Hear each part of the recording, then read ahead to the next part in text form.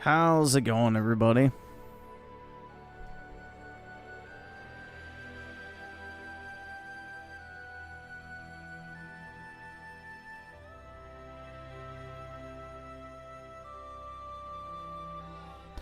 Yeah, PK is gonna complain the second he gets here about anything, bro. He's gonna complain about everything. As usual.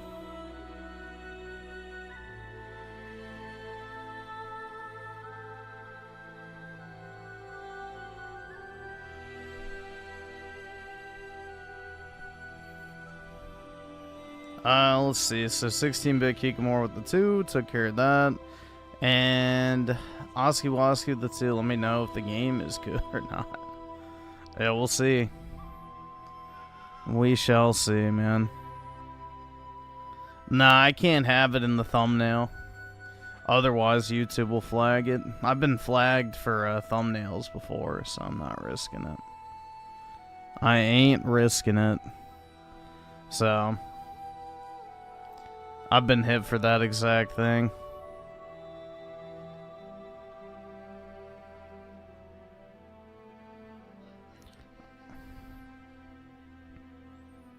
You would if you could. Yeah, I wouldn't care about having it in there.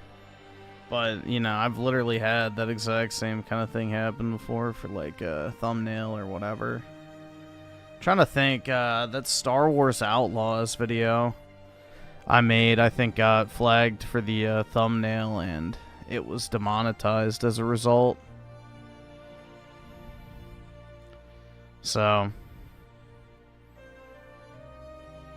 even though it was technically censored, but not enough.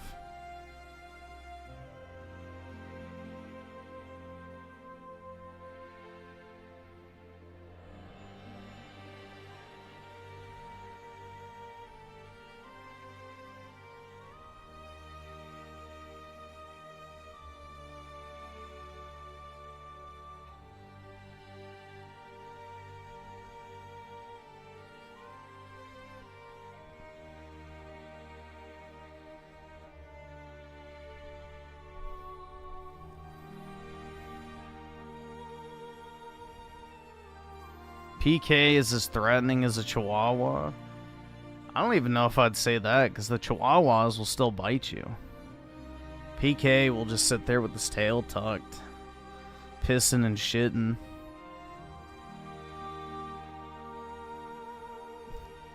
Bringing the waifus back, we'll see. We'll see if SchizoGarcia comes through or not, but everything should be ready to do it, but I don't know. We'll see. We'll find out.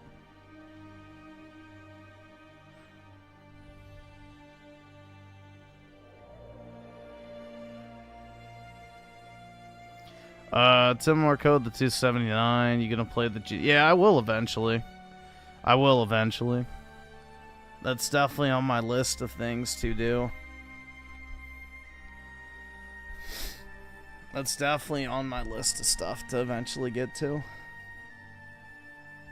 I forgot who sent for something over Easter weekend that derailed. But yeah, I don't remember. I know math is hard when you're an idiot, but like if you're a broke boy, just say so.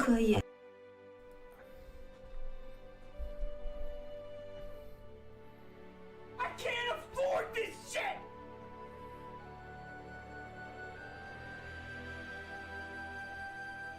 That's a fair point, Griffin. Well, I am scared of Chihuahuas, and PK, I'm not really scared of him. That's right. He even gets bullied on Reddit, dude. So, just let that one sink in. Let's see, Oski Woski with the 50. Really appreciate it, man. Just start up now, forget him. Alright, yeah, I guess we can. And El Rosario Soul with the 2. Can we have her as an emote? I probably will have to censor the logo again on her arm, but I guess. I mean, I guess that's like transformative enough to where Soiny couldn't copyright me. Oh, let's see real quick. Actually, I don't really want to do it right now because I have to open up the fuck. Yeah, I can try it.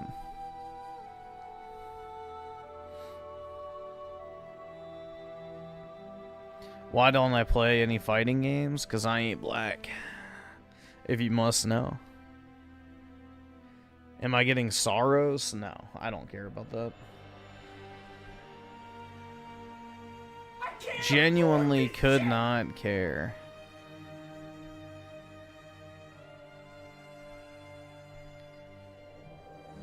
Yeah, dude, Returnal was so fucking boring. I don't even know why you would want to play SAARos. Like, that shit is genuinely fucking cheeks. If it's just more of that, then I genuinely have no desire. Alright, let's see. So, open, computer, blank. I can see if I can get it on there. It's gonna be a tight fit, so hold on.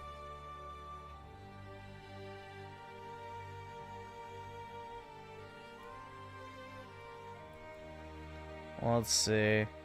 Alright, I can put it to where it's like this. I think that's a good mix right there. And that way, it's not fully visible what it is, but you can still tell. I think that's good. Alright, let's see. Oh wait, I have to resize this fucking shit. Fuck. Edit. Let's see, resize. 400.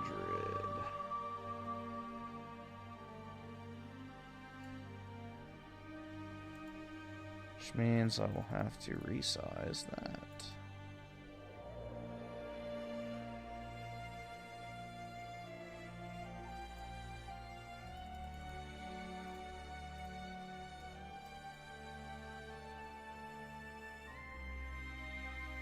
Alright, I think that's good.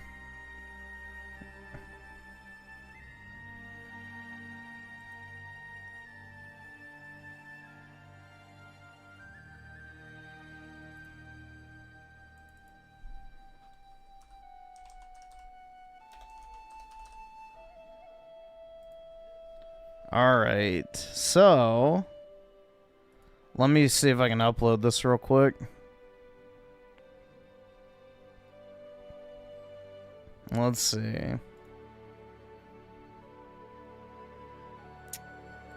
Oh wait, it's under here. They bury like the emotes and stuff. It's kind of weird.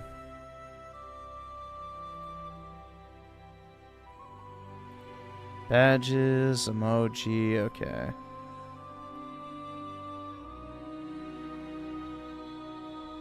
So which one do I want to get rid of?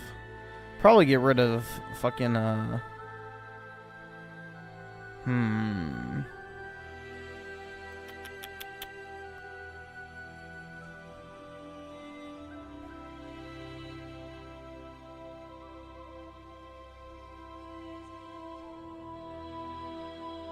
We'll get rid of this one. Replace image. Alright, we'll call it anime based. Alright, it should be up now. If you refresh whatever chat window you're using, it should be up if you have a membership now. Yep, there it is. There we go.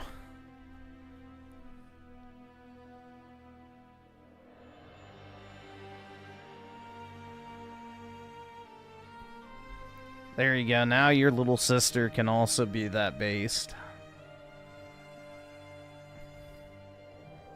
If you don't notice which one I got rid of, then I did the right thing. That's all I can say. I'm not going to bring out which one I got rid of, because then somebody will be like, I wanted that one. So, if you don't miss it, it's not a big deal.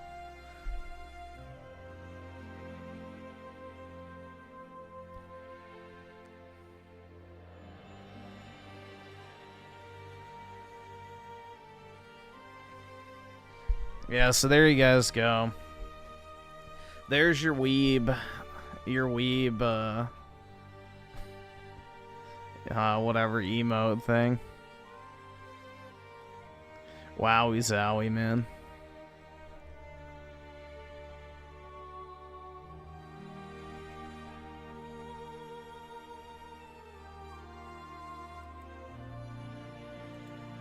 Now I have my 2 main waifus on there, so it's lit, dude.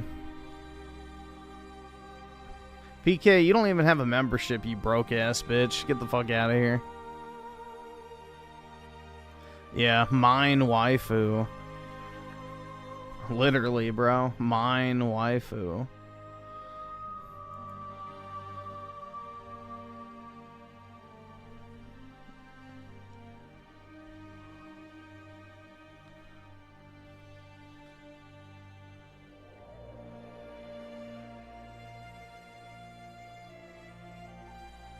You have to refresh the chat window you're using. So if you're on mobile, close out of the stream and reopen it. And if you're on desktop, just refresh the page. It'll pop up.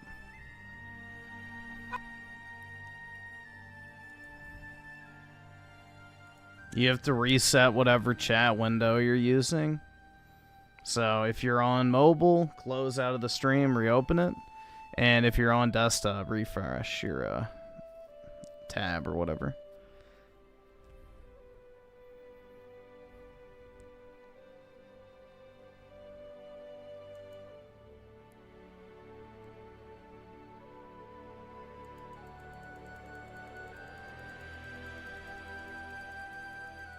How many of these can I... Oh, I ran out of space.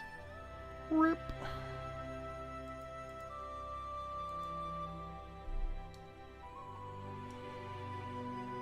There we go. Oh wait, nope, I'm still out of space. So that's the max you can send.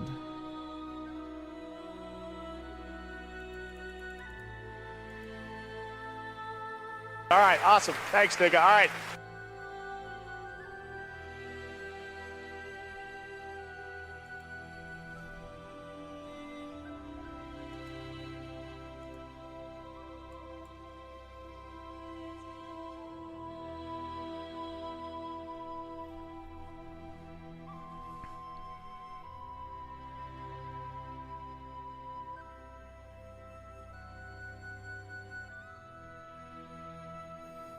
Let's see. Osky the 2, a better replacement, honestly. Yeah, exactly. I'd say so. And also the 5, since we're waiting, listen to music. Okay. And then El Rosario Soul the 2. Now we got 2 waifus. Let's heck and go. Yeah, we have my anime and gaming waifu now. Let's go, dude. It's never been more back. I can't afford this shit!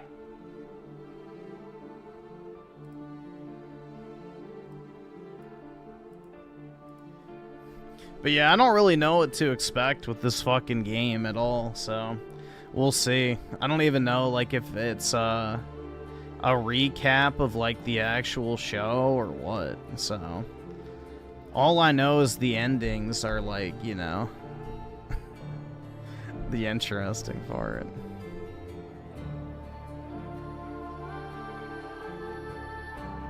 What game are we playing? Family Values Simulator.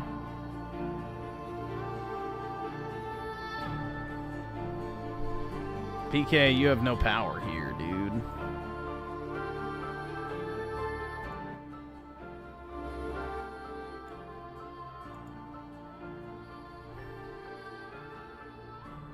I want you to read out. I think it's voice acted, so I don't have to.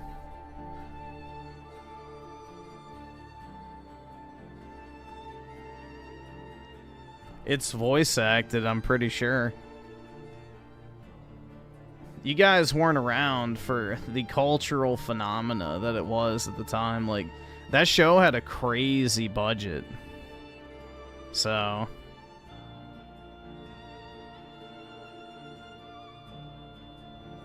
it had a crazy budget back in the day. So... let's see. Matty J with the 5. I probably could, honestly. I could put like a white or the black, like filled logo. Yeah, I probably could, honestly. That's not a bad idea.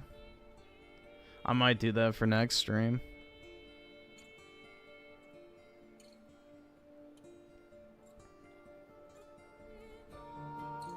All right, awesome. Thanks, nigga. All right. I can't afford this shit!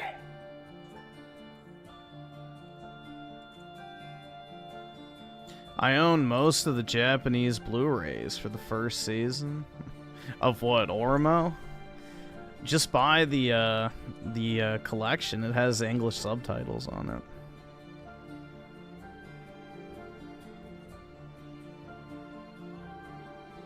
Are you going to put the PNG into a 2D movement software to LARP as a based V2? No. Absolutely fucking not. I am not going to be that fucking weird-ass motherfucker that LARPs as an anime girl. Like, that shit's weird, man. That shit's very fucking weird. Like, you want to talk about troon-coded. That's definitely troon-coded. Because not only are you cranking the hog to the anime bitches, but now you want to literally be one. Like, that shit's a little wild to me. I don't know if you could pay me to be a VTuber, bro. Like, for one, I'm way too fucking lazy. I don't want to set all that shit up. And two, I don't want to be a fucking weird-ass anime character-looking thing, personally.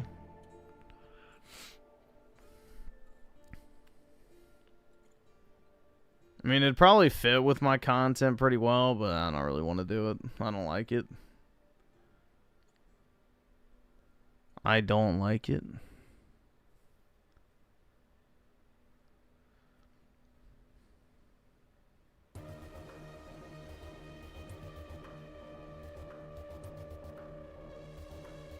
You can be like burnt peanut. Oh yeah, dude. That's a great idea. No. I'm not doing that. I don't know, man. Like, there's not really much appeal to being a fucking VTuber, if you ask me. It's like just kind of gay, if you have, I don't know. Like, what would having a little cartoon character bouncing around the screen really add?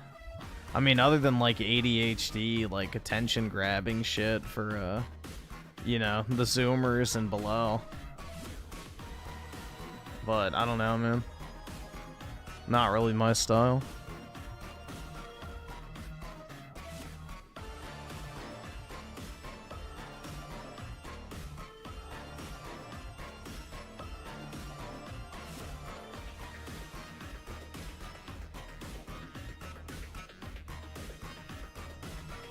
Yeah, who is that? You're about to find out, bro. We're gonna play the visual novel for the anime series, so you'll see.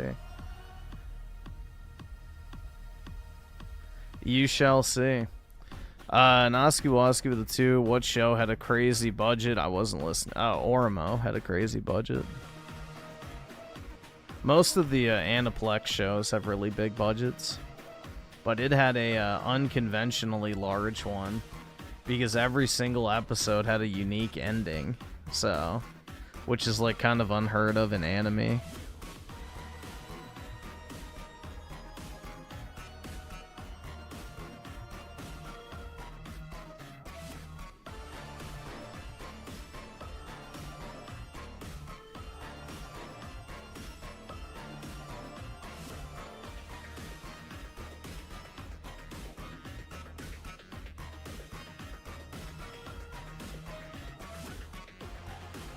You're lumped in with the millennials, even though you're born in '82. So you're at like the very front end of the millennials. Just like I'm at the very front end of the Zoomers. So...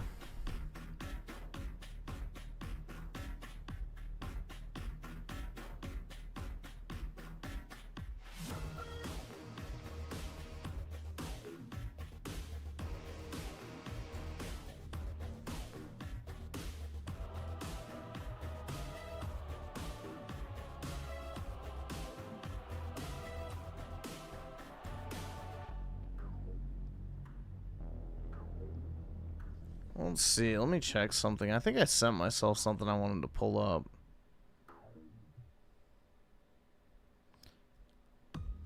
I am definitely not the first diabetic Zoomer, bro. There's some fat fucking people. Oh yeah, dude, this is fucking brutal. This shit was brutal. Here, on some gaming news. Once again, bro. I can't fucking open up the picture because Twitter fucking sucks. But anyway, that shit's pretty bad, man. Look at that, 140,000 compared to 220,000 for the Switch, 1 million for the PS5, and 1.8 million for the Switch 2. But remember, the Switch 2 is flopping and nobody wants it. Oh, you don't see it? Ah, shit. Hold on a second. Fucking up. I may have to reset OBS. Give me a second.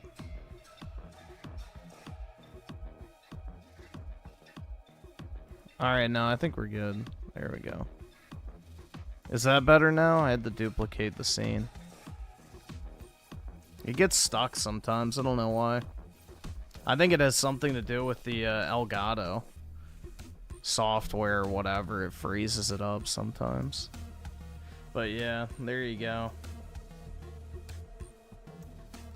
It's pretty brutal, man. The Switch is outselling the Xbox, what?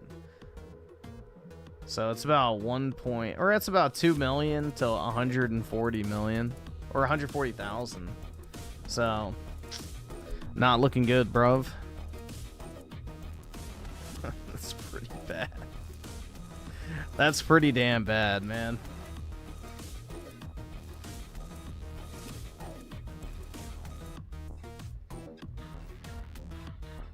People tried saying that Pokopia wouldn't be a system seller. It wasn't as big of a system seller as I think a lot of people thought it was going to be, but I think it's going to have really good legs, if you know what I mean. Like, people will definitely buy it, but I don't think they're going to buy a console for it, if that makes sense. Gen 10, people will definitely buy a console for. So, whenever Pokemon Gen 10 Winds and Waves comes out, then that will be a system seller. But when people get the system, they'll probably buy a Pokopia for it.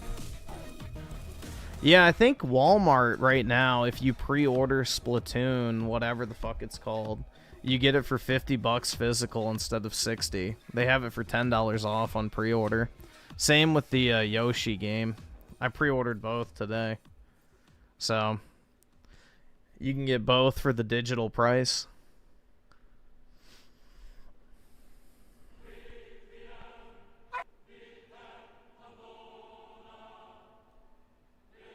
Nah, bro, Xbox is cooking right now. Give it a chance. Exactly, dude.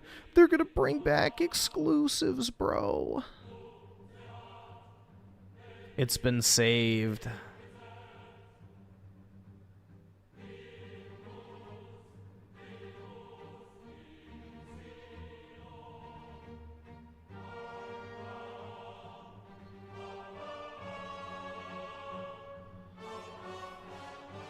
All system sales are way down? I don't think so.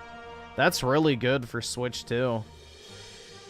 So, 1.8 million sales in, what, March?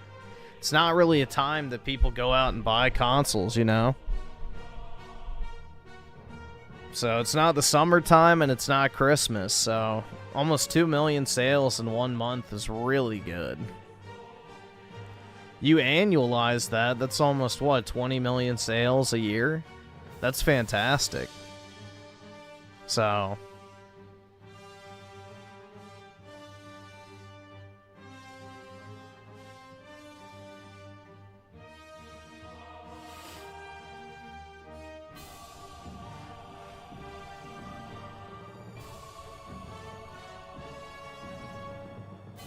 I mean, the fact that the Switch 2 is almost outselling the PS5 2-to-1 is pretty good. I don't really think there's a negative way you can spend that. Especially because everybody rushed out to buy a PS5 on the news of the price increase.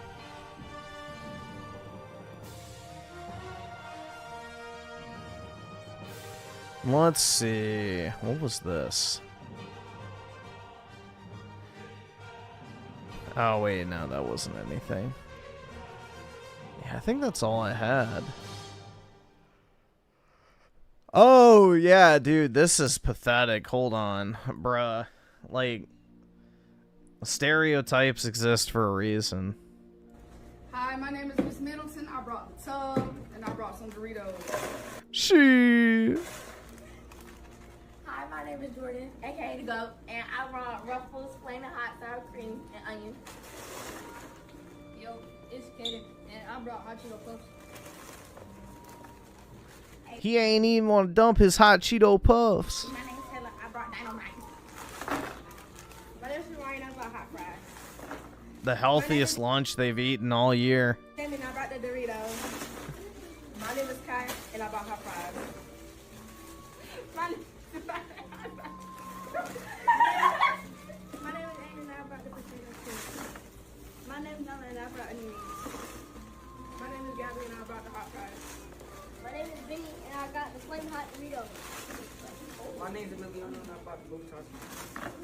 Yum, man. And I bought the flaming hot Cheetos and the tacos. Jesus, bruh.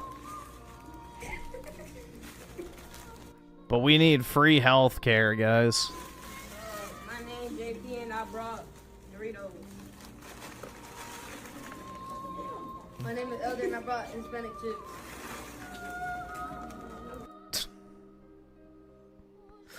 Bro, stereotypes exist for a reason, man. Hi, my name is Miss Middleton. I brought the tub, and I brought some. I brought the tub. Doritos. No, there was one girl that brought non-spicy chips. Right here. Her. My name is Amy, and I brought the potato chips. She just brought regular Lays. My name is Nella, and I brought onion rings. My name is Gabby, and I brought the hot fries. My name is Vinny, and I got the flaming hot Doritos. Oh my god, man. And now they're just gonna all gather around the fucking slop trough and, you know, just grab fistfuls of fucking red dye 40, bro. Oh my god, dude. Yeah, just another glimpse into our promising education system. You know, teachers aren't paid nearly enough, if you ask me.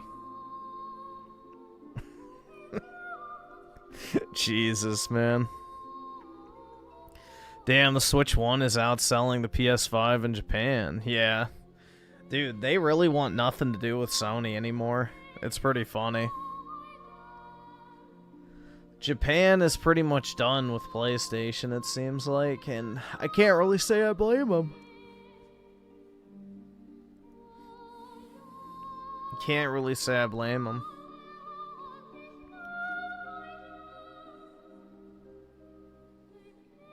The heartburn's gonna be insane. The gout. I just like eating, dude, eating that stuff at all. Like, if I eat more than like a few handfuls of like Lay's, bro, that shit makes me feel like crap. Like, I can't imagine like growing up eating like that. And then like Twinkies. And then washing it down with a fucking Dr. Pepper. And then eating McDonald's. It's like, geez, man. It's like, geez. How do you even live like that? I don't get it.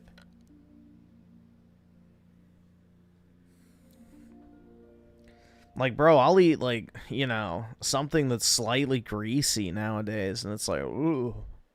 It makes me want to, like, throw up. So... Like, the other day, they had 5 guys on Uber Eats. And I ordered the lettuce wrapped, like,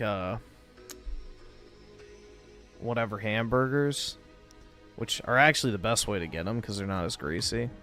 But yeah, I got like 2 of those, and then I got like a thing of fries. I got like 3 fries, and I was like, ugh. That shit just made me want to puke, bro. I don't know, like I can't really eat fried food anymore. I cannot eat fried food anymore.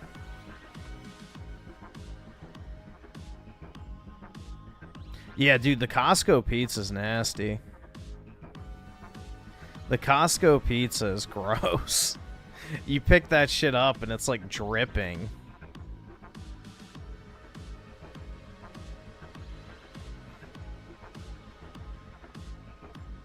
That's how like Pizza Hut is too, where it's like the grease is just insane. I don't know. It makes it just super unappetizing.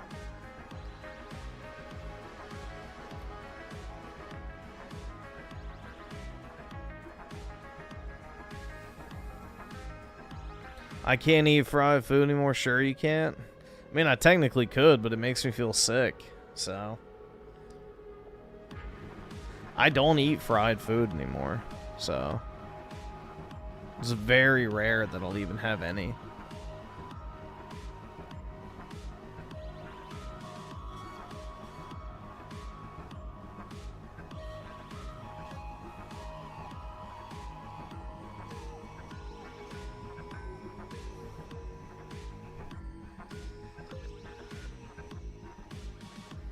No McDonald's. Yeah, I haven't had McDonald's in forever.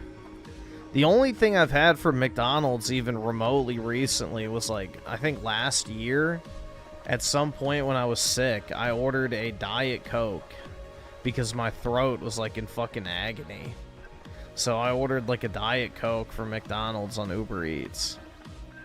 Just because I needed something carbonated on my throat. So that was my last order from McDonald's, was a drink. But aside from that, dude, I don't know. I really don't miss fast food at all. I don't even have a craving for, like, you know, Taco Bell or McDonald's or any of that shit anymore. So I would much rather order, like, you know, actual food, like from a sushi place, or get, you know, like a poke bowl, or, you know, order from like a deli or something. Like, I would rather get that type of shit, or like Italian food. Like, I'd much rather get like real food than, you know, Slop Donald's, which is pretty much just as expensive. I mean, shit, I'd rather just get the Five Guys deal where you can get, you know, 2 fucking cheeseburgers for $15, which is a pretty good deal.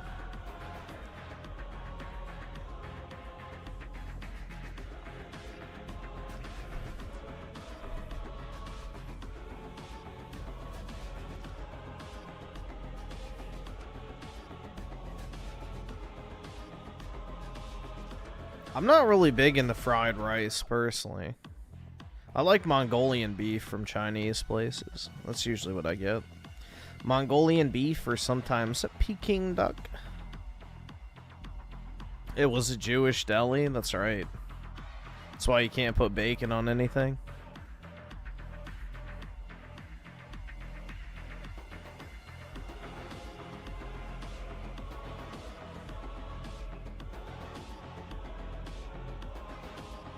My last McDonald's order was a black coffee.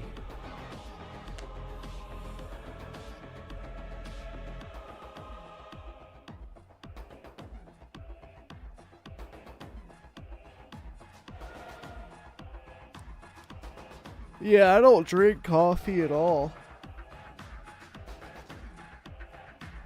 I don't drink coffee at all. I don't like the smell. I don't like the taste. So I just take caffeine pills, which reminds me I need to take one. It's that time. Neither do I. I never got into drinking coffee. Yeah, dude, I grew up hating the smell of my parents' coffee, and then also the coffee breath. Like, ooh, that's like the worst smell. That shit's like the worst fucking smell imaginable. Coffee breath.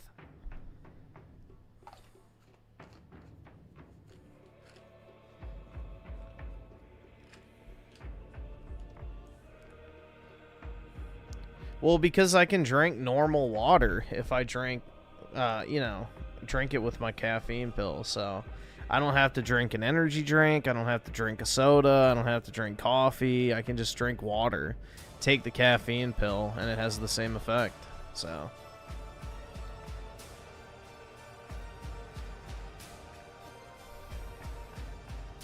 I can drink plain old crystal clear water and still get my caffeine.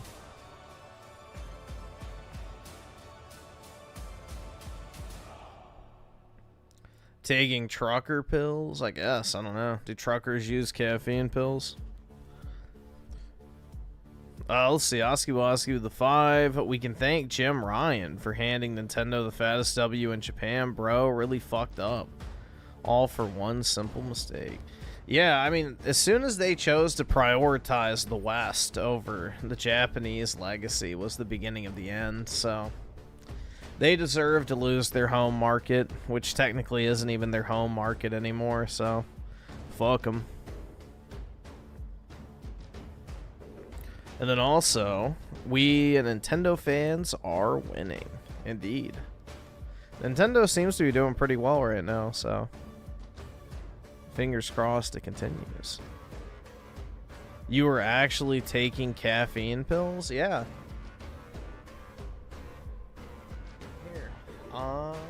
Where is this? Oh, here we go. I took the label off. They are from Best Naturals. Caffeine, premium, formula, 200 milligrams. I get them from Walmart. They're like, I think $5 a bottle or something. Cheap as shit. So they're very, very cheap. Well, apparently it leaked that they're releasing Mario Kart DLC either at the end of this year or at the beginning of next. So that's when they're going to do the big overhaul update for Mario Kart World. All right, awesome. Thanks, nigga. All right.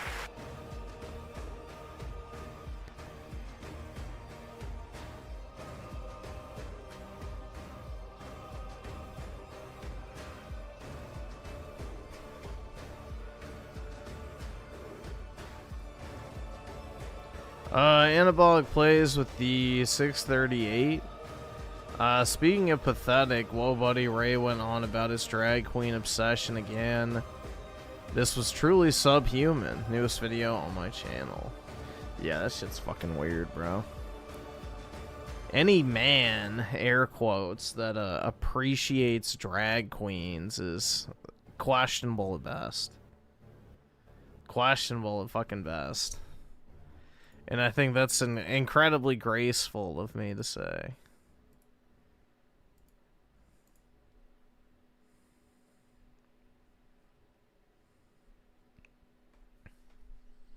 Smoke weed, man. Hell no.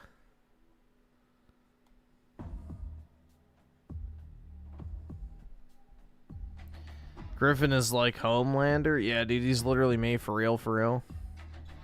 My entire identity is based off of my favorite comic book character. How did you know?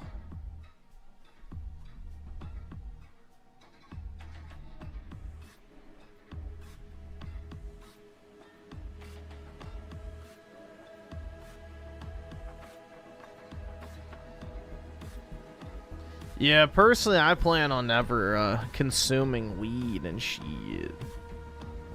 So I'll probably never smoke for my entire life.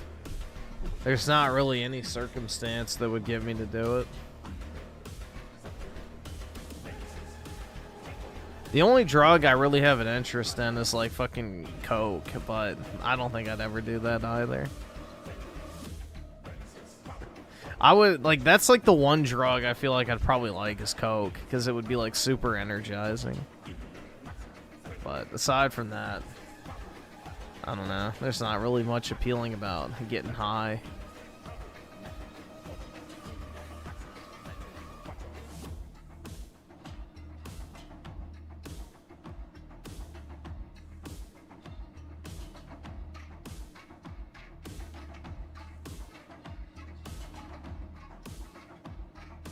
The MacBook Pro has some video games, but it's definitely not a gaming device, so... There's some games that have released for Mac recently, but... It's not a gaming powerhouse, if that's what you're looking for. I mean, I think games like, what, Crimson Desert and Resident Evil 9 are on Mac, but... It's few and far between, so...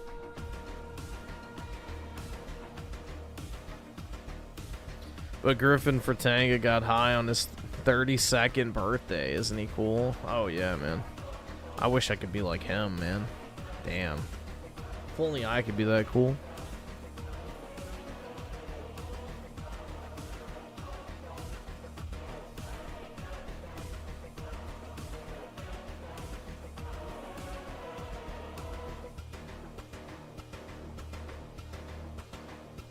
I have a twisted mentality? Not really. I have no desire to get high.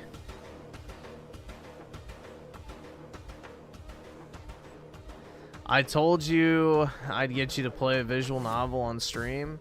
Yep, you just gotta gift those subs, bro. Or however you want. I don't care. Coke in America is cut with fentanyl nowadays. Yep, you gotta get that pure Colombian Primo straight off the boat in Miami.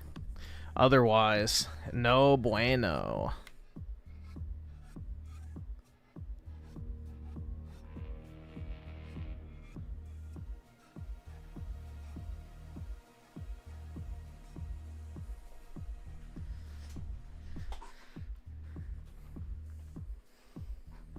No bueno. Imagine being in your 30s and flexing that you're a drug addict. Yeah. You know? Whatever floats your boat, right? It's much better to be a slab addict, in my personal experience.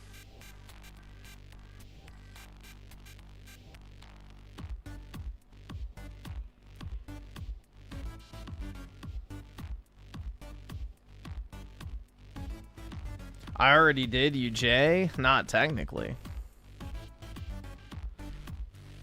I mean, if we want to get into the contractual details, we can, but... Technically... You donated to mute Jay Just Enjoy. And you told me 200 to beat it on stream, so...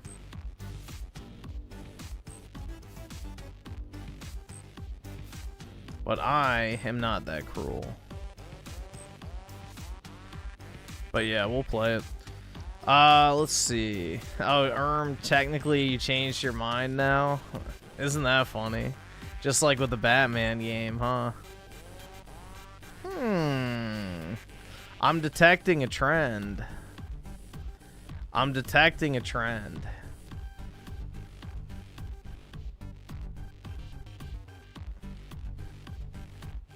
Maybe the Jays out there are actually you.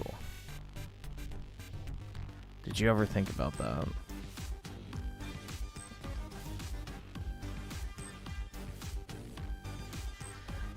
Schizoberg, Garcia Steen, exactly.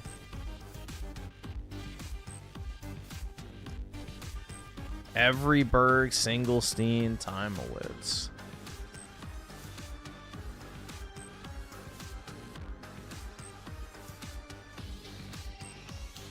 But yeah, the only concern I have, which maybe it won't be an issue, the one concern I have is if it's going to get copyright claimed. Fingers crossed that it will not. But anytime you're dealing with any... Because, like, when I tried to play that Berserk game on stream, I got fucking copyright claimed. So, if that's what happens, I will just swap over to Kick. And I will just link it in the chat. Just a heads up. So, we'll if that's the issue, I'll just continue over there because I won't have a problem over there. Well, yeah, the opening to this one is literally the one from the anime, so like literally the one from the anime. So, same scenes and everything. Alright, let me see. So where am I? Anabolic plays of the two. Mute PKs. Pakistani friend. Jay just enjoyed. They're both brown. Alright. I can't afford this shit!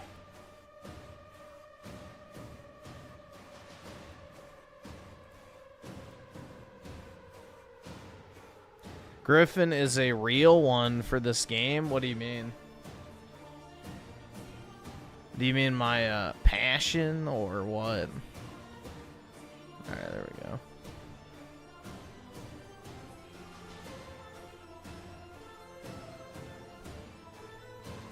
How do you get this thing in like full screen? Oh, F11. Okay. Games. I think it's the top. Yeah.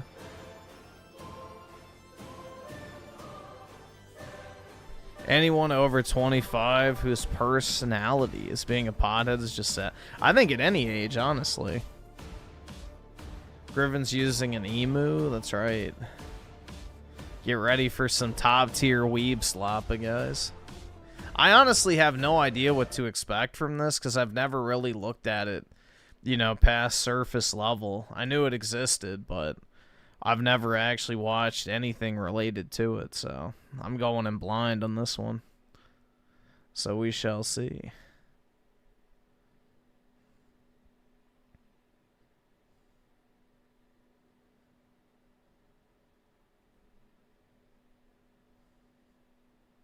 You don't want your neighbors to think you're watching hentai? Well, I adjusted the audio earlier, so it's not going to be super fucking loud, hopefully, but I don't know. I might have to adjust it again, so we might have some learning curves here. So, I'm not really familiar with using, you know, emulators and shit. But I did the sound settings in Windows, so I think it should be okay. It should have saved. Do I care about spoilers? I already know how the series ends, bro. I already know. They end up together and have 2 kids. Think I remember Griffin emulating... Yeah, and the Xbox controller wasn't getting the right input, so I quit after like 10 seconds. So, yeah. I didn't want to have to remap my controller because I'm lazy. So, yeah, I had Dolphin way back in the day. I downloaded Smash Ultimate, or not Ultimate, Melee.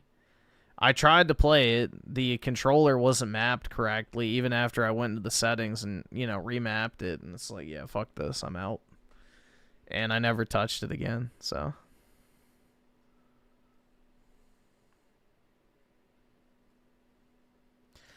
Smoking is nothing to be proud of. Yeah, I mean, it's a vice. It's like saying that you're proud of jerking off or, you know, being addicted to spending money or gambling or drinking or whatever, or shooting up heroin. It's like, no.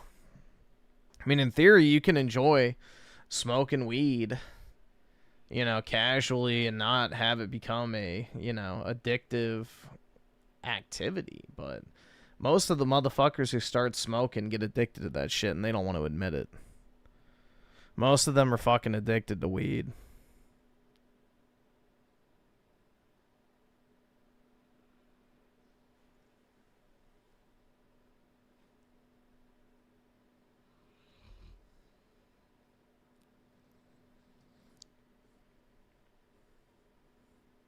Yeah, it's on Dolphin's on my other computer. I haven't downloaded it on this one.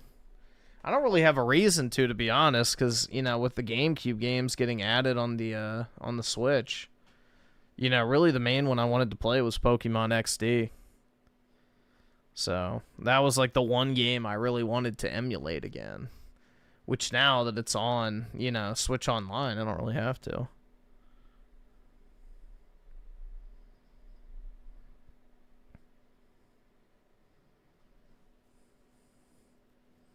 Put Melee on GameCube Online. I don't think they ever will, dude. I think Nintendo wants to be as far removed from Smash Melee as possible.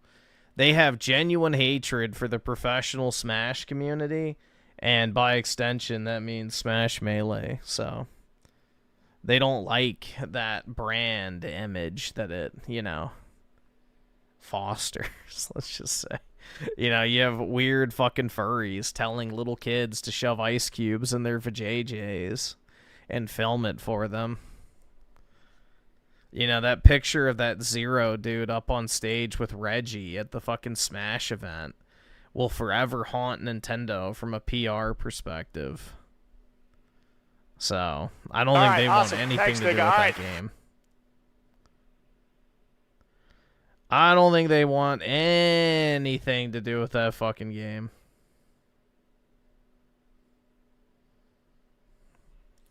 Why does it? Because, alright, so the Smash community is filled with pedophiles and people that are afraid of showers.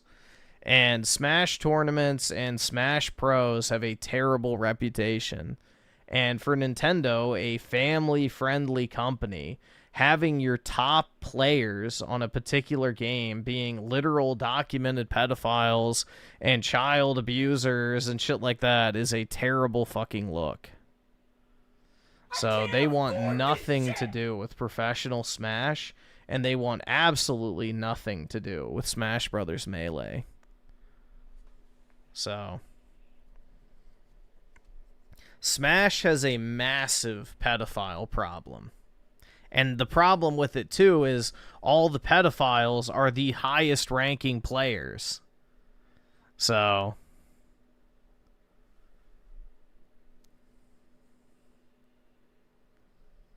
they want nothing to do with that shit. It is like a massive black mark on their reputation if people look into it. Let's see. Oscar the 5. You don't have to play the whole thing. Just listen until you're right. Oh, wait. Let me see. Oh, more. I think I already had. Did I? Oh, no. This is a different one. Okay.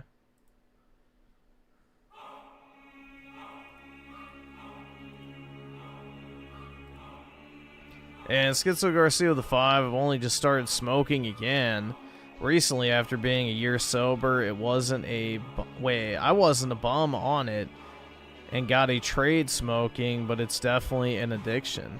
Yeah, I mean, that's the thing. It's like, the problem with weed is it demotivates you. So as long as you can stay motivated, then technically it's not the worst thing. Especially if you're not, like, actually smoking it. If you're taking edibles and shit, that's definitely preferable. Just from a health perspective, but, you know, as long as you can keep motivated, it's like alcohol. You know, if you use it in moderation, it's not a big deal. But, yeah, it definitely becomes addictive. I mean, I've seen it firsthand. I have a bunch of friends from high school and stuff that became fucking stay-at-home stoners. You know, they dropped out of college and everything. And just literally work shitty fucking wagey jobs in order to pay for their next fucking weed, you know, shipment or whatever. It's fucking sad. Fucking sad, bro. But yeah, I witnessed it firsthand. Like, a few of my friends, like, you know, got into college, had good grades in high school, but immediately upon, you know, going off to college or graduating in some cases, they just became absolutely fucking addicted to smoking. Made it their entire identity. One of them, he was like a really big smoker, even during high school, and apparently he had fucking bipolar disorder, and because of all the fucking edibles and shit that he took, it was like self-medicating it. So he was like self-medicating himself with fucking weed for his BPD, and he went to go play like college sports. So, if you know about college sports, you're not allowed to fucking smoke, so he had to stop smoking and taking edibles and shit in order to pass the drug tests. And as a result, he had, like, this massive fucking psychotic break where, like, I guess years and years and years of suppressed, like, BPD and shit just came surging back, and he had to, like, drop out of college and everything, and he just became, like, this loser, stay-at-home stoner son. So, yeah, I mean, it's not, like, people really oversell you on the fact that there's, like, nothing wrong with it, dude. There's nothing wrong with it. It's perfectly healthy. It's like, yeah. But yeah, that's just one example. I mean, I have friends who just dropped out because they got, like, really heavy into the fucking smoking shit. You know, they just wanted to sit around and play video games and listen to fucking reggae and smoke. It's like, Jesus Christ, bro. Oh my god. Yeah. All right, awesome. Thanks, nigga. All right. Yeah, I had a shit ton of opportunities to smoke weed, bro. Like, most of my friends in high school, junior and senior year, especially junior year, because a lot of my friends were in, like, higher grades than me. So, you know, they especially had access to weed. And I just never fucking wanted to smoke. Like, it just never really appealed to me at all. So, I've had plenty of opportunities, too, also in college. Like, literally, my fucking RA, my first year in my dorm building, he was a fucking drug dealer and got kicked out of the school for selling drugs to, you know, the people in the residence hall. So, yeah. Literally plenty of opportunities to fucking smoke. So, it's just never appealed to me at all. Never fucking appealed to me at all.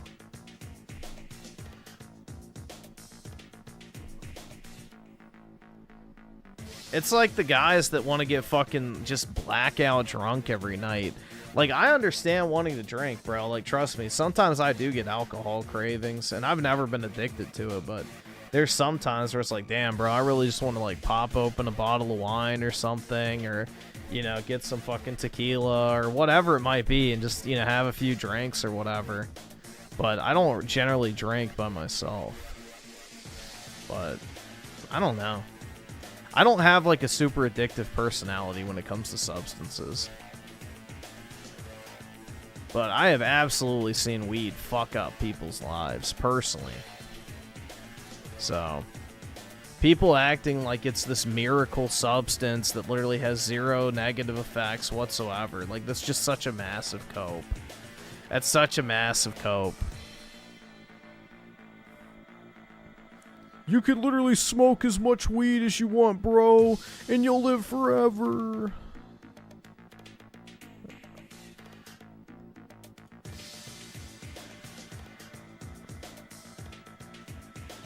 But Steve-O said, oh my god. SchizoGarcia with a 5. I'm productive when I smoke, but I could be better when I am sober. And that's the same for everyone. Also, if you can't grow it, don't smoke. Too expensive.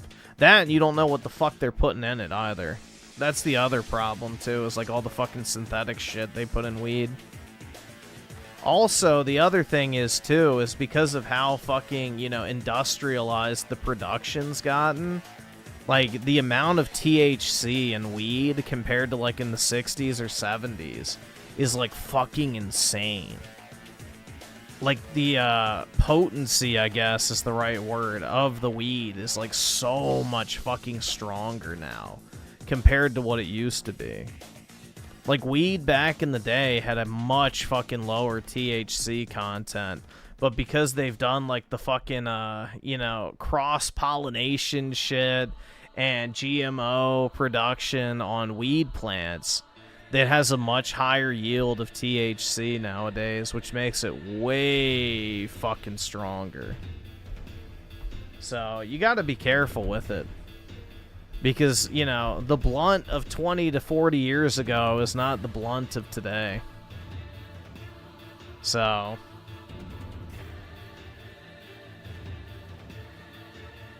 you really got to make sure you know what you're fucking smoking, which is kind of hard because it's still one of those gray market kind of areas. Griff, you don't have a girlfriend? Wow, thank you, PK. But I'm about to get one once we start playing this game.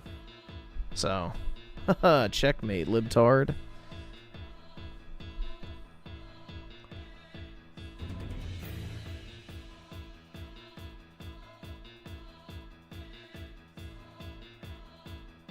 Well, it's not even that they had light stuff, dude. They had natural weed. That's the thing, is weed has been industrialized like most other crops. You know, like soybeans or tomatoes or corn and all this other shit that's been genetically modified in order to up the yield. You know, weed is now a GMO. So, they literally, you know... What is that guy who did, like, the cross-pollination shit on the tomato plants? You know, they basically did that, but on fucking steroids, man. They did, like, gene splicing and all this other shit on, like, fucking weed strains. And they've maximized the fucking THC output that each plant yields. And it makes it way fucking stronger. So...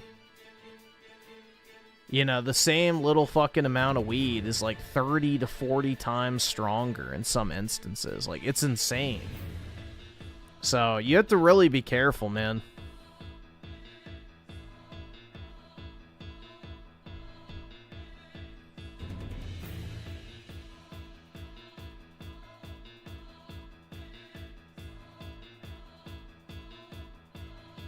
Hunter eats Hunter with the 2.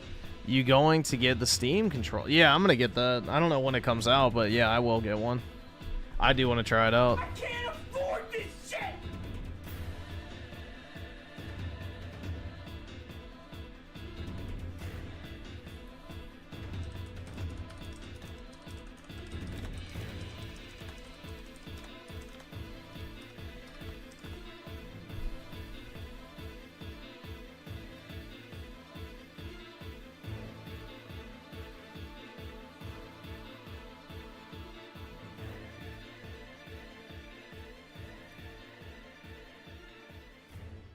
Yeah, dude, listen to this shit.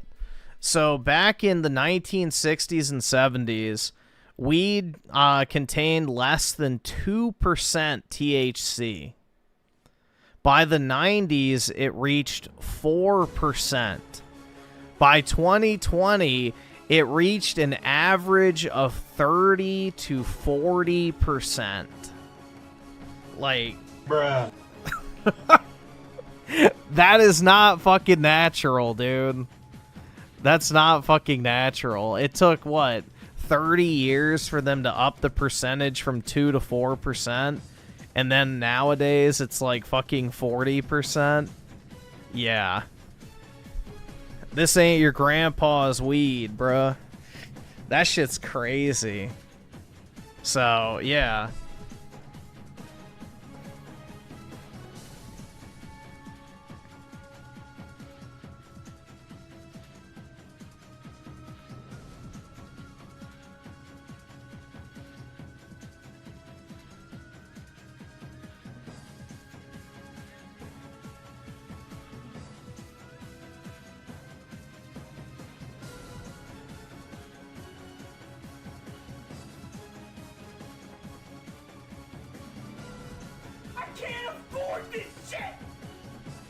Does Griff smoke weed or meth? If I had to pick between the two, I'd smoke meth. Just like Adolf. If it's good enough for Papa H, it's good enough for me. But I would prefer the injection. Not really a fan of smoking, if you know what I mean.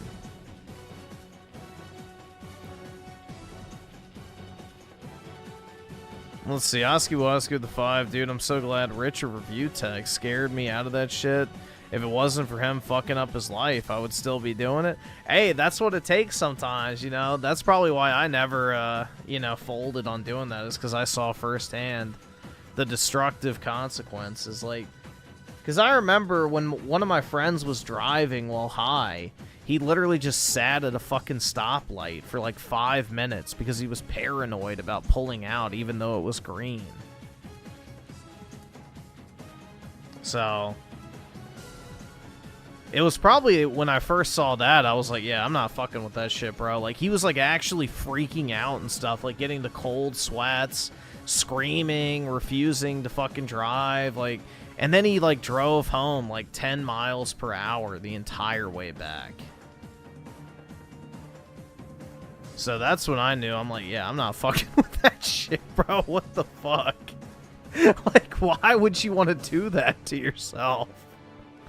I don't get it, man. Yeah, it was at night. It was like at 2 a.m., so it was, nobody was out.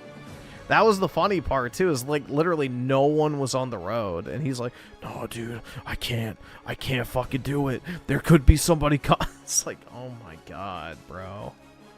Really? Yeah.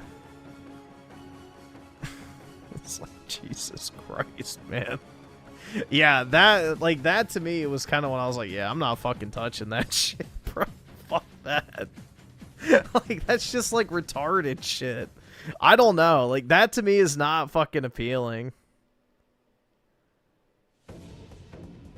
Yes, they wanted us to go to fucking Great Wolf Lodge, and everybody shat on the idea, so we didn't.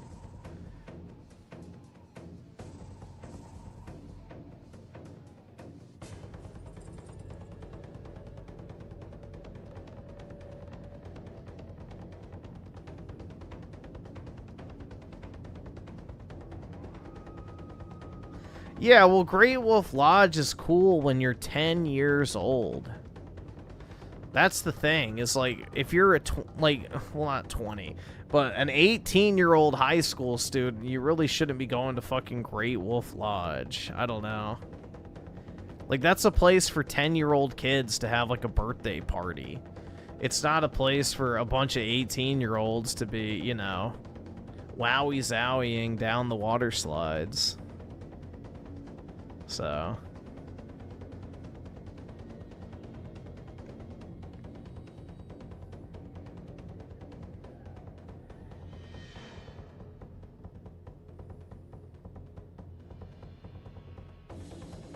SchizoGarcia with a 5, been smoking for 10 years. All the 34% THC flower stuff really started in 2020. I've known people that only smoke medical that have been in the psych. Brutal, man. Yeah, I think, what, like, the rate of psychosis from weed has, like, skyrocketed recently. But... it's healthy, bro.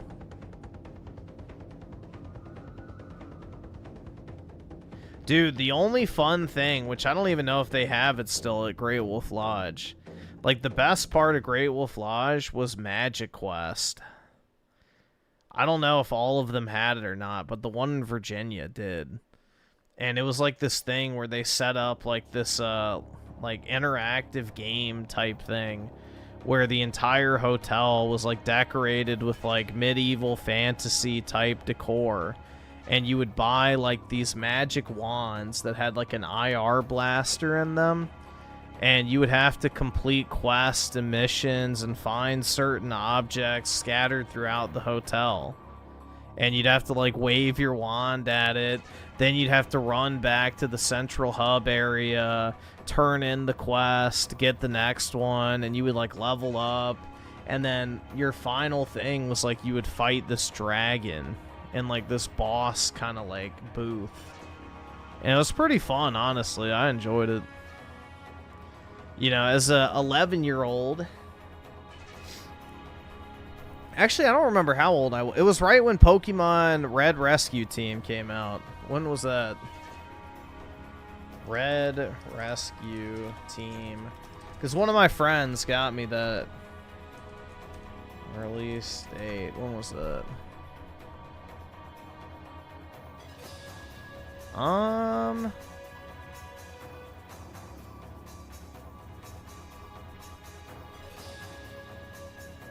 Yeah, maybe it was after that. I don't think it was in 06. I think it was later than that.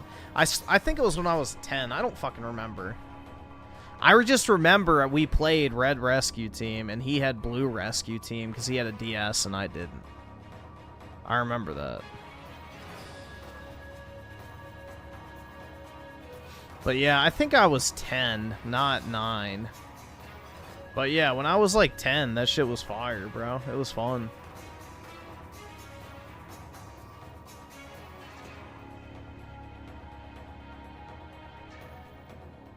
Imagine being 11. I know.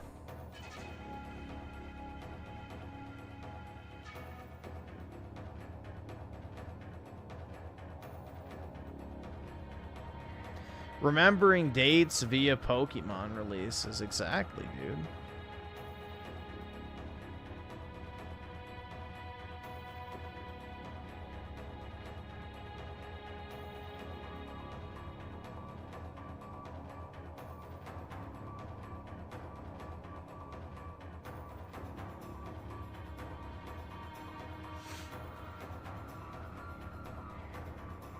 Laser tag. Dude, there used to be this really fun laser tag place near me. But, yeah, laser tag is pretty fun. It just really depends. You know, some laser tag places suck balls, and some are really fucking cool. Like, the one I went to was, like, 2 stories. And they had, like, fucking fireman poles and, like, rope walls and...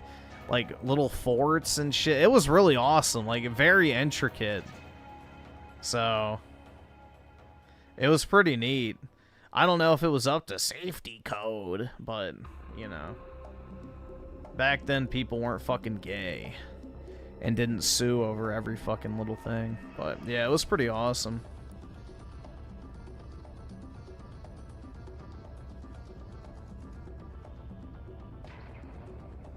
That was another fun place to go as a kid, and they had like a bumper car thing too, which was fun. Busch Gardens had a really good bumper car thing too, right outside of the Fest House.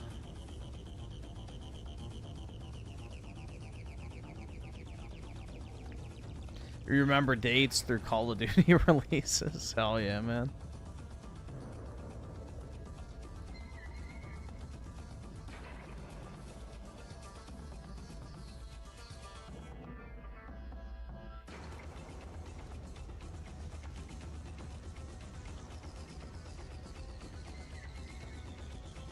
Yeah, it was pretty cool though. The laser tag place had like rapid fire rifles. They had a loadout you could get where you could have dual wield pistols. It was really like it was actually a really good laser tag place. So, it was cool.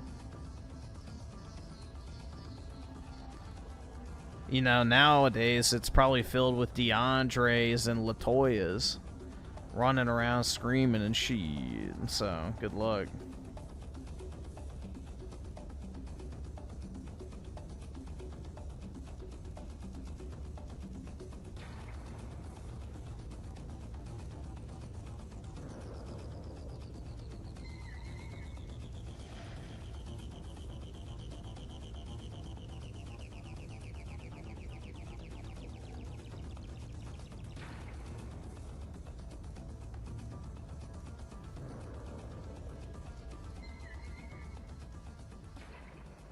You really only had a GameCube in the two? No, I had a PS2. I just never really used it. My PS2 was basically just a glorified dust collector. I played some stuff on it, like Battlefront. You know, I had Final Fantasy X. I had, I think, Destroy All Humans I had on there. I'm trying to think. I had a Gran Turismo game. Devil May Cry. I had those. God of War, obviously. But I didn't really play much PS2. I was way more into Nintendo stuff as a kid, man. Like, Pokemon was my absolute fucking shit. I loved Pokemon as a kid. And then, you know, Super Smash Brothers, Mario Kart, Mario Sports, Mario Party, Star Wars Rogue Squadron. I had Star Fox Assault. I had, like, this Bionicle game on GameCube. I had a bunch of stuff. Like, I really enjoyed the GameCube, honestly. Pokemon XD, obviously. Pokemon Coliseum. But I don't know, dude. Like, I was definitely a Nintendo kid. Especially when it came to their handhelds. And then after that, I started playing Wizard 101, like, super religiously. Like, me and my friends used to just fucking no-life that shit constantly. So, Because, you know, you had to pay $10 a month just to access it, so being, you know, broke chuds ourselves as kids who spent all of our, you know, excess income on Pokemon cards, you know, $10 a month for a game subscription needed to be utilized to the max. Because you had to go buy the prepaid cards back then, because, you know, my mom wouldn't let me use the credit card. What was my name on? Oh, it was, shit. Well, the name I used across all of them was Dylan. Because I literally didn't know a single person named Dylan. And you had to select from a predetermined list of names. You couldn't type in your own fucking name. So, because my name wasn't on the list, I just picked a random one that I literally knew no one who was named Dylan. So I was like, okay, yeah, that's fine. Because I wasn't going to name myself after somebody I knew. Like, nah, I don't like doing that, so I just picked, like, some random fucking name that I didn't know anyone named that. So, I think it was, like, Dylan Storm Fury or something like that. I don't fucking remember. I'd have to look. I have my account still. I could check, but yeah.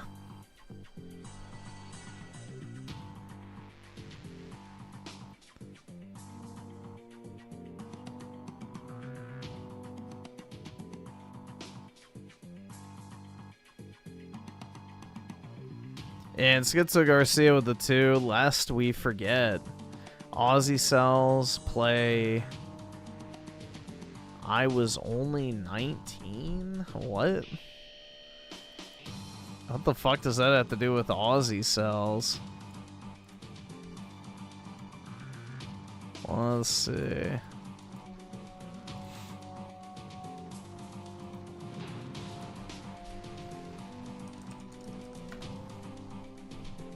Dylan Gaming, exactly, man. What could have been?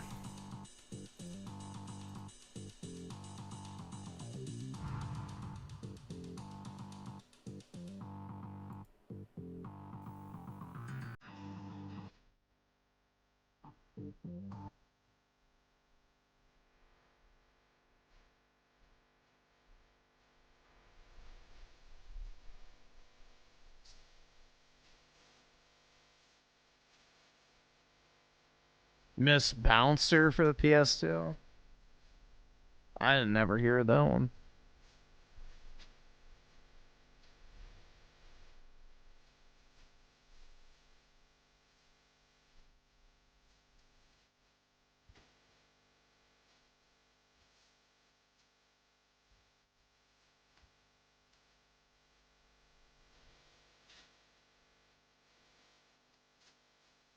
But yeah, I've thought about buying a Wizard 101 on the Switch, because apparently it has the first 4 worlds on it, which is like the best part of the game, but I don't know.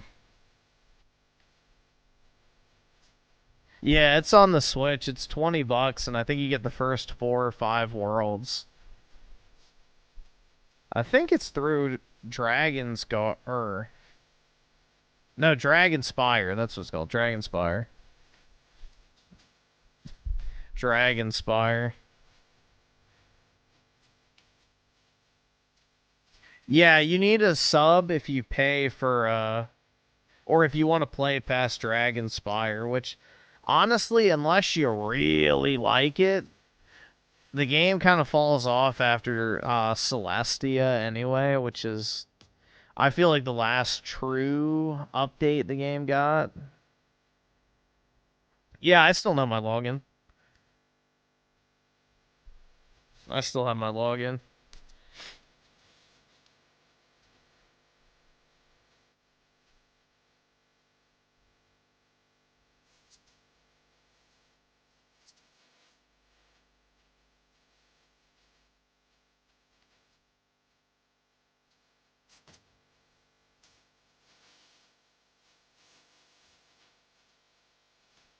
Oscu the 5, it's time to get on some Wizard 101 fellow Nintendard. The thing is I don't know if you can because, like, I tried to get it on Steam, and you can't like swap, I guess, versions. So if you played the launcher version, you're locked to the launcher version. If you play the Steam version, you're locked to the Steam version. I don't know, like, if Nintendo, you can sign into your existing account is the only thing. Because I'm not starting over. I have so much shit on that account from over the years. All right, awesome. Thanks, nigga. All right. I can't afford this shit.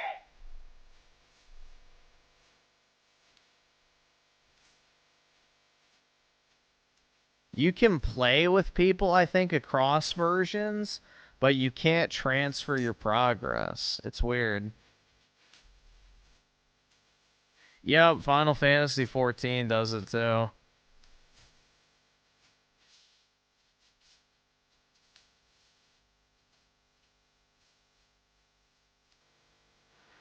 Let's see. Jacob with the 2. Okay.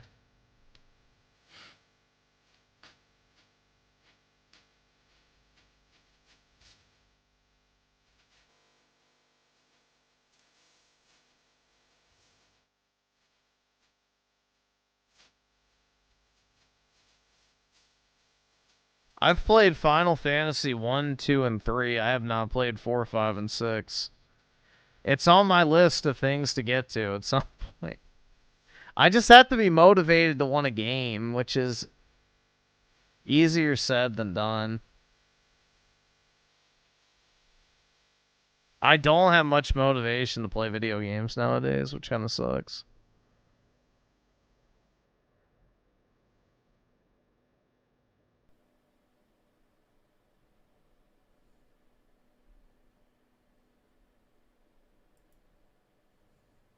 I have 2 shotguns in my home. They're locked in a safe. There's a metal gun case. We live in an area. Oski Woski with the 5. Are you able to transfer it to your PC, Steam? I don't think so. I don't know about the Switch version, but it's always been locked to like your awesome. starting Thanks, version. nigga. So I don't know if that changes with the console versions or not, but something to look into. But yeah, generally speaking, I don't think so.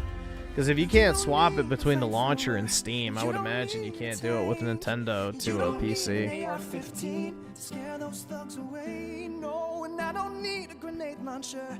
I don't need an F-15. There's just one thing I need to do, and I'll stay away from SchizoGarcia with the 2. Based guy brush and absolutely brutal. I guess so, man.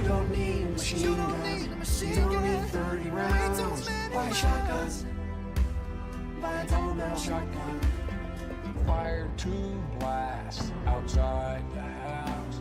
Buy a shotgun. Buy a shotgun. You don't need a machine gun. You don't need 30 rounds. Buy a shotgun. Buy a double barrel shotgun.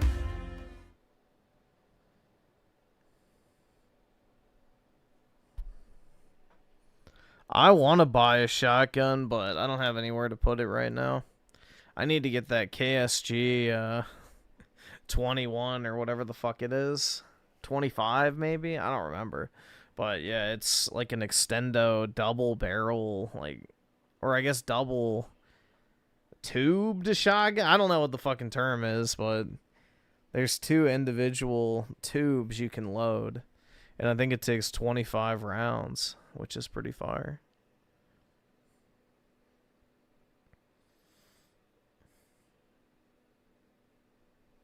I have an 870 already.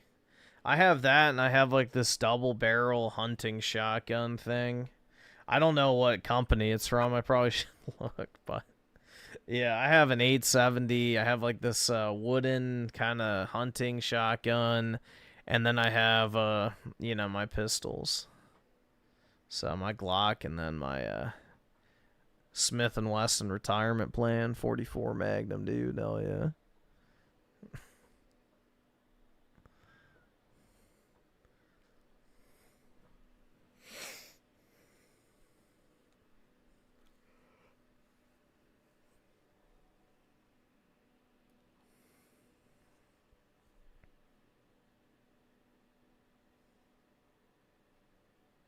That's alright, PK. I'm gonna take my 44, walk up to you and be like, no loose ends. And you won't have to die for Israel. But you will die to keep my secret.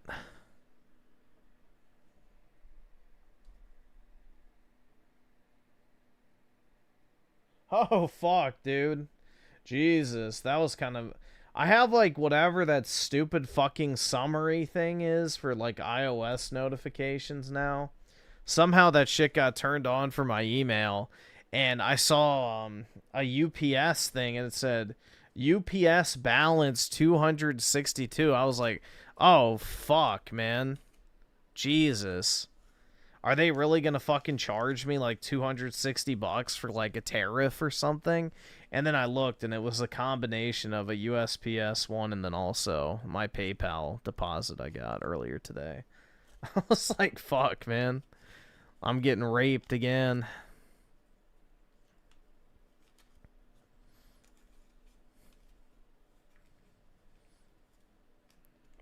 Like the fish with the 2, could you look up a little gameplay for the yeah, that's fine. And Hunter Eats Hunter with the 2, play Wide Awake by Speaker of the House. Okay. Is this AI slop? Probably. Let's see.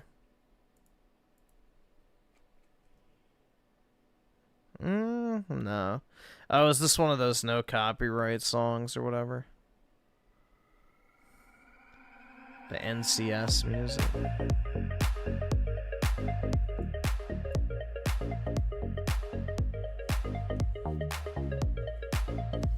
And let's see. Let me pull up whatever this is.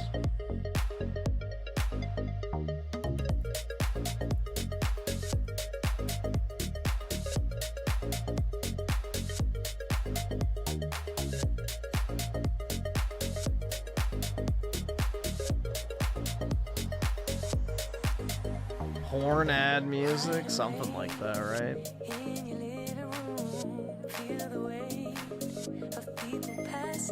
Get back, Dominique! No, Dominique! Oh, never mind. I've seen gameplay of this before.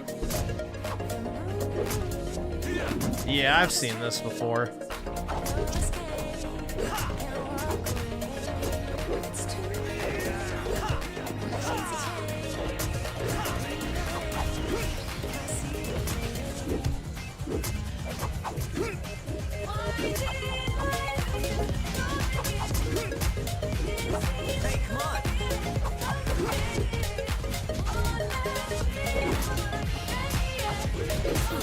It's vaguely similar to that God Hand game, just with a better camera angle.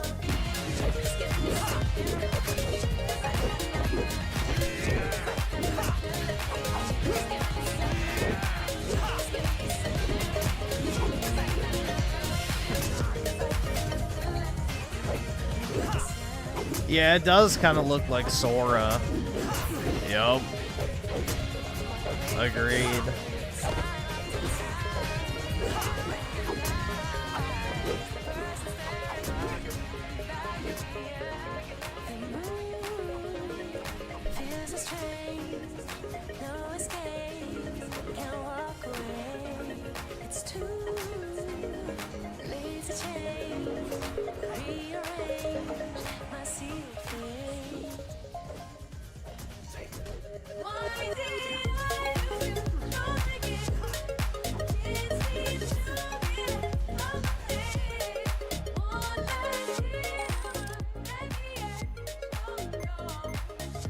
All right, awesome. Thanks, nigga. All right.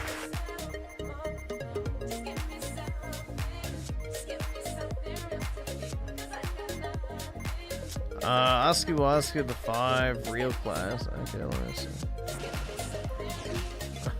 Yeah. Alright, yeah, I can play that for this.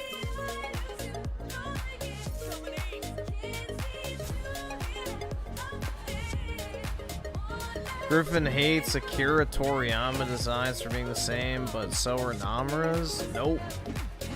Not at all, man.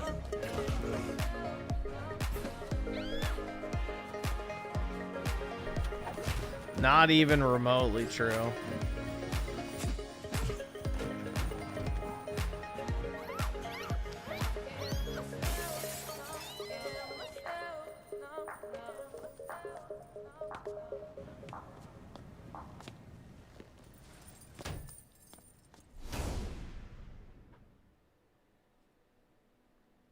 I wonder if Namura did the designs for this game, because it's very reminiscent. Hold on.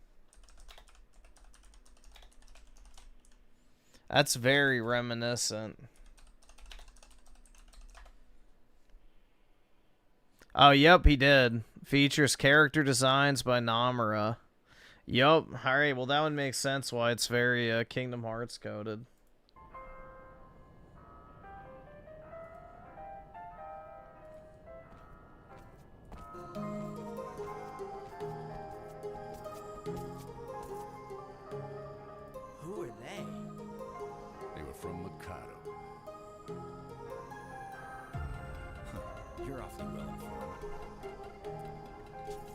Let's go to Mikado. Whoa, hang on. I've got connections. Let me look into it first. Ronia and Tifa look exactly the same. Well, dude, also, whatever her fucking name is. Why can't I think of it? Fuck. The chick from Final Fantasy VIII. Why can I not think of her name? Shit. She's like literally a Tifa copy-paste, too. Ah, fuck. Why can I not think of her fucking name? Renoa. There we go. There we go. I got it. And then also Garnet from Final Fantasy IX is pretty fucking similar, too, to Tifa, so... Thanks. I owe you one.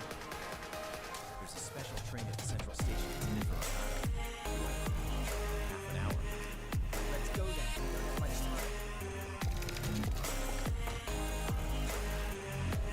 The chick from Final Fantasy V and Terra look the same too. Well, yeah, dude, back then they were cranking out a new game every year, so they reused a lot of assets to save time, which is understandable. But, I mean, there's only so many ways you can design a foid. Like, unless you're deliberately trying to make her ugly. You know, if you make a long, black-haired character, they're kind of all going to look similar after a while. Especially if they got massive mammaries. So...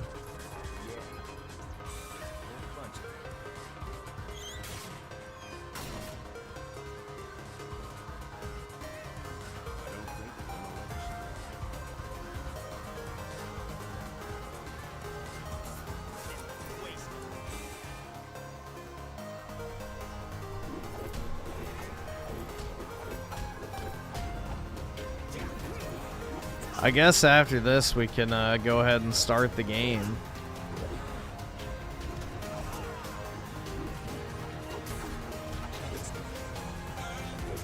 You defend Namura for having similar or same designs. Dude, there's a difference between having similar designs and straight up copy fucking pasting. So, you could literally take a character from Dragon Ball and drop it into Dragon Quest, or vice versa, or a character from fucking Sandland, and you would not be able to tell, is that a Dragon Quest character, is that a fucking Dragon Ball character, or is that a fucking Sandland character, or any of his other IPs. It doesn't matter. They all look the fucking same.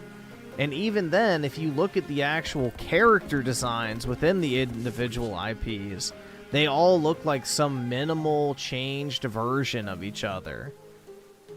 So, there's barely any fucking variance at all between his character design, even within the same franchise, not to mention when you start comparing other franchises to each other. It's the same, like, you know, characteristics copy and pasted. So there's a difference between having a similar art style and just straight up, you know, reusing character designs, which is what he absolutely fucking did. Rent-a-cops. Absolutely fucking did. And I don't want to hear anybody tell me otherwise, because I know I'm right. And I guess we'll break through the front. You know, Final Fantasy 15 has a very unique, you know, style compared to Final Fantasy, you know, 7 or 8 or fucking 10 or, you know, the list goes on and on. They're very unique looking games from a artistic standpoint, from a clothing standpoint. Yeah, I mean, there's only so many ways you can make a human look, so I don't know why people would expect it to be, you know, vastly different. But then you look at a game like Kingdom Hearts, which definitely fucking looks different than Final Fantasy. Then you look at a game like, you know, Neo, The World Ends With You. That's definitely different than fucking Final Fantasy and Kingdom Hearts. So, then you look at the characters from Xenoblade Chronicles 2. Those look different from Final Fantasy. Like, it's not like where you could take a character from one of those franchises, drop it in, and then all of a sudden it looks the exact fucking same. Toriyama has that problem.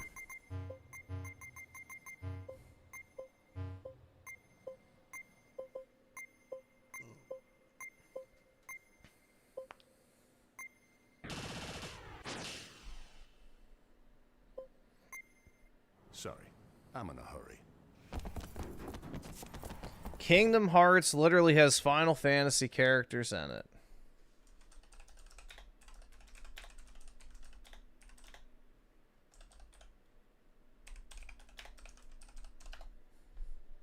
Okay, Fivehead, we will fucking do this shit.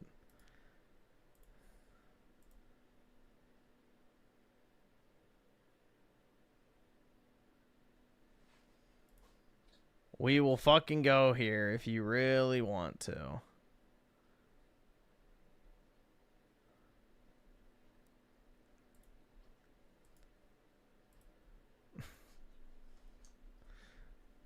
None of these look anything like their Final Fantasy counterparts, dog. Cloud at 0 point in Final Fantasy looks like this shit. This is obviously a very fucking cartoonified version of both of them. So, this is a very cartoonified version of the original designs of the characters. They literally made it more cartoony to fit with the aesthetic of Kingdom Hearts. So, it is not just a, oh yeah, we dropped the character. No, he like literally changed the design to fit the franchise. So.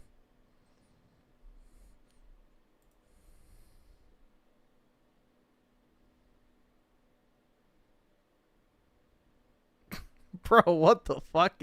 Hold on. What the fuck is this? We've got like some ancient gaming meme here. So, original Aerith, snarky and mischievous, has personality, threatens to rip your balls off. Yes, goddess.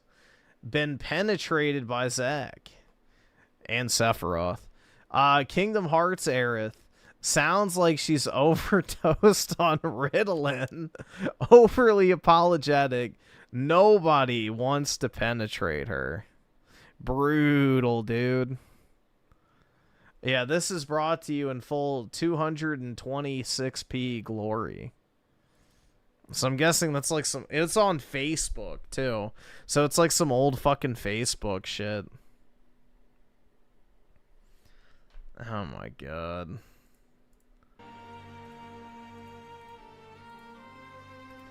Alright, is SchizoGarcia here? I mean, I guess we can just go ahead and start regardless. He's probably hitting the bong or some shit. Oh no, there he is. Mr. Mediker is doing a stream on JR tomorrow. Oh my god. I thought he was doing it on like the Candace Owens types and shit. Or is that a different one? Because I saw from his Moshi Moshi Moan account today that he was doing a stream on like Candace Owens and Tucker and shit like that. But maybe that's a separate one.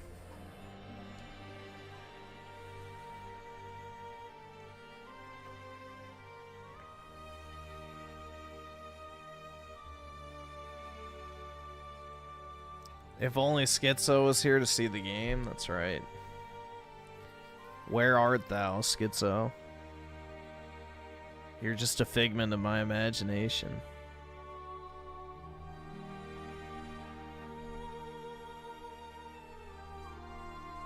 So, I have a question. Do we want to just do the part 2 disc that has the actual ending? Because apparently they're 2 separate games, and what you do in the first disc doesn't actually fucking matter.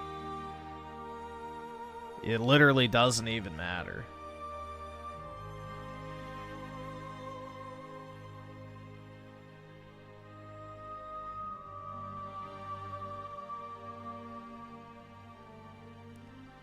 I'll pay for part 2? That's what you said last time. Bruh. I don't know if you can be trusted, bro. You told me yourself, don't trust the schizo in the chat.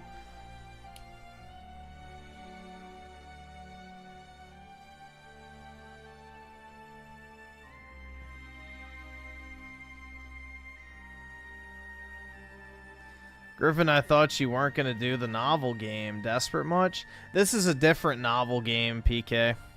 This isn't that Tsukahime game that's like 50 fucking hours. This one's only like 2.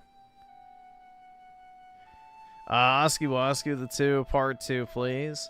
We'll start with part 1, since I'm guessing most people aren't familiar with the story, so... Plus, I've never played this, so I'm kind of morbidly curious about what actually is in it. I don't know, like, this is the thing I'm wondering is, like, is it gonna have, like, a lot more uncensored shit compared to the fucking TV show? But we'll see. Yeah, dude, I'm not doing the Tsukahime game on stream. That's like 50 hours. I'm not doing that to y'all. And it's not voice acted. So it's like literally just walls of text.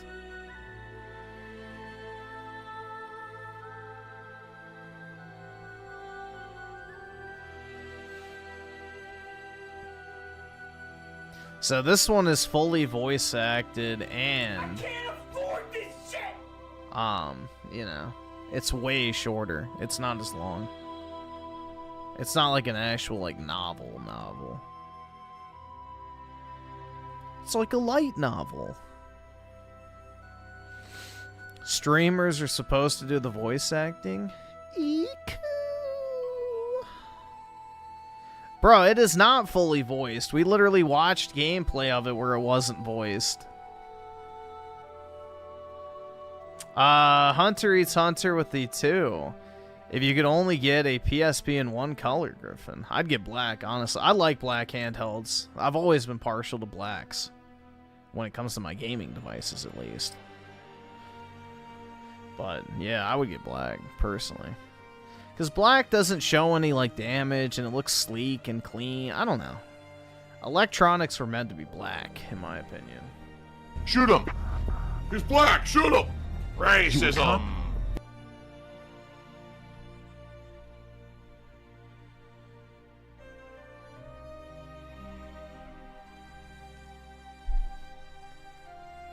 And let's see, Oscu the 2, Schizo better pay up. I hope he's a man of his word. We already know he's not, so we gotta be careful.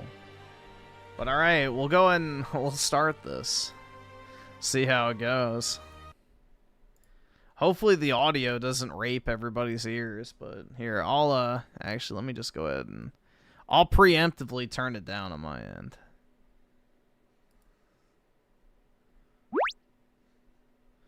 Oh boy.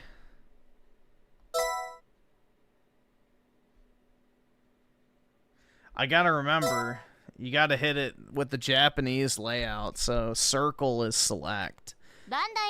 And X is decline.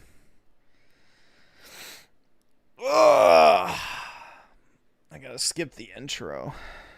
That will get me flagged.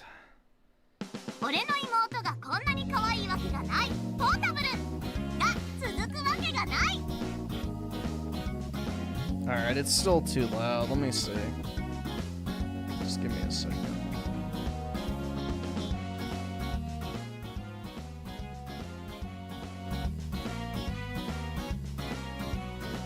Alright, I think that's good now.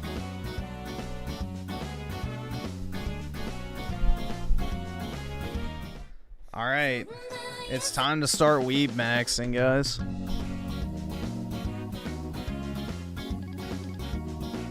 Yeah, this was the game I was setting up on the emulator.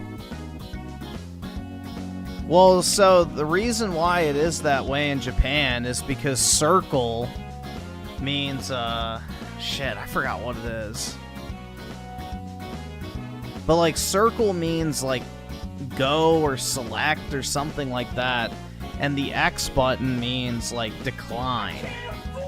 So, PlayStation traditionally in, you know, Japan had the Nintendo layout, where A is on the right and B is at the bottom. So, it's basically the Nintendo layout, pretty much. But yeah, circle means like okay or go or something like that, and X means like, you know, I don't know. You can look it up, but it's technically circle and cross is the actual button names. It's not the X button, it's the cross button. Here, let's see. Japanese names for PS face buttons. So, circle means correct or yes. X or cross means wrong or no. Triangle refers to viewpoint or camera. And square represents document menu. So, there you go. That was the original meanings of the buttons.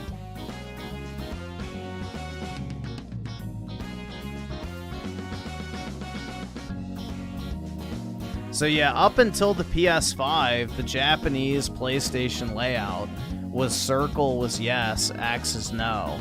And Jim Ryan got rid of that and changed it to the US mapping, which pissed off the Japanese. So, Senso Kid with the 2 based Weeb Gaming, that's right. So you can thank Oski Woski and SchizoGarcia. Even though SchizoGarcia bitched out and didn't live up to his word. But, yeah, here we are. Playing some anime games. And I say playing very lightly, because I'm guessing this is just going to be text.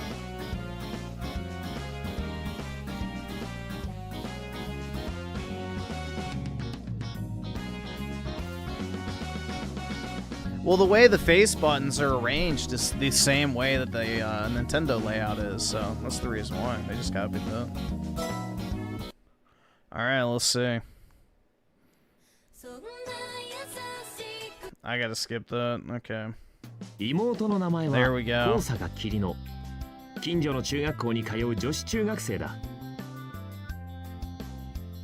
Yeah, I can't play the music. I'll definitely get in trouble for that. ライトブラウンに染めた髪の毛、両耳にはピアス、長く伸ばした爪には艶やかなるマニキュア、すっぴんでも十分目を引くほど端正な顔を入念なメイクでさらに磨き上げている。中学生には見えないくらい大人びた雰囲気。A rare mature look. There you go. つまりめちゃめちゃ垢抜けた女なんだ。俺の妹は。 Oh wait, let me do this real quick. Let's see if this works. There we go. Put it in full screen. しかもティーン誌とやらでモデル活動をやってたり、陸上部のエースだったり、学力テストで県5位だったり、学校のクラスの中でも目立つ奴らばっかり集まって。Oh great, more reading? It's a fucking light novel game, so. その一番華やかなグループの中心人物がキリノだ。 そんな妹が身内にいるって想像してみろ。Whoa, buddy, indeed, man. Try to imagine having such a sister. What's that line? Not like everybody knows what that's like at all, huh? Gee, what's that line? どうだ？少しは俺の気まずさが伝わったか？そして俺の名前は The ultimate chud room, bro. 近所の高校に通う18歳。 This feels like when I was in high school and my friends would make jokes about how hot my sister was. Brutal, man. I'm glad I didn't have to go through that, to be completely honest. 自分で言うのもなんだが、ごく平凡な高校生だ。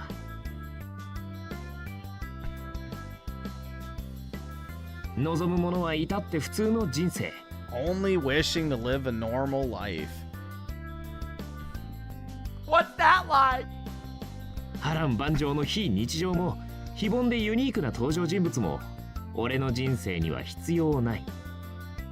中途半端と言われようと凡庸こそが俺のモットー。I'm sure they weren't joking. Well, yeah. 緩やかに停滞した変わり映えのしない日常風景が It do be 俺の like 理想。 that. We used to talk about my one buddy's sister's huge naturals. We named them. Oh my god. 凡庸 That's 万歳。 brutal, man. 普通の人生。 Mediocrity bonsai. Brutal, man. それは俺の妹と妹を取り巻く愉快な仲間たちと関わってねえから言えること。人生相談があるの。すべてはこの一言から始まった。完璧美少女中学生だとばかり思っていた俺の Padme 妹 was は sleeping with Obi-Wan? Oh, hell yeah. Looks like a hospital bed? Yeah. するとお前なんだその I don't understand, but yeah, the Japanese love to live in soulless houses and shit. 妹が好きなのか？だからそんなゲームとかいっぱい持ってると。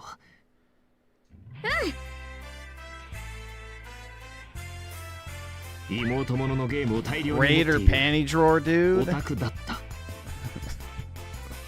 Let's just say that this game's gonna divulge into Womb Raider before you know it. 高額のためにこれだけは言っておく。もし誰かに人生相談を持ちかけられたら手よくお断りした方がいい。その相手が妹だったらなおさらだ。もしその妹の手に似合わない子供向けアニメの DVD やらゲームやらがあったなら Unfit すぐ for にでも旅に出た children. 方がいい。 Uh-oh. でないと。 Who recommended this? I don't know, man. Maybe the person who just typed that question. 妹メーカー EX ボリューム Playing Kino, I see, exactly. おかえりなさいお兄ちゃん。妹と恋しよ。俺に何やらせるつもりだってね。 Is there や like り a たくも hold ね on, え let's ゲ see ームを real 夜な夜な quick. やらされたり。 Is there like an options thing? I just want to see if there's like an oh wait, fuck. I forgot, it's not a. I was gonna see.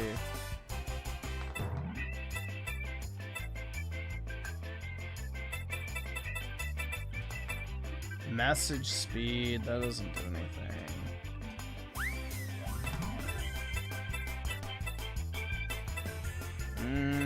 No. Alright, I was gonna see if there was like an autoplay or something you could do, but I don't think so.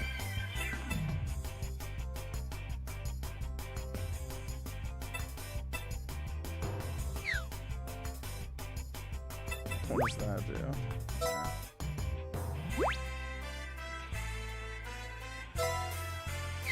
Alright, well, I was gonna see if there was like a way to get it to skip automatically, but you gotta manually press it, I guess. お前は友達を作れ。お前と同じような趣味持ってるやつがいい Make な。 some friends, join a club, go to the gym. It's just that 同じ easy. 趣味の友達を作らせようと世話を焼いたり。 I prefer gaming with my brain. Same here. 拙者そういうバジ Probably だ is と申すもので autoplay, ござる。 press buttons. I don't think so. No. No. Yeah, let's see. No. ハンドルネーム。 Oh shit! I did something. 趣味の会合に同席させられたり。 I don't know what I pushed, but that worked. We got auto mode on. お前は妹の部屋で Alright, there we 妹 go. のパソコンを使って妹にいかがわしいことをする Nice, ゲ I don't have ーム to をやっ push て it いた now. というんだな。Griffin wants to play this one-handed? Yeah, exactly. Or zero-handed, if you know what I mean. 鬼のように恐ろしい親父と対決させられたり。近づかないで変態。キモ。死んでください。Please die. 変態のレッテルを貼られたり。Yes, ma'am. そんな胃に穴の開くような毎日がやってくるんだ。だけど。ラジカン、メイト。ここが秋葉原。ほんと可愛いんだよ。例えばね、大抵ギャルゲーだとプレイヤーは男って設定だから、お兄ちゃんとかお兄とか兄貴とか兄くんとか、その子の性格やタイプに合った特別な呼び方でこっちのことを呼んで慕ってくれるのね。それが Can I read out characters in their voices? No, they're doing that for me. Absolutely not. I am not voice acting. No. Oh, shit. Hold on. It was like... No, it wasn't A. It's B. Okay. Hold down B. I got it now. I held down all the face buttons at once, and that's how I got it the first time. So there we go.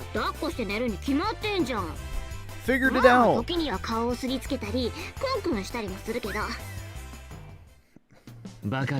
Rub your face against your body pillow.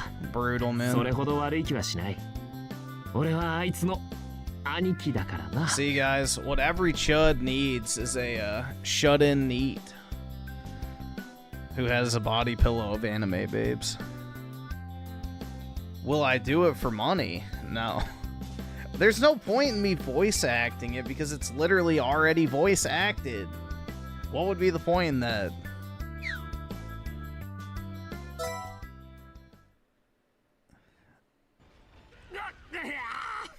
Oh, it's the product placement. Yup, I remember this. Oi. Oi.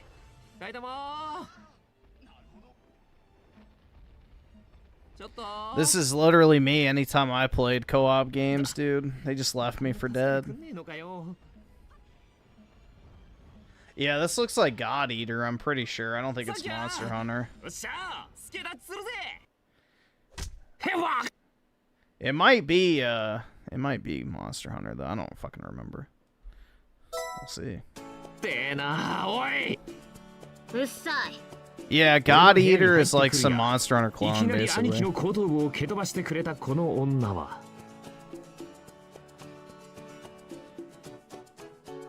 Oh,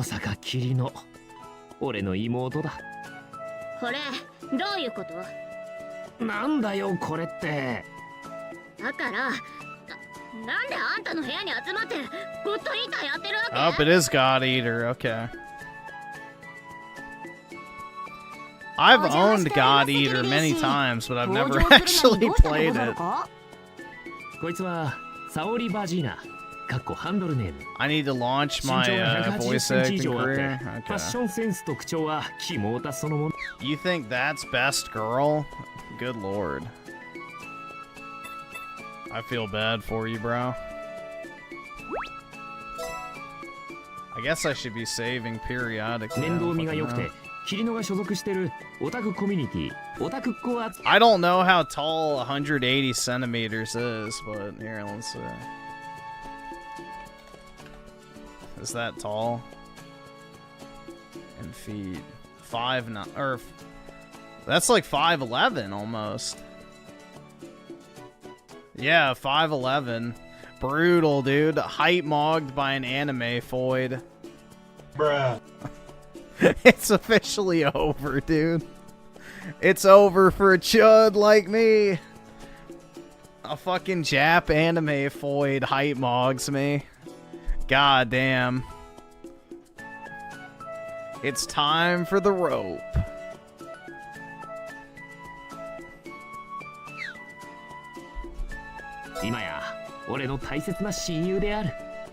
ちなみにキリリンというのはキリノのハンドルネームである。 Well, they knew what they were doing with that camera angle. Jeez. I hate this bitch, by the way. The only character I hate more than this bitch is the brown-haired one, which you'll see later, I'm guessing. こいつは黒猫、かっこハンドルネーム。一見したところ This bitch is unbearable. 無表情で不愛想。その上毒舌という大変困ったやつである。本当は心優しいやつなんだけどな。ちなみに最近俺と同じ学校に進学して後輩になった。さらに俺と同じ部活に所属しており、二人だけの秘密なんかもあったりして、Resist 俺 the にとっては goon? 放 That's ってお right. けない後輩で、ちょっと気になる女の子 No. ってところかな。 The sister is the tsundere. This bitch is just some nasty shut-in NEET bitch. Who, you know, is a massive fucking weeb that cosplays it's fucking cringe, bro. And of course, all the fucking weebs that watch the show love her. But, you know. Yeah, no. Extremely cringe character, in my opinion, but... そうじゃなくて、なんでこいつの部屋に集まってるのって聞いてるわけ。私の部屋に集まればいいじゃん。これまではそうしてたでしょ。ああ、そのこと。最近はいつもこの部屋に集まっていたものだから、つい間違えてしまったわ。なんで俺を蹴るんだよ。 Are any of the characters underage in this game? Yes, all of them. 何でもいいでしょ。どういうことなのか聞かせてもらうから。何あんた、私がいない間妹の友達を自分の部屋に連れ込んでたわけ。人聞きの悪いことを言うな。完全に誤解してやがる。一応説明しておこう。キリノは冬から春にかけての3ヶ月間、とある理由によって家を長く空けていた。最近帰ってきたばかりで、だから自分がいない間に何が起こったのか分かっていない。単にキリノがいない間、沙織と黒猫は俺の友達としてこの部屋に遊びに来ていたのだ。キリノが邪推するようなことはもちろんあるわけない。表面上は邪険に扱うけれども、キリノは友達のことが大好きで、だから俺に友達を取られてしまったみたいで悔しかったんだろう。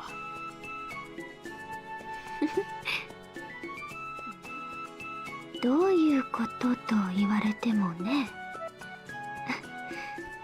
ねえ、きょうちゃん。私たちの関係をキリノちゃんにどう説明してあげればいいのかしら。ただならない関係っぽく言ってんじゃねえよ。Exactly, dude. きょうちゃんだってキモ。あら、キリノちゃんが怒ってしまったわね。どうしましょうか、きょうちゃん。その辺にしとけって。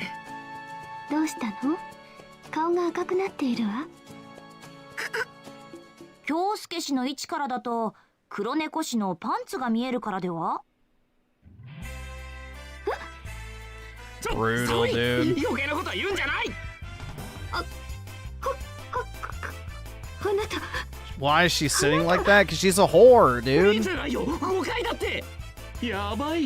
She's a shameless whore. And I hate her. 最悪死んでも完全に機嫌を損ねちまった。イカれる妹をなんとかなだめなければ。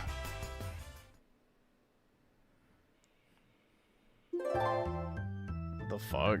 京介氏、キリリン氏の怒りを鎮めなければ。そう言われてもよ。ならば Griffin is the real tsundere. That's right. ツーショット会話？なんだそりゃ。キリリン氏とまっすぐ向き合い、1対1で会話をするのです。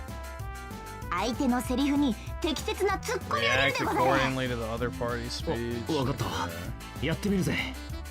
気をつけてください。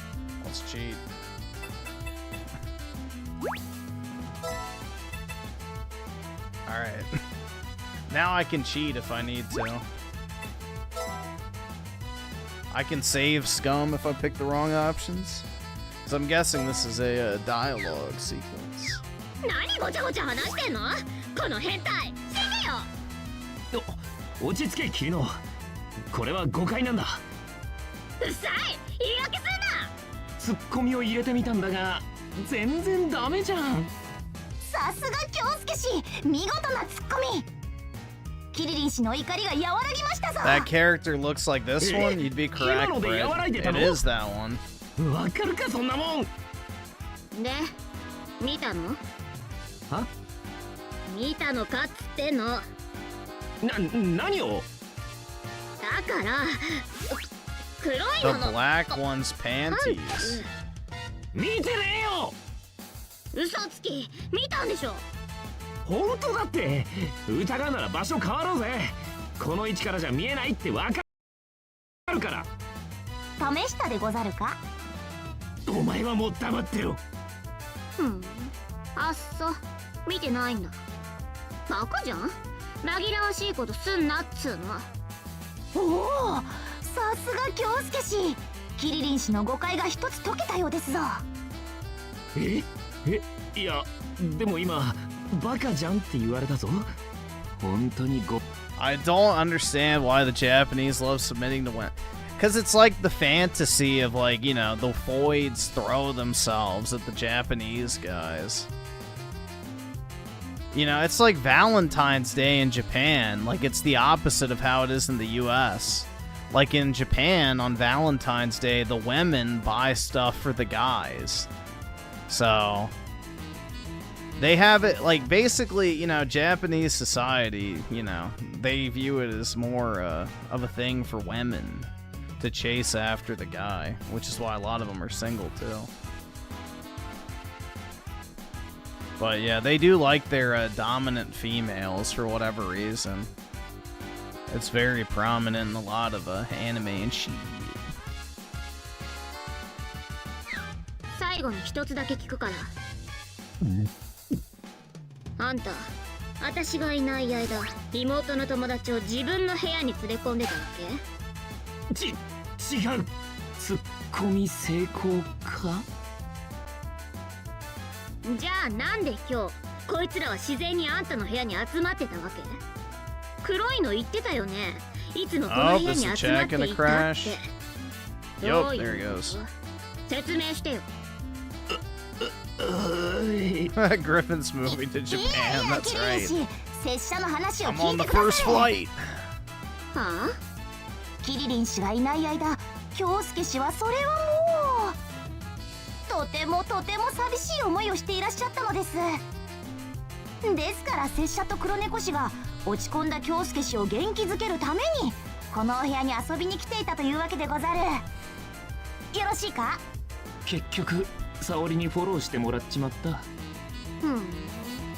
あんた、私がいなくて寂しかったんだ。Brutal, man. キモ。 Disgusting. どんだけシスコンなんだっての。Two-shot end. Okay. 疲れた。なんてめんどくさい妹だ。そう思う人がいるなら、いてくれるなら、俺は生涯の友になれると確信している。いや、マジで。この超生意気そうな女の名前は高坂桐乃。俺とは似ても似つかない妹だ。妹は至って平凡な俺とは大違いの本当にすごいやつだが、それは世をはばかる表の顔。実はこいつにはとんでもない裏の顔があってだな。 Raymond will take Smith and なんだその美少女ゲーム、いわゆるギャルゲーをこよなく愛しているのだ。特に妹ものと呼ばれるジャンルが好きで好きでたまらなく、そういったアイテムを収集しまくってやがる。キモ。あんた、私を見てなんか変なこと考えてない？そんな妹の裏の友達とは同じ趣味で語り合える同士のこと。キリリン氏の誤解が解けたようでよかったですな、京介氏。ああ、お前のおかげだよ。 I've been called far worse than subhuman, bro. Also, if a subhuman calls you subhuman, why would you even care? こいつはいつまで俺のベッドでくつろいでいるつもりなんだ？人んちのベッドに勝手に寝転ぶな。あなたのベッドじゃないでしょ。 Yeah, get this nasty bitch off my bed. この部屋にあるものは全部私のもので Nasty もある。 whore. まあ、た理不尽なことを言ってやがる。いかん、また喧嘩が始まりそうだ。おお、そういえば。先ほどの騒動で聞きそびれておりました。It's gonna fart on the. キリリン Oh 氏 my は god, 本日 bro. どうして拙者らを呼び集めたのでござろう。あ、そうそう、それなんだけどさ。あれ？みんなでゴッドイーターやって遊ぶためじゃなかったのか？実はね、あんたらに超いい話があんの。今までの経験で俺は学んできた。こういう時は大概俺の愛すべき平凡な人生を揺るがす事件が起こるんだ。俺が最初に人生相談を受けた時だってそうだった。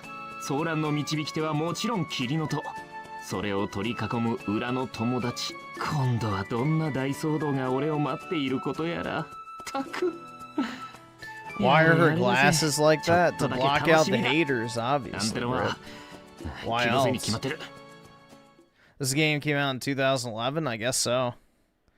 I think that's when the show came out 超 too. 面白いけど、今日はマルチプレイをするためにあんたたちを呼んだわけじゃないから。あらそう。ならどんな理由でこの私を召喚したの？言ってごらんなさい。じゃじゃーん。Griff finally gave up on life. Exactly. I'm rope maxing after this. キリノが得意げに突きつけてきたものは。This is my suicide note. しすかりでござるか。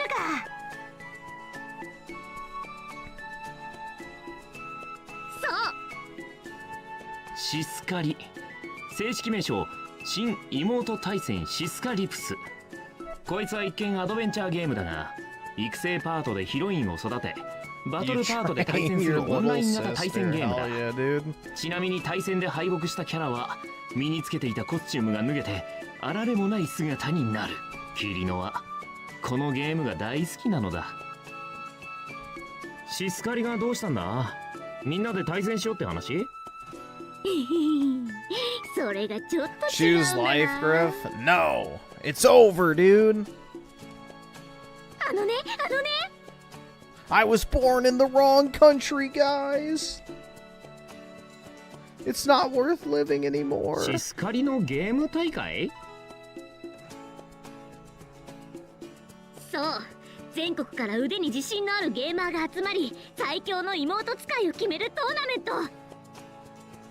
Well, I'm a ま gamer, さに dude. 私のためにある大会だよね。こんなのもう出るしかなくない？今日はその大会に出場するための練習ってわけ。その大会なら拙者も把握しているでござる。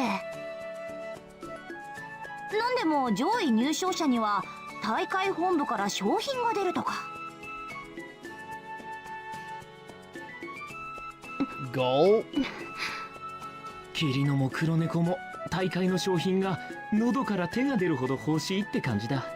普段は仲の悪いこの二人、今回は Was the right country for me, 目的が一致したみ India? たいだ Of な。 course. Get. なんだ？今目の前を横切った物体は。そして俺の頭の中にシスカリのゲーム大会というキーワードがこびりついて離れないわけだ。さっきのツーショット会話といい、なんだかゲームをやらされてる気分だな。俺は中2じゃなくて高3だぜ。こいつらのおかげで俺の平凡な生活は電波に蝕まれちまってるが、よし、まさに今の俺のためのシステムってことでオーダーレコードエフェクトってのでどうだ？ってわけで、この4人で何としてでも優勝を狙うから。あなたにしては悪くない提案ね。キリリン氏、ナイスアイデアでござる。 That choose life phrase made me think of Train Spotting the movie. I don't know what the movie is, but I do know those fucking rail. I knew one of the people who like unironically went train spotting They call themselves rail fans, and they literally just sit by the railroad waiting for certain types of trains to come by. すげえ気合いだな。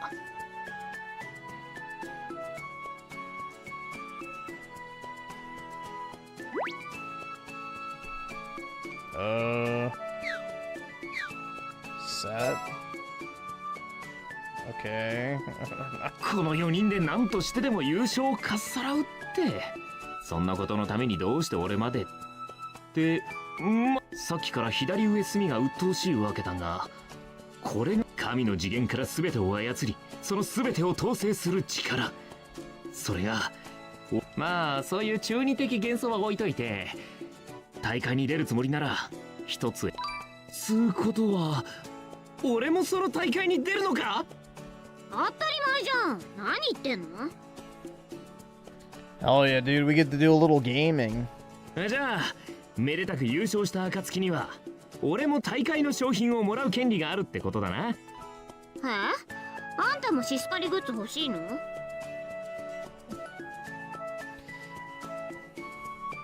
？Yeah, plane spotters too, dude. はっは。そっか。ついにあんたも妹萌えに目覚めたってわけね。そんなわけねえだろ。Get? なんか言った？別にみんなでシスカリ大会ね。でしょ？ What is this? .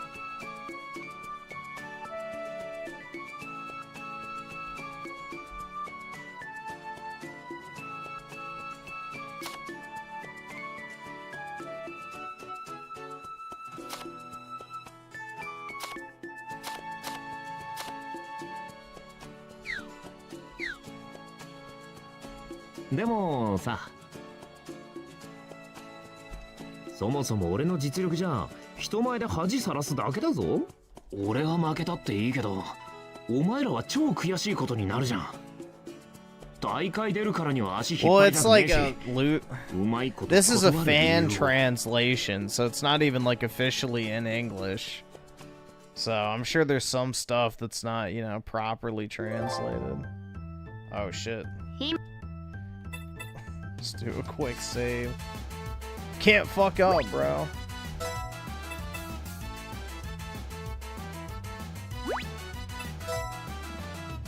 Alright, there we go. 別になんも。ねえあんた、今の自分の立場分かってんの？俺の立場？分かってないみたいだからもう一回教えてあげるけど、あんたは私の言うことを聞いてくれればいいの。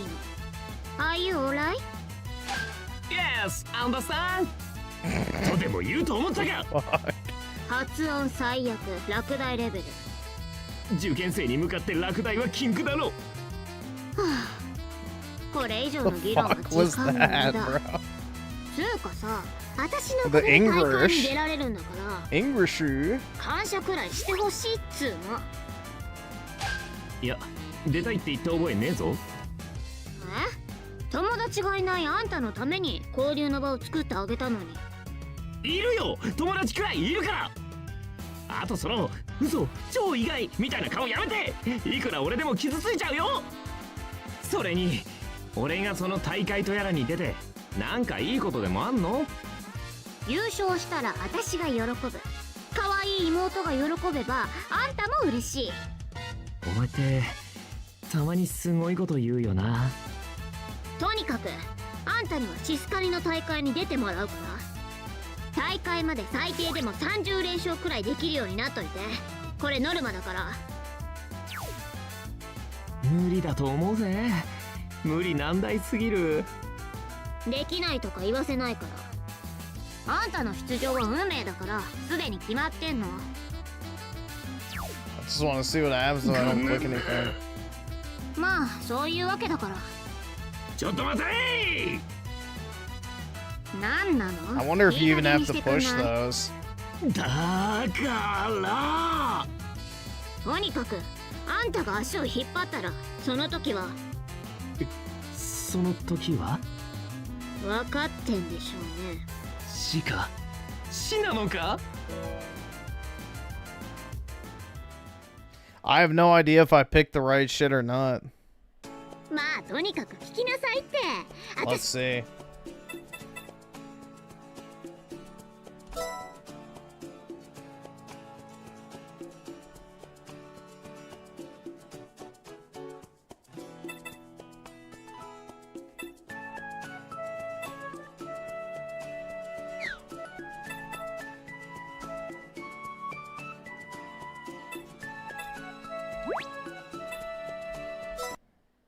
Let's see.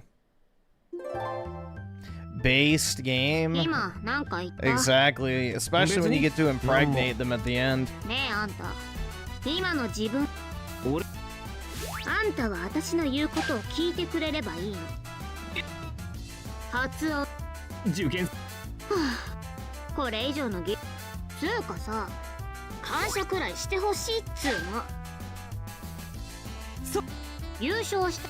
お前ってとに大会まで最低でも30連勝くらいできるようになっといて。これノルマだから。30連勝無理、絶対無理。やる前から何諦めてんの？なんと言われようが無理なもんは無理だから練習するんでしょ。いくら私らが強くてもあんたが足を引っ張ったら元も子もないんだからね。俺を除いた3人の中じゃお前が一番下手くそだろうが。つうかな、俺は今年受験を控えてんの。こんなことしてる時間はねえの。わかった？時間なんか作ればいいじゃん。私と遊びたくないの。それにこれは必然だから。必然？あんたが生まれた時から決定してる話。決まってるって。俺に拒否権はねえのかよ。ないに決まってんじゃん。こいつ。とにかく I'd trade every Indian in Texas for every heroin Scott in a heartbeat. I mean, yeah. まあとにかく聞きなさいって。 Sounds like a fair trade. 通行なる作戦をね。そして妹は得意げに作戦とやらを披露した。どう？すごくない？すまん、聞いててもよくわからなかった。はあ？マジありえないし。Get this thing off the screen. 呼べるようなものではないものね。 Dude, I genuinely hate this fucking bitch. 要するに。Ugh, gross. あなたのようなレベルでもいないよりはマシということよ。何？つまりやられ要因ってことか？その反応も無理はありませんね。He may cut supremacy 9. なんで俺がやられ要因なんてもんにならなきゃいけねえんだよ。 Absolutely not. 数多くの屍の上 That に築かれて nasty いくもの fucking で weed ござる。 bitch is gross. わけわかんねえって。まあ簡単に言えば頭数を揃えるということです。 Alright, let's see. その考え方おかしくないか？相手だって条件は同じなんだから、おとりだろうがなんだろうが、 This is what we 俺み needed, たいに man. 下手く That's そを入れた right. ら不利になるに決 Weeb まってるだろ slop, bro, to cleanse the soul.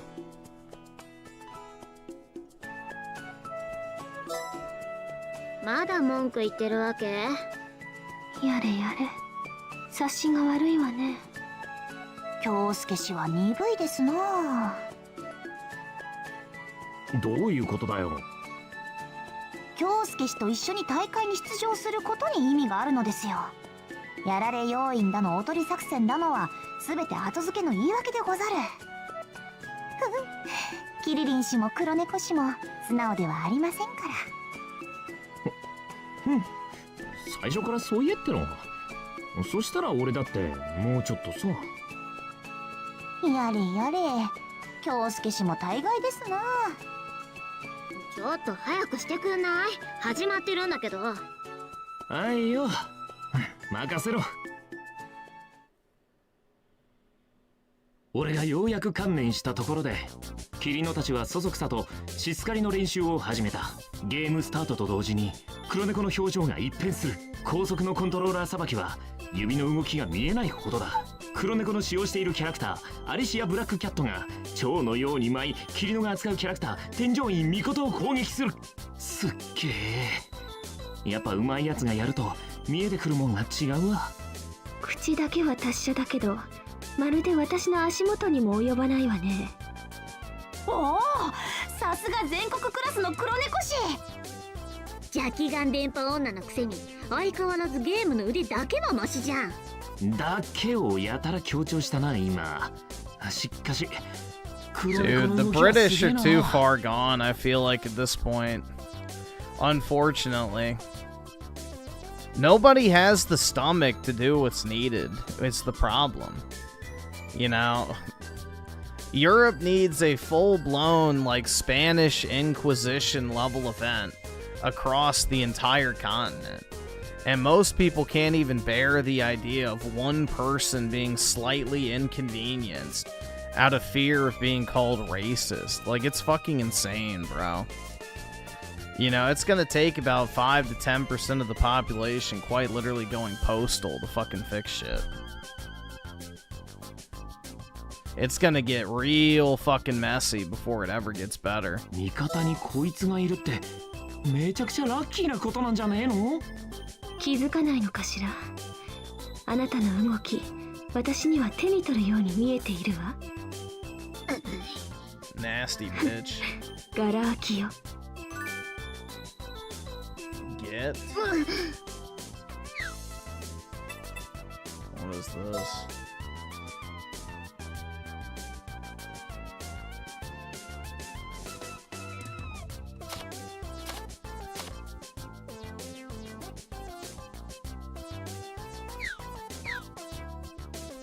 「絶望とともにお眠りなさい」。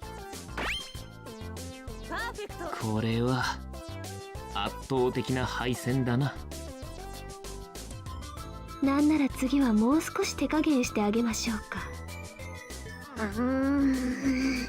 ああ、キリノのやつすっげえ黒猫のこと睨んでる。キリノ、悔しい Dude, のはよくわかるけど。 Russia's not an actual threat to anybody. コントローラーを投げやがった。しかもなんで俺に。 I just broke my controller. は？俺？あんたがもたもたしてるから私の集中が切れちゃった。俺のせいかよ。私が本気を出せばこんな邪気眼女なんて。弱い獣ほどよく吠える。なんか言った。負け犬の遠吠えと言ったのよ。それで挑発してるつもり？そんなので私が釣られるとでも思ってるわけ？釣られてんじゃん。釣られてない。くそくそ。 US just sold a shitload of surplus M4s to the police. Hopefully they start using them against the right people. お断りするわ。真剣勝負に口を挟まないでちょうだい。 Stinky, crusty girl. Of course she thinks so, bro. Of course she thinks so. She's also broke too, which, you know. Hell. たかがゲームで熱くなりすぎだろ。たかが？ゲーム？たかがゲームって何？あんたまだわかんないの？これはゲームであってゲームでない。そのことにまだ気づかないのかしら。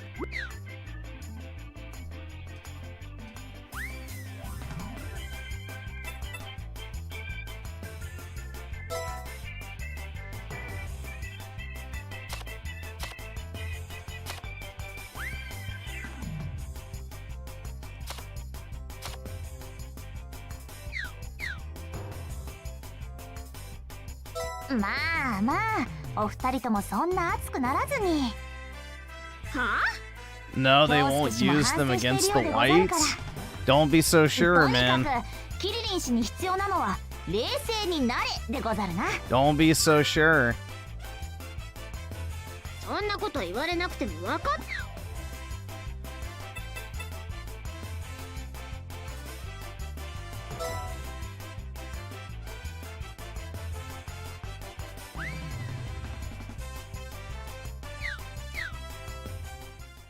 それからというもの俺たちはああでもないこうでもないとペアを変えて練習に励んだ。全国クラスの黒猫はもちろんキルネや沙織の動きも目で追うのすらむずい。ボッコボコにされ続けること十数戦。今度はキリノ&黒猫 VS 俺&沙織での対戦だ。誰がどう考えたって俺と沙織に勝ち目はないわけだが。ちょっと何してくれんの？そこ邪魔よ。Imagine the oh my god. Hell nah, bro. 助けてあげようと思ったんじゃない。あなたの助けなど必要ないわ。 Hell この nah. 戦場に君臨し続けるのは私一人よ。はあ？はっきり言わせてもらえば、あなたなんて邪魔者以外の何者でもないわ。何その言い草。なんなら3対1でもいいわ。足手まといがいなくなる分、封印されし我が力も解放できる。ほんとムカつく。 I agree. That bitch does piss me off too. There's no-go zones in the UK that white people can't go. Yeah, exactly. That's the areas that need to be cleaned out. 終始こんな調子。はあ。挙句の果てにはコントローラーそっちのけで罵り合いが始まりやがる。そんな二人をよそに。そやせい。主を失ったキャラを沙織が淡々と撃破。記念すべき俺の初勝利は二人のエースパイロットの醜い仲間割れに乗じて訪れた。つーか、お前らゲームくらい Just 仲良 can't くやれ。 handle all that ゲームの stank. 中でも遠慮 You're なく付き合 goddamn うくらい right, bro. 現実でも仲が I いいっ like てこと my でもさ、 women もうちょっとなん washed. かある You だ know, ろ。 I am not India maxing out here, bro. Uh-oh. なん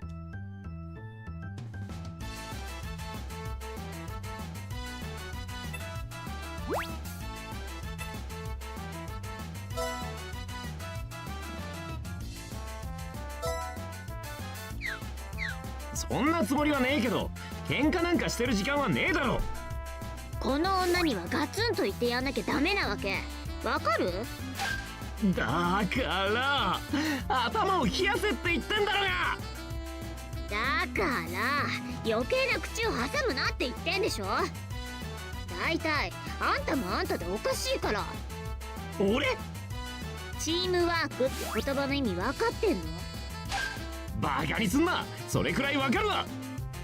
それが分かってる人間のする態度？チームワーク乱しまくってんだけど。お前に言われたかねえよ。私が直々に教えてあげようって言うんだから感謝してほしいわけ。お前な。あんたにも分かるように言ってあげるけど、人という字は人と人が支え合ってできてるの。それまんまドラマの受け売りだろ。人の話を遮らない。そういうとこがチームワークを乱す原因なんでしょ。どうしてそれが分かんないわけ？そんなんだからシスカリでもヘボい動きしてすぐ知るの。それとこれとは関係なくね。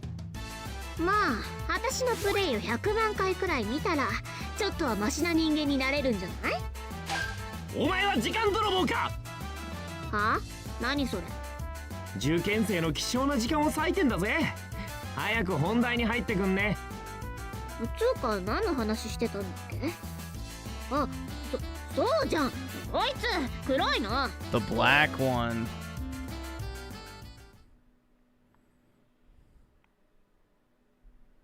やっぱり。あ？やっぱり先輩はこの女の肩を持つのね。シスコン？なんでそうなるんだよ。いいから黒猫も聞いてくれ。相変わらず表情が薄いが、どうやら黒猫は怒っているらしい。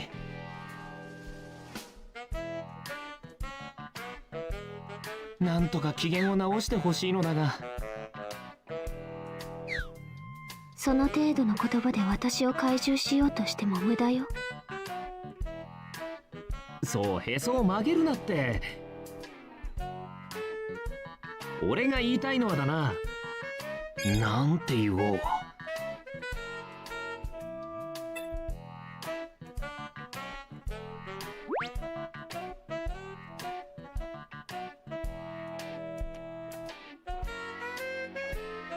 I guess that. こいつら頑固だし、変なこと言ったら余計にこじれてしまう。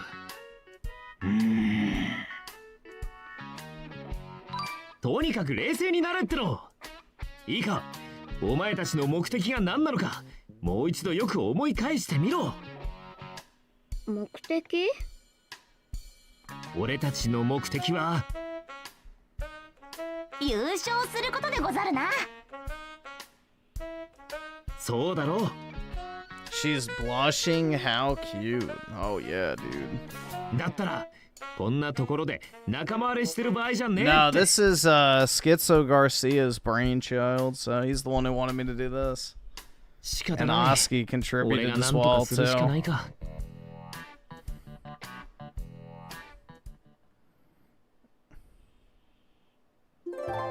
Gross. なあ、機嫌直してくれって。嫌よ。すっかり拗ねてしまっているツーショット会話で黒猫を。先輩のことは私の同族だと思っていたのに、まさかウリエルの手先だったなんて、なんてこと。ウリエルってのはもしかしてキリノのことか？ええ、そうよ。ラテン生である我が宿敵、それがウリエル。マジか。なんのこっちゃ。 The fuck was that shit? ウリエルの手先などと話すことなんてないわ。そんなこと言わないでさ。くどいわ。人間風情の下賤な言葉では私の心に響きはしない。See, this is the type of gay LARP that she does. 私の魔力は徐々に解放されつつあるわ。約束された終焉の時が This is your 近い。 queen, Schizo. やがて全ては無に帰る。どう反応していいかわからん。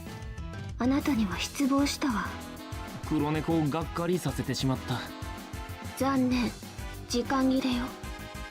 もう何もかもおしまいね。みんな消えていなくなるわ。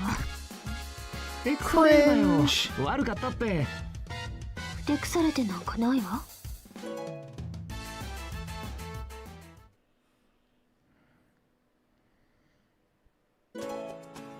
Loves autistic women, I guess so. まったく、これだから人間風情の相手は疲れるのよ。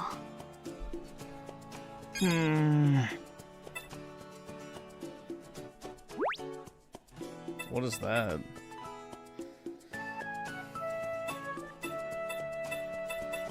Urgent evasion? 黒猫のやつ、今の会話で機嫌を損ねちまったみたいだけど。まあまあ、3人とも落ち着くでござるよ。ひとまずチーム分けのことは置いておいて、対人戦になれるというのはどうでござる？ I'd rather not, dude. No thanks. I don't want the crusty, neat, fucking otaku, whatever, femcel. I'm good. おお、それがいい。各位、異論はござらんな。She's all yours, bro.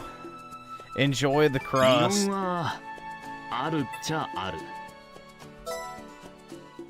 俺が参加することのリスクを考えるとやっぱ気が引けるしな。けど俺がグダグダ言ったところで聞きんだったらここは一番穏便だから、俺もこうしてゲーム大会の対策に参加してんだもんな。その通り。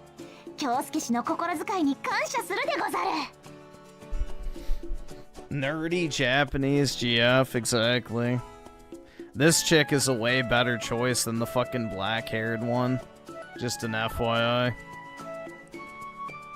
Only Schizo's fucking, you know, crusty, NEET-loving ass, you know, wants that disgusting femcell. それよりもまず先に済まさなければならない問題があるんじゃないかしら。なになに、あんたのことだから高齢会でも始める。似たようなものね。私に対するみそぎ、つまり謝罪をする必要があるわ。謝罪？私があんたに？なんで？言葉が通じていないのかしら。さっきから黙って聞いてればさ、わけわかんないことばっか言ってるじゃん。あなたがいつ黙ったの？ずっとうるさくわめいていたじゃない。はあ？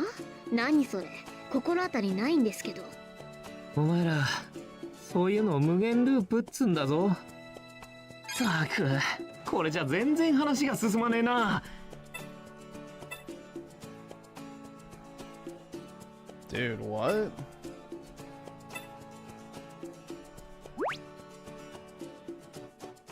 Okay.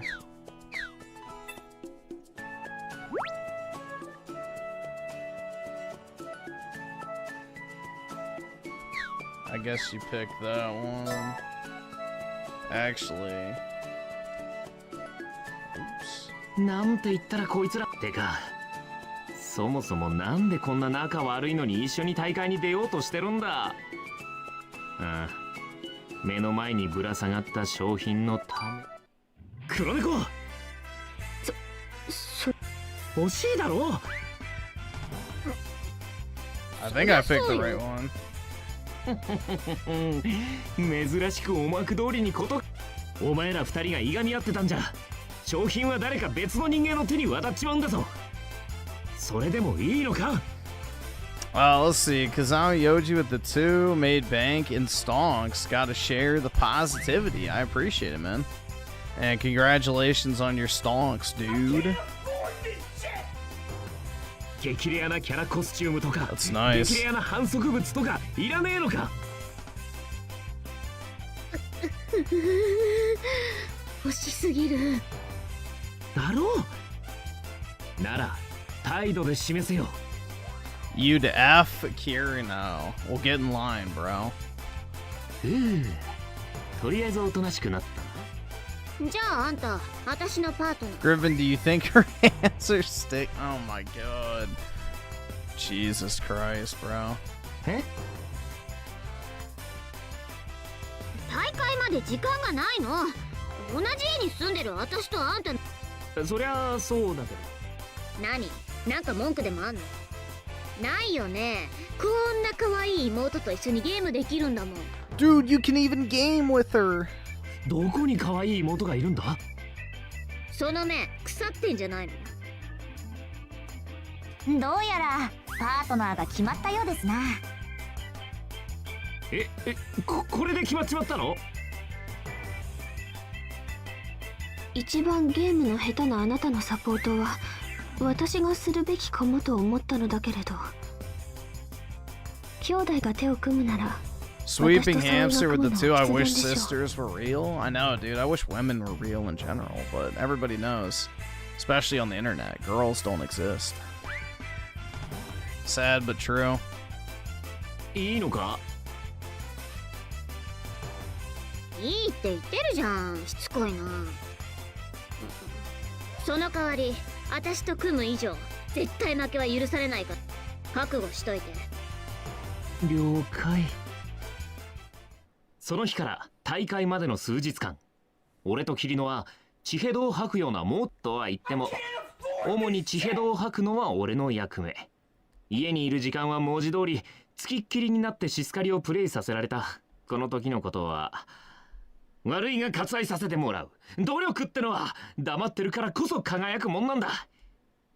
そして大会当日、俺とキリノのペアは特訓の甲斐あって1回戦を難なくものの、これまた運命のいたずらか。2回戦で黒猫沙織の出せるだけの力は出し尽くした。しかしあうんの呼吸を見せた黒猫沙織ペアにすんでのところでけれど、快進撃を見せた黒猫沙織ペアも決勝戦では僅差で負けてしまった。桐野はしきりに悔しがっていたけど、準優勝した黒猫と沙織がお目当ての商品、まあなかなかの結果だったと思うよ。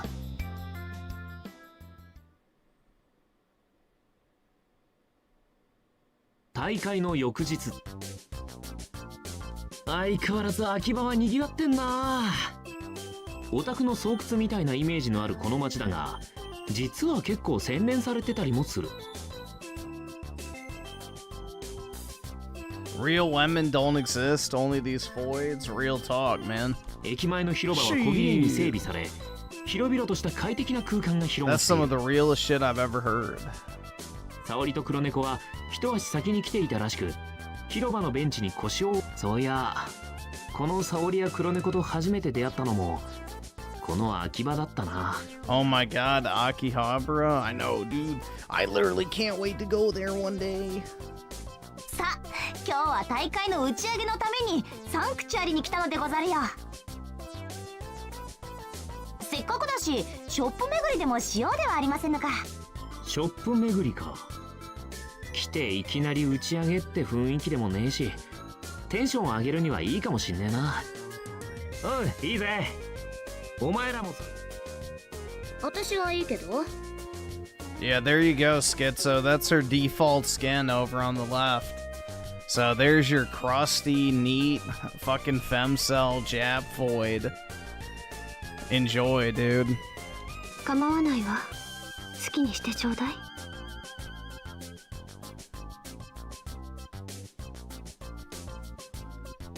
つうことだ、沙織。了解。ではまずはどこに行くでござる？おすすめの場所とかあるのか？ No, it's a visual novel. It's not an actual game.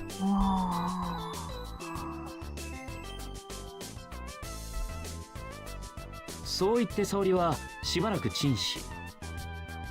おそらく頭に詰まった無限の秋葉データに検索をかけているのだろう。さすればラジカンかメイトなどいかがでござろう。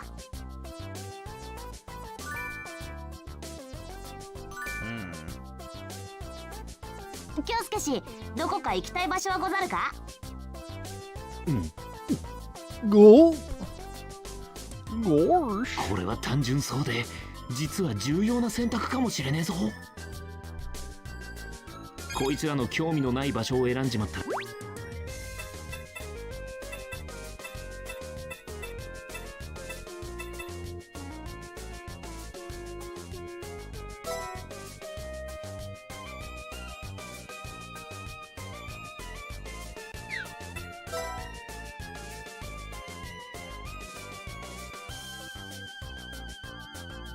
Bro, I don't fucking know. Does this actually matter?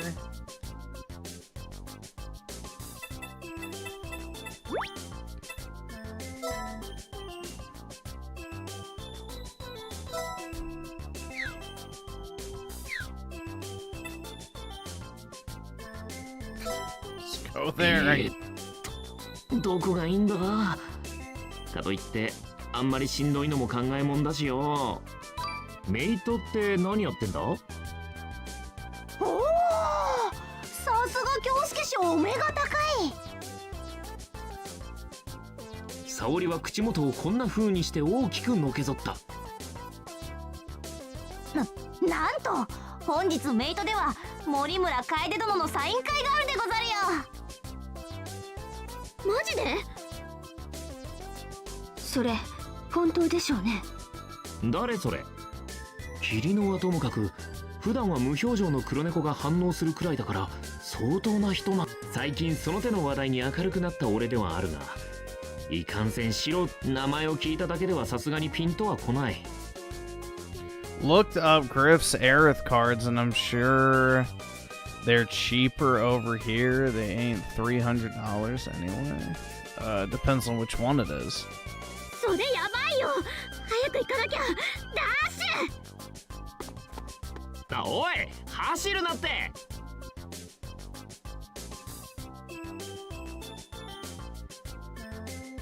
やばいよ、まだ震えが止まんない。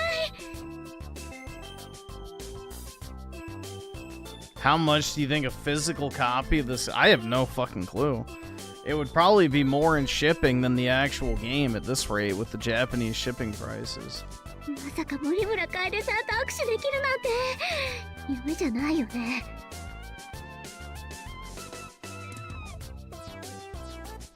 秋葉歴の長い拙者でござるが、この興奮は久々でござる。結構感動したわね。見た？楓さんってば、私 Yeah, I actually resold some Pokemon cards today. I got 4 of the booster bundles for Ascended Heroes for $120 from Target. I sold them for around $310 or something like that. So nice little quick ROI on that one. あなたのは瞬きでしょ。私にしてくれたあれをウィンクというのよ。I needed to pay off my bills, dude. 絶対手洗わない。決めた。うわー、古典的な反応だな、おい。京介氏、感謝するでござる。拙者の気持ちを汲んでくれたのでござるな。そう言って沙織は俺に手を、いや、俺は右手を出そう。あれ、左手を差し出し沙織と握手。ちなみにその森村楓楓氏は作家活動にとどまらず、歌手、モデル、タレントとしてマルチに活躍するか。噂では今度ブロードウェイのミュージカルにも参加するとか。すっごいよね。マジ尊敬してる。なるほどね。全然わからん。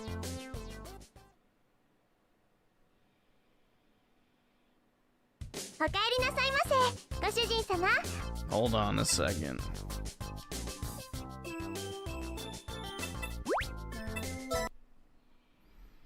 こいつらの興味のない場所を選んじまったらまた決定。かといってラジカンは何や。なんだ、どうした。ラジカン行く。 Alright, that was the right choice. There we go. ラジカンがどうした。ラジカンのプラモ屋で今日シスシス限定グッズの特集コーナーが始まるの。A cis axis booth, bruh. シスシス。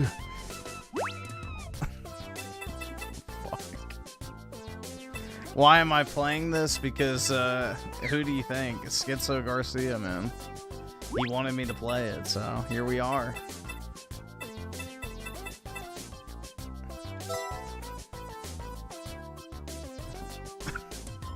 Nickname for the PC game Cis X Cis, a ciscon love story. Tragic love triangle relationship game with the protagonist's little sister. Takira notes on the level of a godly game that needs deep contemplation. Brutal, dude.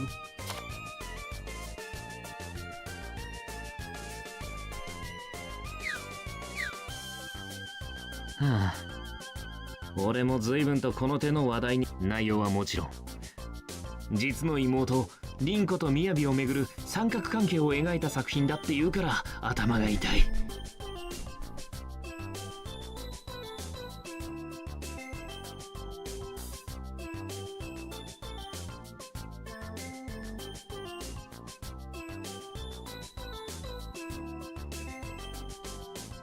キリノに言わせればマジ神ゲー、マジ泣ける作品らしいが。All right, awesome. Thanks, nigga. All right. というわけな。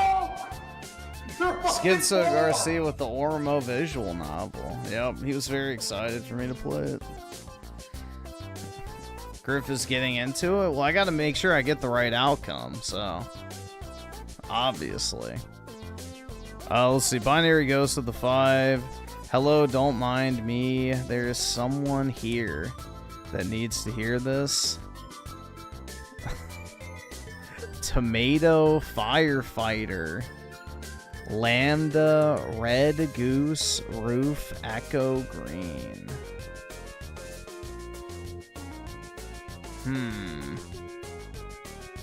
TFL RGR EG. I don't know what the fuck that's supposed to mean, but alright. Appreciate it, man. What is that? If you can't say it like in the regular chat, I get it, but what is that? Liquid Richard with the 2. Hi, Chuds. What's happening?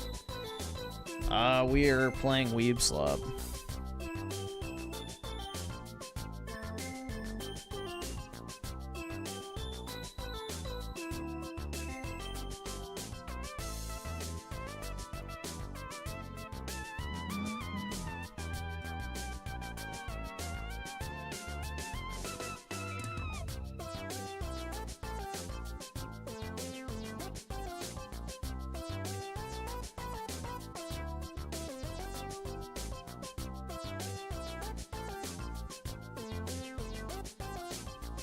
At least Griffin has no shame in exposing himself as a... I mean, what reason do I have to be shameful? You know? It's over for a chud like me anyway, so I might as well weeb max. You know, I might as well weeb max at this point. Liquid Richard with the 2. Ban FBI. He's an abo. Alright. We don't like your kind around here. 実の妹に泣かされるなら話はわかるけどな。ちょっともたもたしないで。そんなすぐには売り切れねえよ。ちょっと落ち着け。慌て。シスはマジ神ゲーなの。I just need to Jumax? Hell yeah, dude. おい、走るなって。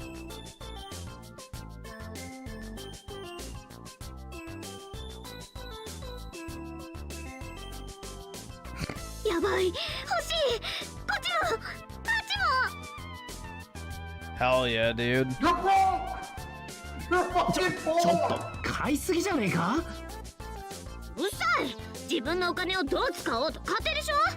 That's me with cards, bro. Literally me, for real, for real. こいつ、読者モデルのバイトで稼いだギャラをほとんどシスにつぎ込んじまいやがった。Yeah, dude. All right, awesome. Thanks, nigga. All right. Let's see. Binary Ghost of the 5.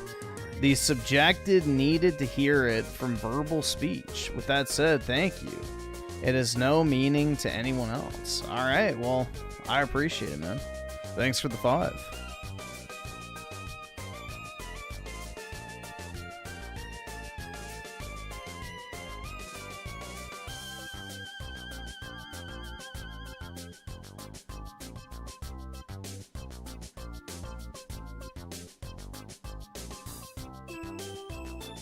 Oh, wait, is that like one of those fucking wallet codes or whatever the fuck? For crypto? That'd be the only thing that would make sense. I still have no fucking idea what that's supposed to mean, but anyway, I appreciate it, man. Thanks for the 10 buckaroos, dude.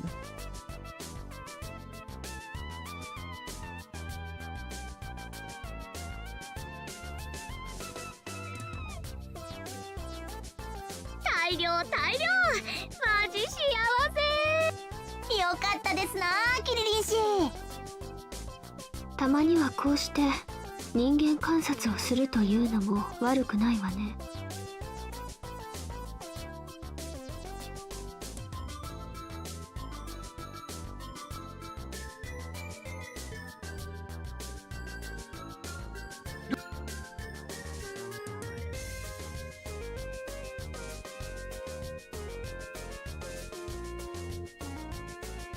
Bro's activating a sleeper agent? Maybe so.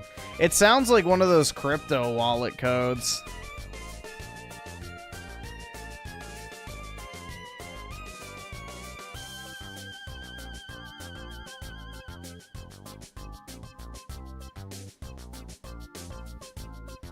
Yeah. In this video.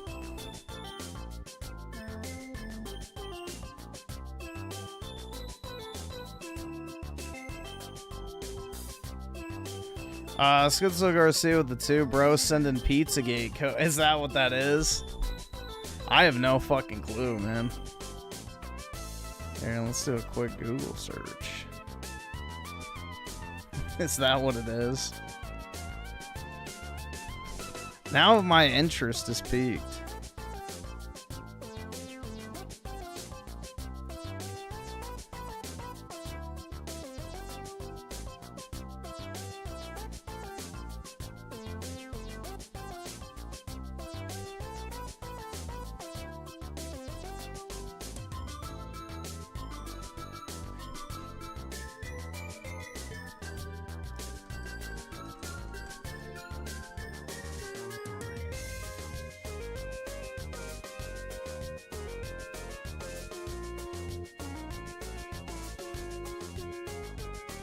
Yeah, I have no clue. Nothing.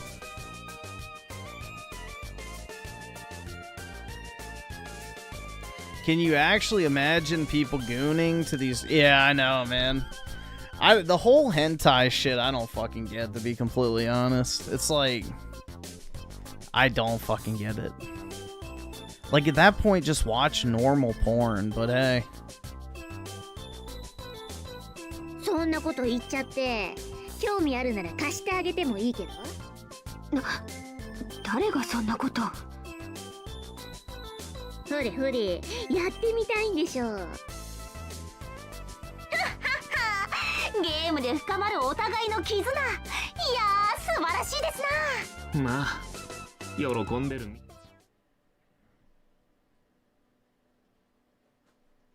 おかえりなさいませ、ご主人様、お嬢様。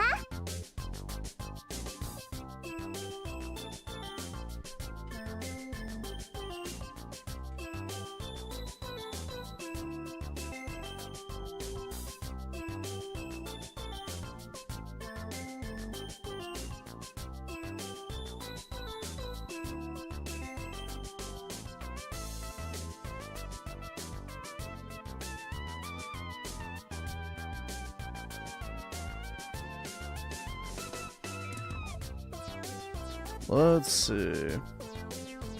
Alright, there we go. なんて考える俺の横を平然と歩いていくオタク3人。席について俺が注文したのは This isn't a video game? Yeah, it's like a fucking visual アイ novel. スコーヒー。キリノはスピリッツオブサイアン。黒猫は超新水。沙織は新生樹ジュース。どうしてこういう喫茶店のメニューは。それではこの度の栄光乾杯。乾杯。乾杯でござる。乾杯。Dude, the Japanese love their visual novels, so.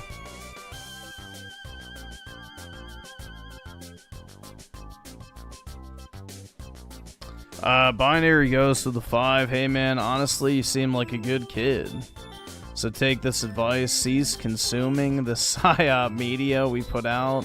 It's frying you in ways you can't imagine. Oh yeah, definitely, bro. Trust me. In no way, shape, or form is my sense of reality shaped from any media whatsoever. So, yeah. No, media is the original PSYOP, bro. Like, even going back to, like, the ancient Romans and shit, they would use plays in order to influence public opinion and sentiment, so, yeah. It's always been a fucking rigged game on that front.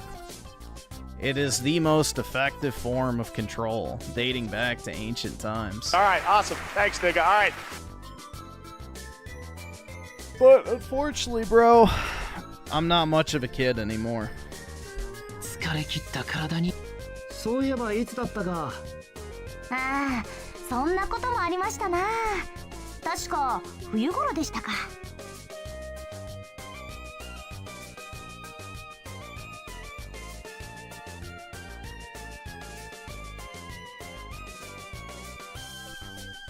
そうそう。レンタルルームを貸し切って拙者とキリリン氏と黒猫氏の3人で京介氏を慰めて差し上げた時のことですな。お前な、公衆の面前でこれは失敬。いや、キリリン氏も黒猫氏もメイド服がよく似合っていて。もうあの時のことは忘れてちょうだい。Stop consuming Final Fantasy slop? Never! 何恥ずかしがってんの？可愛かった That's じゃん。 why Griffin あんた should の go. 猫耳メイド Dating apps is like a Pokemon Go, but you encounter real women. Hell no. That's like casting a fishing line with no hook, bro. It's a waste of time. 携帯に写真あるけど見る？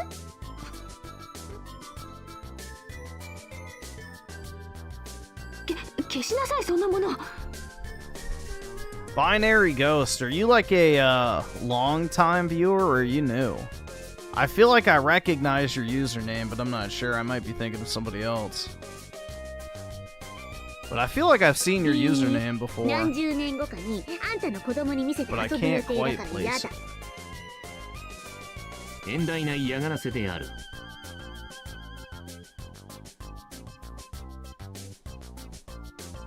てか、キリノのやつ、何十年後もずっと黒ね。そういえばあなた、あの時お兄さんに And you don't have to send a super chat to answer, so. Confusing him with non-binary ghosts. Brutal, man.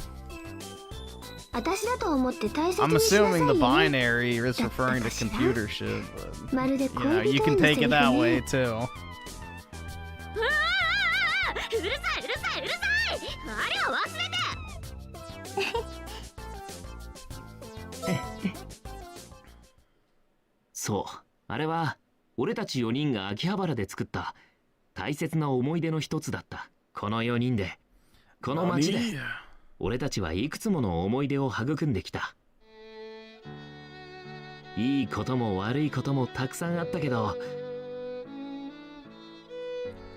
これからも積み重なっていくだろう。それらは一生忘れることのない宝 We're 物 getting に a なるんだろう。 flashback sequence. こいつらにとってもそうだといいよな。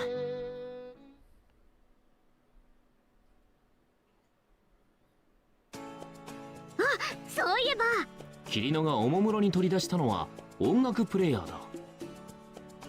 ちょっとあんたこれ聞いてみ。ん？早く。へいへい。おお、なんだこの電波ソングは。きちんと取れてるんだか取れていないんだか全くわからんリズム。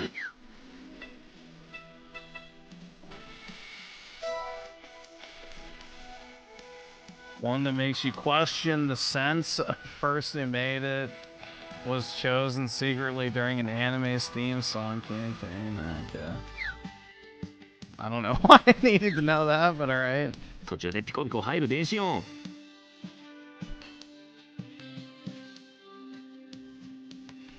唐突に切り替わるメロディーライン。俺の知っている中じゃメルルの歌を彷彿とさせ。ねこの曲超いいっしょ。耳が腐るわ。はあ？何言っちゃってんの？この曲の良さがわかんないわ。誰だよこんなわけわからん曲作ったのは。は？何言ってんの？って。 Yeah, exactly. Your mixtape fucking sucks, bitch. この曲作ったのは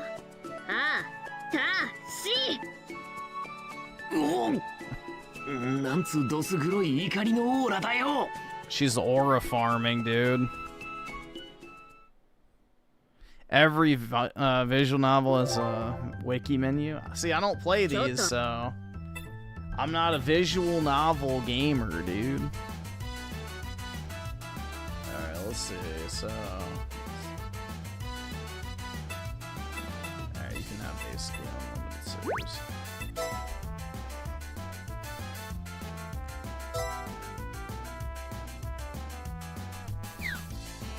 いや、この曲はどう考えてもなん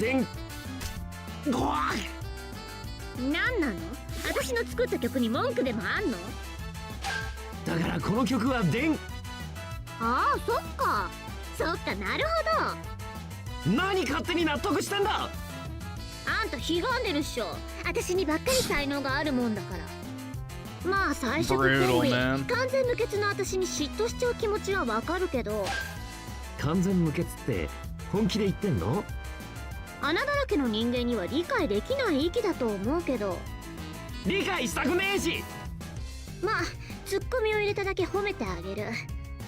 それなりによくやったんじゃない？この天才的な才能を持つ私を褒めたたえなさい。ほらほらほら。俺は岩だ。何の感情も持たない岩だ。てかさっきからぐちぐち言っててマジでキモいんだけど。とにかく私はこれで天下取るから。もう勝手にしてくれ。はい、文句がないならこの神曲のいいところを3つずつ言ってって。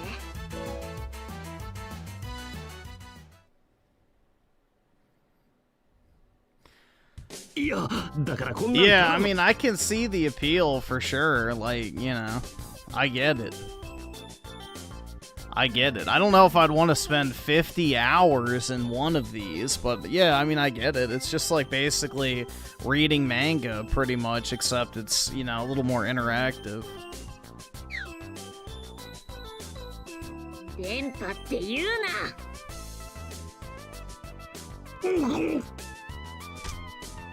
次電波って言ったらマジでよし。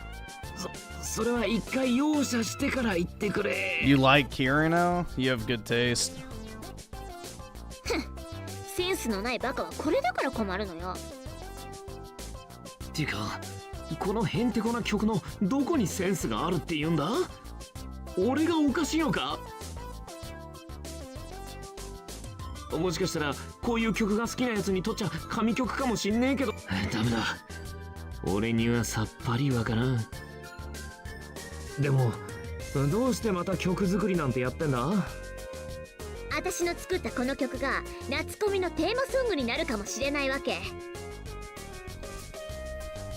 あ？Bro, is there even a plot to the? Oh yeah. There absolutely is. それはもしかしてニコ動で一般公募しているやつかしら？ There absolutely is a plot, dude. その通り。ニコ動って確かいろんな動画が配信されてるサイトだよな。そこでどうしてまた音楽なんて。最近ではボカロやらの影響で個人が作るものでもクオリティの高い楽曲が数おそらくそれの影響でしょうね。そんなことになってるのか。俺を取り残して世間はどんどん進んでやがる。ひひ実は私もう応募しちゃったんだ。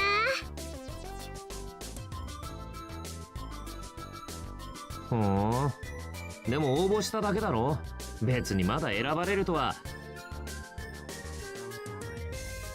この神曲が選ばれないわけないじゃん。はあ。すごくない？やばくない？こんな電波ソングが選ばれるとは俺には到底思えねえけど。Hunter Eats Hunter of the Two, you grow up with this franchise? Yeah, I watched it back in the day when it aired originally. しかしこいつのバイタリティって一体どこからで好きなものにつぎ込むこの熱意だけはさすがに感心せざるを得ないな。 I watched this way back in the day. I think I was like 13 at the time. So, yup. Technically, I guess. I did grow up with it. あ、黒猫のやつ。その人を小馬鹿にしたような笑いはもしや。ん？ちょっと何笑ってんの？いえ、別に。あんた今私のが選ばれるわけないとか思ったでしょ。あら、自分でそんなことを言うってことは自分自身そう思っているからじゃないかしら。 And you trash Dragon Ball, Griff, you bug eater? You fucking wish, bro. Dude, Dragon Ball is the ultimate bug status game. そんなわけないでしょ。あんた私のマルチな才能に嫉妬してんじゃないの。たとえあなたに才能があろうと、その才能にあぐらをかくようじゃ先も見えるわ。 Hold on one second.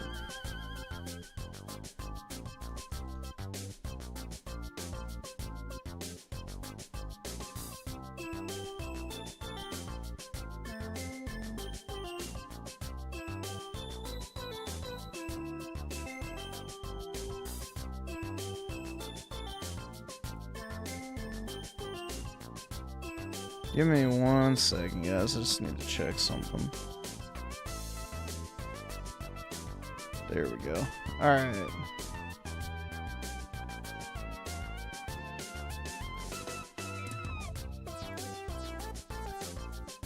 Oh, wait.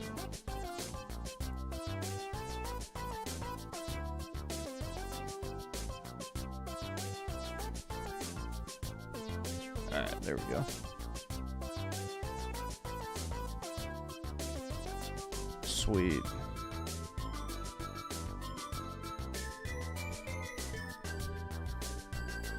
Huh? No. まあまあ。うるさい。あんたからもなんか言ってやって。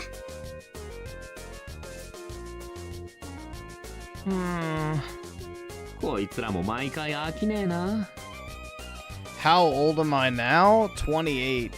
黒猫、とりあえずは聞いてやってくんねえか。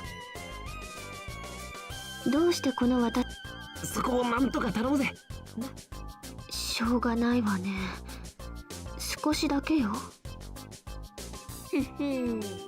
黒猫がイヤホンを取っ。どう私の作った。よくないよくない超よくない。神曲来たでしょ。後でノートパソコンのシステムに組み込もうかな。Whoa! The laptop? No way. Oops.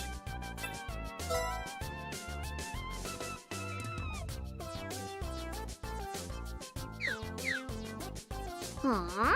あんた耳おかしいんじゃないの？おいおいおい、こんな場所で喧嘩はやめてくれ。な。あんたが入ると話ややこしくなる。黙ってて。Yeah, dude, those Sony Vaio laptops used to be all the fucking rage, man. I remember a couple of my friends had them, and pretty much everybody else wanted them too if they couldn't get a Mac. 黒猫氏のこれは血は喧嘩のようなもの。収まりがつくまで見守っておくのが得策でござる。そうっすね。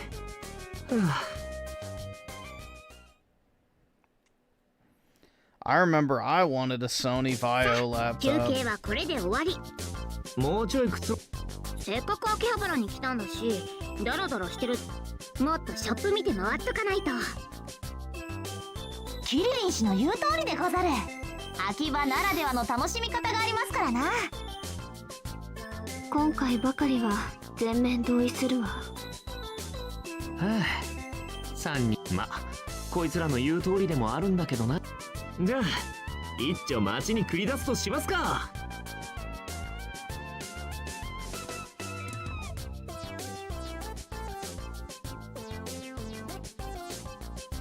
さて、拙者は新しいゲームのラインナップを確認するでござるよ。私も行く。仕方ないわね。こいつらなんやかんやと理由をつけて本当はただ When 集まりたいだ laptops けな are んじゃねえ truly のか。 handheld and non-volt. Well, I mean, laptops are pretty small nowadays if you get like a MacBook Air or something like that. Like, it really depends. Like, you can get small, you know, light, you know, thin form factor laptops. Now, if you're carrying around an Alienware or something, that's a different story. もちろん3人の手には大量のオタク。さておのおの方、まあいいんじゃん。もう少し回ってみたいところでもあるわね。なんたって打ち上げでござるからな。それでは次なる場所へ移動するとしますか。Yeah, gaming laptops are pretty bad, generally speaking. They're only really good if you need one. Like, there's certain circumstances where you need a gaming laptop because you're on the move constantly or traveling a bunch, so you just have no other choice because you can't have a desktop. Like, it's fine for that, but generally speaking, gaming laptops I would not advise getting. 暑さに参った俺は3人についていくのがやっとって感じ。つうかこれっていつもの休日とか。よいで。結局いつもと同じが一番なのでござるよ。俺は別に構わねえんだけど、なんつうかな。まあ楽しんだもん勝ちってやつかね、こりゃ。黒猫や沙織とも別れ、あとは。あ、思い出した。急にでかい声出してどうした？忘れ物か？そうじゃなくて、シスシスはクリアしたわけ？そういやあれは。何？やってないわけ？そうじゃねえよ。じゃあ何なの？シスシスな。あれはいいゲームだよ。ふーん、やってないんだ。いや、ほらな。信じらんない。なんでまだやってないわけ？あんたにシスシスあげてからどれだけ経ってると思ってんの？やばい。激鱗に触れちまったみてえだぜ。なんとかしねえと。いや、ミヤビルートだけはやったぜ。あのルートは良かったな。それは一緒にやったやつじゃん。ほら、受験生だし俺。何それ、信じらんない。あれはリンゴリ。いや、なんでもない。どうした？なんでもないってば。けどシスシスをやんないなんて。Razer laptops are ass. How their laptops are suck so bad became the most pop. Wait. How their laptops are sucks? Okay, that's not my reading. So bad it became the most popular gaming laptops. Because they come in the aluminum form factor, bro. Like, they mirror the MacBook build quality the most. See, people want the, like, visual aesthetic of a MacBook. Because Apple makes the best looking laptops with, like, the aluminum shell, the nice keyboard, backlit keys, the really nice high-end screen. So Razer, like, tried to emulate that look. But the problem with that is putting, you know, all those components into a small aluminum form factor leads to a shitload of heating issues, extremely loud fan noises, and longevity problems. But yeah, on paper, Razer laptops are really nice. In practice, once you get using them for a while, yeah, not so much.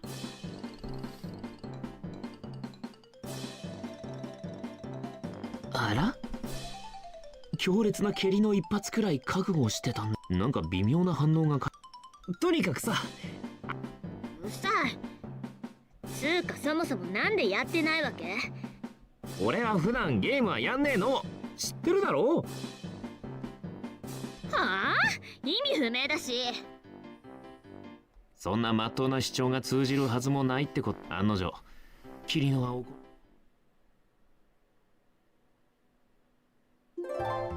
Uh-oh.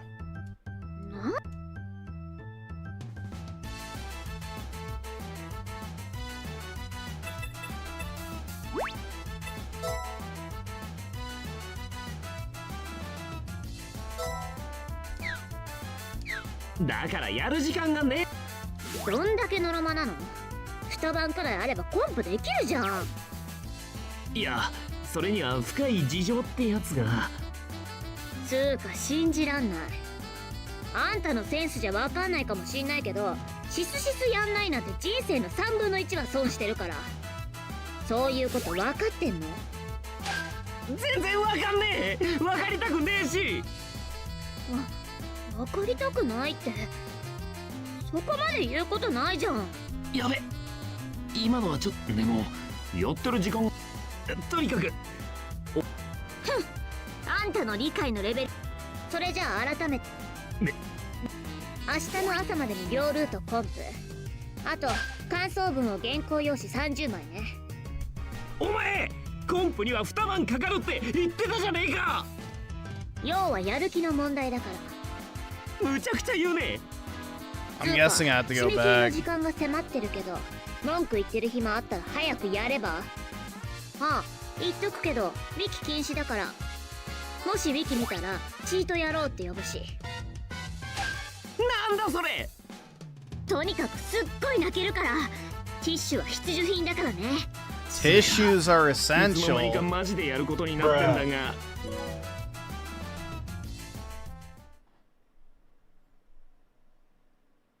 あの神ゲーをやらない。 I can't afford this shit!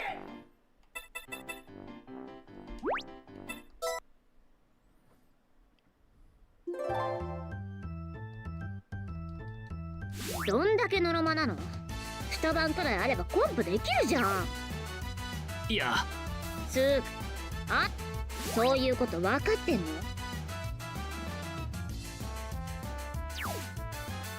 はあ。生返事しないで。確かにこいつなりに本気。今の生返事は良くなかったか。それじゃあ改めて命令。明日の朝までに両ルートコンプ、あと感想文を原稿用紙30枚ね。感想文？今無理だと思ったでしょ。そういうのがダメなんだよね。最初から負けを認めてるよ。勝ちも負け。大事なのはできる、やるかやらないか。なんだそれ。 Oops. I don't know. This is kind of a tough one to figure out what's the right thing to say.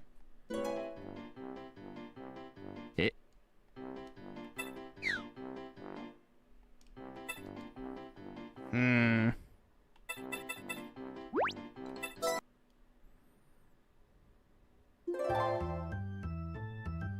なんであの神ゲーをやんないかな。どんだけのろまなの。2晩くらいあればコンプできるじゃん。ゲームで二徹する気はさらさらねえの。そんなの今までやってないあんたが悪いんじゃん。だって面白いの教えてあげてるんだよ。どうして人の行為を無駄にするわけ？お前にとっちゃ好意かもしれんが、俺にとっちゃ押し付けなんだぞ。あんたのセンスじゃ分かんないかもしんないけど、そういうこと分かってんの？全然分かんねえ。分かりたくねえ。分かりたくないって。やべ、今のはちょっと。でもやってるそれじゃあ明日の朝までに両ルートコンプ、もしウィキ見たらチート野郎って呼ぶし。なんだそれ。とにかくすっごい泣けるから。つうか I guess that's fine. I don't fucking know. あの神ゲーをやらないなんて人生の3分の1を損してるよ。こいつ人の気も知らんでよくそんなことを。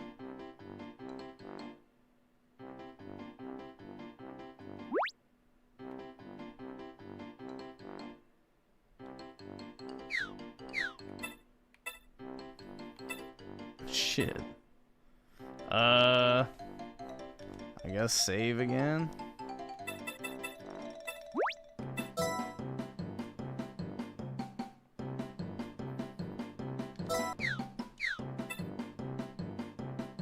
受験生の俺にとっちゃ勉強する時間を例の大会だって霧のが出ろっつうから出てやったのに。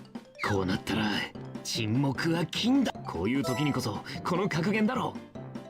何黙ってんの？キモい。別にいいけど、どうせ前に一緒にやった時もいや、ご近所に聞かれたら誤解されそうなことを。全部嘘だったんだ。お前がいないと死ぬって言ったくせに。意識してやっているのかは知らないが、怒鳴るよりもずっと効果的な嫌がらせだった。そんなことはないぞ。俺があの時お前に言ったセリフは全部本当だ。シスシスだって時間ができたらすぐにやるさ。本当？ああ、マジだ。Alright, that was the right choice. あ、そう。なら明日までにコンプしときなさいよね。だからそれは無理。じゃあやっぱり嘘だったんだ。どうしろってんだ。That was the right choice. そりゃあ俺も悪かったよ。これからやるから。遅いって言ってんの。あれからファンディスクも出ちゃってるし。ファンディスク？続編みたいなものか？ Trump will shut this down. シスシス猛少伝が。わかったよ。それもやるから。Hunter eats Hunter with the two. Did you have a laptop account? Yeah, I had to. So I had a razor blade actually. So I had a razor blade up until 2018 when I got my. Or no, I still had it all the way until 2020. Yeah, 2020. Then I bought a Surface Book, which that thing was a fucking disaster. Now I have a MacBook Air, but yeah, I had a razor blade at one point.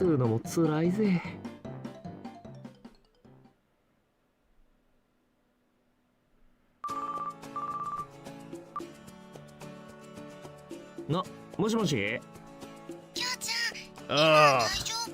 Gross. ああ。で、どうした？明日は早めに行くねっていう話なんだけど。明日って何かあったっけ？なんかってだって修学旅行だよ。やばい。完全に忘れてた。シスカリ大会だなんだとあったからそれどころじゃなかったんだが。俺のバカ。きょうちゃん平気？まさか何にも用意してないなんてことないよね。そのまさかだ。用意も何も俺の頭から修学旅行のことなど見事にすっぽ抜けてたわ。なんつうか。どうしたの？なんか声が震えてるけど。おお、なんつうかやばいわ俺。学校に修学旅行のしおりが置いてあったからまさかとは思ったけど。マジでか？その調子だときょうちゃんしおりの中も確認してない？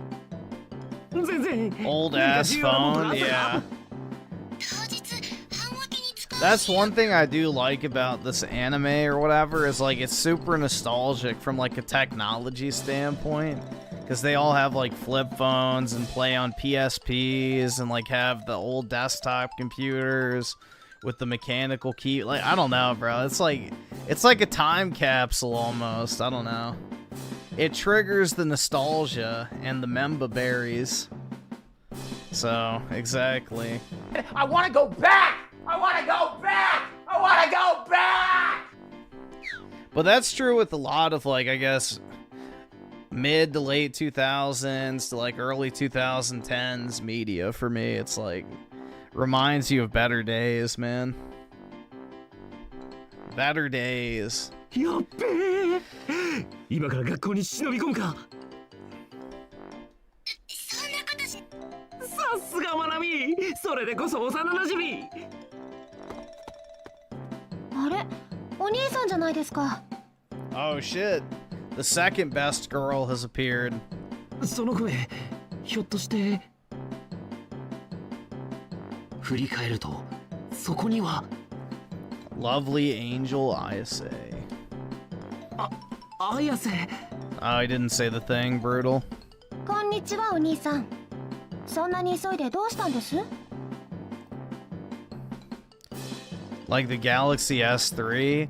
Dude, I had the Galaxy S4, and I had that little folding case that you could fold like the cover over the front, and it would give you like the little window to display the time in your notifications.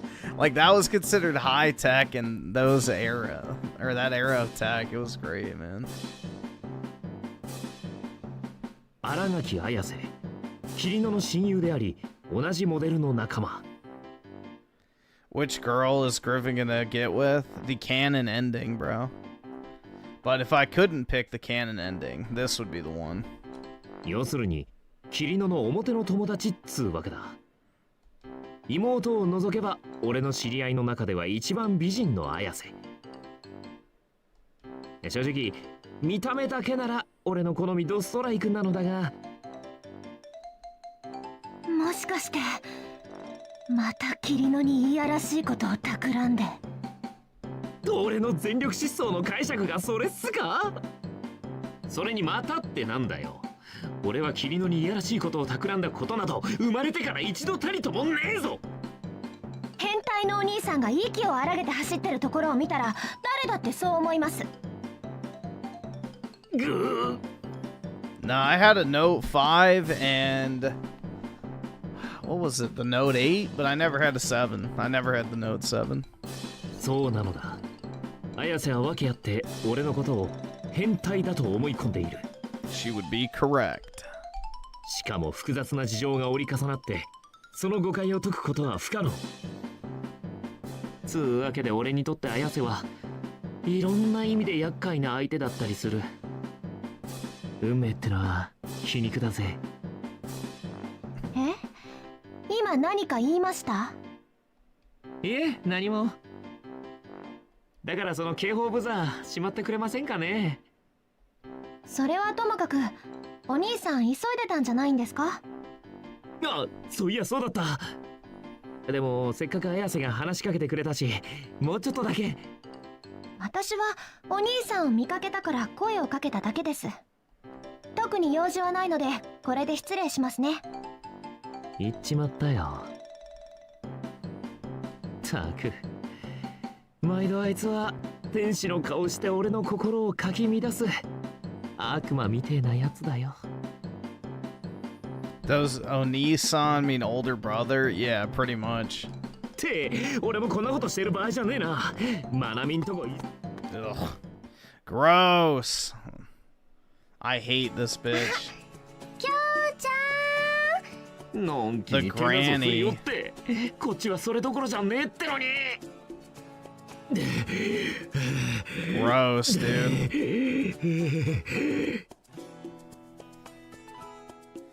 This is probably Schizo's type too. あ、きょうちゃん、すごい汗だね。半分は冷や汗だ。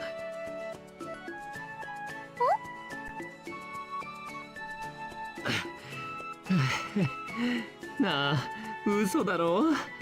修学旅行ってもっと先だよな。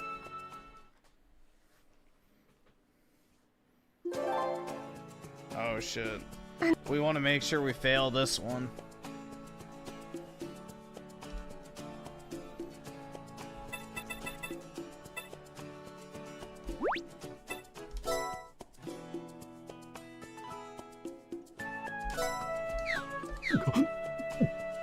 Yummy. Oh my god. 明日だよ。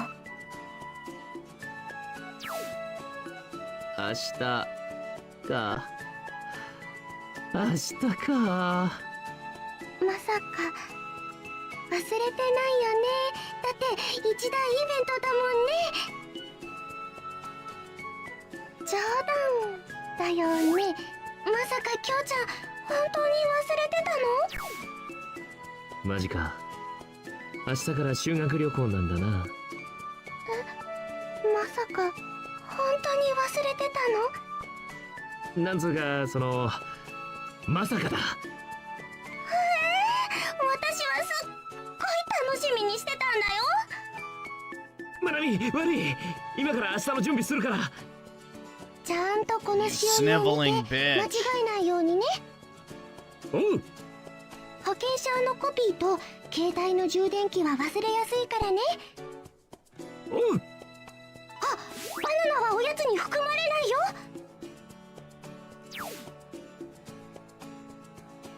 きょうちゃん聞いてる？バナナはおやつに。 This is definitely not my type. Yeah, exactly, bro. This is the type of anime foid you want to see get hit by a truck. 本当に大丈夫？よければ私も手伝おうか。きょうちゃん大丈夫。しっかり現実を見て。うわ、悪い。ちょっと現実逃避してた。私心配だよ。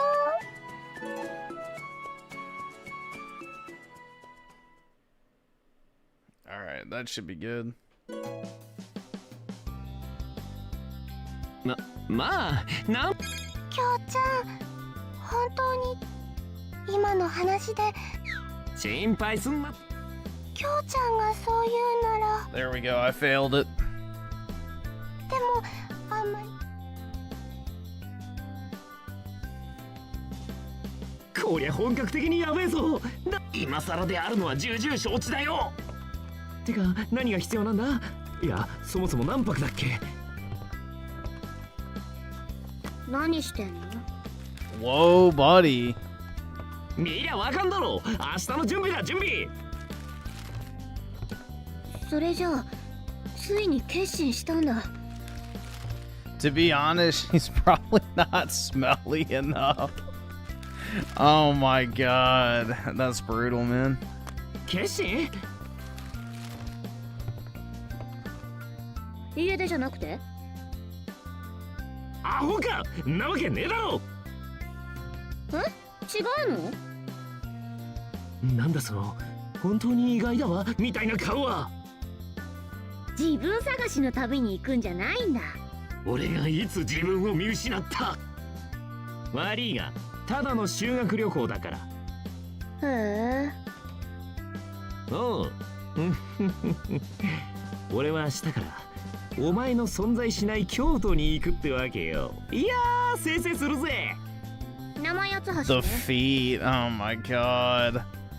Jesus. 超可愛い妹へのお土産。京都と聞くや瞬時に最も喜ばれる京都土産を指定してきた。はいよ、生八つ橋な。生意気な妹めとも思ったが、こんな普通の兄弟みたいなやりとり1年前にはなかったんだよな。そう考えると土産の一つくらい買ってきてやってもいいかという気にも。って何やってんだお前。桐野は携帯を取り出し何やらピコピコやっている。はい、送信と。そうやって携帯の送信ボタンを押すと俺の方に向き直りにやりと微笑んだ。なんだその微笑みは。全身に王冠が走ったぞ。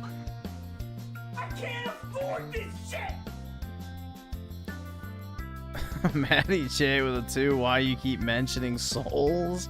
Are you cranking? Well, that was mostly the chat typing feet. But yeah, I guess so, man. Bottle of lotion on standby.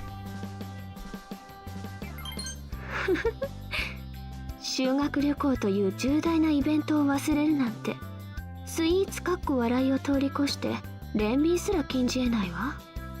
安倍の生命の力でその血にかけられた呪いを解いてきたら PS 帰ってきたら私にごぼう製グッズを捧げな。フロム黒猫。京都にあるアニメ会社平安アニメーションへぜひに。平安には将来のアニメ業界を背負って立つ存在でござる。拙者の代わりに京介そういえばオリジフロム。汗ばむ陽気になりましたがいかがお過ごしですか？汗で思い出しましたが京都の老舗和紙店の油取り紙が本当にすごいらしいんです。お仕事の前に使ってみたいものです。フロムお土産のこんなの全部そして最後にもう一件。とりあえず生八つ橋思いついたらまたメールするからフロムキリノいや、この思いついたらまたメールするって文面はModern games have no soul. Brutal, dude. 読んだらわかるでしょ。 Don't twist my words. わかるよ。追加がありますよってことだろ。そういうこと。なんてずうずうしいやつだ。Maddie J with the 2. Now that you've done a visual novel, Clannad is 30 hours. Brutal. Yeah, that's way too long. That's way too fucking long. And it's not even good either is the problem. てか、修学旅行直なんつうかこいつはさっきから何なんだ。修学旅行前日の何見てんの？邪魔だから見てるんだよ。はっはー。さてはあんた、修学旅行で私と離れ離れになっちゃうの寂しいんでしょ。はあ、何言ってんのこのバカ。あんたってさ、私がそばにいないと寂しくて死んじゃうんだもんね。ああ、キモいキモい。このシスコマジキモい。こいつ早くどっか行かねえかな。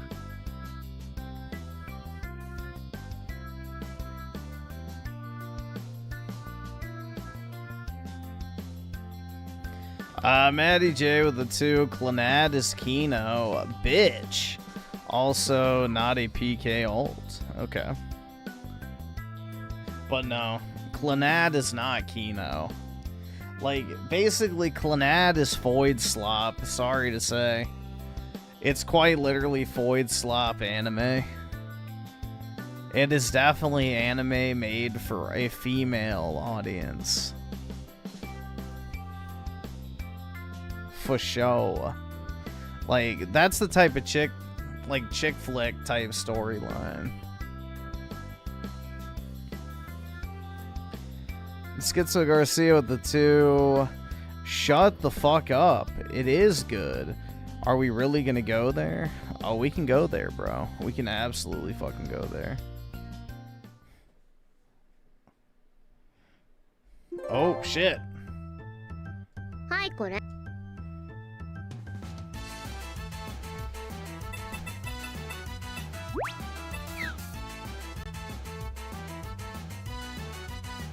Oh, wait. Oops. なんだこれ。なんかお土産リスト。これ全部お願いね。一つでも忘れてたら、その時は。こんなに？これだけでしょ？なんか不満あんの？不満ありありだよ。なんでこんな買ってこなきゃいけねえんだ。あのさ、こっちはシスシスのコンプ送らせてあげたり譲ってあげてんじゃん。それとこれとは違えだろ。あんたさ、あれもこれも無理ってどういうこと？それはこっちのセリフだっつうの。なんで俺がこんな大量のお土産を買ってこなきゃいけねえんだ。いや、買ってくることぐらいはいいけど、せめて頼み方ってもんがあるだろう。買ってきて。あのな。だから拒否権とかないんだけど。まあ、こんな可愛くてナイスバディで頭脳明晰な私の言うことを聞くのは当たり前でしょ。何無視してくれちゃってんの？あぜんとしてんの？あぜん？おう、私がすごすぎて驚いたってこと？今の文脈からどうしてそうなる？大声を上げるところが証拠。はいはい、とにかく頼んだからよろしく。以上。はあ、たくしょうがねえな。I guess that was the right one. Oh, no. 何その態度。I don't know. Some of these are hard to fucking figure out.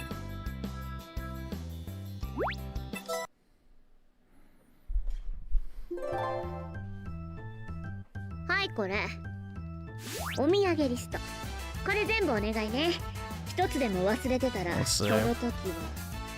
で、前書って何？あのさ、そう。あんたさ、あれもこれも無理ってどういうこと？じゃあ、オッケーってことで。まあ、こんな可愛くてナイスバディで頭脳明晰な私の言うことを聞くのは当たり前でしょ。何もあぜんおう、私がすごすぎて驚いたってこ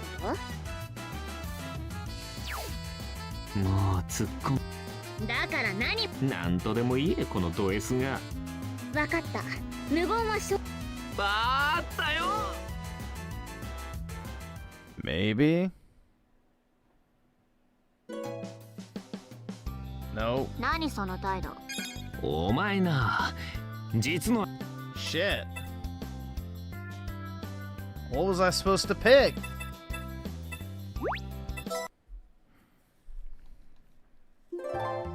A neat ass game, indeed. な、お土産リスト。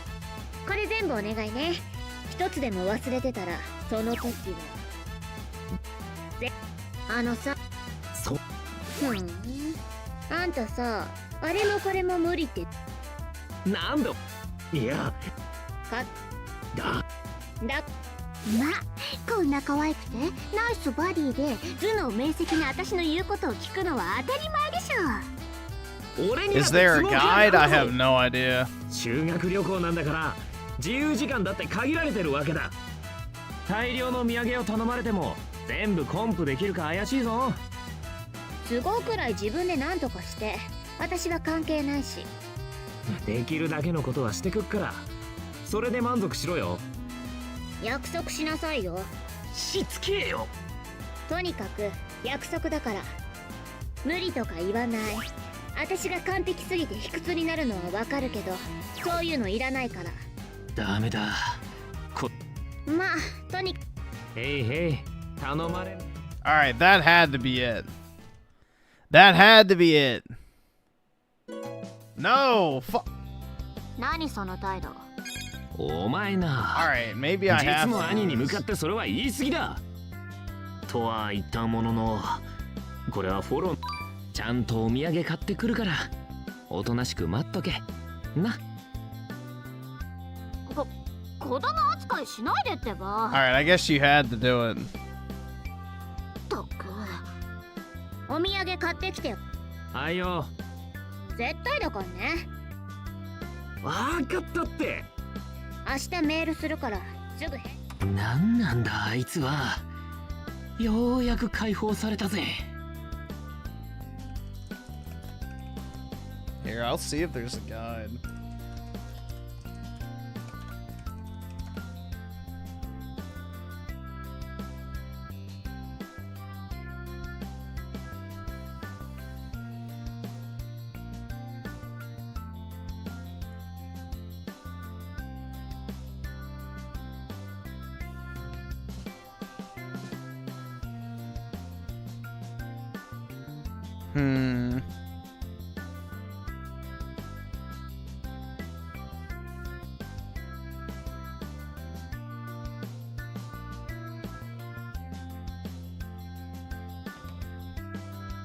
Jeez, bro. Holy fuck.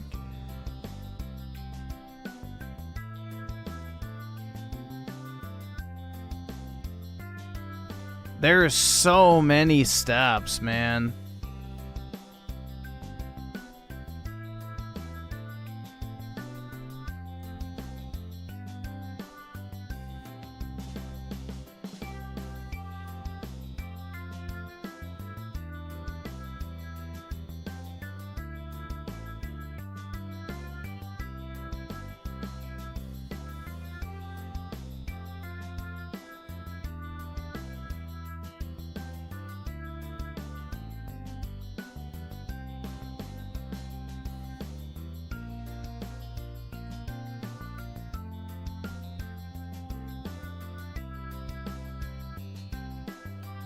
Jeez.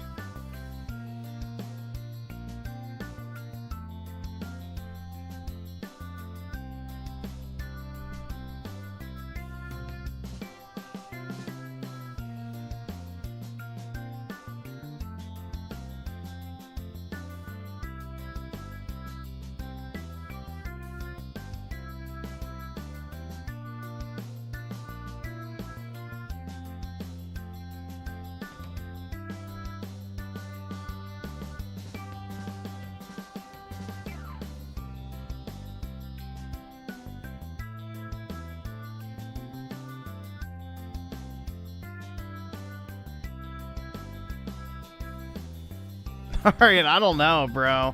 This is pretty convoluted. Holy shit.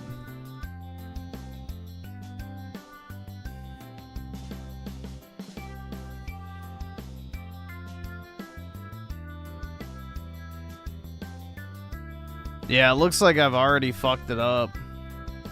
Brutal, man.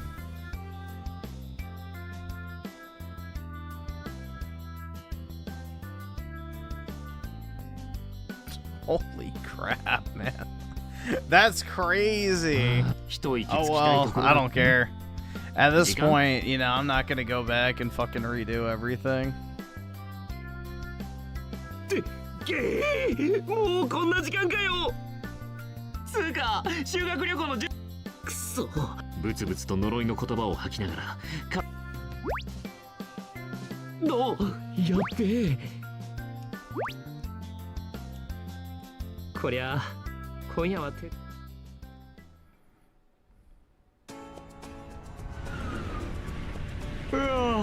俺はこれ以上ないよこと京都。かつて繁栄を極めたこの町の太陽がとにかく移動中の新幹線の中も京ちゃん、おう、ひどい顔してるよ。そうか。すごいクマ。 This その予測で foid. よ。まあ新幹線で寝たから大丈夫だって心配すんな。心配するよ。そうだ、肩貸そっか。そんな恥ずかしい真似ができるか。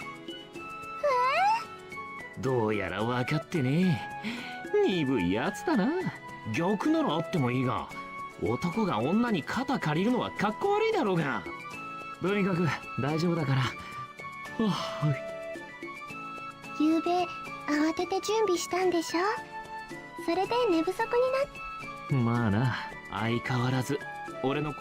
そう、俺は妹のせいで修学旅行の準備。寝たのはほとんど明けがはるばる京都まで来たけど、妹の呪縛からはどうにも逃れられないみてえだな。 Can't even get girls in a visual novel? Exactly, dude. Exactly. It was doomed from the start. 盛大にあくびをした。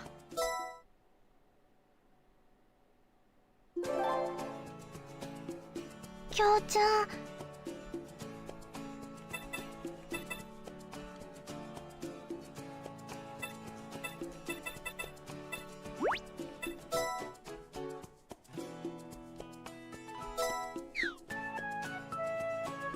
大丈夫大丈夫。やっぱり昨日あんまり寝てないんだ。言ってくれれば新幹線の中で膝枕とかしてあげたよ。いや、さすがにそれは。だってこれからが修学旅行の本番なのに寝不足なんて。確かにまなみの膝枕があればぐっすり寝れたかもな。それに京都の夏ってほら日差しも強いし、途中で気分悪くなったら言ってね。ああ、サンキュー。私、氷砂糖持ってきてるから疲れに効くんだよ。おばあちゃんの知恵袋かよ。てか、よくそんなこと知ってるよな。そうかな。あと今晩のお風呂の時のためにティーパックも持ってきたんだよ。お風呂にティーパック？わからん。用意いいでしょう。ま、深くは突っ込まないでやるか。とにかく俺はなんとか平気だから。本当？嘘じゃないよね。嘘じゃねえって。とにかく私は京ちゃんが心配なんだよ。わかったから。俺はもう大丈夫だ。本当に？うん、本当に。だから楽しもうぜ。Not gonna lie, the chair stuff is boring. Yeah, it's kind of getting to a point where it's kind of boring, to be honest. Because quartering is so inherently boring. 修学旅行のしおり見てないの？ああ、そういや、昨日届けてもらったな。やっぱり見てないん The だ。 problem is too is like I've already started to witness it on fucking Twitter, where now it's like becoming a battle of the brainlets to try and uncover anything, and they're now trying to claim that Quartering let his patent or whatever expire for coffee brand coffee, like the copyright. But if you actually look at the documents, it's just for an alternative logo. So it's like, you know, now they're running with the narrative that, you know, he's shutting down his coffee company, which is not fucking true. It's just literally he let the copyright, you know, lapse on a logo design he didn't use. So, I don't know. It's kind of becoming one of those things where people are just looking for anything, even if there's nothing, and we're kind of muddying the waters at this point, and it's gonna just further devolve into more gay shit, but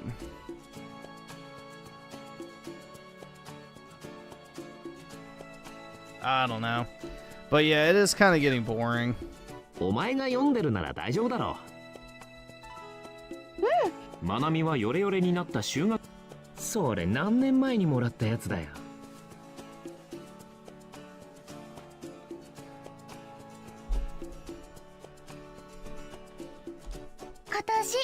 いくらなんでも読み込みすぎだろう。楽しみでつい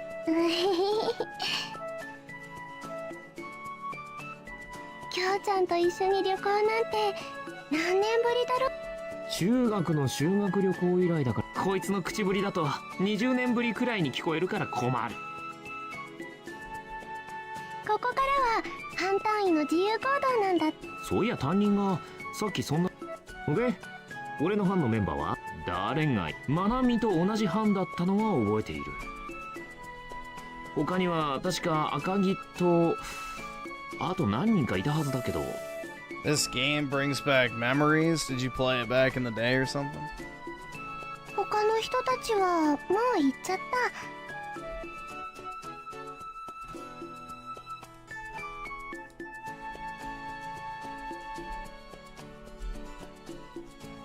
なんで？最後に全員集まれば問題ないって赤木くんが提案して各自自由行動になったの。赤木の常々俺とマナミの仲を怪しんでるあいつの気を利かせたつもり。おせっかいな野郎だぜ。Am I gonna watch Medicur's stream? I might. It depends on what time he goes live. 寝る？ And if I'm awake. を見て俺は珍しい三千と輝く霧のの文字。何の用だあいつ。どうし？妹からメール。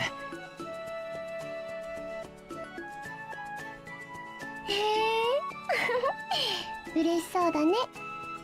そんなことねえよ。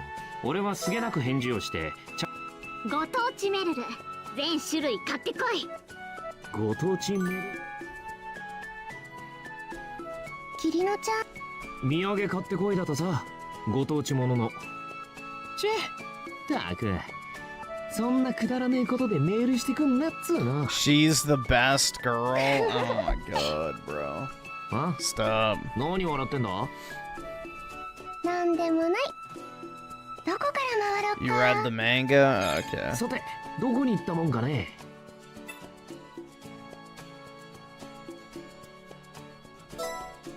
つっても時間は限られてるしな。そんなにたくさん行けるわ。ご当地メルルって知ってるか？ご当地メルル？俺は変態だと思われない程度かつ妹の尊厳を損ねない程度に概要を説明する。そっか、ならそれを探そうよ。マナミはキョロキョロと周囲を見回した。 Looks ain't everything in the long run. Well, it determines how ugly or, you know, attractive your kids are going to be for one. But also, it's better to have a strong starting point because the older people get, the worse they look, so might as well, you know, start with an advantage. あれ見て、きょうちゃん。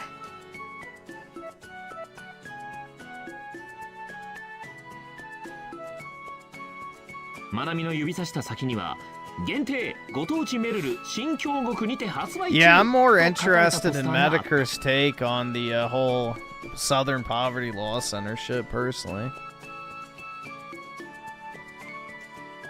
I think that's much more interesting. You know, that's like an actual real topic, you know? And Nick Fedtez flees the country. Same with Candice Dick Fit in Your Mouth Owens. Brutal, man.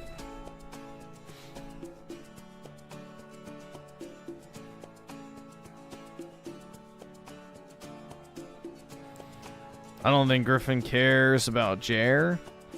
Yeah, I don't really have a deep investment in the quartering drama. I think it's pretty funny, but unless there's something new that's actually revolutionary, it's kind of just the same old shit at this point. It's kind of the same old shit at this point. I mean, how many times do we need to hear, you know, quartering stealing shorts, dude, or, you know, I don't know. Like, if there's something new, we can watch it, but it's like, I don't need to hear, like, Smash JQ's 85 fucking videos on Quarter Pounder. Like, that shit's just boring.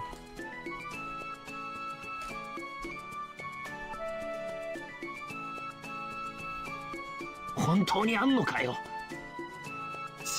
極だって、京ちゃん。おう。なら、キリノちゃんへのお土産を買った後。そうだな。俺たちはご当地メルルを買いに新京極へと向かった。Quartering is backed up into a corner? But, like, what's gonna happen? As long as Quarter Pounder stays off Twitter and keeps uploading his boomer slop, he's probably gonna weather the storm, bro. あいつめ。ちゃんと兄貴に感謝しろよ。俺の財布が軽くなった分だけ、ご当地メルルと底知れぬ疲労が俺の体に重くのしかかった。Griff's mom better be smoking hot. Oh yeah. やっと着いたな。ここが俺たちが泊まる旅館か？そんなこんなで修学旅行1日目は終了。俺たちは三条通りにある旅館へとようやく到着した。疲れた。歩きすぎて腰が痛い。おじいさん、大丈夫？まだまだ He literally talked shit about his wife today. やかましい。Oh no. お二人さん、やっと帰ってきたな。赤木、お前な。おっと、感謝はいらないぜ。こいつは赤木浩平。Yeah, but that's kind of my point. It's like, okay, he talked about the bull. But it's like, was there anything new there? Or is it just like regurgitating the same shit? It's like, that's kind of the point. It feels like we've covered everything related to Jer that actually is a thing. Otherwise, it just kind of feels like we're watching the same duplicative content over and over again, where it's like, quartering is bad because 1, 2, 3, 4, 5, and then the same person, or the next person makes the same video but does it as 3, 4, 5, 1, and it's like just basically the same regurgitated points. So unless there's like some major development, it's kind of just like, you know, meh. We'll see.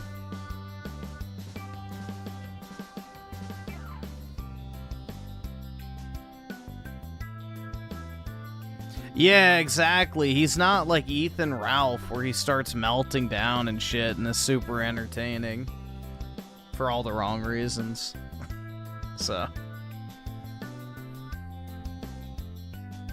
yeah, it's basically just the same regurgitated talking points over and over again. So unless there's like a major development or something, it's kind of just because we've covered most of it, like the coffee thing about his company basically just being drop shipping. We watched the clip of him stalking women at the Renaissance Fair, which was funny. I'm trying to think, what was the other thing recently?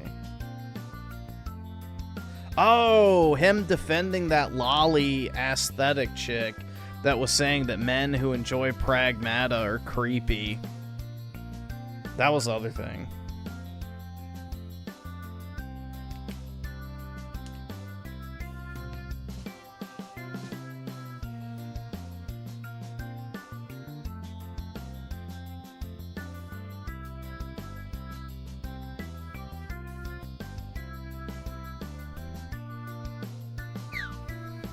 俺と同じ妹を持つ兄貴ってわ。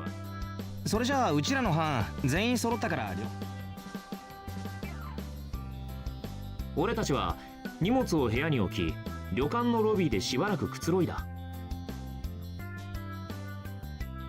Yeah, dude, that fucking Johnny Junkers collage is funny as fuck. Melanie definitely has a type, and it's 100% gay men.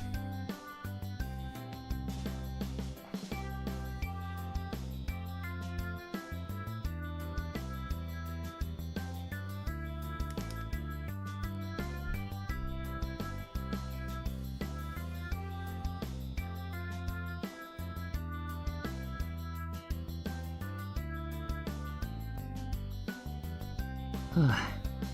妹がいないと。なあ、高坂。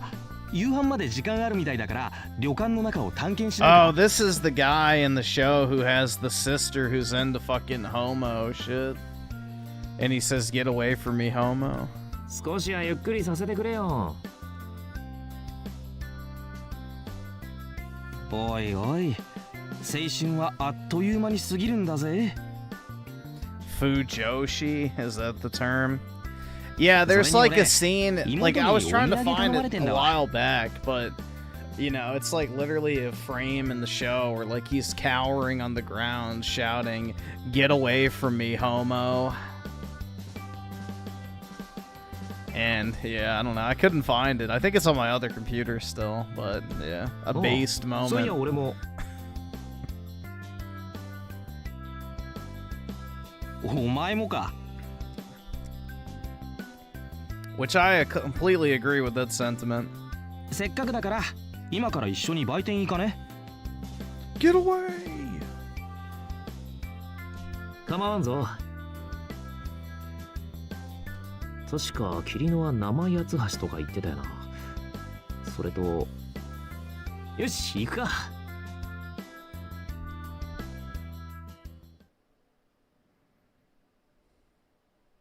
高坂。お前こそ人のこと言えないだろ。俺も赤木も両手に妹とかその友達へのお前すげえモテモテだな。よく言うぜ。お前の方が100倍モテるくせに。ちなみにお前の妹にあげる分もあるぞ。ああ、なんだ高坂、まさか俺の妹狙ってんのか。いきなり不機嫌になりやがった。このシスコン野郎め。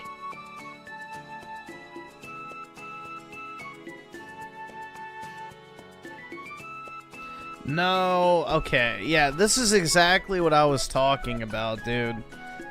The whole coffee brand coffee thing did not expire. A individual unused logo expired. The trademark or copyright for a singular unused logo expired. And people are peddling the idea that it's somehow, you know, his entire company. It's not. It's just a logo that he never used. So, this is where the whole, like, muddying of the water shit is starting to kind of get annoying, because it's like, it's so easily disprovable that it's, like, just kind of irritating. So,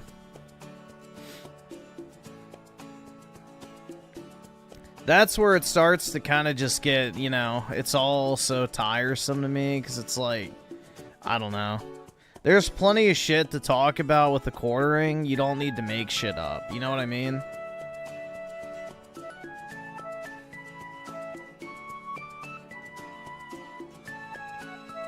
Like, there's plenty of fucking content there. But, I don't know. I don't like, you know, false shit.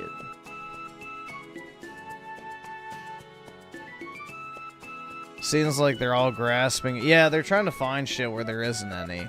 And it's like, go after the stuff that he's actually doing. Like, you know, there's plenty to work with there, but you don't need to make shit up in the process, because then you just make yourselves look dumb.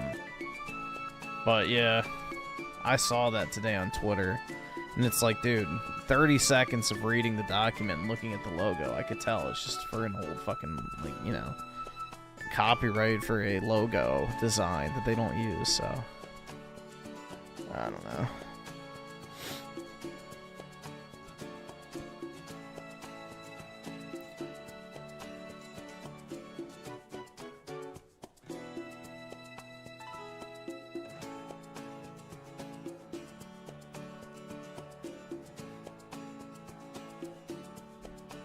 同じ部活の後輩だからな。そうか。お前が擬態だなんて考えるだけでゾッとしちまうぜ。同感だ。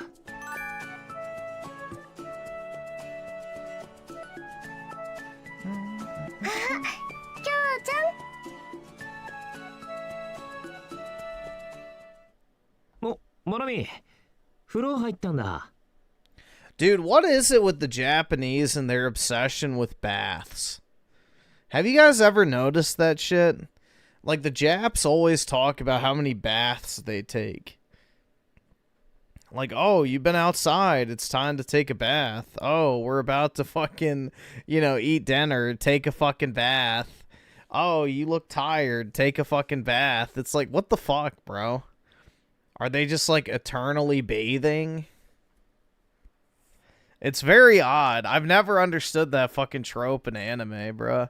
Same with the, oh no, it's raining, you're gonna catch a cold. It's like, that is not how fucking colds work, bruh. Like, that shit always pissed me off, too. まなみの髪からシャンプーの香りがほんのり漂ってくる。Yeah, I hate baths, dude. It's gross. You soak in your own fucking filth? Like, hell nah. 別にときめいたりは。そうそう。後で話があるんだけど。話？ここで待ってるね。さて、夕食も食い終わり。てか、そんなことを考える俺の修学旅行の夜、呼び出された一人の男。風呂上がりの幼なじみ。風呂上がりは関係ねえだろ。いかん。さっきのまなみの姿が頭から離れねえ。俺とまなみは居心地。そんなことは。そんな。先に来てた。うん。そう。Well, in Japan, the man always comes first. God damn, I miss having a life. I never had one. I can't miss something I never had, thankfully. これ見てくれる？あ、これお守りか？うん、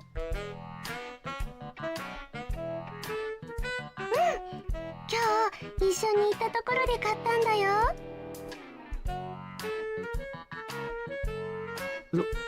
それが？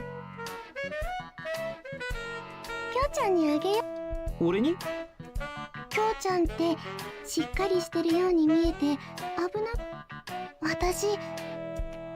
お前に心配されなくたって俺はしっかりやれてるっつうの。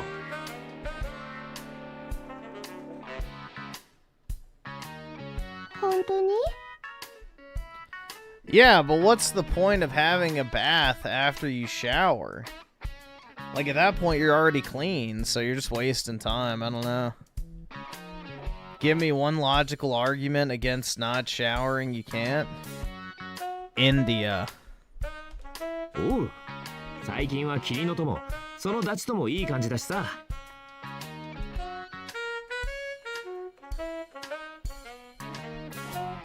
だからお前は安心して、いつも通りでいてくれりゃいいんだ。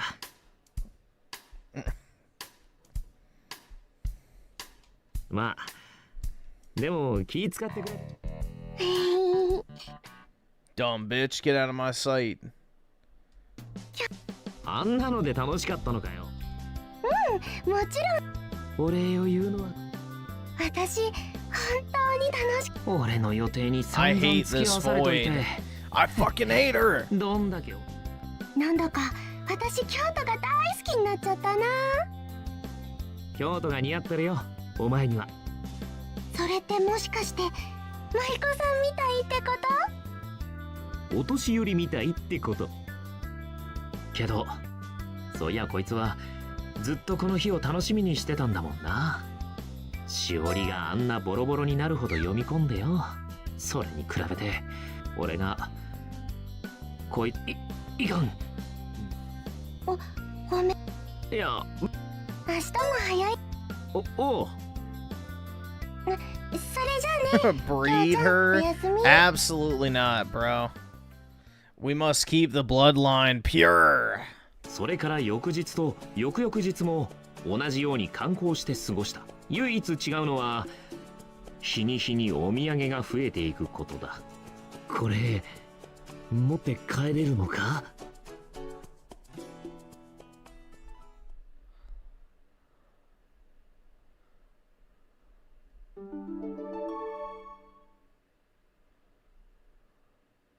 無事修学旅行から帰った翌日、旅行気分がまだ十分に抜けないながらその日の授業をそつなくこなした。そして放課後。 Yeah, they're also porting it to the Switch too. なあ、高坂、お前夏休み暇だろ？そこはせめて予定あるぐらいで聞けよ。あれ田村さんと出かける予定でもあった？ねえよ。だろ？だったらいいじゃん。ちょっと付き合えよ。付き合えって何に？別にプールにナンパしに行こうとか花火大会にナンパしに行こうとか言ってねえって。聞いてねえよ。つかちょっと考えてただろそれ。バカだな高坂君は。俺みたいなイケメンが女にうつつを抜かすとでも？殴ってもいいか？高坂、拳を振り I don't have time to give a shit about Final Fantasy 14 to be honest. Like, I don't have time for MMOs. それで俺は一体どうすりゃいいのよ。よくぞ聞いてくれた、心の友。俺が目指す場所、そこは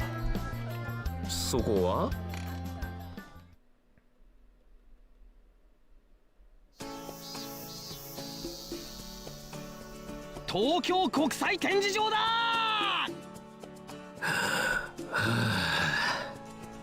どうした高坂？ But you have time for this shit? That's because someone decided to give me money. 野郎と二人で夏コミに参加せにはならんのだ。俺が誘った。 Final Fantasy 14 is what you do when you smoke weed. I mean, it's a chill game, so I used to play a little bit of it. 外いたら暑くて干上がっちまいそう。同感だ。俺もお前と日干しはごめんだからな。中は中で蒸しあっち。むしろ人肌の密集で外よりも体感温。 I'm not even using the excuse on purpose, because I would have just played this in my own time. I've always actually wanted to play this at some point because, you know, I'm a fan of the actual series, but I've never done the game before because I don't emulate. つか、それにしてもよ、俺らの向かってるところ女子比率高くね？何言ってんだ高坂。この世には男と Like the 女の2種類 OST しか。 for what? This game or for Final Fantasy 14? Because if you're talking about this game, like the soundtrack's decent, but the soundtrack for the actual show is way better. The actual show's soundtrack is like really good. But yeah, it's alright. They're trying to emulate the shows, which you can tell. It's similar to some of them.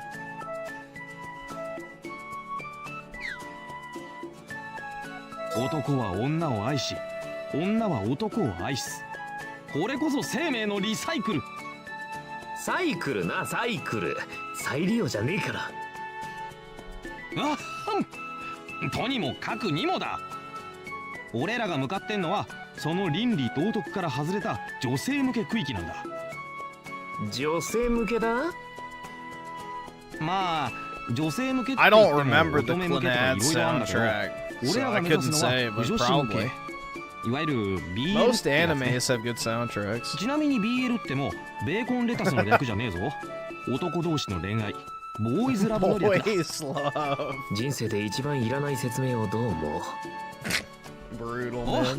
お、どういたしまして。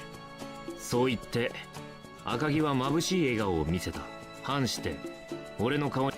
Yeah, basically that guy's sister is a fucking, you know, a rotten woman, they call them. But, yeah, she's, like, obsessed with homo fucking, like, eroge games. So, yeah. The main character's sister is obsessed with little sister porn games, and his sister is obsessed with gay porn games. So, just your context on that. そんなしょっぱい顔すんなって。な、よく考えてみろ。俺たちの性別は何だ？オス。よくできました。では問題です。野郎2匹が仲良く BL グッズを買うため女性たちの群れの中に飛び込んだら、さてどうなるでしょうか？そりゃあもちろん腐女子たちの妄想の餌食コースだな。今すぐ帰っていいか？ダメだ高坂、俺だって自殺したいくらいに辛いんだぞ。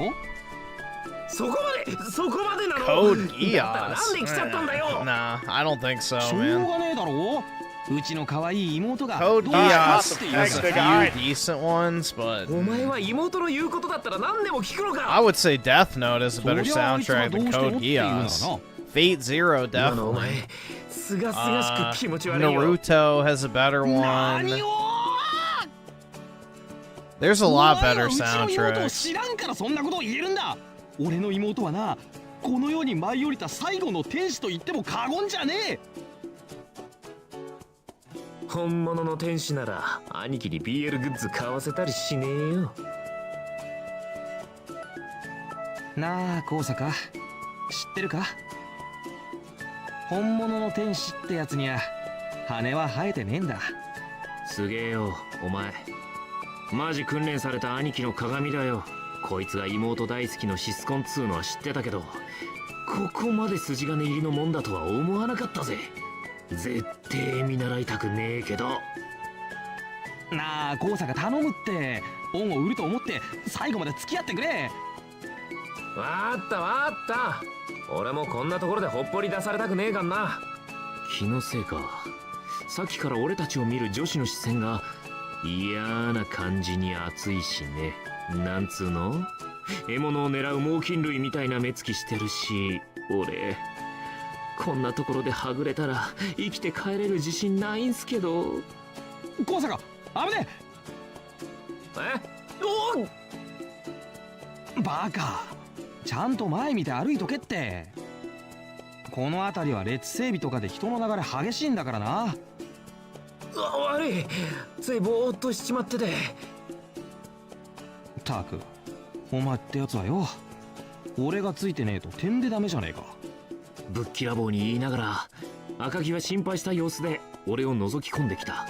やっぱ持つべきものは友人と言いますかね。あの凶悪な妹より全然頼りになるし、最高のダチじゃねえのよ。お前のおかげで助かった。ありがとう。ねえ、あれって。うん、絶対そうだよね。どこからか聞こえた女子の声に俺の全身体機能は一時的にストップした。どうした？急に固まって。なんか視線を感じる。自意識過剰か？そんなわけはね。Let's see. Resident Evil Zombified with a 5. Oh, yeah, we can check it out. 話していた女の子たち。 The comments are just oof. Alright, yeah, we can take a look. And Dave C with the 5 months. Someone paid to play this. Yup. Our local chat Schizo.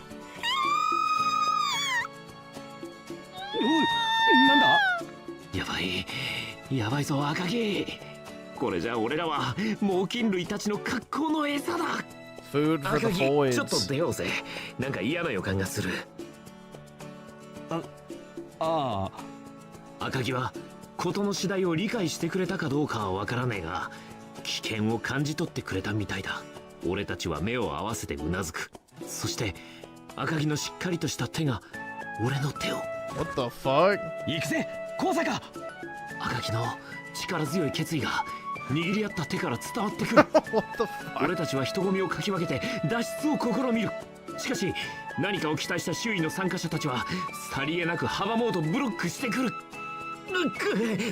いません、通ります。高坂、くじけるな。おや、高坂。すまない、赤木。赤木の決意を踏みにじってしまうかのようにムッとする人混みのるつぼの中に飲み込まれてしまった。Uh-oh, a melting pot. 高坂、高坂。A fate worse than death. 幾重にも薄い粘膜を通して聞こえる。俺の体には猛烈な圧力がのしかかり、息をするのもままならない。赤木の呼びかけに応えなきゃ、返事をしなくては。しかし俺は空気を求める金魚のように口を必死に開けながらコミケ会場の床へと崩れ落ちた。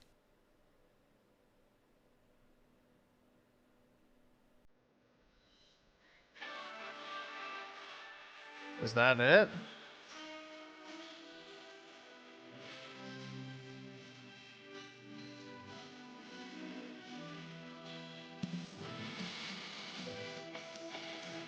Was that it?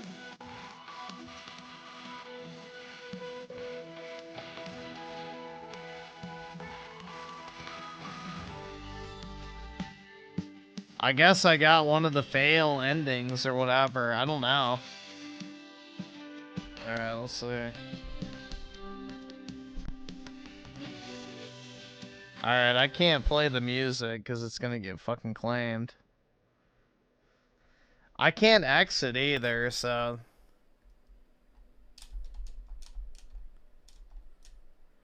So this thing's super sensitive about which picks you make.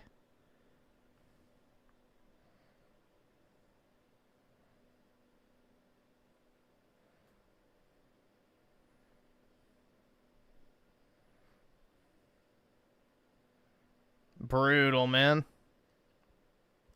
Well, what I can try to do is I can try and set it up to get to the good ending in my own free time.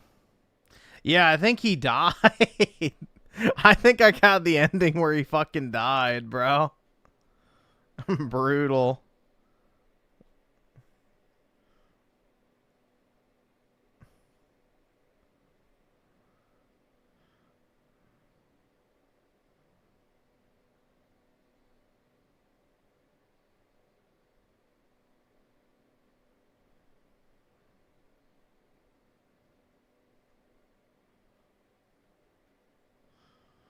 That's the good ending, I guess.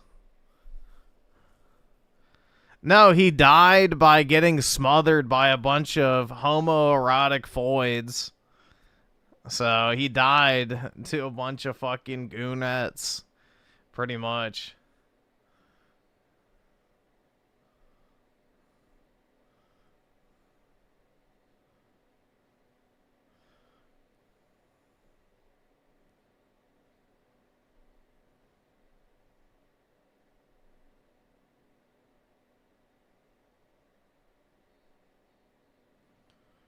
Those foids kill, exactly.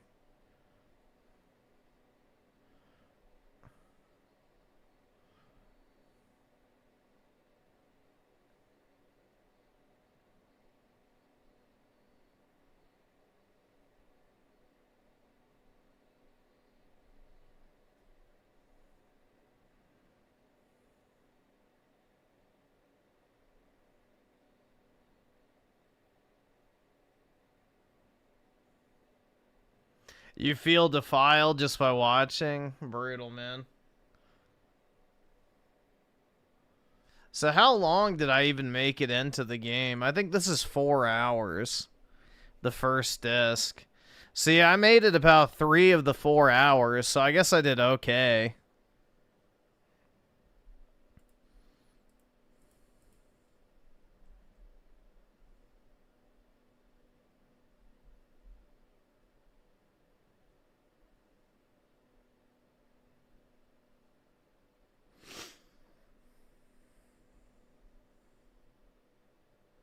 Am I gonna continue next stream? I mean, I can use the guide next time, which will dramatically speed it up.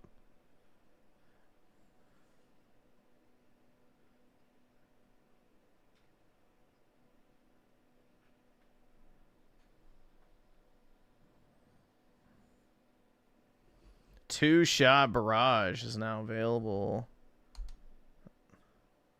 Two-shot hint. Okay, so it gives you hints. Yes. Oh, wait, fuck.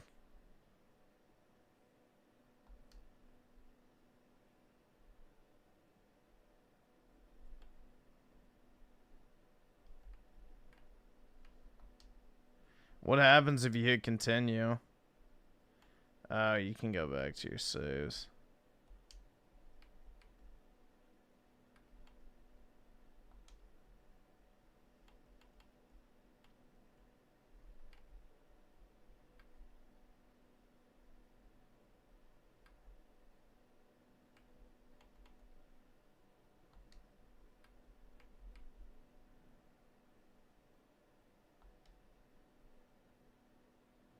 See what happens.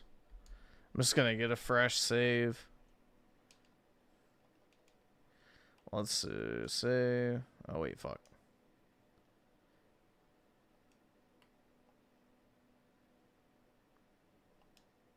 Alright. So, I don't know if I have to save in the emulator. Oops, wrong thing.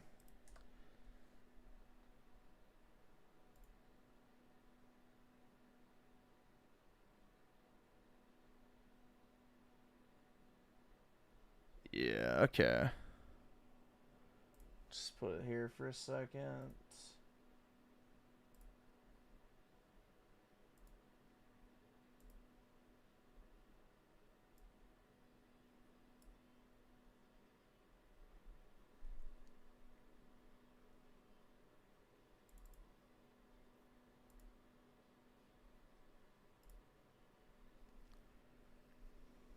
Give me 1 second.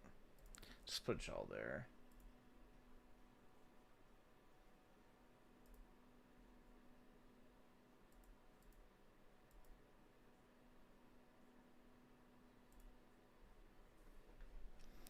Alright, I think we're good.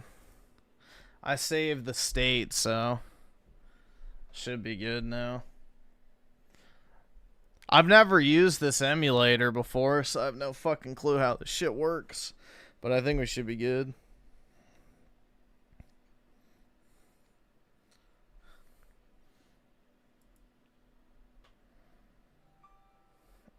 Alright. There we go. Now you're learning? Exactly. Alright, so that's good. But yeah, I guess I can try to, off stream, I can get it to the, I guess, correct point by using the guide, and then we can maybe continue, I guess. Even though Schizo fucking gypped me out of his agreed upon amount, so I don't know.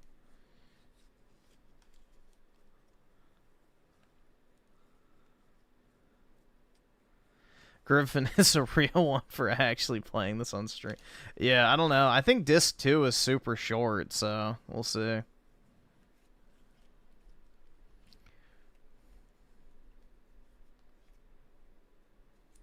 Yeah, you should definitely buy the original Black Flag before they delist it, because they most definitely probably will. It's usually how Ubisoft rolls. At the very least, they won't allow you to buy it, but I don't know. There'll probably be keys floating around for a while.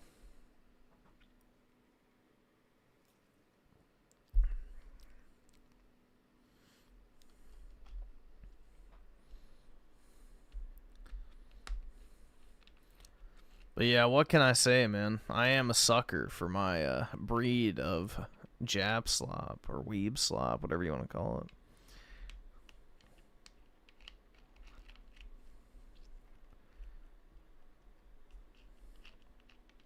Yeah, I was almost tempted to play to play it off stream today, to be completely honest, but I did not.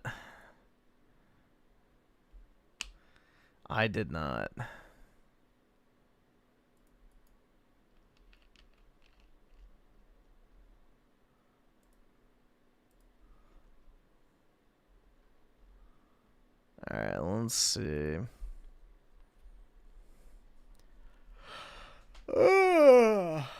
Man. Reading is hard.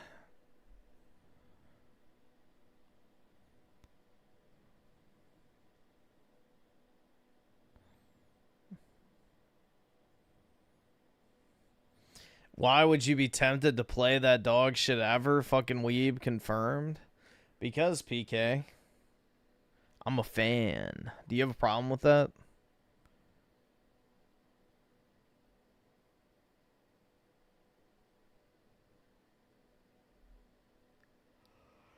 Yeah, exactly. It's like Microsoft and, you know, Sony and many other studios. They just keep regurgitating the same shit that people already liked in the past because they can't create anything else new. So, it's another example of the industry basically recycling the same shit over and over again that was already developed by people who were far more talented than the people they have working there now, so they can't create anything, they can only rehash nostalgia.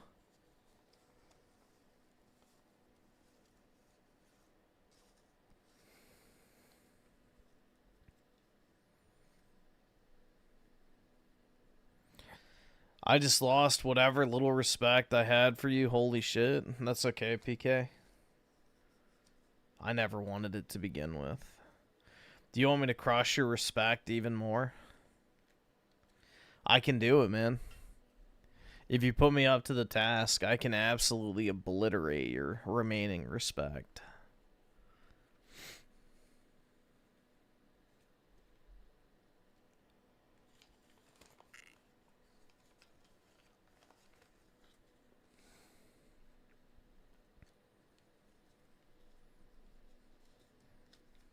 Yeah, I'll probably try out the remake, but I'm not really excited for it. I can't afford this shit!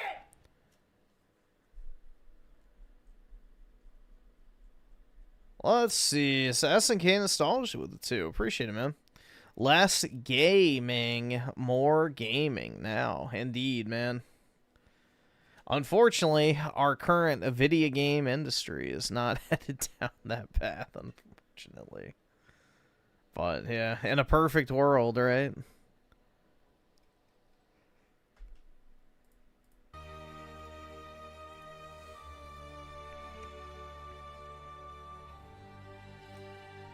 Did you ever play the Metro series? I played... The only one I've ever beaten was Last Light, but I'm not the biggest fan.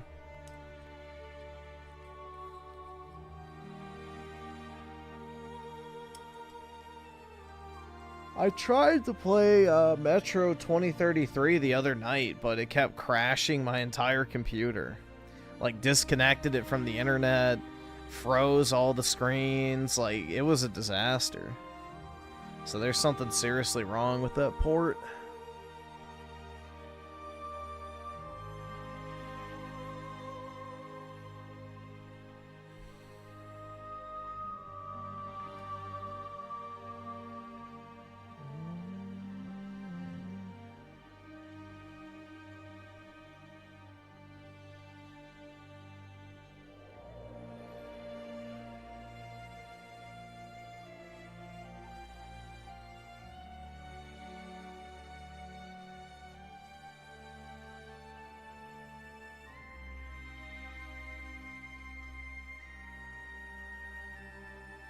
Weebing gaming from now on?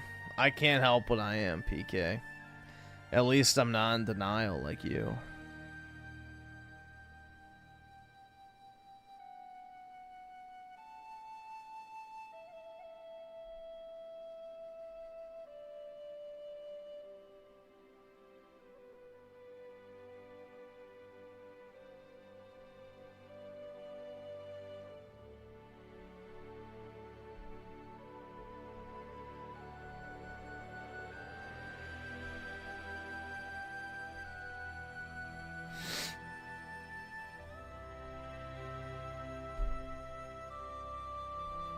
You're not a weeb? I don't think so, PK. I think you are.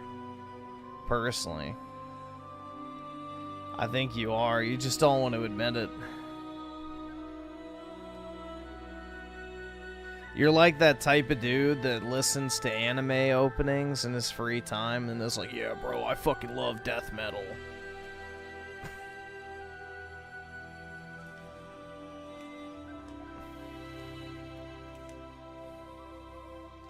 Am I a weeb? Well, considering the fact that you like Clannad, I would say so. Sorry, man. If you're a Clannad enthusiast, then yeah, I would say so.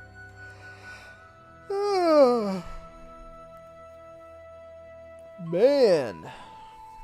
I may need to take another caffeine pill.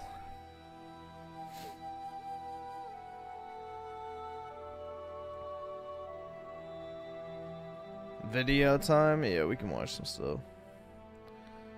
We got, what, 2 videos to watch?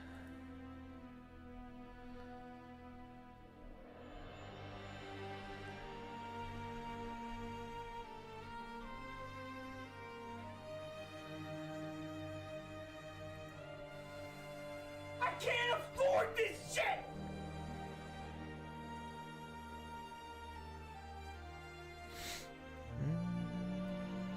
Let's see. Let's open this one over here. Alright. There we are.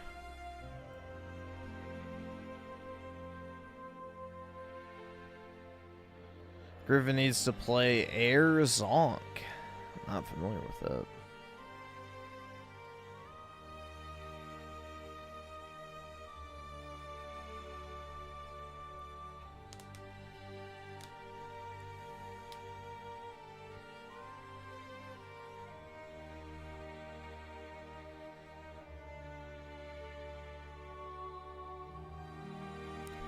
Oh, let's see.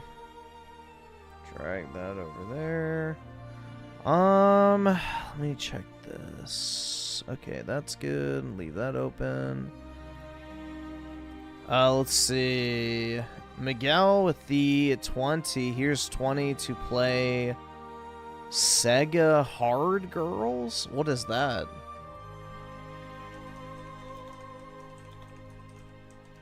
What is Sega Hard Girls?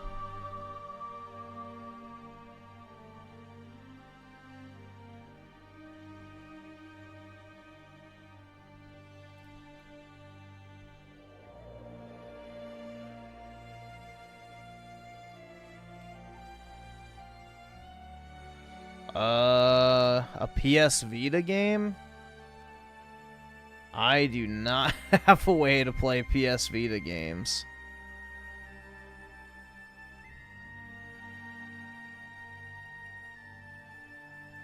I can't afford this shit!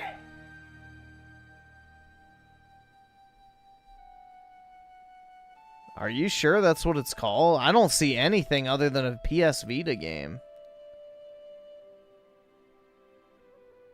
It's in my Steam library?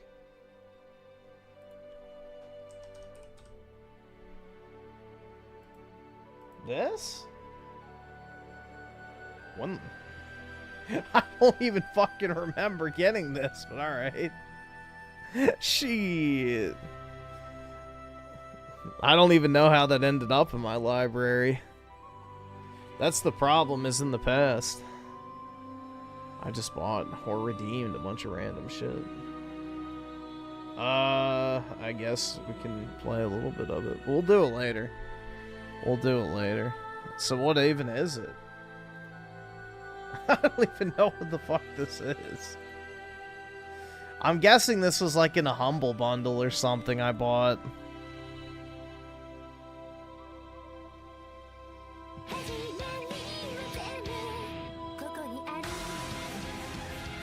I have no clue.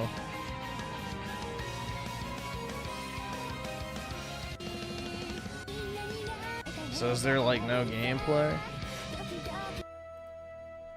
Oh, it's an RPG, okay. I guess I can play a little bit of it, that's fine.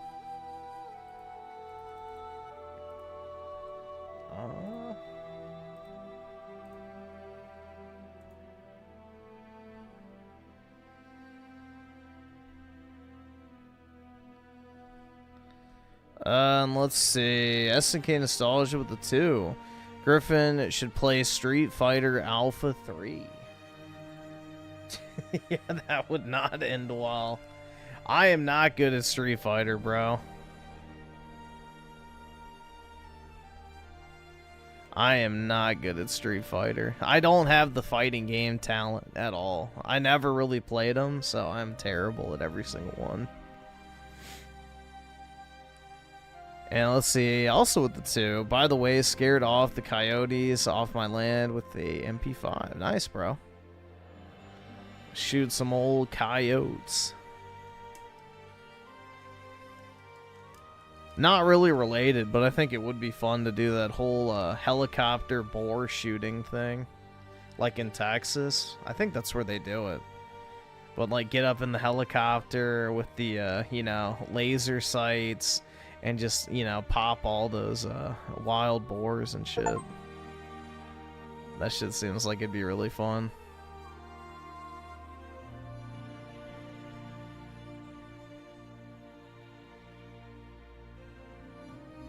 Griffin, you wouldn't be able to hit anything? What does that mean? I wouldn't be able to point a gun at a bunch of wild boars and hit something? I don't think so. Well, you don't have to aim. That's what the laser sight's for. It tells you exactly where you're going to hit, so you just light them up, literally.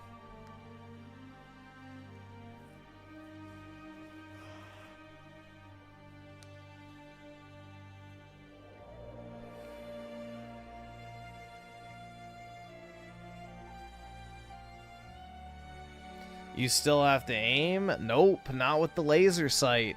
If you already have it calibrated, that's the whole point. The whole point is if you have a calibrated laser dot at the end of your barrel that points where you're going to shoot. All you have to do is quite literally shine the light on it and pull the trigger. And you're good to go.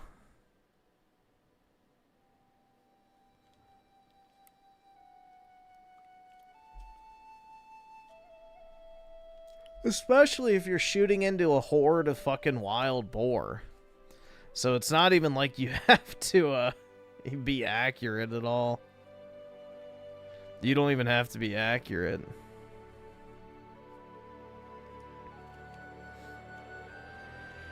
It's more so just about putting rounds down range, so to say.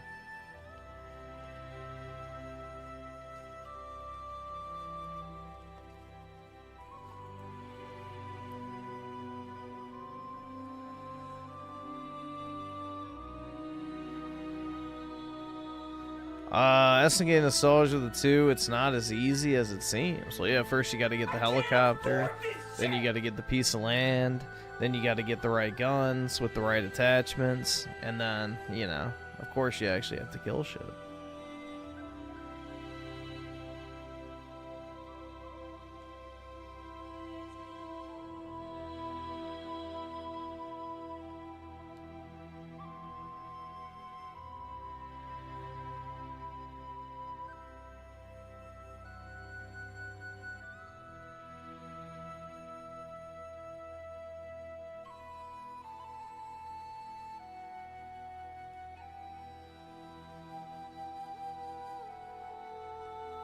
Well, let's see. What happened to my... Oh, yeah. Just minimized.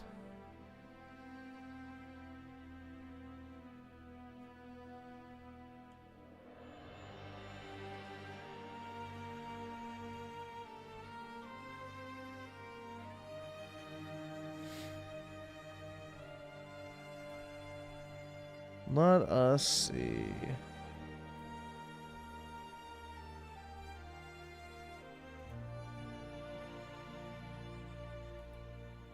Alright, we'll go ahead and knock this out, and then...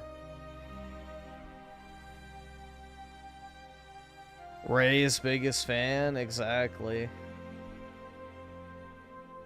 He likes to say that I am, but it's like, nope. Not even in the She was slightest. like sitting. Dude, I just can't get over how tacky that shit is. You know, I never liked it when DSP did it, and I don't like it when anyone else does it. I think it's so fucking tacky. Personally, you know?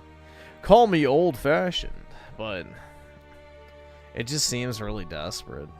With one of her friends up in, like, my sister's room at my parents' old house. Oh, God. And, like, on the floor or something. And she was pregnant. And I remember, like, sitting down next to her and trying to lean in to kiss her or something. And she, like, she turns away. And in the moment, I'm like, that's not my kid. She didn't even say it. That's how my dream about being a father went. It was another guy. What? Guy's kid. Like, you want to talk about...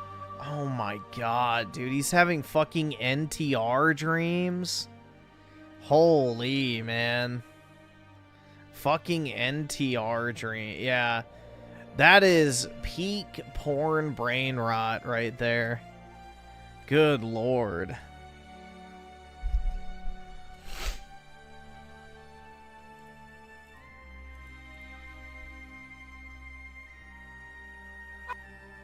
Let's see. SNK Nostalgia with the 2, we hunt at night with NODs. Nice, man. But yeah, I would love to try the helicopter hog hunting. I think that shit would be fun. That's one of those, I guess, bucket list activities I have. That'd be the only time I'd probably get in a helicopter, honestly. Because it doesn't go that high above the ground. Emotional fucking damage. Emotional damage. You want to talk about emotional fucking damage? Of course he likes that shitty That's emotional meme. fucking damage. That's emotional damage. Quite frankly.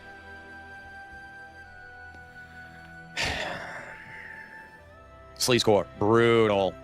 Am I supposed to say it like that? Am I supposed to say it like that? Like the other guy? Brutal. No, brutal. He's so subhuman. You know. Dude, he still's not over it. Good lord. Like, is this not women's behavior? Either subscribe, donate, like, this is or the get type fuck of shit out. that spiteful bitches do, bro. Like, this is female behavior at its finest. It's just proving my point. It's only proving my point in real time. FBI Gaming with the 29 months. What is this? Emotional damage. Dude, he said that thing! Yeah, dude, this is like the biggest normgroid, you know, literal subhuman meme. Like, the motherfuckers that actually found this funny, unironically, genuine subhuman. Emotional damage. Emotional damage. How is that funny to literally anyone with a sentient IQ? It's like those fucking subhumans that were like, sheesh! It's like, yep, face the fucking wall, retard. You have surrendered your life. Oh my god, man. It's like those fucking sheesh! Yup, you forfeited your life the second you made that fucking noise unironically. Line up and face the wall, motherfucker.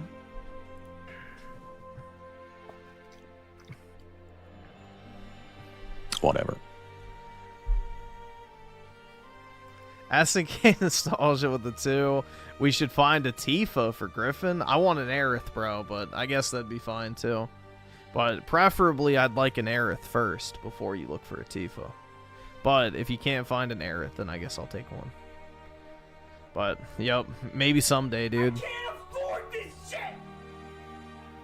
So yeah, and then, you know, you look at Twitter for 5 seconds, and it's just pain associated with females and dating and everything, and it's all a psyop. And then, like, you think, yeah, well, it is all a psyop, and then you think, okay, going out in the real world would make it better, and then it just doesn't. It just doesn't. So, you know, there's a part of me that's just done. I'm really tired. I'm really tired. And you know, the disappointment that he wants me to improve. He's got a really funny way of showing it. That's like these fucking faggots that go, oh, well, Raymond wasn't bullied enough when he was a kid. That's how he turned out this way. Formerly.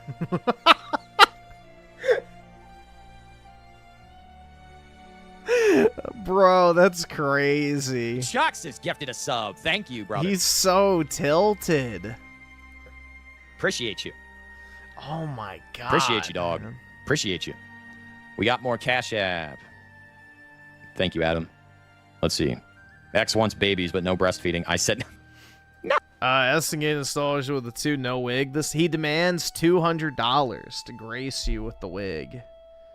So he demands like a certain amount of money in order to put it on. Oh. No. He's like DSP with the vest. Oh.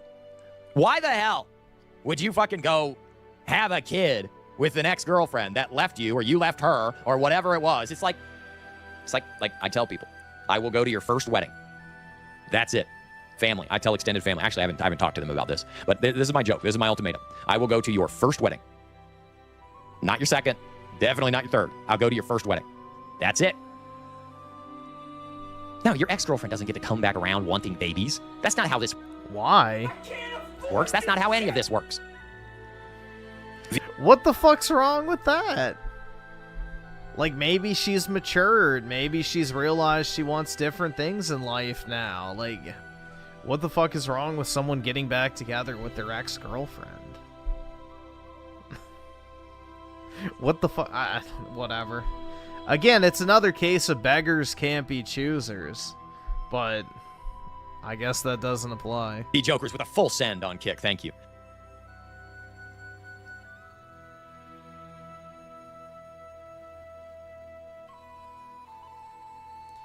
As we get older, we become less desirable, unless you have a fuckload of money. If you got a lot of money, then that doesn't apply. Yeah, I don't think I haven't seen the Tim Curry one. My first girlfriend, I feel like there was a weird thing with millennial women. Speaking of Tim Curry, Rocky Horror Picture Show, there was this weird humiliation ritual that most millennial women, when we were teenagers, made the guys that were into them do. It was like watch the Rocky Horror Picture Show, and like, the fuck is that? This is like the first or second time I hung out with this chick. She made me watch the Rocky Horror Picture Show with her black friend and some other guy that was there. SNK Nostalgia with the 2 content DSP Bald Edition. Pretty much, man. The e-begging is pretty much in the same, realm of cringe. But yeah, pretty much. Or 2. And I was like, what is this? Why are we watching this? I didn't. You don't know the Rocky Horror Picture Show? No, I've never heard of it. I had a boner the whole. It's a Troon movie from the 70s. Whole time, but because I was with her. Well, that would explain why I don't know it. She was hot. She had a nice ass. Oh, man. Should we keep hanging out on Kick? Can we make it to 100 on the Kick side? Can we do that tonight? Is it possible to make it to 100 on the Kick side? Rocky Horror's overrated. I agree. And S&K Nostalgia with the 10 gifted membership. Either subscribe. Damn, donate, bro. I out. appreciate that. That's insanely either generous, subscribe, dude. donate, or get the fuck out. Thank you so much, man. That's subscribe, very, donate, very or kind get the of fuck you. out. So Either much subscribe, appreciated, man. donate, or get the fuck out. Always spreading the positivity in the either chat. So subscribe, thank you donate, so or much get for the that, fuck bro. out. Very, very kind either of you. Subscribe, donate, or get the fuck out. Either subscribe, donate, or get the fuck out. Gifted sub, what's that like? I know. Either subscribe, donate, or get the fuck out. Either subscribe, donate, or get the fuck out. Good times. Well, I really appreciate it, bro. You're always incredibly generous, so thank you again.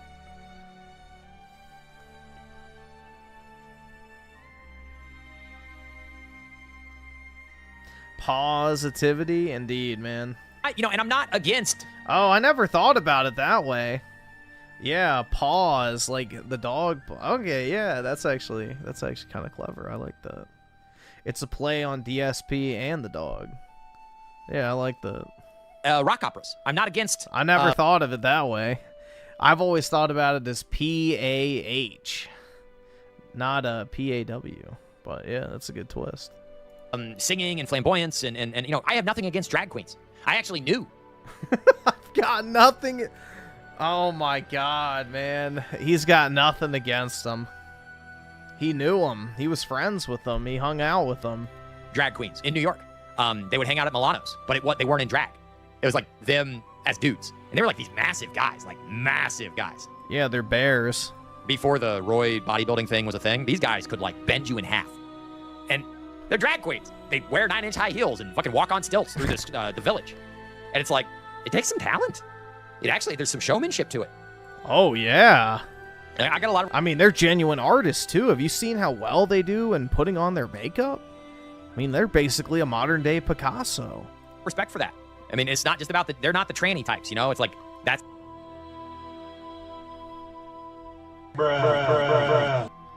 Dude, they are grown men dressing up as fucking women, wearing makeup and fake tits. They're not just doing it for the heckin' lols, dude.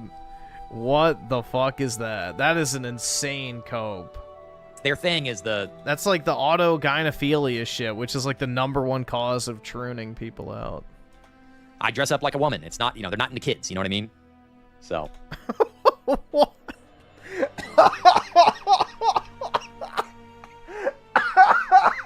Bro, I guess that's his metric of whether or not somebody's trans or not. Are they a pedophile? I mean, I can't say that it's entirely wrong, but that's pretty crazy to say, dude. That's actually pretty crazy. Call me dinosaur, but that shit is so strange to me. No, but these were the like the 60s and 70s drag queens, like from way back in the day, like that type. I mean, they were younger guys, but we got Forza, drag queens and trans people are satanic, mentally ill pedophiles that are an abomination to mankind. I would say the modern day ones, yes. The ones that I knew were more performers. They were like performers. What is the performance exactly? Look how much of a woman I look like, but I'm actually a fucking man. There used to be a craft to it. You know what I mean? What is the craft? What is the craft? Other than trying to make yourself look like a fucking painted whore as a man. What is the craft here? What are we trying to accomplish with becoming a drag queen? Other than living out some weird sexual fetish. There legit used to be a craft to it. Thank you for the rage quit. We got Lupos. Dope comments. Funny story. I believe I was bamboozled by a genius bum. Oh, it's like, it's a gun. Yeah, okay. Bud Sunny with the 2. I was just about to mention him. It's a Gundam has an obsession with drag queens too. Yeah, that's why I had to stop watching him. I had to stop watching him because it just got so obnoxious. He kept using that annoying cutaway where it was like the drag queens like cackling. And it's like, dude, I cannot fucking watch this shit. Like, it's just, I don't know.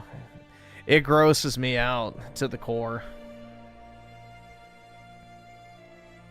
Looking at a man in a dress is just way too fucking uncanny for my simple vanilla mind.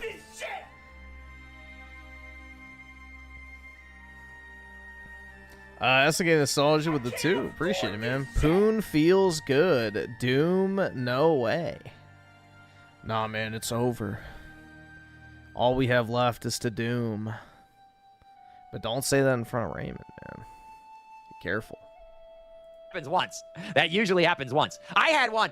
It was so funny. I was in the city, and I'm like, I don't have any cash on me. The motherfucker pulls out an iPhone, and he's got a Stripe reader on the bottom of it. I couldn't believe my goddamn mind. I was like, you've got to be kidding me. He's like, well, you got a credit card? He was from Jersey. He's this black guy from Jersey. I was like, how much do you pull in a day? He's like, $2,000. I believe I was bamboozled by a genius bum. Guy wore a chartreuse PPE shirt. What's a PPE shirt? What is a PPE shirt? Had a sob story for why he needed money and I handed him a 20. Yep. What's a PPE shirt? Chartreuse PPE shirt. Personal protective equipment? Yeah, but what does that mean? Chartreuse PPP shirt. I don't know. I live in Ohio. We didn't take COVID seriously here. Perhaps your inner circle as a feminist is actually just absolutely... No, what is this? All these fucking right-wing pontificating blowhards, they keep talking about your inner circle, your fucking group, your fucking answer. I get so tired of, oh, your inner circle, oh, your inner circle, oh, your inner circle. You're the amount... There's the wig. ...of the 5 closest people. Well, I guess I'm nothing then, aren't I? All you goddamn holier-than-thou fucking prognosticators. You know, and I guarantee you this chick is completely fake. How many men do you think she's had sex with?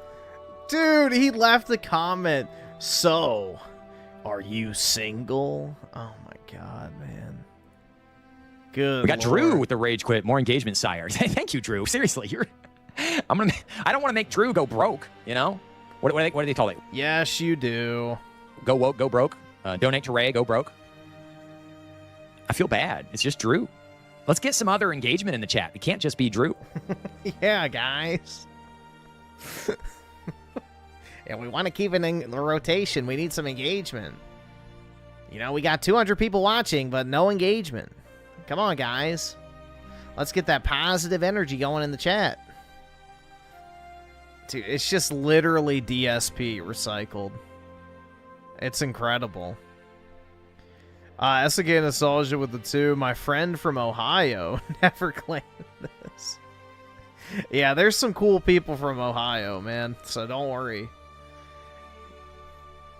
You know, not all Ohioans, I guess, is the mentality we should adopt while watching this. It's like this the guy holding up the fat girl. Yeah, like, honestly, dude, I think DSP is more respectable at this point. Like, DSP at least has, like, an air of dignity about him. At least a higher degree than what Raymond has. Like, no low is too low for Raymond when it comes to e-bagging and shit. DSP at least likes to keep up the illusion that he has, like, some sort of dignity and self-respect. It's just Drew. Liziness with a full send. Hell yeah. Homath made an interesting point about girls in your DMs. I don't have girls. He said it happens when girls see you with other girls. Guys, I really need you to stop making me want to kill myself, okay? What? Dude, that's fucking wild. Literally one of the most milquetoast fucking things ever. Stop trying to make me kill myself. What the fuck? Yo, did you see this video from Homath? Stop making me want to fucking kill myself. What? Dude, that's a crazy escalation for no fucking reason. Like, what the fuck was the cause of that, bro? Why did you just immediately escalate to killing yourself? That's pretty wild. He said it happens when girls see you with other girls. Guys, I really need you to stop making me want to kill myself, okay? Dude, I really need you to stop making me insane. I really need you to stop making me so angry that I can't see straight. My side hurts. I don't want to hurt it anymore. Okay? What? You've got to stop making me want to throw things. How does that make your side? Dude, I don't fucking know, man. I don't fucking know. I don't even know how you arrive at that shit at all. That's crazy, man. Thanks. Because I'm going to die of a stroke if I continue to maintain this elevated anger level that you guys shoot me to almost immediately. Take off the wig and make people pay for it again? Yeah, it has been long enough. I keep pulling out my beard hair. I almost shaved. Oh, so, dude, wait a second. He's even worse than DSP. So he doesn't even wear the wig for the entire stream. He takes it off when he's uncomfortable. Come on, bruh. Today. Have you no shame? I did almost shave today.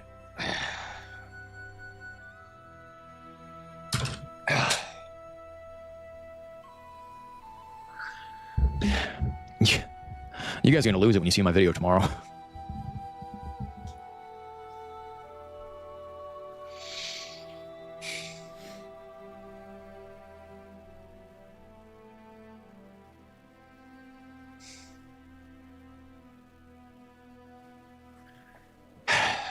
I wish I didn't feel like I had to be talking the entire time.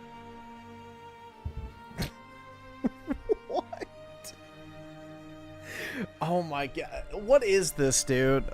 Then end the stream, bro. End the fucking stream. Go to bed. Go lay down. Go fucking nighty-night. I don't know. Like, what do you mean you don't want to talk the entire time while you're on a live stream? That's the entire fucking point. Like, do something else then. Watch a video. You know, play a video game. I don't know. There's not really much else you could do on stream. Hop into a fucking Discord call and field question. I don't know, man. Do something that you don't have to talk the entire time. But jeez, just end the stream. Yeah, exactly, man. There's no shame in that. Join the anti-Fuda group. Exactly, man. Stand for something that actually matters. There's something to be said for a little bit of silence every once in a while. Considered words.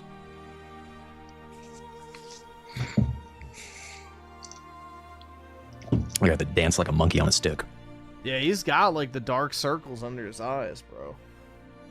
Just wrap up at that point. No point in being miserable. Thank you, Drew, for the support in the chat. Thank you, Lizinus. Thank you, everybody. I look handsome without the wig. Yeah, you keep buttering me up. You better deliver. I really don't. Is that they are by she's like a Timu Brett Cooper with jowls and no makeup. default just brash. And you know what's funny is like, what the fuck is wrong with her not wearing makeup? If anything, that's an admirable trait for a woman. I know that she's probably got a face full of makeup. It's really not helping her very much. Harsh, abusive, cheaters, and you're guilty as a man until you prove yourself innocent. And then if you make one mistake as a man... Nah, it doesn't look like she has much on. She's got mascara, but that's not much. And you are forever guilty, so good luck. Every man is a human, and they will fail and sin, just as every woman will do this. Oh, she's one of these Christian broads. She doesn't like sex. Wait, isn't Raymond, Christian LARPer himself? Doesn't he always talk about Christianity and stuff? Same. But if you find yourself surrounded by good Christian men, you're... Just go be... Just all right, awesome. Just like that Thanks, damn nigga. pastor. All right. Men, you need to quit the porn, get a job. He was real big on that. Get a job. You gotta make sure you get a job, guys. You gotta make sure you get a job. Can't be unemployed in the church. Can't be unemployed, even though he's single. Yeah, being unemployed is not what men are supposed to do. Men are supposed to work. It's why most men, shortly after retiring, die. So, men who retire early die on average earlier than people who keep working later into life. That is a, statistical fact. Men are not meant to retire. It's a brutal truth, but it's the reality. Moms get knocked up by T-Rash. You gotta dress nice and have a job. Hit the gym. He said that on the fucking stage. Hit the gym, dress nice, have a job. What's wrong I swear, with that? he had to stop himself, had to get a haircut and have a nice head of hair. And then the next thing out of his mouth was, ladies, wouldn't it be nice to go to church and have a nice row of guys to pick from? I lost it. I should have just got up and left right then and there.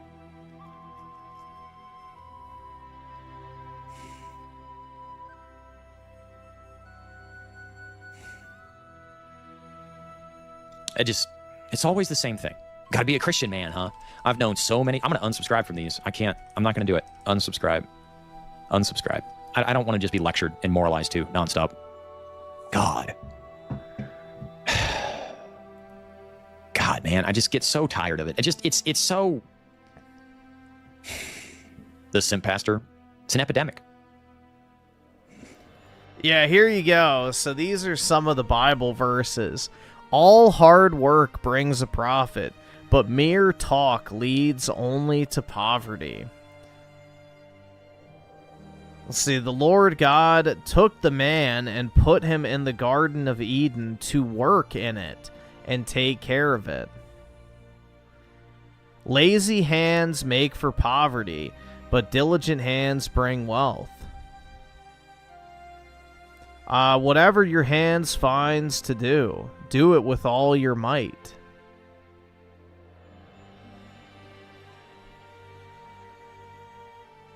If anyone is not willing to work, let him not eat. But we need them food stamps. Work is not just for survival, but is a form of worship and service to God. So, like, if you want to start getting biblical and shit, the Bible expressly tells men to work. So, quite literally, man's purpose on the earth was to work in the garden. So, if you want to go the Christian route, it's, like, quite literally required of you to be a hard worker for your entire time on this earth. So, I don't know. I mean, what the fuck else are you gonna do if you don't work? Like, honestly. Like, honest question. Like, you just sit around and rot? Like, I don't know, dude. You gotta find something to do. Gotta keep busy. Otherwise, you'll die. Literally. Men die when they're, you know, idle. All right, awesome. Thanks, nigga. All right. Let's see. Awesome. So, Bud Sunny with the All 2. Look up Ian Hawk from Alvin. That's Raymond. All right, let's see. Oh, it's new tab. Bruh. Oh my god, dude. That's brutal. He doesn't look that bad. Come on. Bruh. Jesus. Oh my god. Yeah, that's not a very kind comparison, dude. That's not a very nice comparison. Alright, well, that's pretty good. Jesus.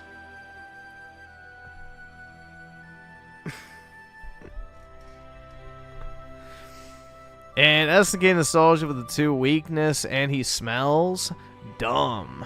That's right, bro. He stinks! And Forza Italia with the 5, Goymond. This is why I don't want to make video. Oh, is that another video? Alright, yeah, we can take a look. And SNK Nostalgia with the 5, Griffin missed out. The 80s and 90s was absolutely amazing, dude. You don't understand. No problems whatsoever. So, yeah, I believe it, man. It's a much better time to grow up than, you know, the early to mid 2010s. So, yep. I don't doubt it for a minute. It's definitely a better time to have been alive. Things have only gotten worse. And Tim Marco with the 7, I don't get him. Is he saying that expecting a guy to have a job is too high of a standard now? I'm guessing so, man. I'm guessing so. I mean, that's the ironic part, too, is like he's talking about it in the context of church, when the Bible expressly tells men that working is essentially a form of worship. So, again, Christianity is being Christianity, yet the modern man is angry for that fact. It's just odd. I don't know. I don't know, man. It is what it is. But yeah, I don't really think expecting a man to work is a high bar, personally. Why the heck was I even subscribed? Because she was pretty and I wanted to fuck her, okay? Oh, man. Not again. Always got to be the opposite every time, it seems. That's why I don't even try. It's never good enough. There's always a reason why you're not good enough. I guarantee you. This chick that's saying, oh, I'm messaging you on Twitter, and she's in my chat right now, and she's like, oh, I think you're handsome enough. I guarantee you. There is some reason. You dated a lawyer who broke your heart? Shocker. A lawyer. Fuck off. No guy wants to hear about your sex life. Sexual past. Ever. I do, bro. Give us all the juicy details.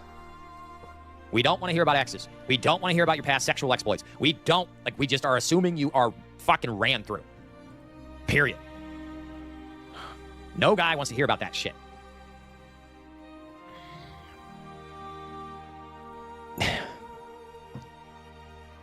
Lectured. I'm really tired of getting lectured. And yeah, it feels like an RPG with a world full of NPCs. Well, and it's like that Martin Goldberg fucking... Martin Goldberg. When that Martin Goldberg fucking video, where... Who is Martin Goldberg? And why is his name so suspicious to me? He was saying most women view most guys as like non-player characters. It's not an insult, it's just your background noise. Yeah. When I look at my life, that's very true.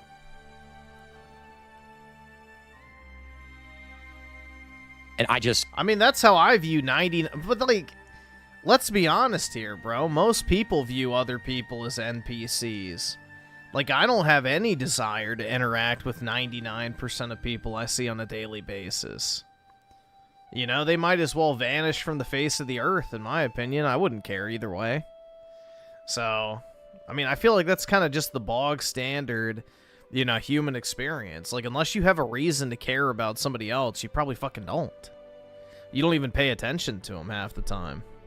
But, like, if you see a woman that's pretty or something, then yeah, you'll probably notice her. But all the ugly ones and shit, you're just walking right by like they don't even exist. So I feel like that's kind of the normal human experience to, you know, kind of just treat the tens of thousands of people you encounter throughout a week or a month or a year or whatever as NPCs. Because realistically, you don't have the time or the capacity to interact with all those people in any meaningful way. But it is what it is.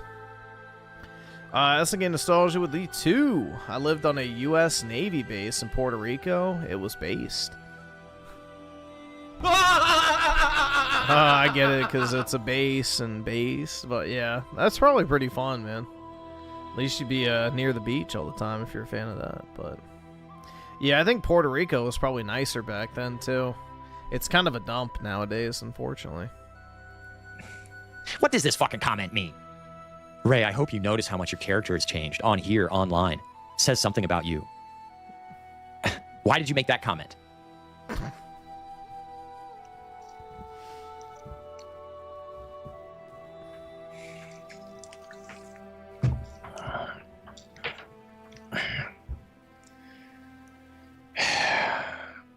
What the fuck?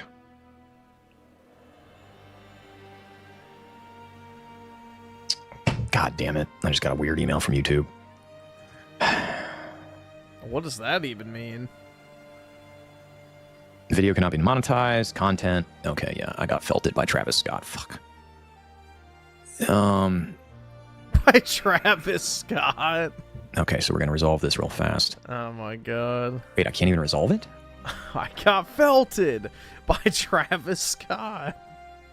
Do you think he watches the videos? Yeah, take action.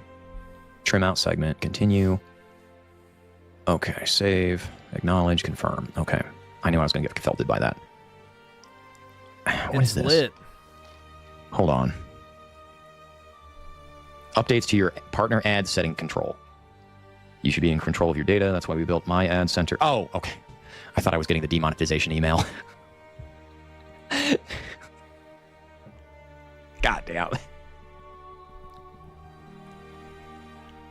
What is wrong with these people? Look at this. Is it beef? What do you fucking think? God. YouTube just makes me angry now. Like, it just makes me angry. Constantly fucking fighting with the platform. Constantly never being able to make any videos that I actually want to make because nobody will fucking watch them. Constantly be beholden to the fucking algorithm all the time. Constantly having to fucking regurgitate the same goddamn fucking bullshit. Every time, women bad, women bad, women bad. Everything's hopeless, everything's hopeless, everything's hopeless.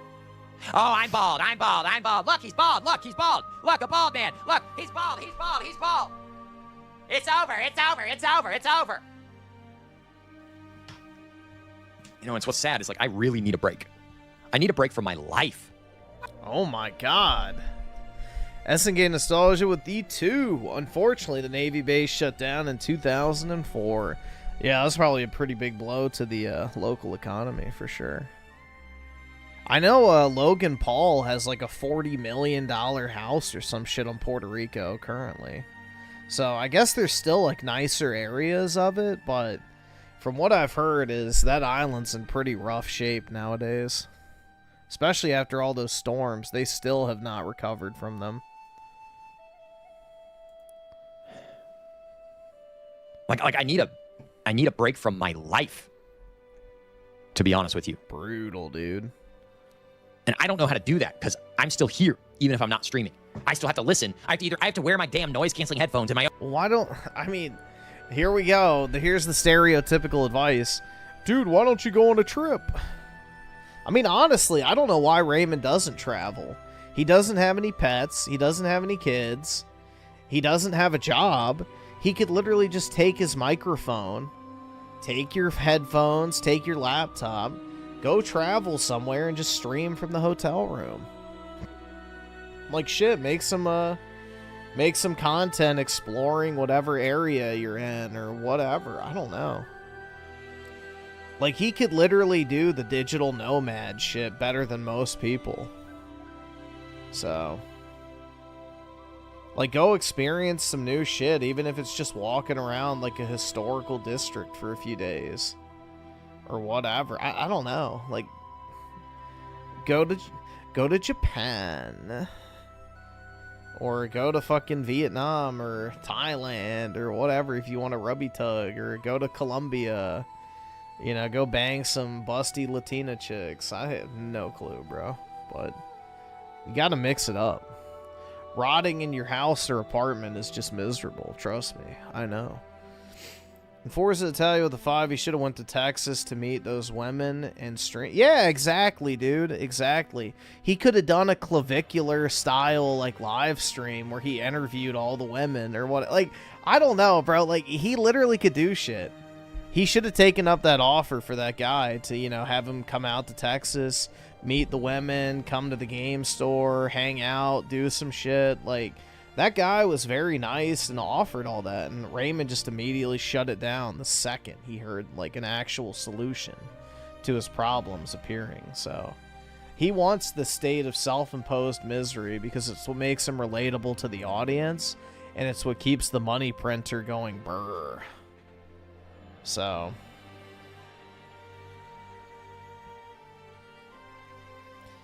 SNK Nostalgia with the 2 3 months ago. I went to Thailand. Awesome. Very nice, man. The only foreign countries I've been to are like the Caribbean islands and then Mexico, and I went to Niagara Falls in Canada. That is the great extent of my foreign travel. Kind of boring. Own goddamn house. To not hear the fucking... I hate wearing these things. I hate them. Then take them off. Be a man. Hold on, wait. Hold on. We gotta find it. Where are you?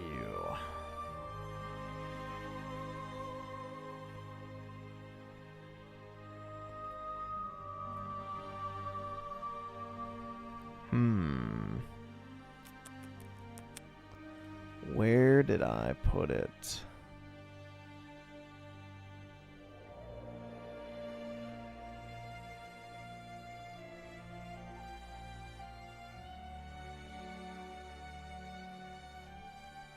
Do I seriously not have it in here?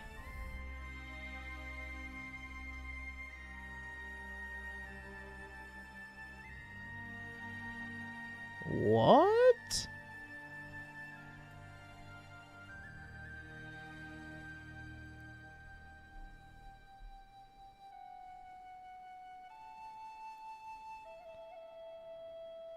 Yeah, here it is. Stop being gilded, domesticated garbage. Stop being weak. And when you see a threat come down on you, there we go. Deal with it. Become a human again. Stop being weak. There we go. That's what I was looking for. Take those headphones off, chud. Try meditating. I think YouTube is paying Briggs to tell us it's all good. I can't afford this shit! Me. I understand this concept. I understand that I'm a hard pill to swallow. I'm a Ray pill. Don't say it too fast. And, you know, I'm not everybody's cup of tea. I'm very selfish. I'm very self-centered. I'm very honest about this. Most women like narcissists anyway, so I go ahead and... SNK Nostalgia with the 2. My Thailand trip was $3,020. To be fair, 3 days. Most of that was probably airfare, though, right? Because Thailand's pretty cheap to stay in, from what I've heard. So it's probably the airfare that got you, right? But that's not really too bad, honestly. You know, $1,500 is typically what you expect to spend on a vacation per day. I think is like the typical average, so that's not too bad at all. Say I'm a narcissist. If I could get laid, I'd be a sex addict. Oh my god. Sounds like the best addiction to have, you know? Like...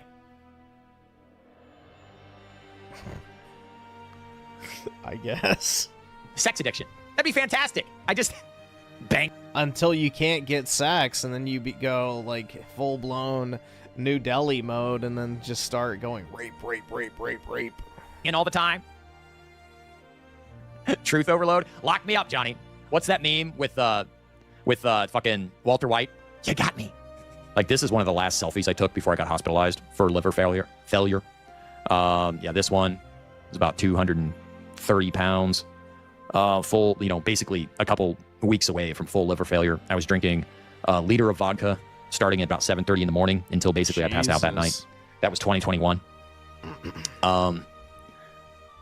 Women don't like narcissists. They like good-looking guys who are often narcissists because they get away with so much BS. Yeah, it is wild. I am glad. No, I'm glad we're here now. I am. I try not to... No, I have cirrhosis. I was dying. This was a few weeks before I was hospitalized. And I've been sober for 1,707 days today. The most important thing in life is to stop saying I wish and start saying I will.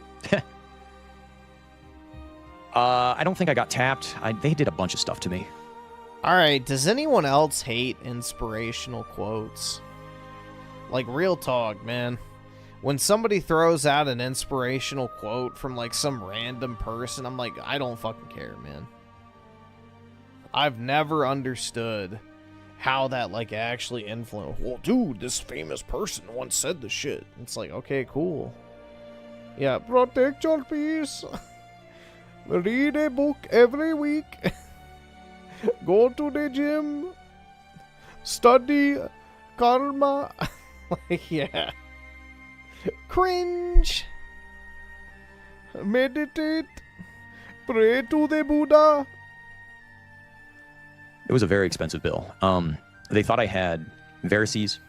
I could not keep water down. It was a mild cirrhosis. It was like a quarter of the liver, I guess. They did like 3 MRIs and CAT scans and scopes and stuff. And then, I've been sober since August 19th, 2021. I had 1 relapse 2 weeks there in 2021. I was hospitalized in June. I had to move back to my parents' place. EGD? I don't know. No, there was no varices. It was... oh, shit. Essence nostalgia with another 10 gifted memberships, dude. Holy shit, bro. That is insanely generous, man. I really do appreciate that. Like, thank you so much, bro. Thank you so much, dude. I really appreciate all that positivity. But that's very kind of you, bro. Very generous as always, so thank you a bunch. SNK is providing welfare for the chat. That's right, he's helping out the less fortunate.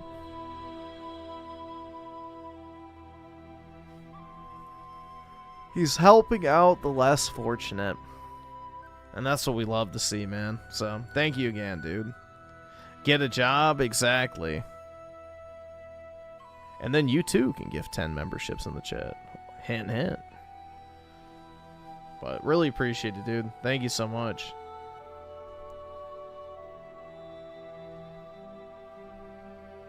Love to see it, indeed, man. Esophageal wear from booze. You can be a bit of an egoist. Well, good for you. Sandman, Fuzzbrain with a rage quit. Proud of you for overcoming all that, Ray. Yeah, it's hard for me to look back at these pictures. It's actually really hard because, like, I don't recognize that person. You know what I mean? Yeah, it looks completely different. Okay. Thanks, guys. For real. Talk to you later.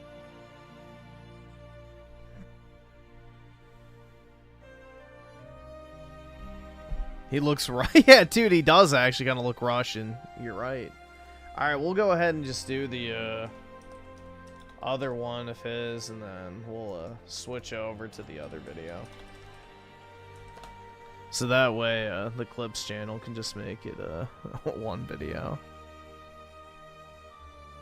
So this is why I don't want to make videos. Okay.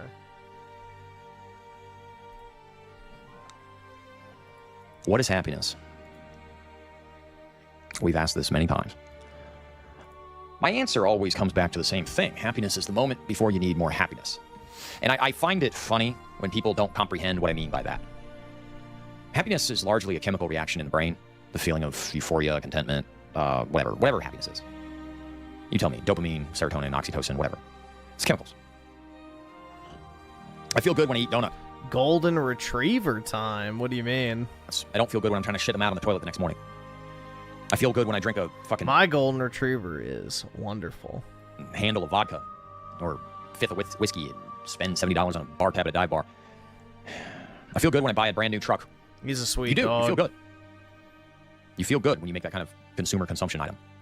My dog stinks. Nuh-uh. He just got groomed a few, well, actually, it was like 2 weeks ago, so maybe he does, but nah, he's pretty clean, so he's a good dog. It feels good to just spend money. There's Yeah, it does. Dopaminergic responses. There's cultural, there's whatever. It feels... I love spending money. It's really good to have sex. What's that like? Feels really good to have even something as simple as an Aldi checkout girl touch the bottom of your hand when she puts the coins in the change in. I still think that's funny. He tried to deny that he did that shit. And now he openly admits on several occasions that he gets women to touch his hand at the cash register. So. Your hand. And looks in your eyes. That's crazy, bro. I have never even once thought of doing that. That feels good. But now I'm going to. Validation from women feels good, and I'm tired of acting like it doesn't. Now, I'm unable to attain that. Completely. Women hate me. Join the club. Apparently, young Americans' happiness is falling off a cliff. Experts. Who are these experts? And it's not just because of social media. Jilly Malinsky, if you're nasty. And we've seen her before. And I thought it was hilarious that her most recent article is how to tell if your dating standards are too high.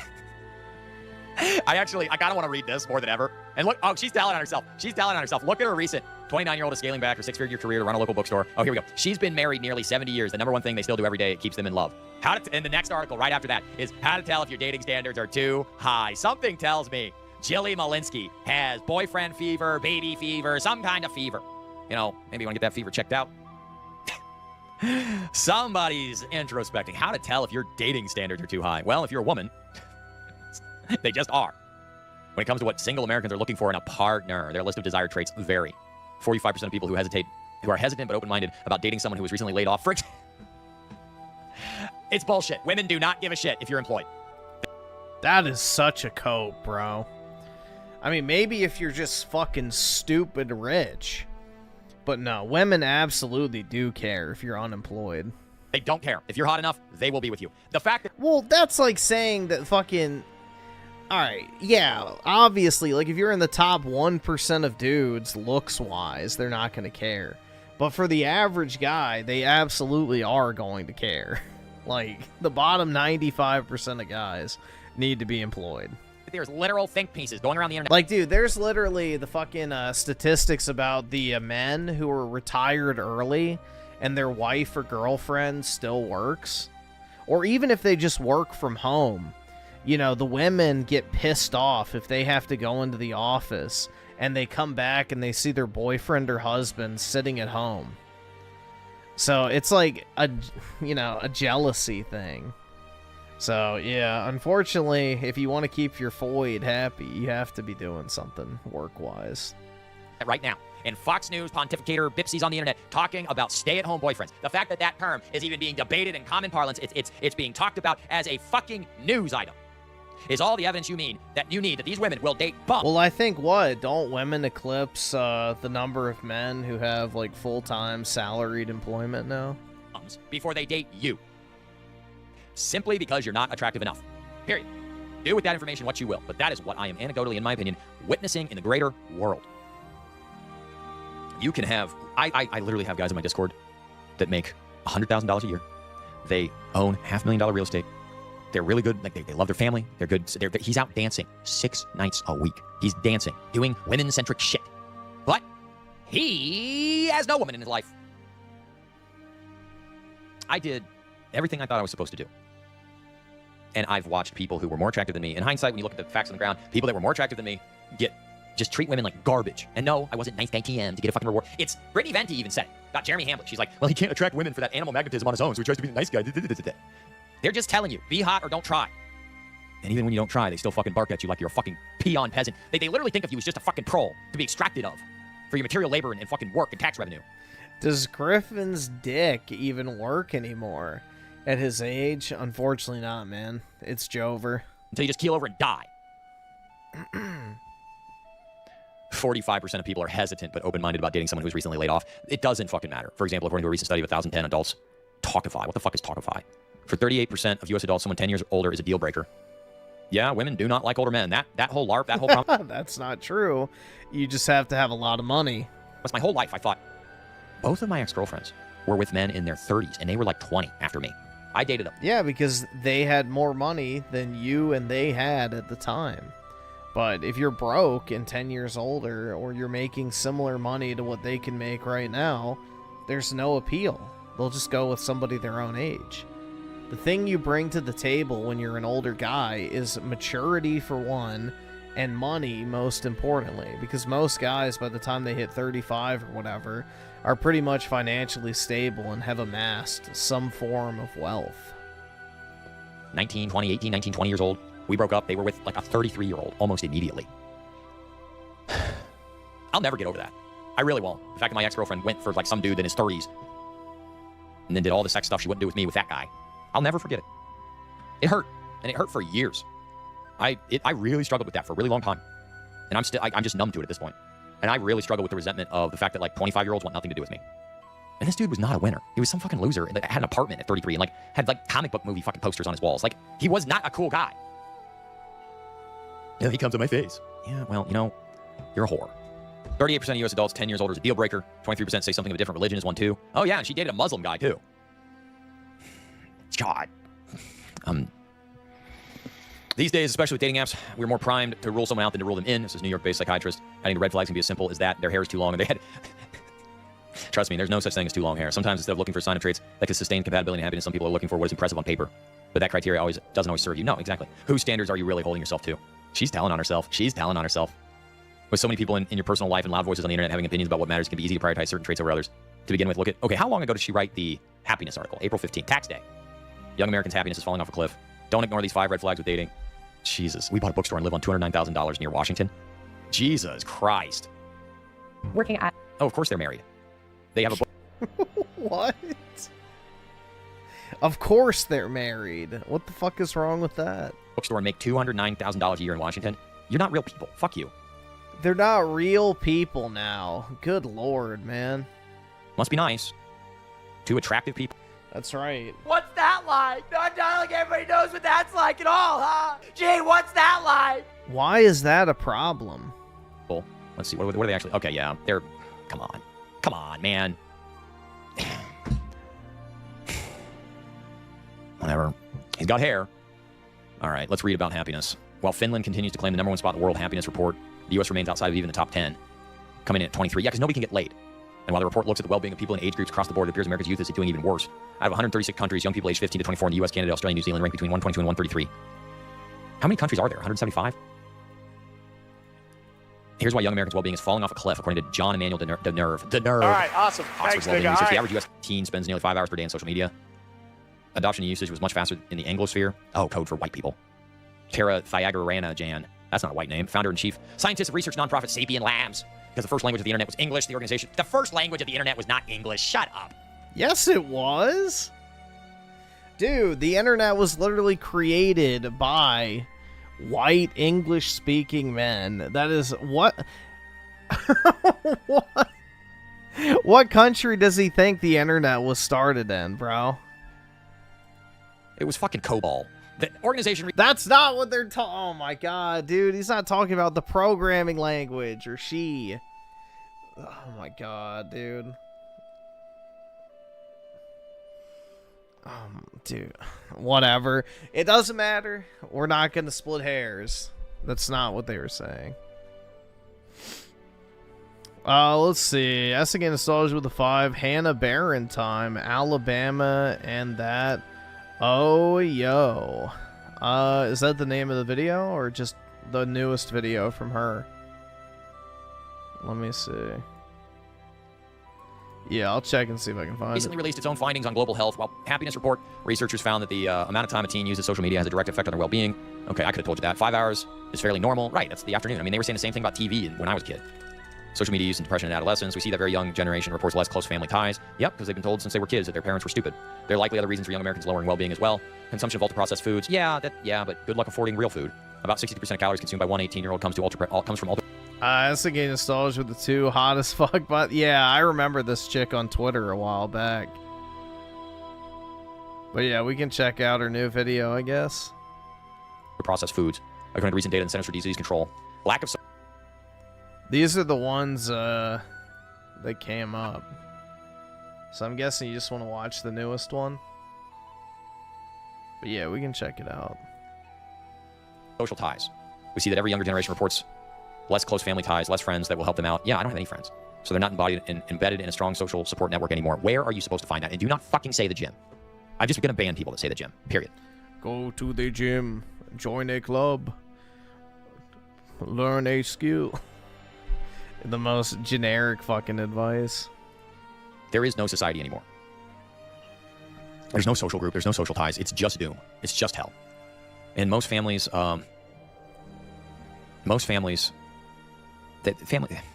most people don't have fathers, let alone two-parent households. 15-year-old girls use social media for 5 hours or more a day. A whole point lower. Beef Extreme with the 5. If you're remotely interesting, women will talk to you. Being a jobless complainer isn't interesting, and in fact, it's repulsive. All right, especially awesome. if Thanks, you're nigga. poor. All right. And the other thing is, too, it's like, this is the part I don't really think he understands. It's like, women care so fucking much about what other people think about the guys that they're gonna date or marry. Like, does he really think that this is a good way to represent himself to the entire world? If he's trying to convince a woman that, you know, he's a suitable partner? Like, that's the thing, is women care deeply about how they're, perceived by society. So, in gesturing this fucking hard on the internet and airing out all your dirty laundry for the world to see, not only is it going to give women, you know, the ick, because they're like, ooh, I can't imagine telling my friends about this guy. But also, they're going to be worried that if they do date you, and if it doesn't work out, all of a sudden, you're going to fucking start leaking shit after the fact and airing out all the relationship drama on your YouTube channel. So, it's one of those scenarios where he truly is his worst enemy in that regard. So, under normal circumstances, if he was a little more, I guess, calculated in how he behaved online, he probably would have found a chick by now, like, to be completely honest. If Griffin knows what women want, why doesn't he have one? That's exactly why. Because I don't want to give women what they want. Didn't expect that answer, huh? In terms of their life evaluation, right?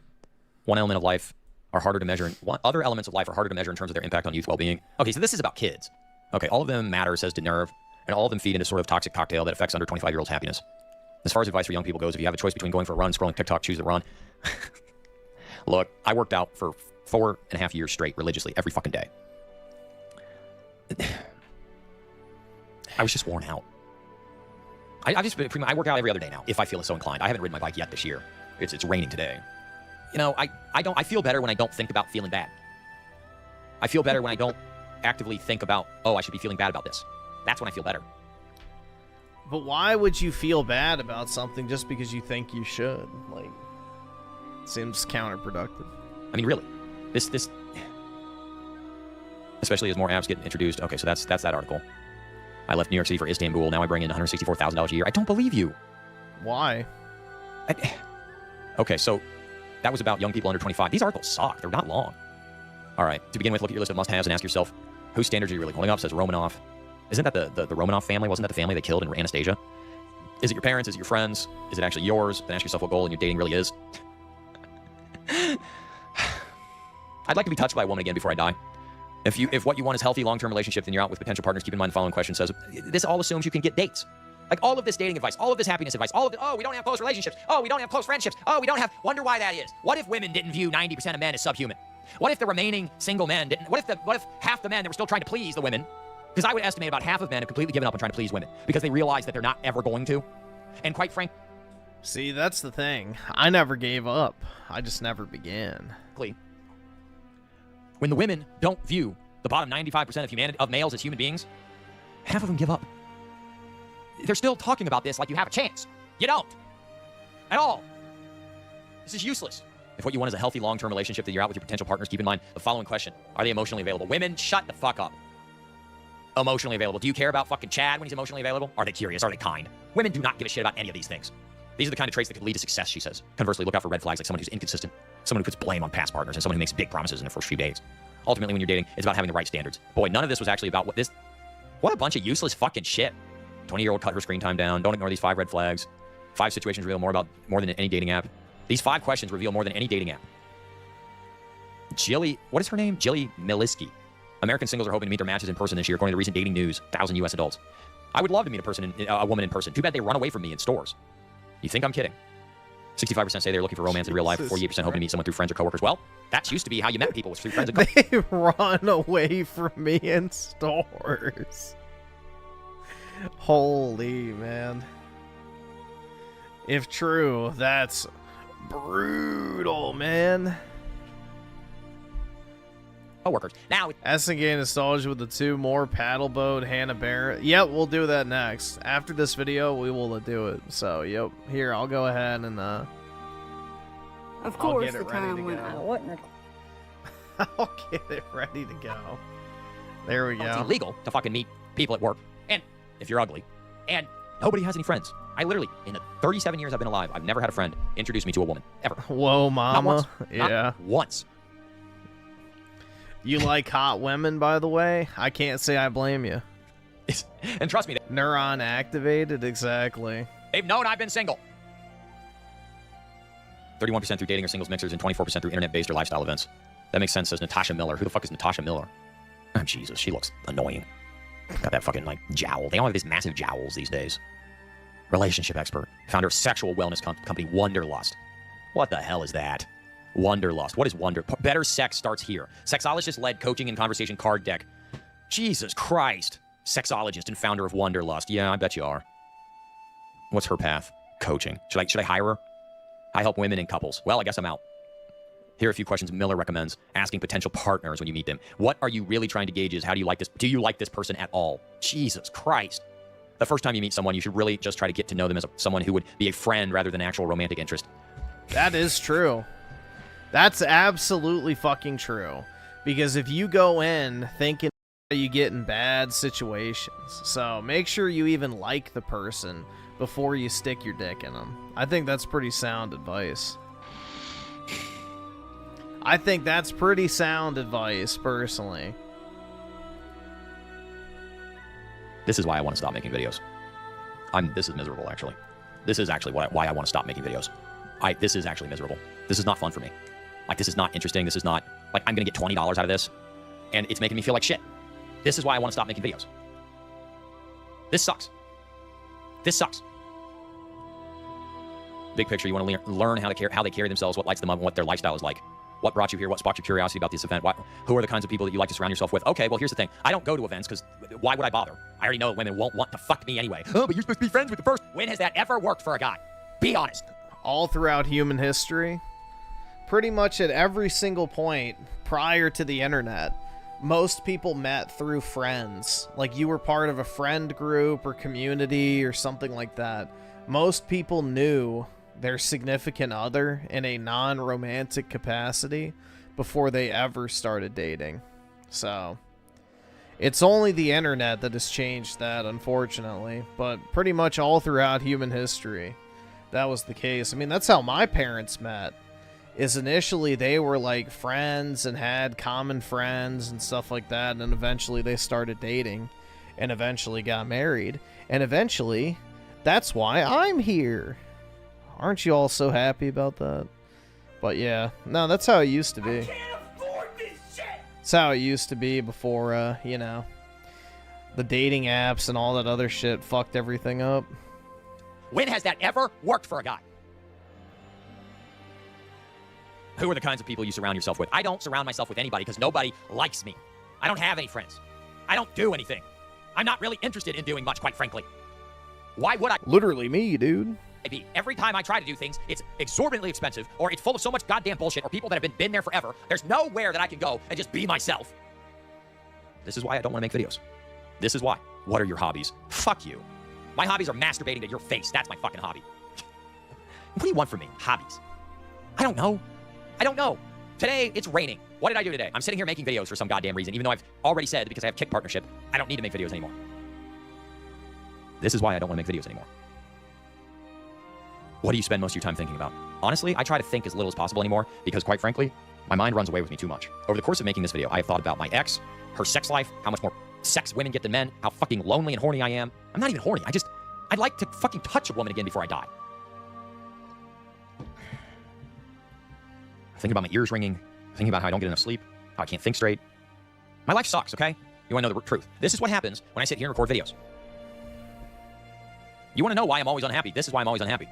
The point is to see if you like being around this person enough to see them again. You can start to suss out romantic potential, and during your conversation, make sure you aren't the only one asking questions. When you're with someone who's curious and who asks questions and is genuinely interested and listens, what really establishes a long foundation for a healthy relationship. Why don't you tell the truth? They didn't say a thing about the attractiveness of this person. Is it fucking just assumed you already want to bone him? Imagine me sitting at a table with some bitch. And yes, I know. Some bitch. Don't call them bitches, Raymond. That's your first problem. It's a fucking turn of phrase. Shut the fuck up. You people call me every goddamn name in the book. You people call me every goddamn name in the book. And you fucking constantly lambaste me for my appearance. Bald men constantly get mocked, ridiculed, made fun of. We are social pariahs. What did Dr. K say about it? It was bald men. Dude, I don't believe that at all. There's way too many bald men in the world for them to be social pariahs. That is a crazy overstatement. Now, yes, the more attractive you are, the better people treat you. That is a, observable fact in human behavior. The prettier you are, the more lenient and willing to help and, kind, and the more opportunities open up to you. Like, that's a given. But I don't think there's, some pariah status that comes with not having hair. That's just a crazy cope, man. And are rare enough to be body. Zong Xena with the 2. Brown shirt thumbnail is based as fuck. Here, hold on. Where is she? Where is she? Oh. I thought I had it ready. Yeah, dude, I didn't know that my little sister could be this based, but there she is. Isn't it wonderful? That's such a good image. Shamed. No, not rare enough. It's rare. It's something. It was some weird thing where it was some weird turn of phrase, and I can't play it because he strikes everybody that plays his fucking shit.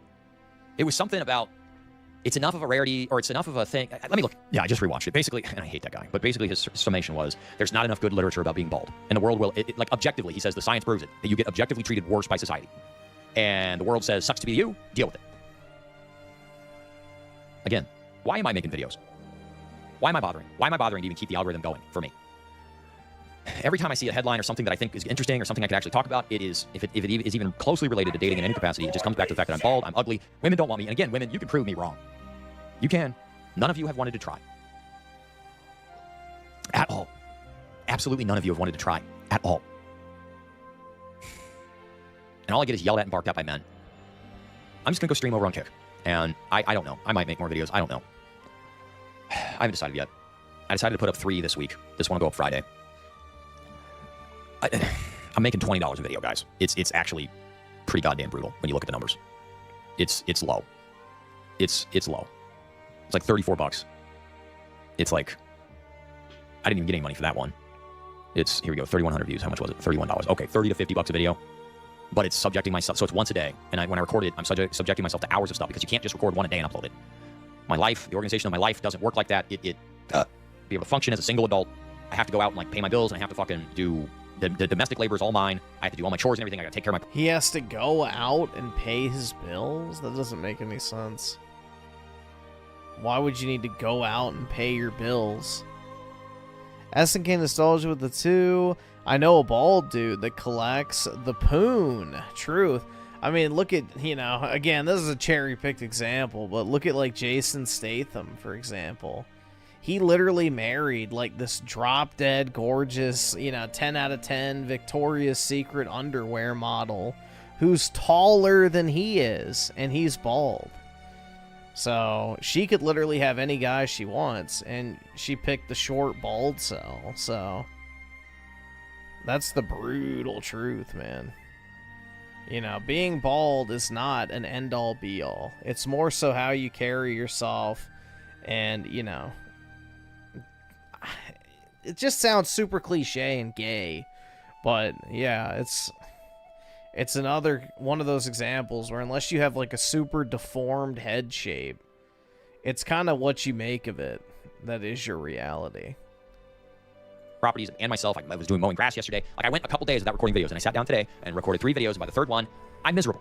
I'm objectively in a worse headspace, physiologically in a worse place. I'm miserable. I'm miserable doing this. I know you guys want morning videos. We're gonna miss the morning videos. We love the morning videos. I'm so happy.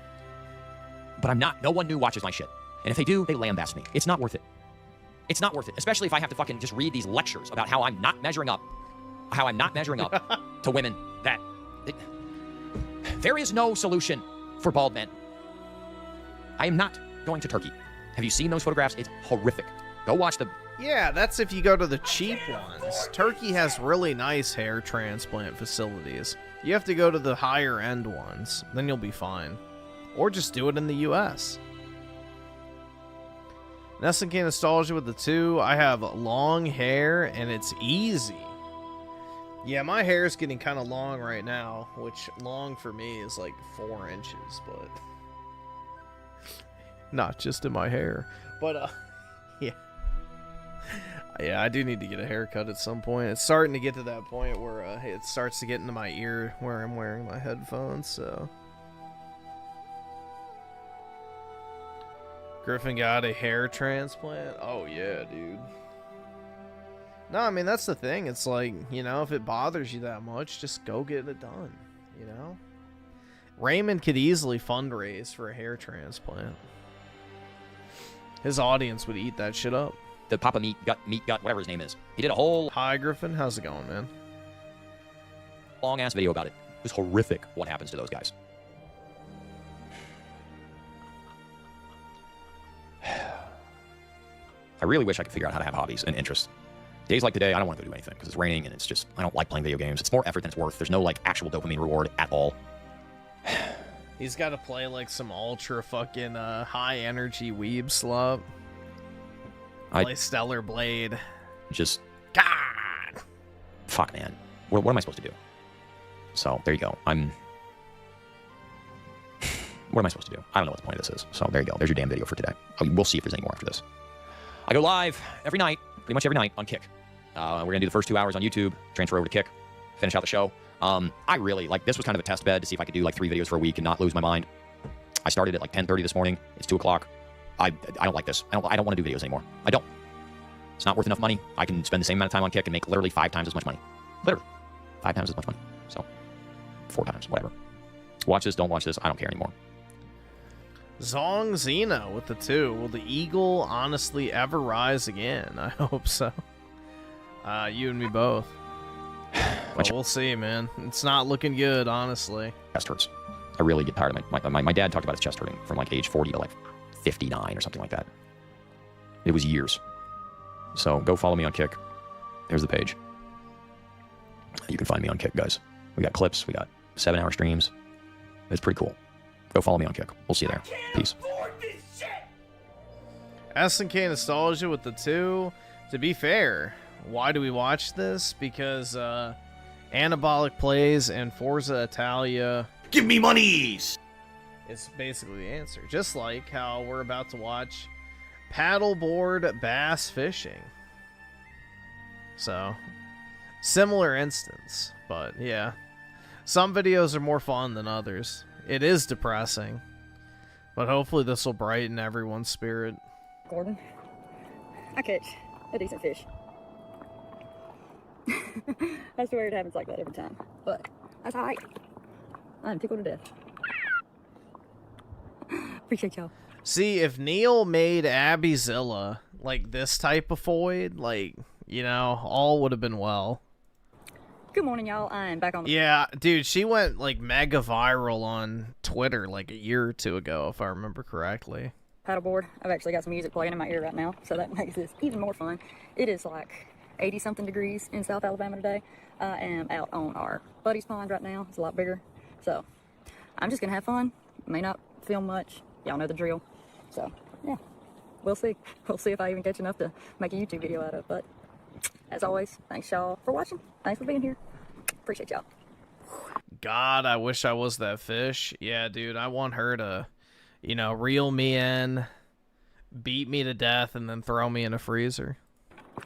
Out here on the big pond today. Doing a little better, at least. Pretty joker about to let him go and keep fishing.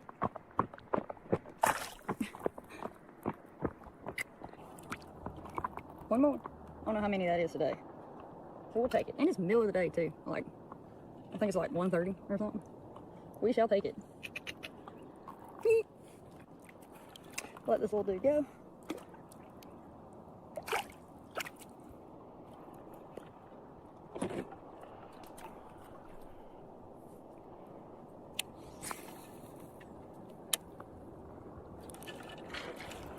We will take that. Please don't get wrapped around the stick. Yeah, dude, pretty much any chick that's that toned muscularly is gonna have fake titties. That just comes with the territory because, you know, the lower the body fat, the less the titties are present because, you know, boobs are literally just fat sacks.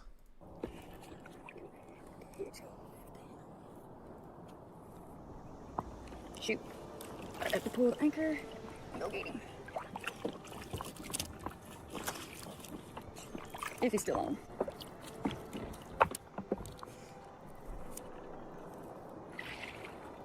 Boy. Got him. S&K Nostalgia the 2. I live in Mississippi. Ain't no accent here. Ooh, I don't know about that. Press X it out. Yeah, you made me pull up my anchor. Let me go ahead and drop that. Finally got this little dude. Now we're gonna let him go. And keep going.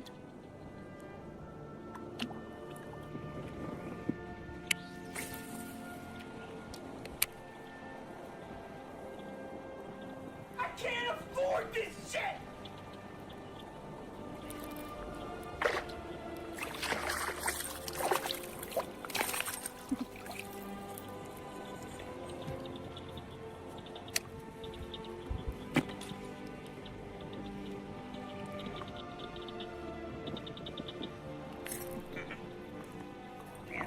Abby was straight up a dude's body.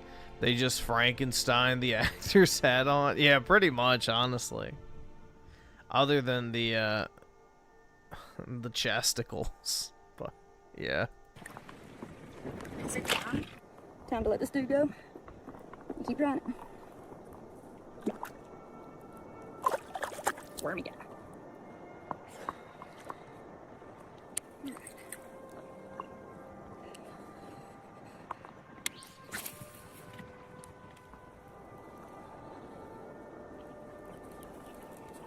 This spot is on fire.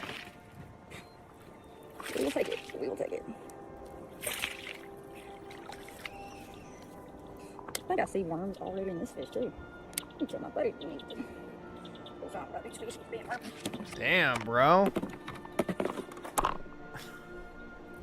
I don't catch, like, the few times I've been fishing in, like, the past decade, I don't catch shit. Alright. This is brutal.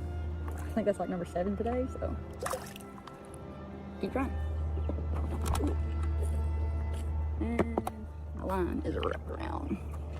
Raving Pegasus of the 2, I join and I'm greeted by a redneck woman. Nice, exactly.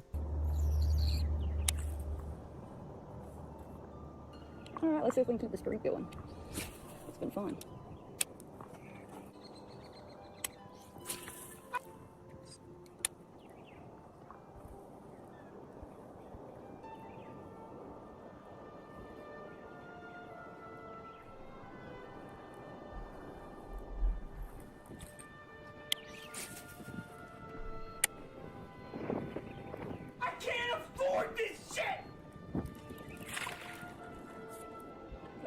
sticks through there. Please don't get tangled up.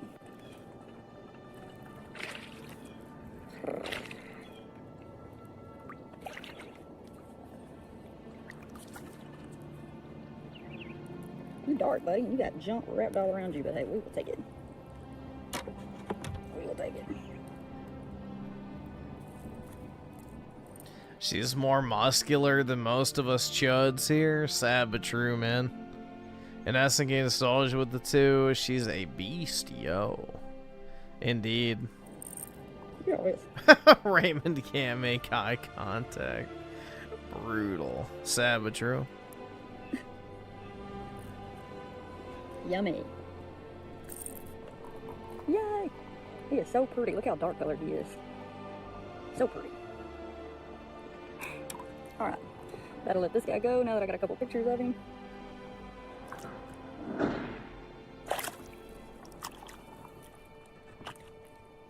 Now I got Hardy playing Bottomland.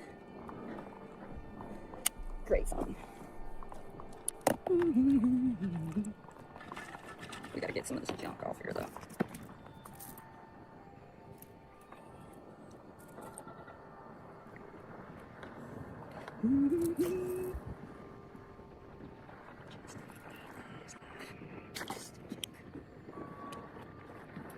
See if we can keep this streak going.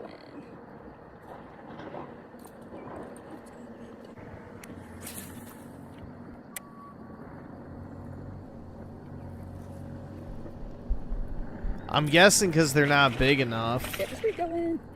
This is a low guy. And came off with the boat. That's alright, there's you. We'll take it. I hope that didn't mess up my streak though. About to see. In some states, you can only catch, like, you know, a certain size and up. So, other ones you have to release.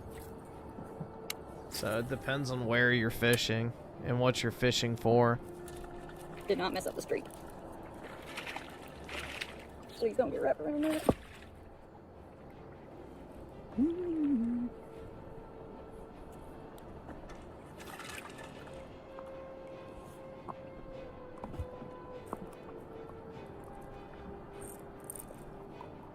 Yay! I can't afford this shit! Hey, bud.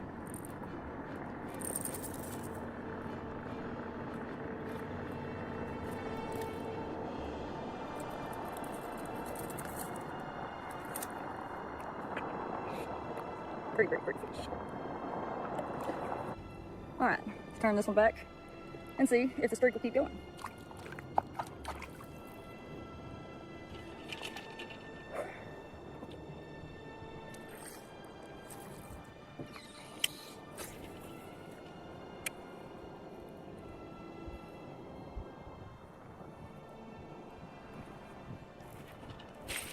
Streak continues. Would I classify this as goonable? I mean, I guess it depends on how down bad you are.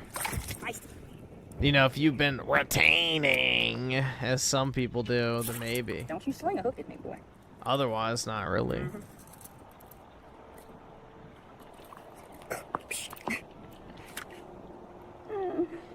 Pretty thing. All right. Number 10. Better turn him loose. See if we can keep the streak going. If I don't catch another fish today, it's been a great day.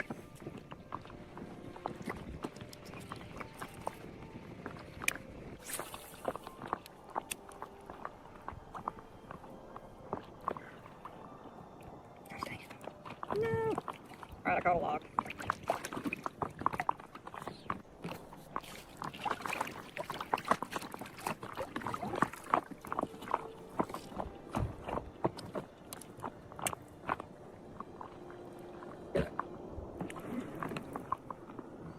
Move that cup. Wow. I think it's strategically placed there for a reason, man. About to find out. So it doesn't get age restricted. I about busted my tail over you, bud.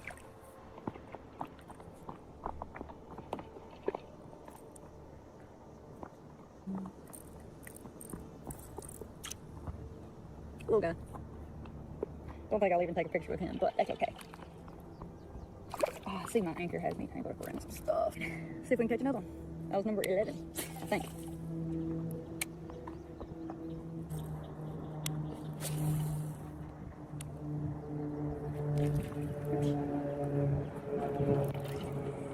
Gotcha, Bubba. On the twist.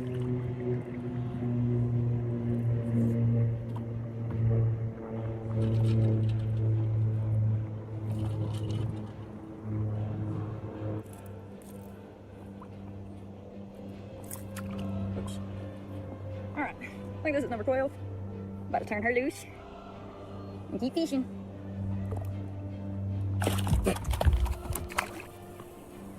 Find in. Aren't there alligators and sharks in there? Maybe gators, but probably not sharks, bro. Probably not sharks. There we go. I think that fish just put a hole. Oh, that fish just busted my paddleboard. Brutal, oh my dude. Gosh. Are you for okay, I gotta get out of here. That's bad. L fish, dude.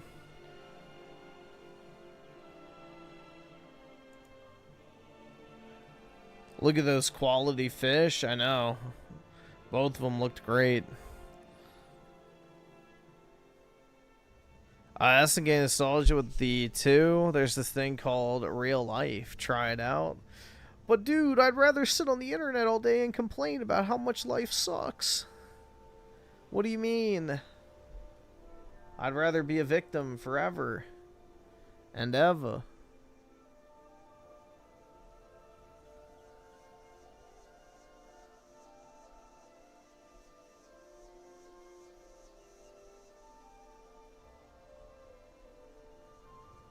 Hold on, let me see. I feel like I'm missing one of these, but I guess not.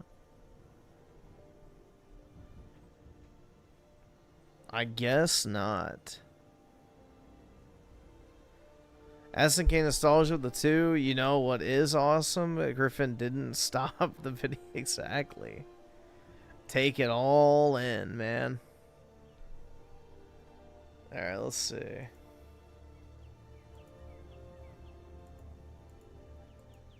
On before we start this, I may go okay. I was listening. I may go ahead and I'm gonna go take a piss real quick, and then I gotta fill up my water again because I'm out. So give me like a minute or two and I will be back.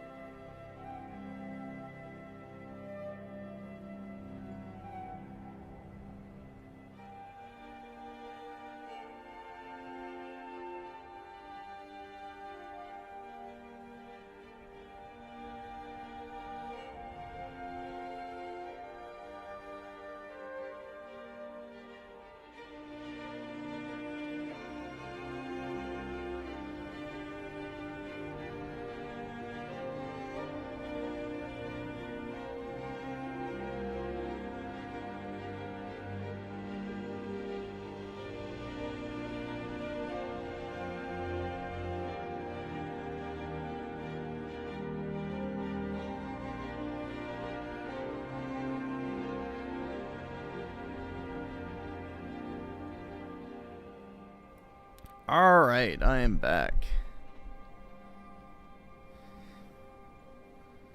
Dude, my legs are like fucking sore from sitting. It's not good. Damn, I forgot I was watching a stream for a minute and fell asleep to the music. Nice. I like the Skyrim music, so I had it on in my pocket. The Skyrim music is a very nice vibe.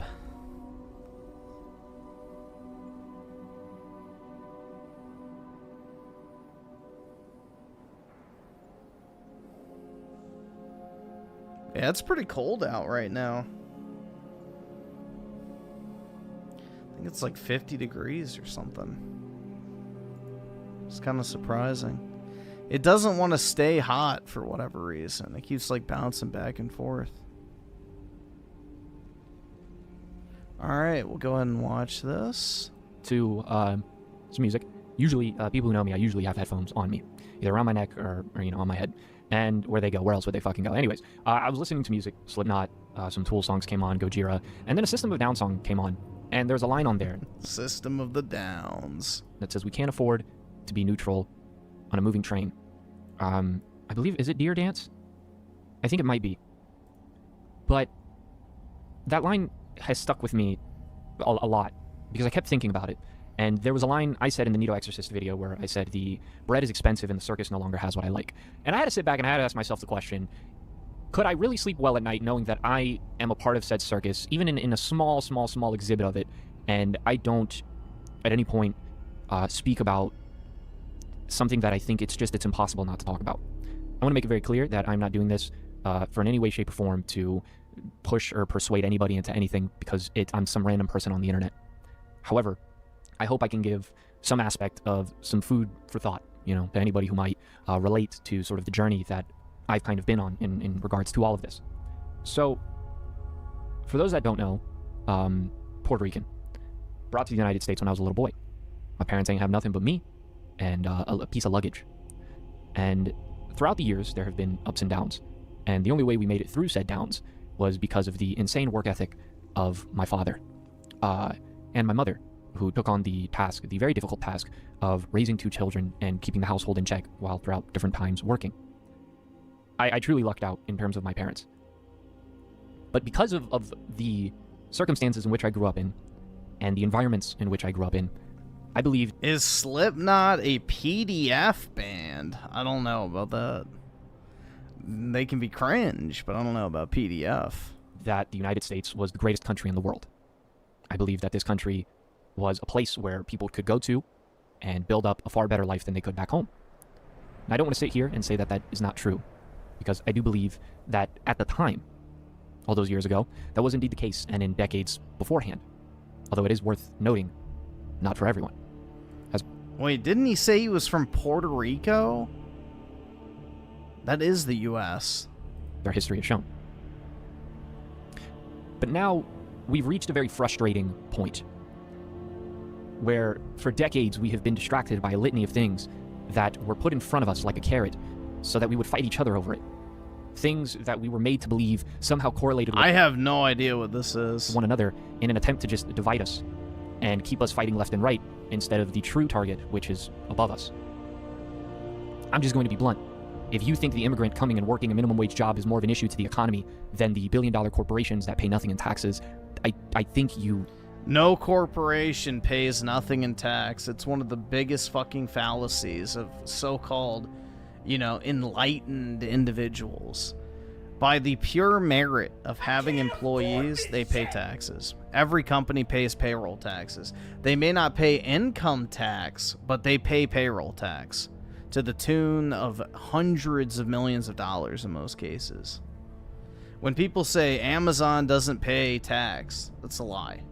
It's a flat-out fucking lie. Like, hold on, let's see real quick. How much in income tax did Amazon pay? Let's just see. So, Amazon paid $2.1 billion in federal income tax. How much? Let's see. And payroll tax did Amazon pay?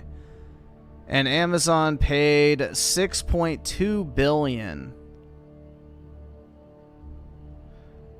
Hold on, wait. Oh no, they paid $25.9 billion total. So there you go. They paid $25.9 billion in taxes in 1 year. So this is a absolute fucking lie that companies don't pay tax. If you have employees, you have to pay tax. That is not the same thing as income tax, but it's still tax. It goes right into Social Security, which Social Security is where 80% of every tax dollar goes to. Cheated in basic math. I don't know a nicer way to tell you this. And over the last year, it has become increasingly infuriating to witness our government openly mock us. With the Epstein files to start. I mean, my God, how many conspiracies through that have been proven true? And every other country has seemed to take an action on said individuals, yet our government refuses to do so. But if a girl makes a joke in a group chat, she's liable to go to prison.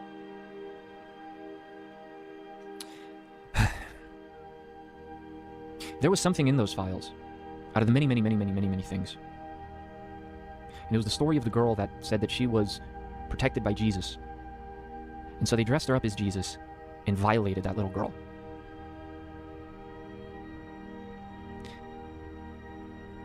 Yet when said president, who is in those files more than God's name is in the Bible, said that the election was rigged, we stormed the White House.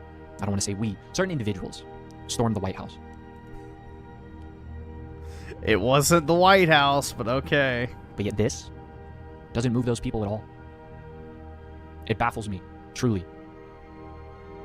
Lesser source, Twitter, exactly, man. Evils. Don't give me that. Don't give me that you care about the life of children. And we start a board of peace, and week 1 afterwards we bomb a school full of children, and yet some of you will justify it because of small monetary gain. That, by the way, the monetary gain isn't going to you. It's going to the people who are able to have inside trader information and make billions of dollars and then pay nothing in taxes. Well, a portion of your paycheck just goes away. Every time you get a paycheck, a portion of it goes away. And any sort of refunds for these tariffs, I mean, we were taxed without any sort of representation. So many aspects of our Constitution have been violated in front of our faces. And yet, what more is it going to take? Yep, another enlightened, covert leftist centrist type. I'm sure we all need to come together, guys. It's not right versus left. It's us versus the elites, dude. Yeah. Okay. Whatever you say. I'm sure all of us by this point have watched the videos by the Chinese teacher who, has predicted a lot of this. Oh, God. That professor fucking Zhang guy. Holy shit, dude. Yeah, the guy that believes himself to be a Chinese messiah. Holy midwit, bro. Dude, I saw him on Sneeko's stream. He's so smart. Anyone sounds smart when they talk to fucking Sneeko. To a T, that is quite absurd. But on one hand, I'm glad that we all seem to be aware of the forces that have truly moved our politicians and how they've all been paid off to work against us this entire time, the vast majority of them. And yet the horrifying thing is it feels like now we know that information and we have no clue what to do about any of it. Because there is a reality where we no longer live in the era of sticks and stones and muskets. Now the price for any sort of violence that would require change seems to be far too steep for the average person. And we have the price of freedom sure is steep. Hold on, wait. Now I want to listen to it. This shit!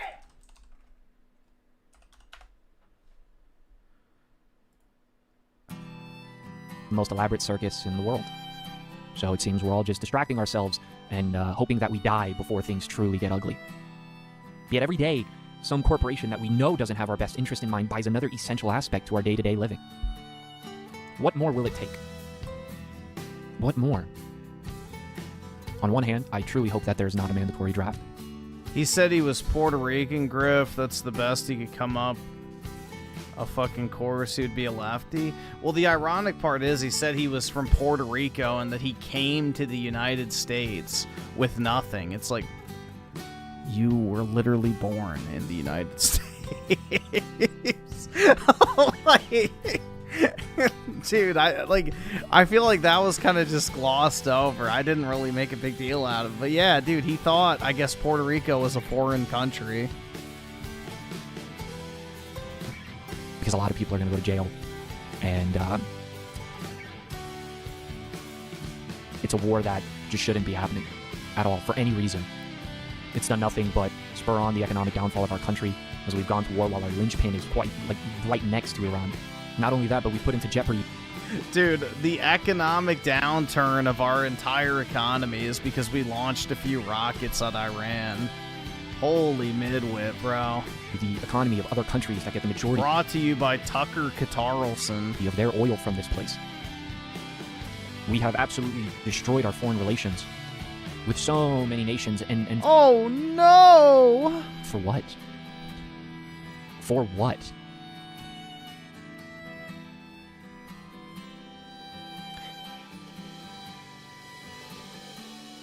Man.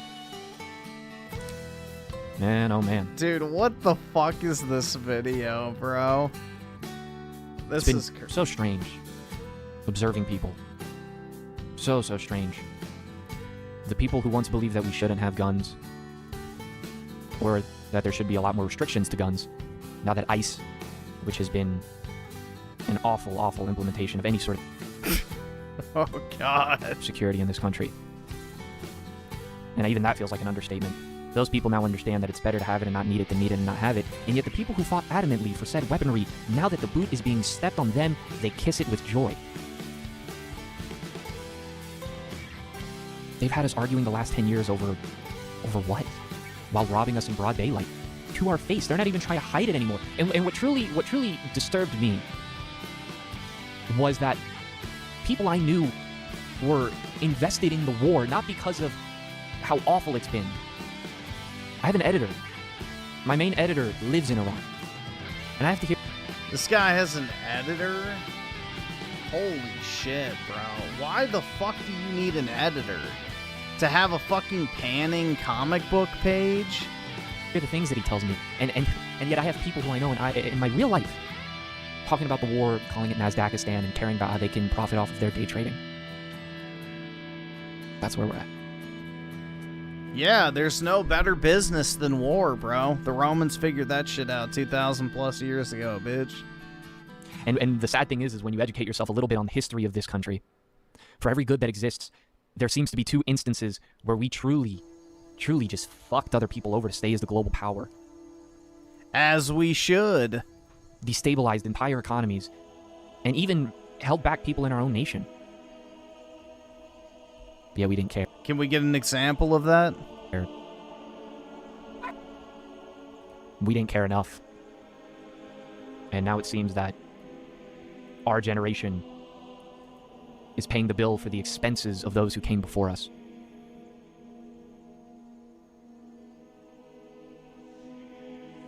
But I'm not completely hopeless. I believe something someone said in the comment on my last video of creating art in strange times. They talked about how the answer is community.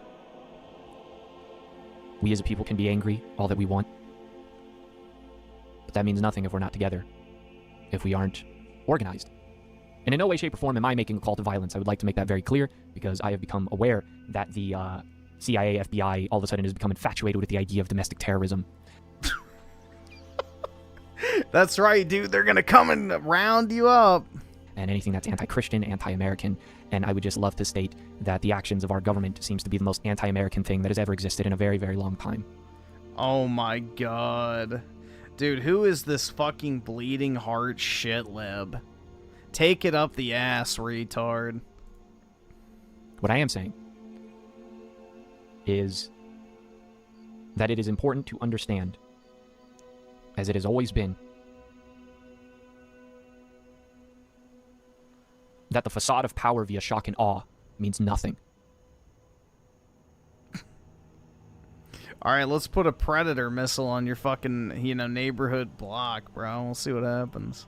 The people in Iran seem to understand that. And they're making a mockery out of the United States right now. Oh my god. Dude, what is this cope? What the fuck is this cope? Are you shitting me? They're making a mockery out of the United States right now. Oy vey. What in the fuck is this shit, man? We literally could decimate that country and send them back to the fucking Stone Age overnight.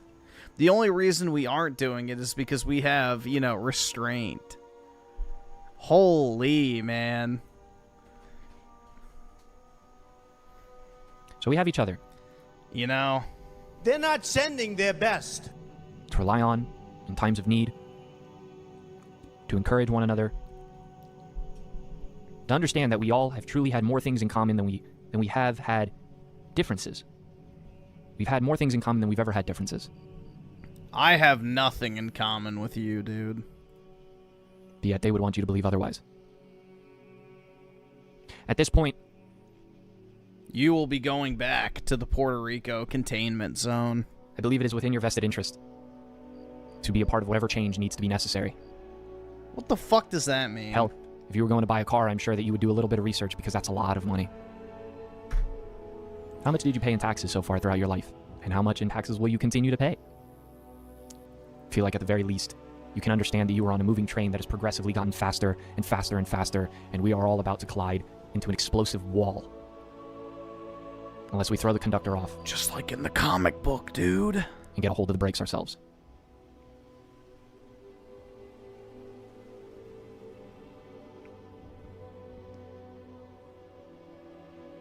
There will be no unity. There will be no peace.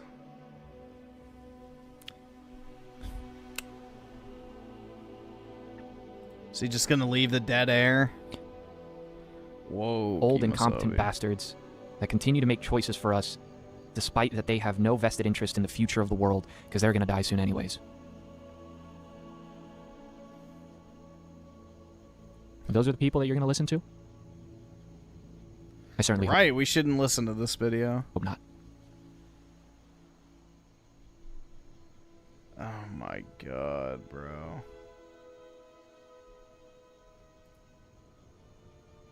What a fucking retard. Didn't expect this on the main channel. Sounds like you needed to get this off your chest, and it's good that you did. I recommend not just voting when the time comes, but also participating in your local community. That's right, man. You're not alone. Stay safe. That's right, dude. The CIA is going to be coming for him. They're going to kick his fucking door in and put him in a concentration camp.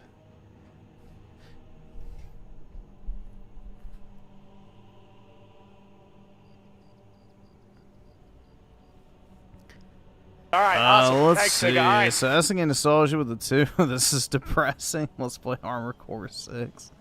Yeah, that guy is depressing as fuck. And then also the 2. This guy is trying to sound like God. I know.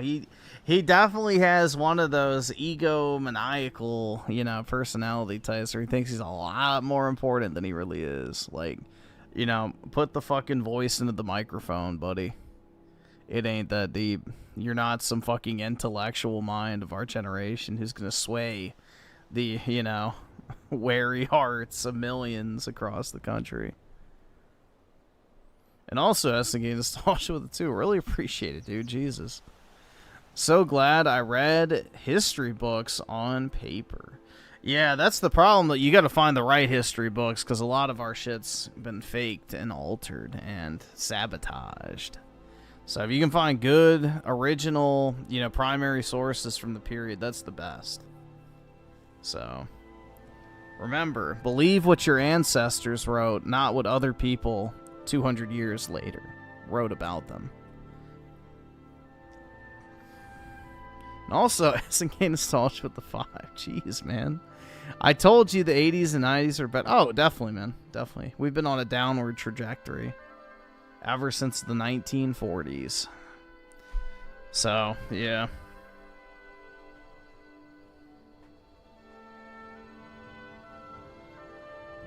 Ladies.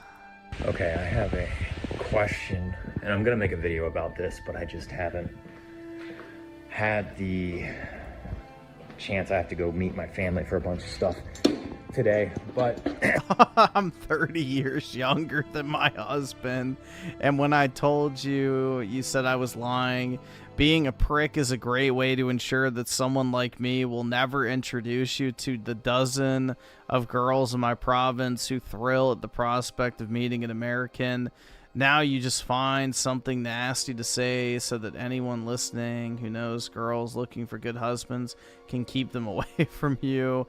Girls do like older guys, but the younger they are, the less age gap they can really tolerate. Our youth is extremely juvenile, so probably 5 years max for young ones. Now a 30-year-old is ready emotionally to settle and have babies and feel the wall a-comin'. A 38-year-old is perfect for a 30-year-old.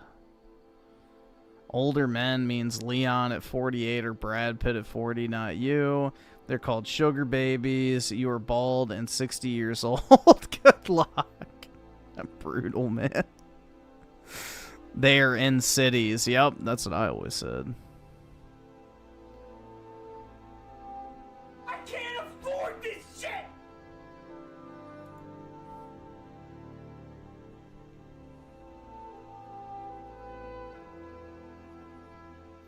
SNK nostalgia with the 2. I'm sorry, your governor is anti-sec. She's anti-everything, dude. She's a kvetching whore who is, you know, dead set on destroying this state.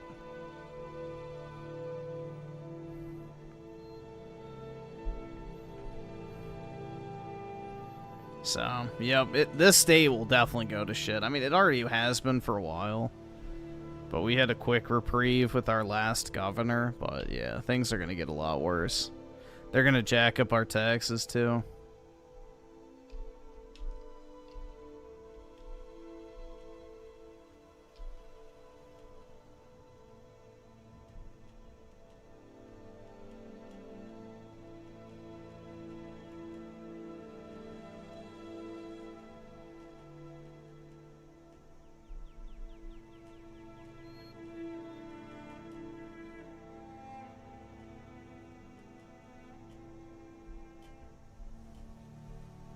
How I became a NEET. Should we take the bait? Hi everyone, Cyberyamu here. Today I'm going to be doing one of those videos where I talk about my life a little bit. But this video is mainly intended for newer viewers. So today I'm going to be I'm a newer viewer. Talking about how I became a NEET. Now, a NEET is somebody who is not in employment or education or training, which basically means I'm unemployed and Does she fit y'all's standards for your NEET GF? not in education. Why am I repeating this? It states it for itself. Basically, I'm what most people would call a loser. But today I want to revise that standard just a tiny bit and expand people's ideas of what a NEET can and is. So I live on my own. I rent You'd have her as a wife? a room, and Negative? She's not fat. So sure. Nope. so what happened is I used to live with my ex-boyfriend after I ran away from my mother. So we lived together and we broke up, but I had nowhere else to go, so I stayed with him and we lived together as exes, which obviously was a very weird situation. And then my condition declined. Now, since the age of 15, I've been struggling with symptoms of schizophrenia. Dude, where's SchizoGarcia when you need him? Now, my diagnosis is unspecified psychotic disorder, most likely schizophrenia is what the psychiatrist said. And Yeah, where is he? He's missing out on a potential life partner, bro. This is the woman made for him. My functioning declined. To those who don't know, there's a lot more to schizophrenia than hallucinations or delusions. In fact, as you grow older, often the bigger problem with schizophrenia becomes something called negative symptoms, which means issues with energy, issues with motivation, issues with concentration. Basically, trouble functioning. Your functioning declines, and that's exactly what happened to me. At the time, I was working at McDonald's, and I was also studying at university. And eventually I lost my job because I physically felt like I was going to collapse at work. The stress was far too much, and I could see in front of me that I had a choice. Either I quit on the spot, or I make an absolute fool of myself and collapse. And at that point, I'd taken all the bathroom breaks that I could, because because that's how I coped with it before. I would take a bathroom break, and it's disgusting, but I would lie down on the floor just trying to get my energy back. But I couldn't do that because my manager said, like, why are you going to the bathroom every hour? So I quit.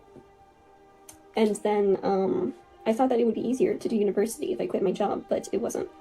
I could not really do anything. I was terrified of the world. I was terrified of schoolwork. I was terrified of emails. I was just I was completely withdrew into myself. Bruh. I could not face reality.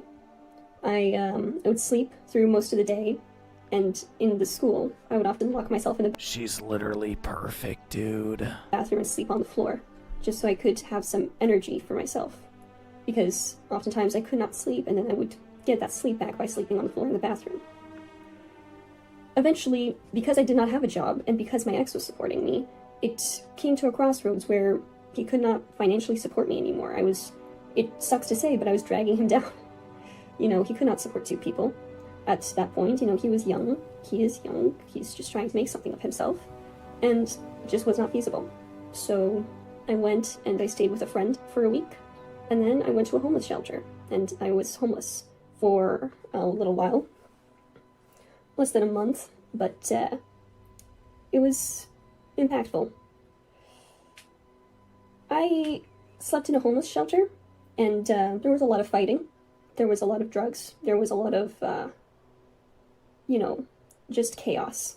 Like, men would come up to me clearly high on something and think that I'm a prostitute because I dressed in a very certain way. And it might seem strange to people that I dressed the way I did when I was homeless. If you want to see how I dressed, you can watch my older videos, because I did make videos while I was on the streets. And my answer to that question is that I needed something. At that point, all of my sources of comfort were gone, except for my YouTube channel, I guess. So I had my YouTube channel. I had maybe 1 or 2 contacts that I could text every now and then, or in emergencies. And that was about it. So I needed something to make me feel comforted. And to me, my old clothes did that. And it was a risk. I knew it was a risk, but at that point, I guess I could just kind of stop thinking rationally. I just needed something to survive emotionally, and that was something to cling to. So yeah, I was homeless for a while, and then I became very erratic. I started yelling at people in the the older shelter. video. We can take a look. I started having SAAR nostalgia with the 2. I've seen people that need lock. Oh yeah, definitely, man. 100%. intense mood swings where I would become very We need to reopen the asylums. angry at people. And my ex knew that that was a sign that I was declining in mental health, because very often the sign for me is that I start getting angry at people when shit goes south. So he told me that I should probably go to a psychiatric hospital, because A, I clearly was not doing well and I was going to break down very soon, and B, I was in a homeless shelter. Literally, the psych ward would have been the Ritz compared to that. So yeah, I went in a voluntary stay. I saw the psychiatrist. They did a psychology assessment of me, where I already said that my diagnosis is unspecified psychotic disorder, probable schizophrenia plus cluster 8 traits. That's what the report said. And I got on a new medication, which actually really helps me. It's called Abilify. I'm on 20 milligrams. And it's honestly been a miracle drug for me. Like, I kind of lost hope in antipsychotics for a long time, because I kept trying new medications over and over with different dosages, and none of them seemed to do anything. So I kind of lost my hope in medication, but Abilify really restored it. Yeah, it really helps. I haven't had really any hallucinations or delusions. Not that I hallucinate much anyway, but my delusions, I haven't had issues with those. And my functioning and my mood is actually a bit better, so arguably that could be because I'm in a more stable situation. But either way, I'm doing good on any medication. So I stayed... SAAR nostalgia with the 2. Bring back the mental institutions. Agreed, man. We can clean up all the homeless. in the psych ward for about a month and a half, until a social worker was able to get me on disability pay. And now I have enough to rent a room. I have other roommates and a landlord, and I live in the basement, which I actually really like, because I'm a bit of a homebody and I don't like the natural light. I'm a vampire. And yeah, I'm actually very, very happy with my life right now. Not gonna lie, she is kind of... Yeah, definitely, if you can deal with the schizophrenia. What is the point of this video? Well, I wanted to show that NEETs are not just people who necessarily live off their parents or just don't want to have a job or don't want to go to school. A lot of us are unable to due to mental or physical health problems. And, you know, a lot of people doubt the impact that a mental health issue... Yeah, she doesn't like natural light, just like me, for real, dude. She's literally perfect, guys. She likes to sleep all day, doesn't like to go anywhere, wants to live in a basement. I mean, what more could you want? ...issue or illness can have on a person's life. And to that I say, look at anorexics who starve themselves to death, and you say that's not a mental illness, you say that's not affecting them, that's not life-threatening. Take a look at a schizophrenic who jumps out the window because they think they're being chased by demons. Now, these are just examples that I'm pulling out of my head. But really, people need to start thinking when they say things like, you know, that schizophrenia is just laziness, or that it's just us being psychos, that to us, it feels 110% real. And it can happen to anyone. It can happen to your loved ones. It can happen to your friends. And really, right now, it's looking like the best solution is to help these people. Or at least, that's what I think would be the best solution. I can't afford this shit! Yeah. That's my... Dude, most women have a really high, you know, hairline, so... Most women have the 5 head. Story of how I became... Which is why it's kind of funny that, you know, they talk shit about men balding when, you know, most women's hairline is, like, fucking cooked. NEET. Right now, I'm focusing on regaining my functioning, and I'm trying to slowly get myself back on my own feet. I want to get, like, a part-time job and see if I am able to work again. But I'll probably give that another week. And, yeah, apart from that, I've been reading a lot. I've been drawing, just trying to fill my time. I've been going on walks, doing groceries. I'm actually very satisfied with life at the moment. So there is a life to be had on disability pay, or at least as far as I can tell from being on it for less than a month. But I feel good about it. So that's my message for today. Cyberyama out. Bye-bye. Alright, we'll see. Oh, ew! No! Go away! Hi everyone, Cyberyamu here. No! Son, no! Alright, there we go.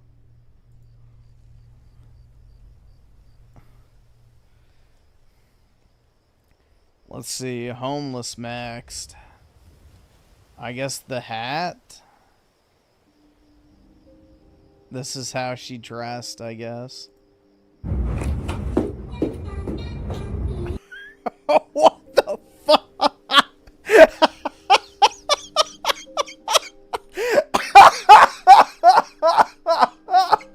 Bro, what the fuck is that? Come on, dude. What the fuck? No. Come on, dude. Holy shit. Jesus Christ.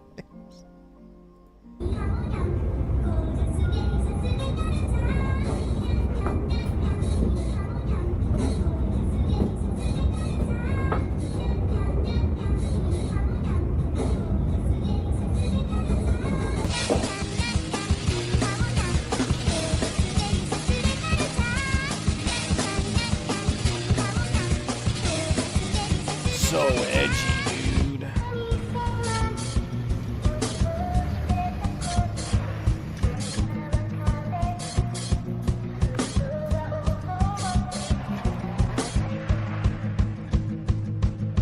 Dude, she's shopping for anime figures. Ooh.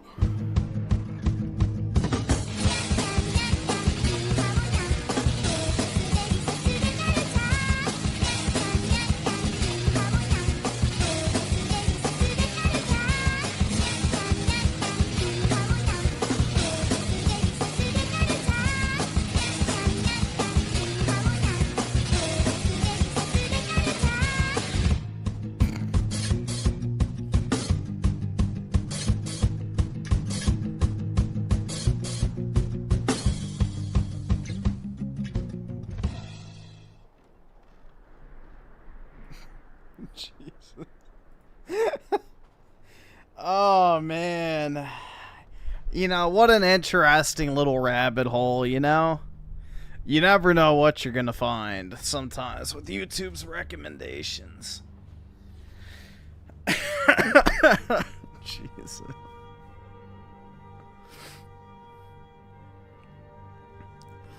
Oh my god. Alright, I'll link the channel. Hold on, let me see. Here, I'll just I can't afford this shit!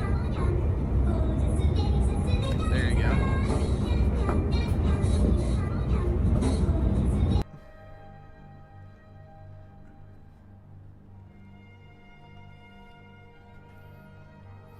Admit it, Griff. You like, dude? She's schizophrenic. I ain't touching that shit with a 10-foot pole. Hell, fucking no.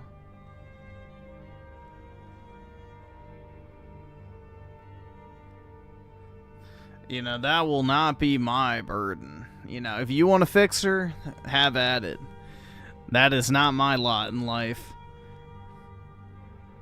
Let's see, SNK Nostalgia with the 2. It's really easy. Ronald Reagan messed up. He messed up on a lot of stuff.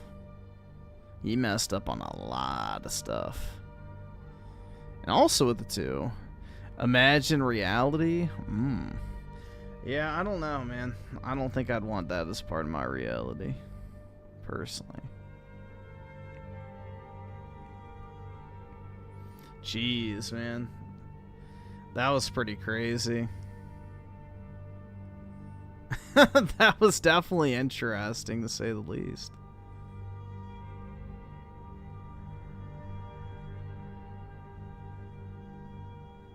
Was she? Yeah, at one point she was for like a month, and then I guess she moved into a like a room or something in like a group home or I don't fucking know.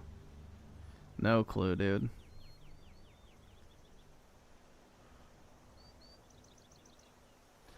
Why are so many people secretly losing interest in everything? Because everything fucking sucks. Let's hear the cope on this. I'm an unemployed ex-big tech software engineer with 20. He's unemployed. 5 years of experience in the tech industry. So nowadays, I got free time on my hands, so I've been spending way more time hanging out with my friends. So must be nice, huh? A couple of weeks ago during spring break, my dear wife and daughter, they went to her sister's house. They do this annual Pain de Pascua bread baking. I'm bored already. Get into the topic, or I don't care.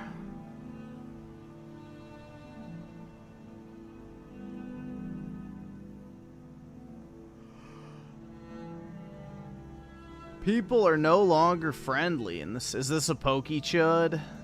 You know, I don't know if Yup, he is a pokey chud. It is just the state of the world right now, but people... Let's see that collection. People just don't feel...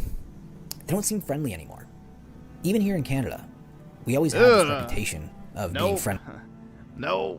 Canuck detected. Yeah, it's because you have a bunch of Indians and Chinese there now. Duh. They don't fucking like you.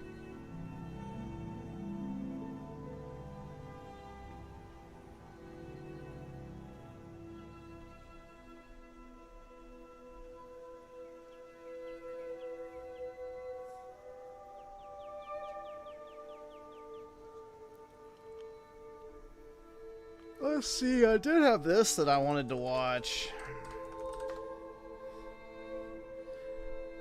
Asha Sharma just saved Xbox.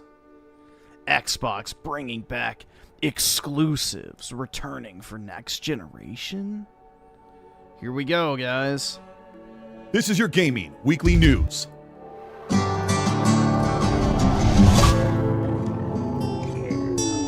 Xbox is saved. Asha Sharma and Matt Booty held a town hall for the Xbox. Oh my god, dude, look at this photo op. She's stepping up to the mantle, guys. Oh my god. How brave. And Microsoft team. And it says, believe. And Xbox is so back. There are some big changes that are happening right now, and a lot of them are broken down in an Xbox Wire blog post that details all of the things and bullet points that Xbox plans to do to bring it back to form. Many of the things that Asha Sharma has been saying in the 62 days that she's been in this position is to really bring back Xbox to its core and bring back the definition of what it means. Xbox is also hiring a brand and reputation manager under Asha Sharma, so there are big changes Here is what the Xbox blog post said. Here are the most important points that will be broken down and outlined when they're talking about the future of Xbox. We have work to do. Players are frustrated. New feature drops That's putting it lightly. on console have been less frequent. Our presence on PC isn't strong enough. Pricing is getting harder for people to keep up with. Developers and publishers are asking for more, better tools, better insights, and a platform that helps them grow faster. The presence of the Xbox console has been almost non-existent. Yeah, what? Last month it sold 140,000. Nintendo Switch 2 sold 1.8 million. And PlayStation sold 1 million. So, and then also on top of that, the Switch 1 sold 200,000. So 60,000 more than the Xbox Series consoles.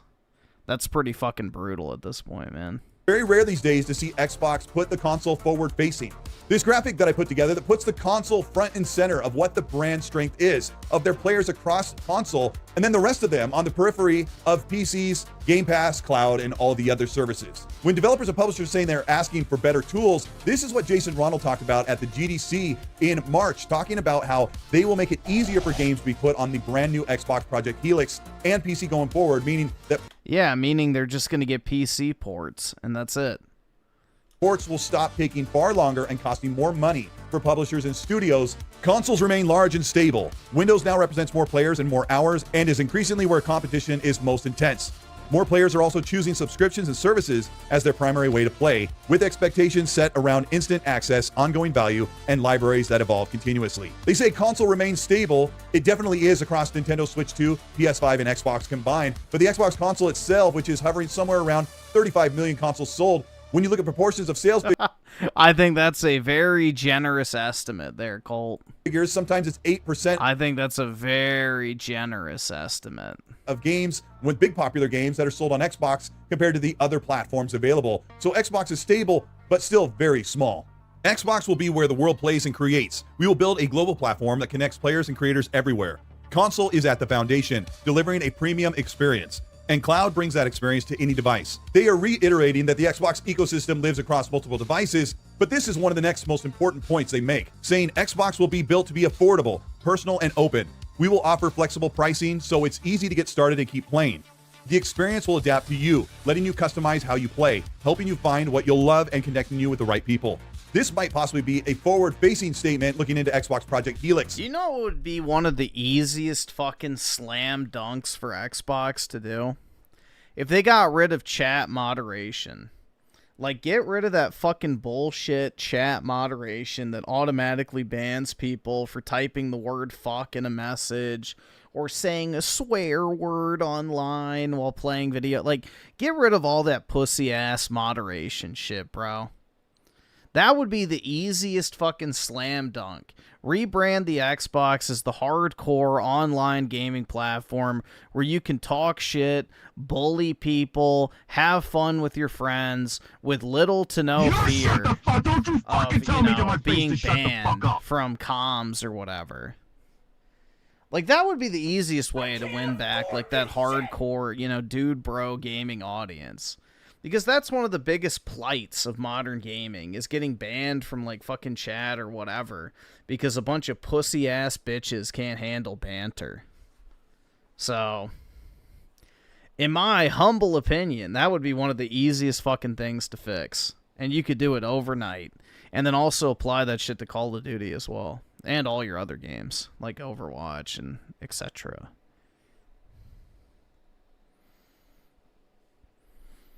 Let's see. Lord Danielson with a 10. Hey, Griffin, it's been a while. I just got my NREMT cert again and started firefighting training. Nice, man. Got about 60 days left of academy before they throw us out in the field. Hope you're doing well. Well, same here, man. Sounds like you got a lot of cool shit going on, so congratulations, bro. Hopefully it goes well for you, but very nice. Really appreciate it. Nest and K Nostalgia with the 2. Game Pass, $30, $23 now. Wow. The thing is, too, it's like back last year, October 2025, is when they raised the price to $30. It used to be $20 a month, and you got Call of Duty included with that. So for $20 a month, you got all of Xbox's games, you got the entire library, and you got Call of Duty. Now, with this supposed price drop, you get no Call of Duty, and you're paying more than you did less than a year ago. So, you know, one time for good measure. Microsoft. So, people celebrating this so-called price decrease are delusional. You're still getting less than what you were getting previously, and you're still paying more than you were less than a year ago. It is not. It is not positive news. And SNK nostalgia with the 2, people can't handle harsh language. Exactly. But that's what the mute button exists for. So, it's quite sad, man. We truly do live in a bubble-wrapped society. That will be more open and flexible, a console PC hybrid device. But then they say our new North Star will be daily players. Now, everyone who's asking about the return of Xbox is going to definitely question exclusivity. And there are a couple of contradicting bullet points that make the statement that Xbox is going to have their games everywhere, but also, yeah, because it's PR speak. So maybe allow them to be Xbox first. They say, quote, we will execute this through our 4 priorities: hardware, content, experiences, and services. Stabilize the Xbox Series consoles as a healthy and high quality base. Deliver Project Helix to lead in performance and play your console and PC games. This is really good. Another time where they've been very straightforward, that you will play all of your Xbox games and every single PC game on the next generation Xbox. And third, build a strong ecosystem that expands choice and reach. They say they will evolve their third-party partnerships and strengthen their 5-year slate, expanding into China, emerging markets, and a mobile-first audience, and make Xbox the best place for developers and creators to build and grow. The next thing they talk about is services, and there is a whole long discussion about Game Pass that we'll probably cover here in just a couple of days. But they said they will fortify Game Pass with clear differentiation and sustainable economics. This is such a corporate statement that could have been much more clear, but really I think what they're saying is trying to give more value to the brand and make the price more economical to be reaching more people than just stuck at around 32 million subscribers. This one's in the far future in the next couple or few years, and they say make cloud play feel native, fast, and reliable across TVs and low-cost devices. This was the most shocking thing that people were highlighting across social media. One of the first things they zeroed in on, or probably number 2, we'll get to number 1 in just a moment, and they said use mergers and acquisition deliberately to accelerate growth where organic paths are. Daryl's on with the 2. Your chungus laugh woke me up, Griff. What the hell? Well, that's too damn bad, man. Too slow. Organic growth sucks to suck. Through mergers and acquisition has everyone thinking about Xbox acquiring more studios and possibly more. Yeah, that's a great idea, man. They should definitely buy more stuff. I hear Ubisoft is kind of probably looking for a customer to come through and buy up a lot of their crap. Publishers. I don't think they should take on more publishers, but Xbox might be looking into getting big. I think they should take on the entire Western gaming industry personally and let that entire thing fucking crash and burn in one fell swoop.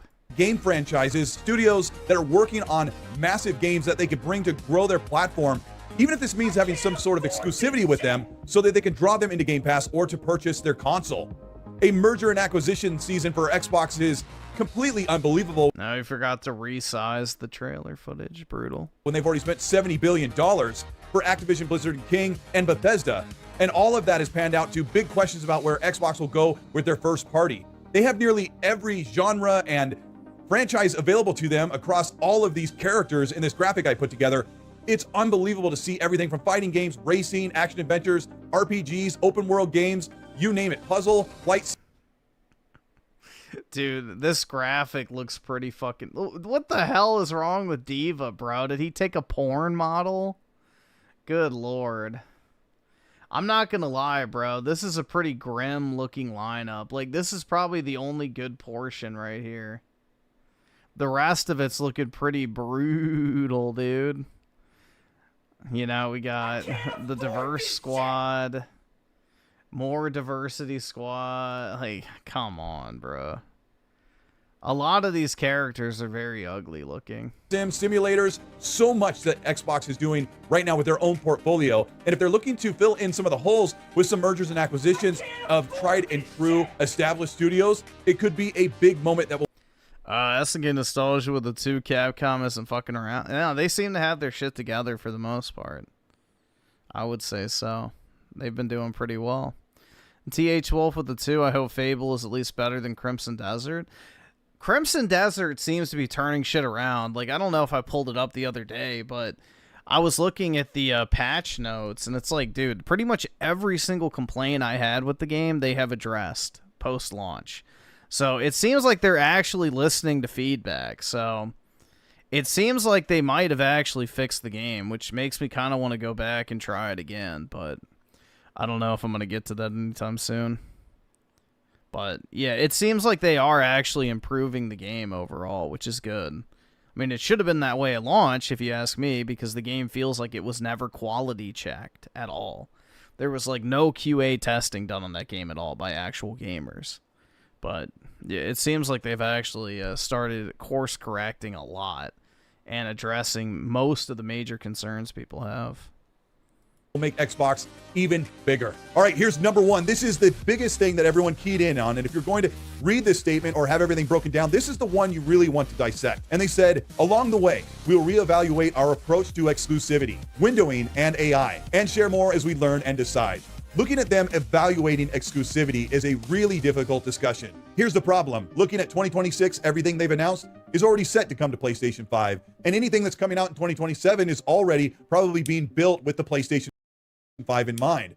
But it seems like Asha Sharma knows that there has to be some form of exclusivity for them to draw the brand up into the upper echelon. And not only that, but keep it from being mocked and dismissed, as the Xbox brand is always put aside when it comes to the games media and the fans who see all the other competitors having their own unique content that forces you to buy their console. Xbox doesn't have to force you to buy an Xbox Series console or even Project Helix because they already put their games on PC and they're already on cloud across multiple devices. The issue is they have to come to some type of windowed exclusivity because SNK Nostalgia with the 2. East greater than West. Embarrassed? Yep, it's sad, man. You know, but with looking at who owns and controls our media institutions, I am kind of happy to say that the U.S. is losing our influence on the global stage when it comes to culture. Like, our movies suck, our TV shows suck, our music sucks, and our video games suck. So we don't deserve to have a dominant place in that industry anymore, if you ask me. You know, Japan is basically the godfather of video games in the industry as a whole, and they deserve to basically reap the rewards post-Western video game collapse. the reality is most hardcore fans will not wait to play a game. And if Xbox has enough compelling, high and popular games, they can offer an exclusivity window, and they can leave it vague to fans on the PlayStation or Nintendo consoles who would have to wait an undetermined time to play the next big thing from Xbox. The ending statement says, "We are Xbox." And this is one of the things that really emblazoned all of the headlines and titles for everyone reporting on Asha Sharma and Matt Booty's town hall meeting. We are Xbox. They have put us TH12 of the 2, I'm upset GTA 6 is console only at launch. That's because they know people will double dip. They want you to buy it 2, 3, 4 times. So they'll put it on PS5 and Xbox Series, then it'll come to PC a year later. Then the PS7 or PS6 and Xbox Helix will be out. You'll have to rebuy it on that. And then on top of that, you know, maybe at some point they'll do a Switch 2 port. So yeah, they're just going to milk people dry for as much money as possible. That's the Rockstar way, man. That is the way that Rockstar boosts those sales numbers as high as they fucking do. Side, Microsoft Gaming saying, "Our best work happens when we full stack moves together. Microsoft Gaming describes structure, but it does not describe our ambition. So we are going back to where we started and changing Omega Lord J with the 2. Would you rather play Tears of the Kingdom or Crimson? I think with the changes, I'd rather play Crimson. Our team's name. And now they're back to Xbox Gaming. The only time you heard Microsoft Gaming was anytime Xbox was doing something great. When they were in the positive news cycle and they were doing great things for the fans, or their games were hitting or doing really well or popular, or there was strong excitement about the brand, most of the games media would say, Microsoft Gaming is doing this, Microsoft Gaming just announced that. Also, if Xbox did something bad, they had a game that faltered, they closed the studio or canceled game projects, then it was Xbox did this. The name Xbox was something they tried to only reserve when they had bad news to report, and now Xbox is returning to the form. Asha Sharma came in just 2 months ago, and it really seems like the very first thing she did is she looked around and said, what does everyone dislike? Why do people hate Xbox? Why do people not want to be associated with this brand? Women. Why is it not popular? What did you guys say you were going to do that you're not doing? What are you doing that everybody dislikes? One of those major things was Game Pass is too expensive. Xbox exclusives need to return, and the brand needs to be forward-facing for the diehard fans that are playing games on PC and Xbox consoles. And they're not even done yet, because I bet they are talking about exclusivity. SNK Nostalgia with the 2. I bought a PS5 Pro for my friend before 900. Yeah, dude, honestly, I have an extra PS5 Pro, and it's like, it literally is an investment piece now. Because with the disc drive, it costs basically over $1,000 to buy new. So I bought mine for $780, and I've made basically $200 on it. It's crazy. Serious discussion that is happening as they get ready for the Xbox Games Showcase in June. We probably won't see changes this year as everything is set in motion, but there probably is going to be some really strong discussions about how Xbox can bring back some form of unique content only on their ecosystem. And when it comes to Game Pass, it sounds like, according to leaks from Jez Corden of Windows Central and Tom Warren of The Verge, that Game Pass is not done. They just did a major price cut. They cut some $7 off of the monthly fee, and they're still keeping most of the content except Call of Duty. I've got a video about that, but there are going to be some more changes that are actually getting fans to say, I've been unsubscribed for a while. This might actually bring me back. We'll cover that soon, but this is everything that Xbox needed. New blood, new leadership, bringing Xbox back to its true form. New blood and new leadership. This motherfucker for 14 years shilled Phil Spencer. Slobbed on the fucking proverbial knob. Are you fucking shitting me? Like, that is... This is exactly what Xbox needed. As I defended every bad decision they made for the past decade plus. Come on, bro. Come on. This is not a return to form either. Stop. An aggressive, strong brand reputation. And there is a lot more to do before they hit their 25th anniversary in November. Dude, unless Chuddy McChudderson becomes the head of Xbox, it's not a return to form. And that's your gaming weekly news. This is Colt Eastwood. Thank you so much for checking out this video. If you've been here and you've watched the several videos I've put out over the past couple weeks, there's been so much to cover that I've been here in front of the camera working hard to get all of the news to you. Show your support to the channel by writing in the comment section, Lukather. And people always say, what is that? It's my favorite guitar player. And I've got one of his guitars right there. He's absolutely phenomenal. Check out his stuff. And I've met him. I got to meet him. It was amazing. Oh my God. Twice. You know, hey, if you get a chance, meet your heroes. Speaking of meeting your heroes, we are getting so close to... I thought it's you never want to meet your heroes. Xbox Game Showcase. I cannot wait to see some of you that I know in the community. Some of you I'll get to meet for the first time, but I thought you never wanted to meet your heroes. Really met most of the people that I've been able to work with, peers across podcasts and everything. Thank you so much for your support. Thank you for being... Oh, shit. SNK Nostalgia with the 5... Oh, wait. No, not 5. 10 gifted... Holy shit, dude. Jeez. Damn, bro. That is, like, insanely generous, dude. Thank you so much.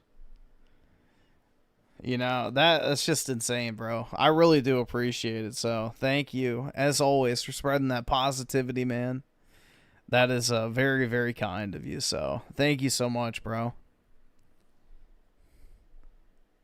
I kind of feel bad, like, but, yeah. Don't spend too much, man. I do appreciate it. So don't go into any sort of a financial crisis over donating a lot at night, but I really do appreciate it, bro. It's overly generous of you. Patient for Gaming Weekly News, something I did about 9 months last year or the year before, and we're back. I'm trying to do this every week.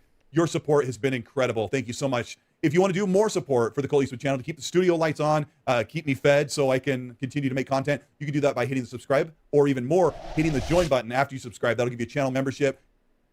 Either subscribe, donate. How much is 10 memberships? It's like $50. Either so. subscribe, donate, or get the fuck it's out. It's a very sizable subscribe, donation. donate, so or get the fuck out. I do appreciate it, man. Either subscribe, donate, or get the fuck out.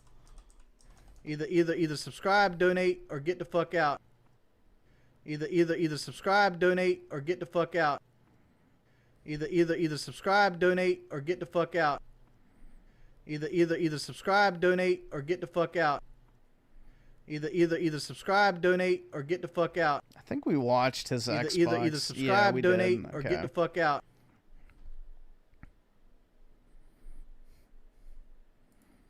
But yeah, again, thank you so much, SNK Nostalgia. That's very kind of you.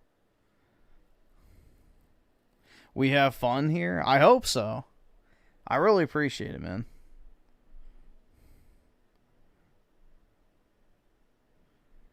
Alright, let's see. IGN reviews are getting so bad. I think this is in response to the SAARos review that they put out today. Hey there, gamers, Dreamcast Guy here. Today we're talking about IGN, because this website, despite being the biggest place for gaming on the entire planet, it feels like IGN sucks. A lot of their reviews... You don't say. Dreamcast Guy, welcome to the year 2012. Like, dude, IGN has sucked for like over a decade at this point. News lately, especially, have just been so incredibly bad. I mean, there have actually been multiple reviews, literally just in the last month, that are actually factually wrong. We're talking about... I think the Crimson Desert review, I think, is valid. A 6 out of 10 in its launch date, I think, was pretty generous. The review for Mouse PR for Hire, everybody on the entire internet made fun of that. They did. Yeah, but that doesn't make it objectively wrong. It just makes the guy who wrote it a fucking dumbass. So you can't have an objectively wrong game review unless you state things about the game that are inherently false. He just had a shitty opinion. One for this, like, indie game called Replaced. It was so inaccurate, they actually had to delete the headline because it was a lie. Even SAARos today, everybody's giving it 9s and 10s, and IGN gave it a 7. Now I trust an IGN.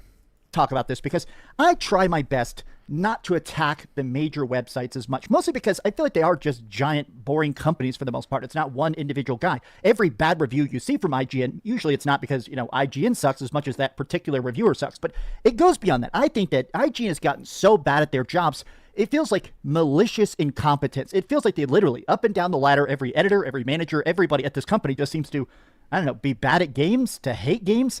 Let's talk about it, because there are just now so many examples. I want to go through like 10 examples today of straight up videos done by... I mean, look at what games they gush for. Like, that's all you need to know about journos, man, is just look at the type of games that they gush over. You know, it's all the walking simulators, it's all the cinematic slop simulators. Like, most of these guys don't want to be reviewing video games. They want to be reviewing movies, most likely, or TV shows, or being some sort of access journalist to the, you know, Hollywood industry. Just like how, you know, most game not directors, I guess. I guess directors, but more so writers want to be film, you know, industry people. But instead, they're stuck making video games. Hideo Kojima, prime example. Literally on record multiple times saying that he doesn't want to make video games, so that's what he's forced to make because nobody will pay for him to make a movie.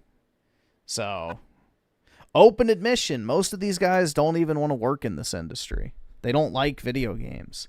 They just have to do it because they couldn't cut it in Hollywood.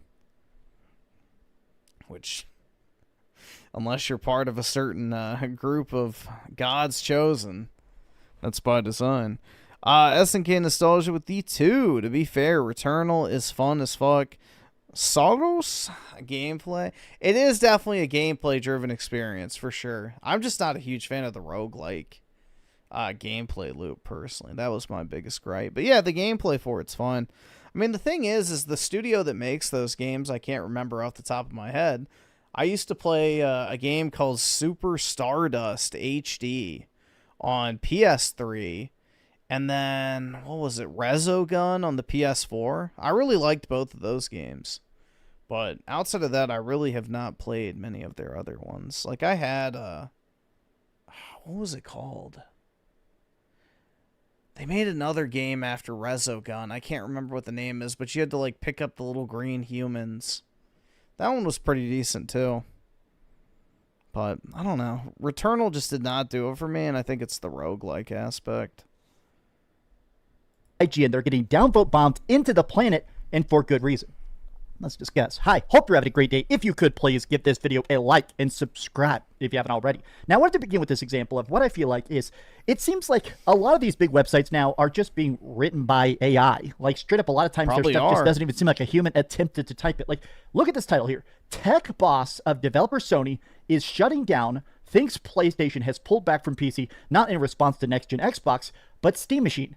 Now, I think what they're trying to say is that now there's a lot of talk about how basically PlayStation is pulling stuff off of Steam, and that's not because next-gen Xbox will play Steam games, it's because of the Steam Machine. But everybody is like, what? Do you want to redo that sentence? I had a stroke reading this. Everybody is like, want to go back to grammar class? This is the thing, is that IGN has this strange sense where part of the problem with IGN is not only they have thousands of employees worldwide, but IGN is like 15 different outlets. And it seems like the international outlets do seem to have smaller teams, more focus, and actually higher quality. It's this American giant conglomerate that... Wait, so they have higher quality because they gave a PlayStation game a higher review? Bruh. Giant HQ. This is funny how that works. Yeah, Housemarque. That's the name of the studio, yep. The most bad at it, which seems odd, but let me keep going through examples here. Look, I think a good review is not about telling you what you want to hear. It's not, oh, I thought this game would be a 9, it got a 9. The best reviews, and I think part of the reason people like watching my reviews, if I read the comment section, is that people like the fact that... I think this is a very fair assessment of Crimson Desert when it launched. Crimson Desert is an extremely ambitious open world adventure, and that ambition is what makes it both incredibly cool and gobsmackingly infuriating in almost equal measure. That is spot on.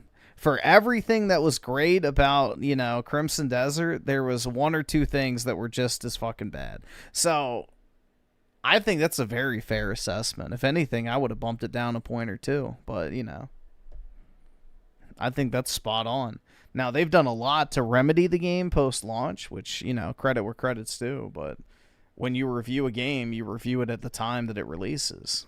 Even if you disagree with my conclusions, I tell you enough about it, you can determine whether it's $70 for you, right? I gave Crimson Desert a 9.5 out of 10, and I absolutely stand by that, because to me, it is a game with hundreds of hours of exploration and crazy magic and weird mixed themes, and honestly, in a lot of ways, I just think it's so fun. To me, it is a 9.5 out of 10. But this 6 out of 10, you could say, all right, the number itself is wrong, but I still agree with the conclusion. But the problem is that, just in general, a lot of times their reviews seem to not even really reflect what the game is. A lot of times, if you watch it, you can't even tell if it's really the game for you. Recently, people were really picking this apart. The Mouse PI for Hire, again, another game I absolutely loved. I gave this a 9 out of 10. It got a 6 out of 10. Now, the problem with it is that literally... Okay, too many cheese jokes, I agree with that. You kill too many people, yes. In a boomer shooter, you're killing people. There's not enough noir. The entire game is literally a 1930s noir Mickey Mouse game. Too many references to old movie. It is literally a parody of old style, like 1930s Casablanca era films. Too many arenas to kill enemies. It is literally an arena-based shooter. Every single part of the line, like, I get frustrated at reviews like this because I know for a fact I have had a chance to talk one-on-one with multiple IGN reviewers. And here's the thing, right?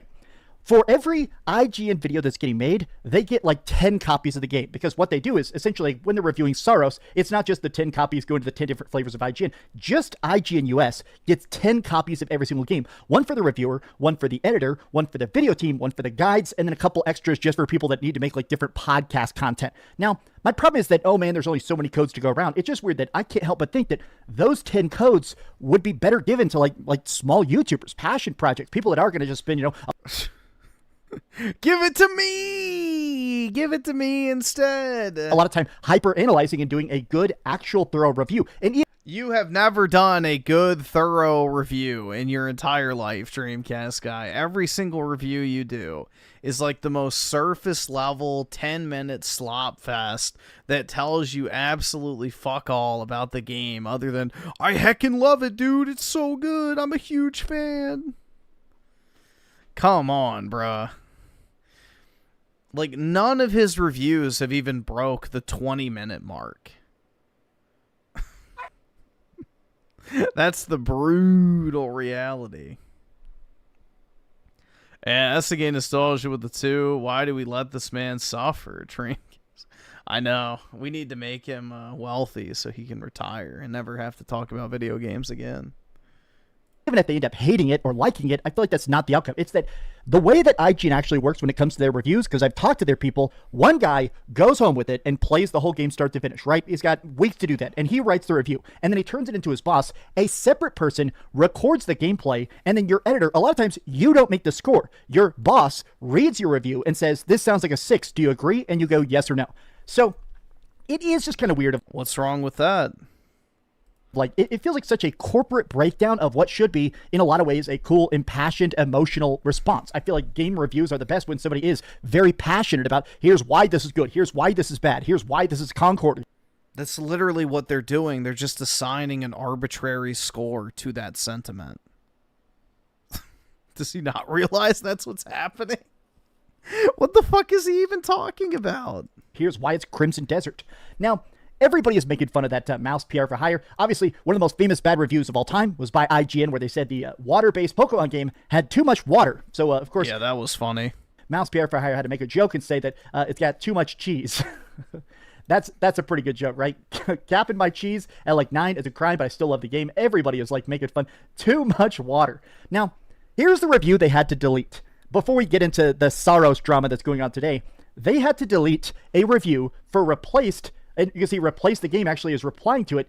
IGN said this is a AI game, and it's not. It is a game where it's about an AI, meaning an artificial intelligence, that basically gets accidentally downloaded into a human body and goes on this big, like, cool cyberpunk adventure. Apparently, the reviews for Replace have been very, very good. Everybody actually says it looks great. Just real quick, I want to show you the aesthetic of it, just because, honestly, this game, not enough people are talking about it. Look how crazy this looks. Look at that, right? When you look at this, it's honestly, I feel like it's disrespectful to say it's AI generated, because honestly, it's such clearly a game that this team clearly cared about it. And IGN said, oh yeah, it's just some AI generated game. And it's not. Now they said, oh, we made a mistake. They got community noted for this and they deleted it, but they went, oh, what we actually meant is that it's a game that is about AI. It's not an AI game. But everyone's like, okay, well, you're phrasing it like it's AI slop. They had to come out here just to clarify the game does not use any generative AI. What IGN was referring to is the story about AI in an alternate 1980s America. It is 100% handcrafted by humans. It's not made with AI. It's about AI.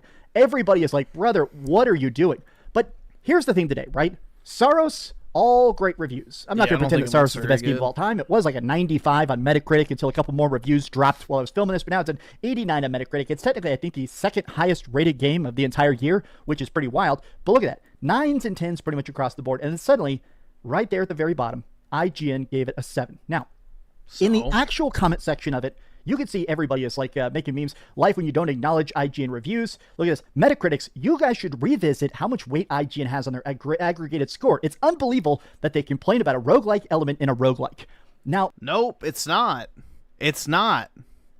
Dude, that's like saying, oh, well, you know, I'm going to excuse a shitty mechanic because every single, you know, game in a particular genre has had this shitty mechanic. That's like saying that you should never innovate. Like, dude, this would be like if you had a game that has a massive fucking open world, right?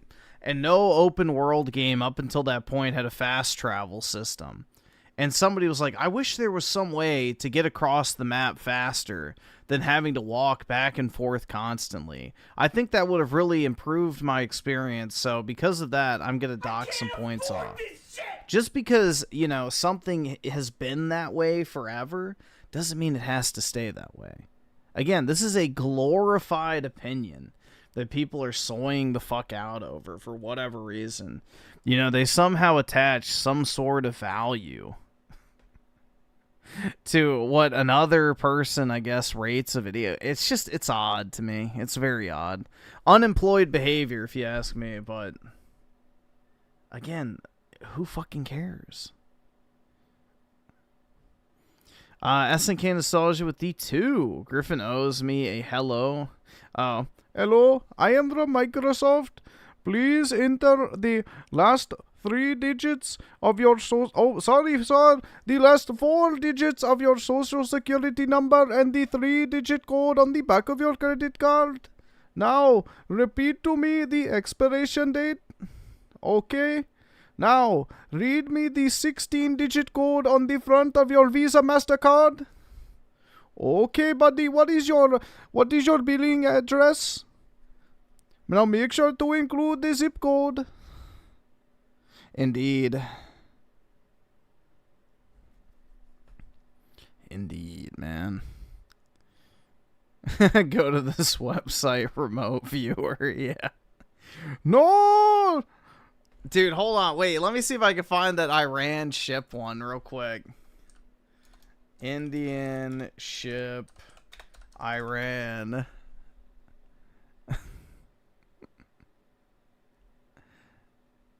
Let's see if we can find that. That shit was so fucking funny. Oh my god. I am on the list. No, I am on the list. Hold on a second. Fuck. I don't know if it's on YouTube.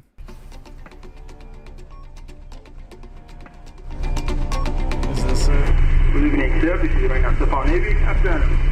On the thread is locked and passed from that is forbidden. And there is no any permission for you used from on the thread. You are ordered to go back to your departure immediately. You are ordered to go back to your departure immediately. You get my message? Okay, copied your message. I will turn back and there is no permission to transit Hormuz. That's correct, sir? Yes, sir. This isn't it. Shit. Maybe?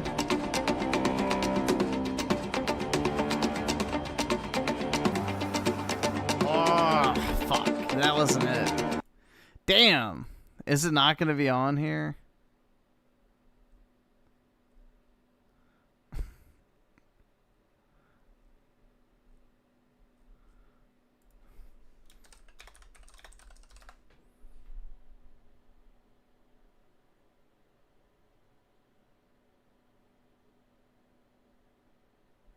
Is this it?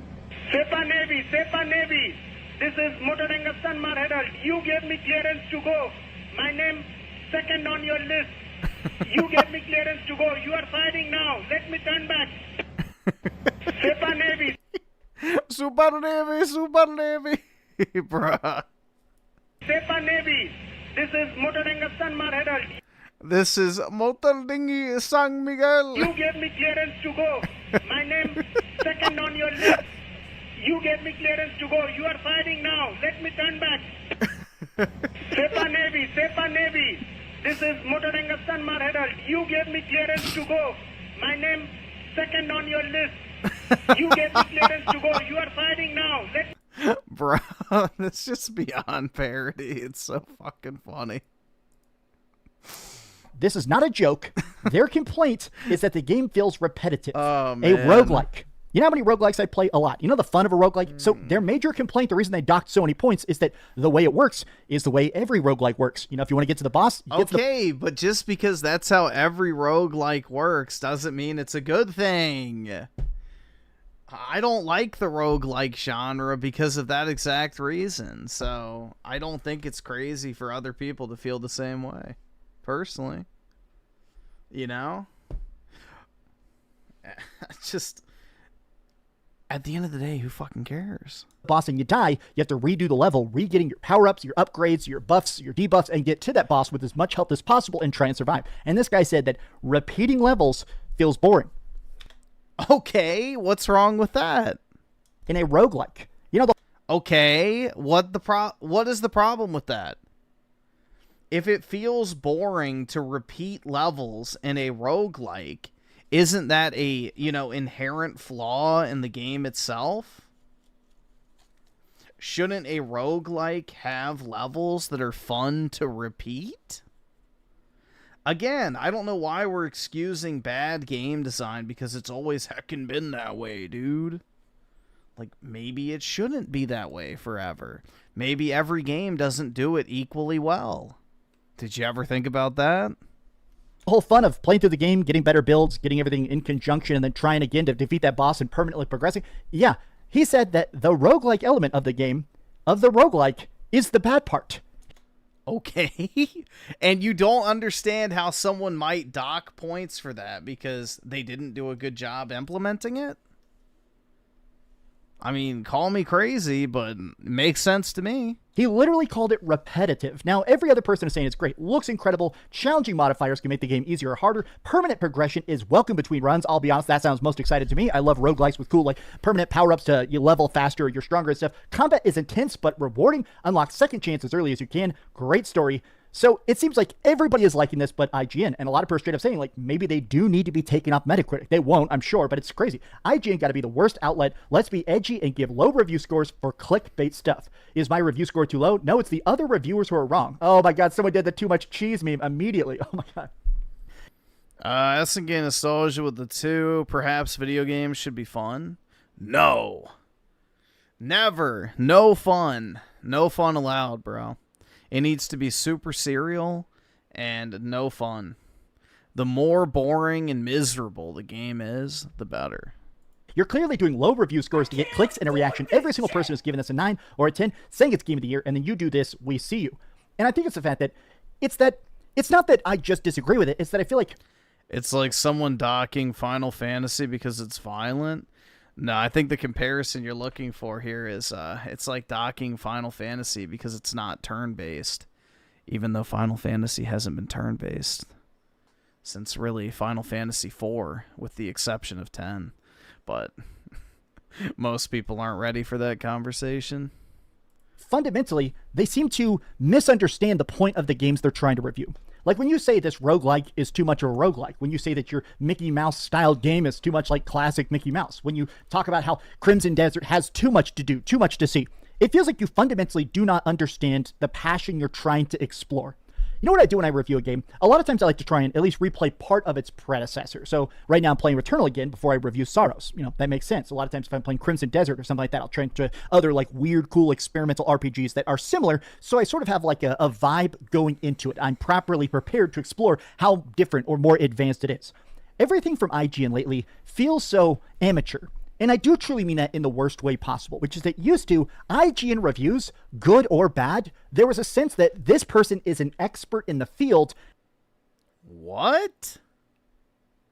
IGN reviews felt like they were an expert in the field? Dude, IGN literally got popular because they used to crank out 3-minute slop reviews on every single major release. What the fuck is he talking about? Like, IGN literally was the home of like 4 to 5 minute reviews. They quite literally did the complete opposite of what he's describing. I guess we're living in an alternate fucking reality. And even if I disagree with like some of their outcomes, I can understand their logic. But lately, it just seems like their logic is gone. It really does feel like they're just literally grabbing random people who can write halfway decent and saying, hey, here's a game you've never heard of. Is it good or bad? And you get some very strange answers. Calling Crimson Desert infuriating is a choice. These have just been some off-the-cuff thoughts, though. How do you feel about IGN, and how do you feel about, honestly, the state of big game reviews? Tell me your thoughts in the comments down below. If you enjoyed this video, be sure to give it a like, subscribe if you haven't already, and please keep dreaming. And I can't... SNK Nostalgia with a 2. Dreamcast guys, why there isn't a balcony at the casino. Brutal, man. Oh my god. Yikes. And they seal the windows, right? Can't wait to review SAARos. I should be getting a copy a little before launch, so probably a launch day review, hopefully. Everything lines up. Thanks so much for watching that video. If you want to see some... It's just kind of ironic because everything that he accuses IGN of, he does himself. He plays the game for a few hours, shits out a half-assed 10-minute review, you know, assigns an overinflated score to pretty much every game he plays, and the end.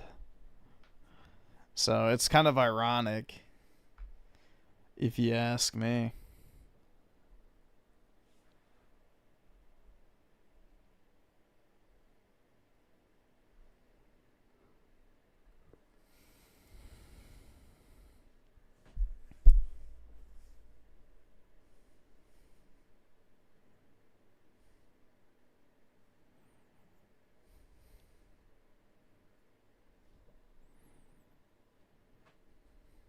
Everything is a masterpiece. Exactly, man. Everything is great. Everything is wonderful. Literally nothing is bad that comes from the modern AAA industry.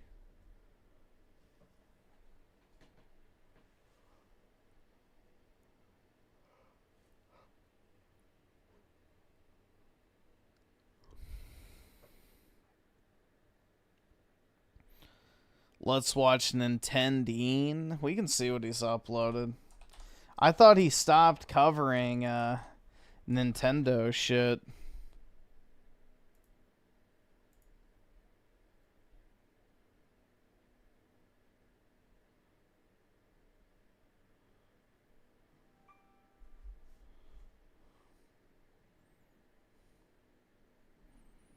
Guess we can watch this one. Retailers do what Nintendo don't. Some of the biggest surprises that have come since the launch of the Nintendo Switch 2 is just how many discounts are hitting the console as well as its games. This was all pretty rare throughout the majority of the life of the Switch 1, but wrong. The entire life cycle of the Switch 1, you could get every single first-party game discounted by $7 to $10 at Walmart, Amazon, and Costco. Every single game. Everyberg, Singlestein, Timowitz.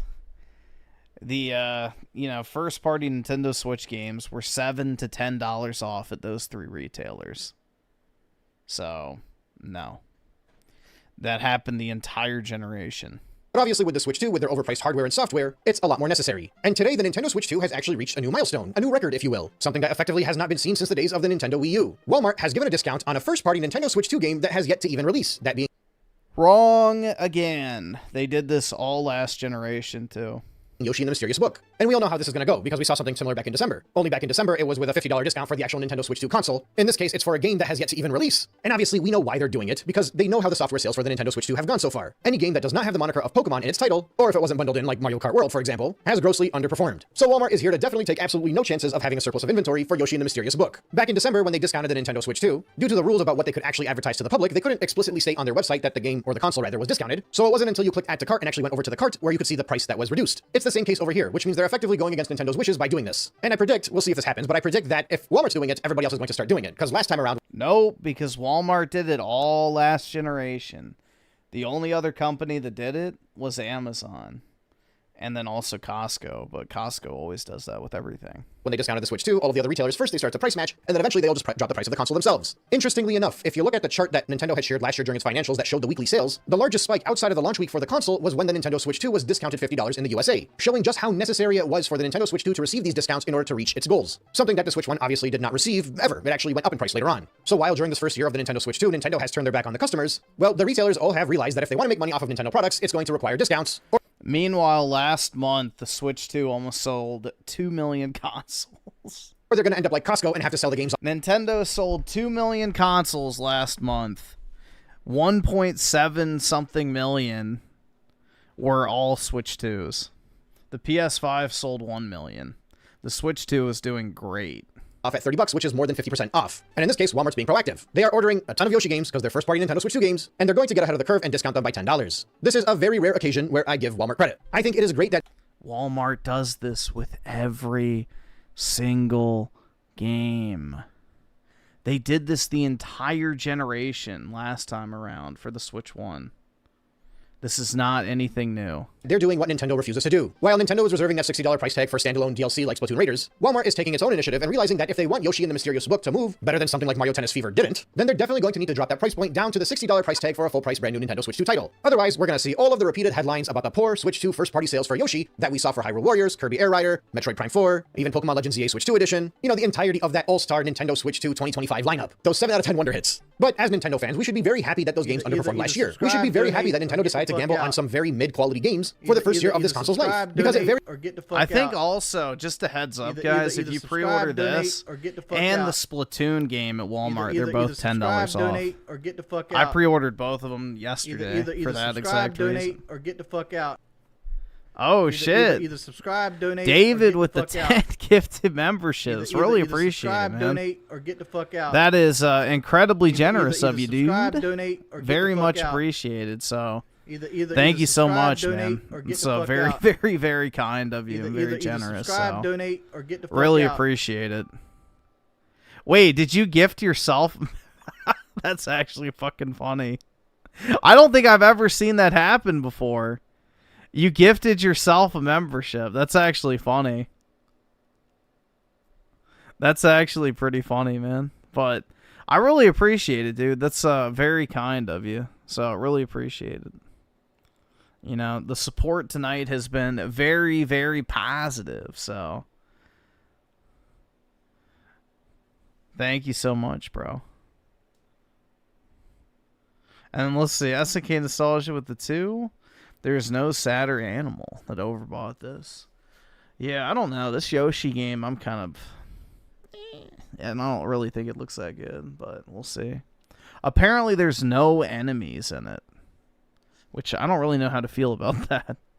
Apparently, you literally cannot take damage in this game, and there's no enemies.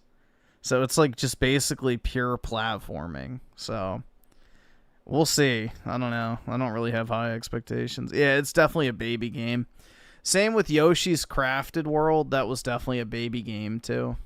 Quickly set the bar for how much games are going to be going forward. People saw $70 for 7 out of 10 titles, and they completely swerved and decided they would save their money for something more worthwhile. And while those games last year, outside of Pokemon Legends ZA, because naturally that one had 2 versions and sold pretty well on the Switch 1, but while the rest of them just made it over the line where they probably sold just enough in Western markets where you couldn't really consider them a flop, but they're definitely underperforming by Nintendo standards, since the Nintendo Switch 2 was so new, and since Nintendo was starving people of first-party games after the console launched, and of course, since a holiday season came up so people needed games with their new console, they were able to just barely sell enough games where you could still kind of be satisfied, except for Costco, obviously, who had to get rid of their surplus inventory. But unfortunately for Mario Tennis Fever, they were not so fortunate. Mario Tennis Fever has flopped harder than probably anything has flopped in the Nintendo world since probably the Wii U. Like, speaking of Wii U, I'm pretty sure Fever's launch was just about on par with Ultra Smash, maybe slightly better with it because of the higher digital rate. We'll see when we get official numbers. And that's because by the time Fever comes out, there's no holiday bump to save it the way that Kirby Air Riders and Metroid and Hyrule Warriors were saved. And Mario Tennis Fever's poor sales have been very valuable for us as customers, as the Nintendo fans that we all are. Obviously, the biggest thing that happened is Nintendo decided that they were going to charge a physical tax now, and that they were going to force people to pay more money for the physical games. And while that's not a good thing by any stretch of the imagination, it's pretty clear that that digital price would be just as expensive as the physical price if the Switch 2 software was moving, and especially if Mario Tennis Fever was moving better. But that's just what Nintendo's doing, and Nintendo, you know, they're never going to give you a good deal. The retailers, on the other hand, well, they're a lot more conscious about what they're selling, right? Because they're ordering these Nintendo products as the same way that they've been ordering stuff from the Switch 1 lifetime, with the expectation that the consoles, the games, the accessories, that they're all going to sell very, very well, just like they did back from 2017 until 2024-ish. But when they got burned badly last year and they decided that they had to pivot, well, the reality is they can still make money off of Nintendo products, but they can't sell them at the price that Nintendo wants them to, because Nintendo's overcharging for everything, especially for the majority of these games that have been developed in-house.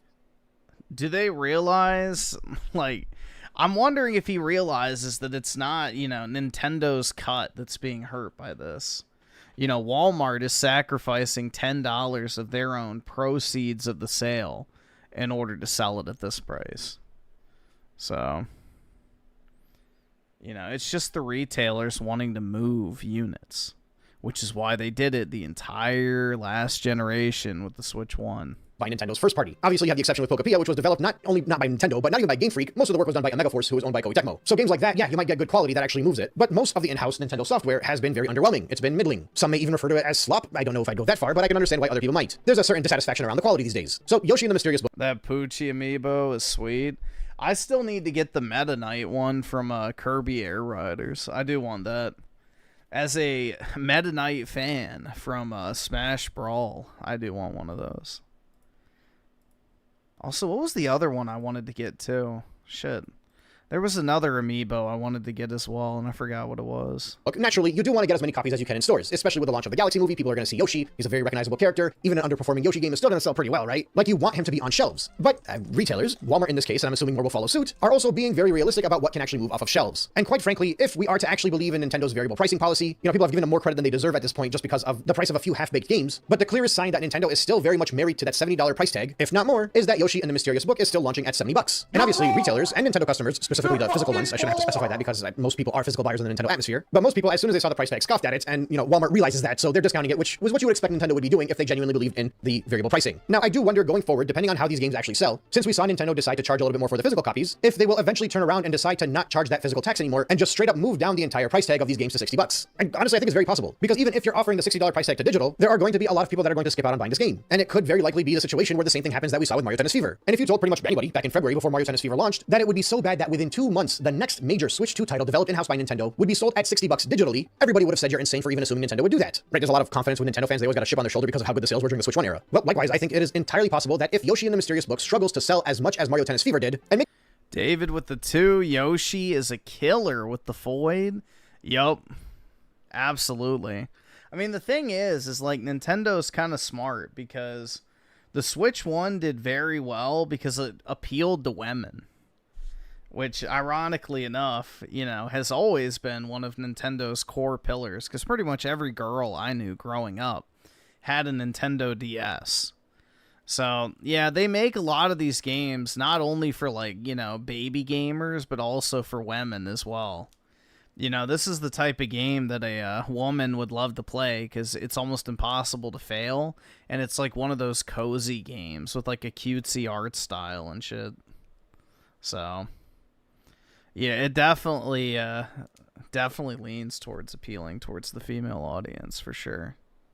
No mistake, Mario Tennis Fever did struggle. Its online is already pretty dead. In March, it got outsold by Super Mario Party Jamboree, just barely making it into the top 10 of Nintendo games, and I would not be surprised if it never sees another top 10 for the rest of its life. So if the same thing hypothetically could happen to Yoshi, which is entirely possible because Yoshi games, they appeal to a certain type of crowd, which is a whole other tangent, which I will get to in a second, but it's entirely possible that Yoshi underperforms once again the same way that Mario Tennis Fever did. And keep in mind, Mario Tennis Fever is coming off of Mario Tennis Aces, which had like around 5 million sales, and Yoshi's coming off of Yoshi Crafted World, which has around 4 million-ish sales. So if the patterns continue and we see another steep drop-off from the Switch 1 version into a Switch 2 game, it's going to be pretty slow for our green dinosaur friend. And if that happens, it's entirely possible that by the end of 2026, we could be looking at the next major Switch 2 game that's obviously not like a big hitter like a Mario or a Zelda or a Smash or Animal Crossing, but we could potentially be looking at some of that B-tier stuff instead sitting comfortably at $60, which at that point I would actually say is a good price for a Switch 2 title, especially if it's actually like a full-fledged made for the ground up Switch 2 game. None of the standalone DLC stuff that we're seeing with Splatoon Raiders. Now, I still would not give Nintendo credit because it would have taken them a year and multiple games to sell poorly for them to eventually realize that maybe there are certain games that we should not charge more than $60 for, but I would say that the value proposition for a lot of these titles at $60, I think it's there. But that $60 price tag is not for the half-baked stuff, not for the Switch 1 games. That $60 price tag should be for games like Hyrule Warriors, should be for games like Kirby Air Rider, for the next Pikmin title, Mario Tennis Fever. Actually, with some of these celebrations that people are making because they think that Nintendo's turning a new leaf and actually offering lower prices for their games, if we were meant to genuinely believe Nintendo was turning a new leaf, they would have gone back and changed the price of those previous games. Hyrule Warriors, Metroid Prime, Kirby, and Mario Tennis Fever. And they especially would not be launching Yoshi at $70. So while yes, we might be getting closer for Switch 2 games to being launched at $60, like actual full-fledged Switch 2 games, built from the ground up for the Switch 2 games, I still don't think we are quite there yet. But I think a Yoshi flopping with the caliber of Mario Tennis Fever's flop could get us even closer, if not take us all the way there. If enough people are not interested in buying Yoshi. But the thing is with Mario Tennis, like he literally just said, it sold 5 million copies. Mario Tennis sold 5 million copies with 100+ million Switches.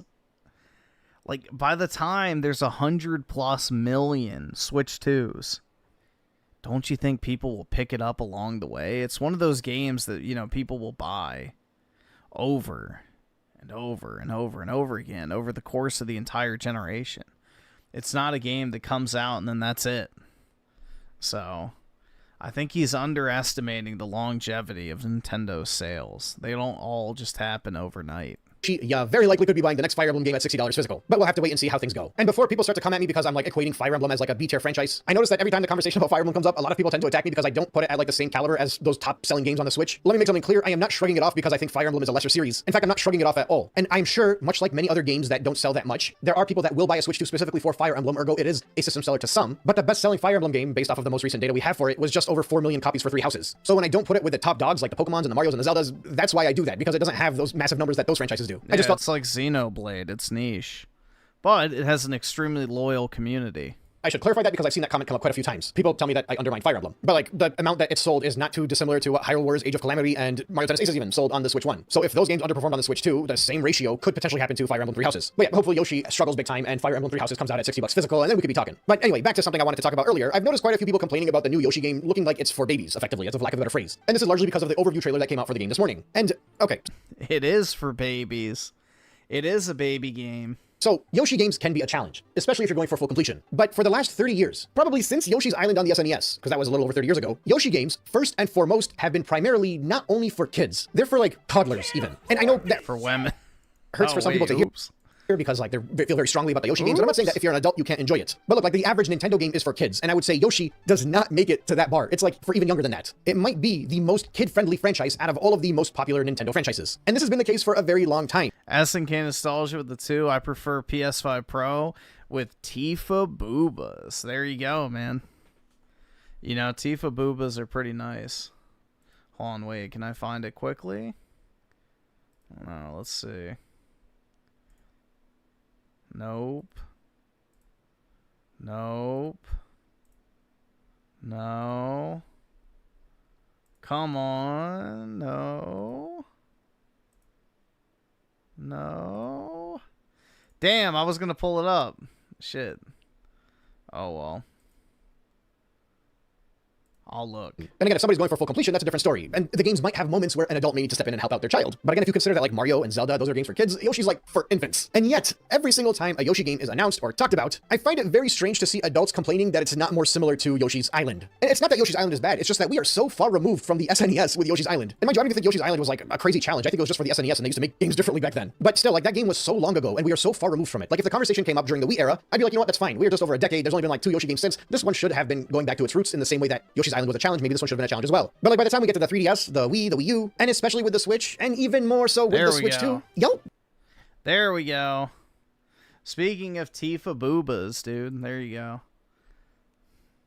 Some nice Tifa Boobas on the card. So, Goo Goo Gaga, give me Milkies. There we go.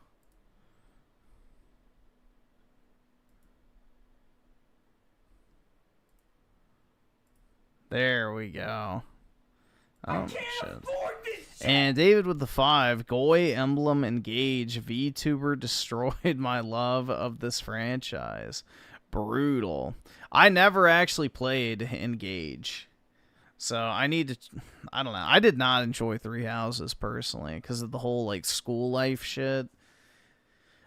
That aspect lost me, but I don't know. I need to try Engage. I bought a digital like way back using one of those vouchers, and I've just never gotten around to actually playing it.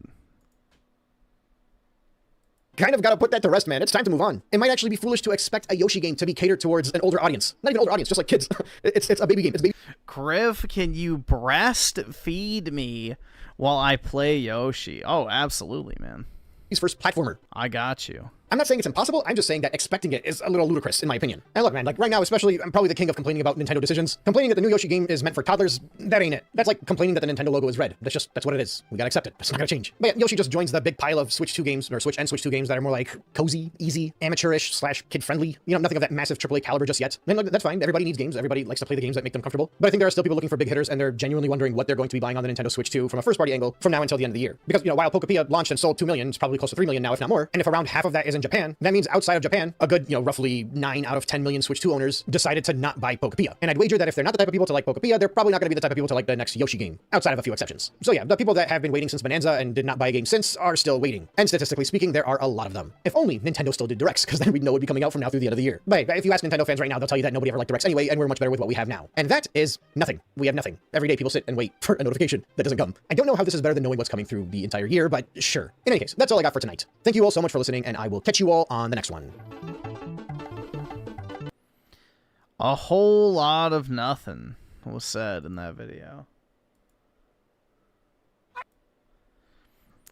SNK Nostalgia with the 2. Cards versus Neo Geo cards. What do you think?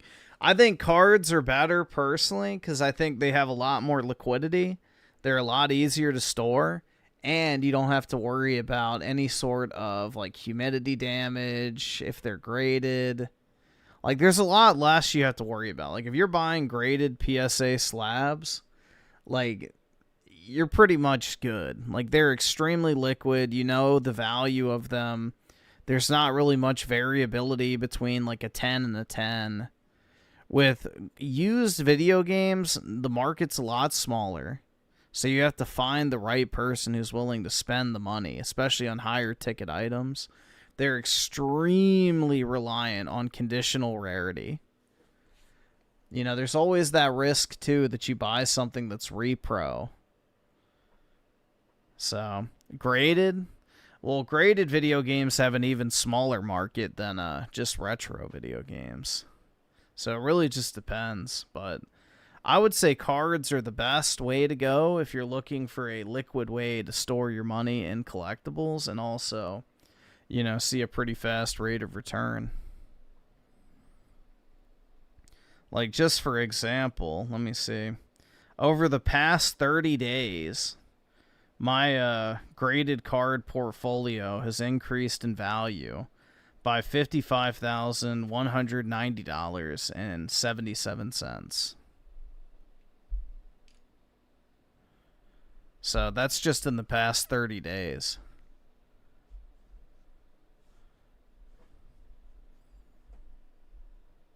And I could sell pretty much all of those cards immediately for 90%, pretty much. So the liquidity is the biggest thing when it comes to Pokemon, is people will buy it from you for a certain percentage. Let's go. Nice. Appreciate it, man. Is Fire Emblem any good? Yeah, I like Fire Emblem personally. I played Birthright back in the day on 3DS. That was the first one I ever played, actually. But yeah, it was good. It's a pretty fun franchise. If you want like a good Fire Emblem alternative to Unicorn Overlord, I heard is pretty good as well. Which I haven't played it myself, but apparently there's some very busty ladies in that too.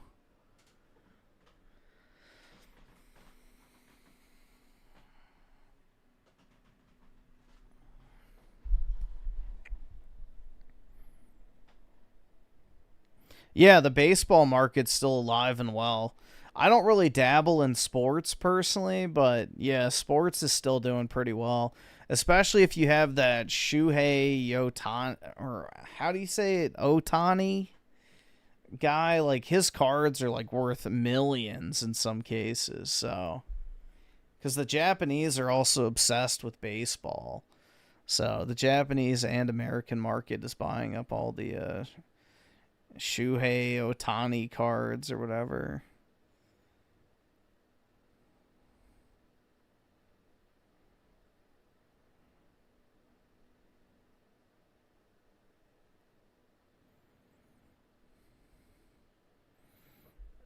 It's Fudanari. Oh my god.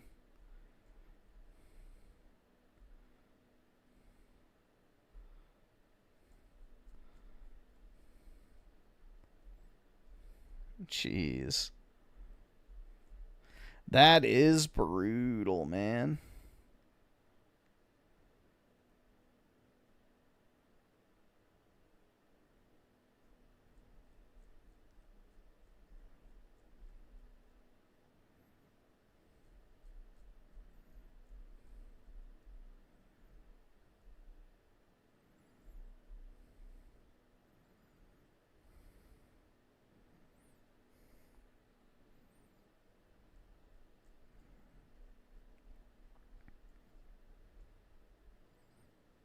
Let's see. So, trying to think, is there anything else we want to watch?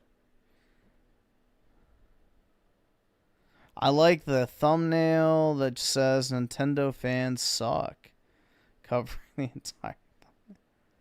Yeah, this is the guy that made that like super clickbaity don't buy the Switch video. And it was like literally him just bitching into the fucking mic like a, you know, mongoloid.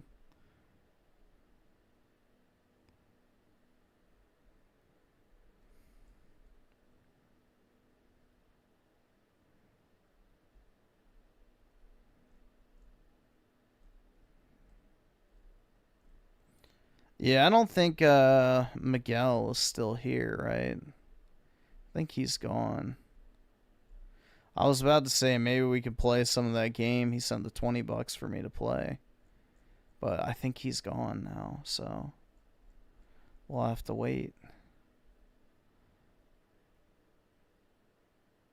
No, I don't think Kino Casino got their channel back, man. I think it's still gone.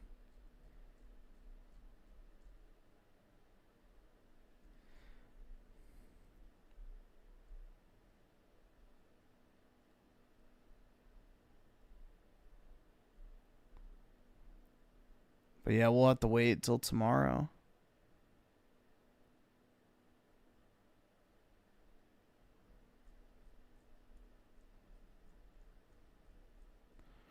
SNK Nostalgia with the 2. Look at the Pokemon N64 con. Yeah, I know what you're talking about. The blue one, right? That's a pretty cool console with like the Pikachu on it. Yeah, this one. It's pretty nice.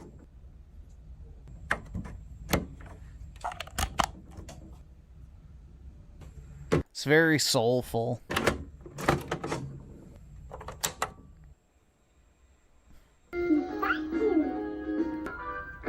I've never actually All right, played awesome. on Thanks, an nigga. All right. N64 ever.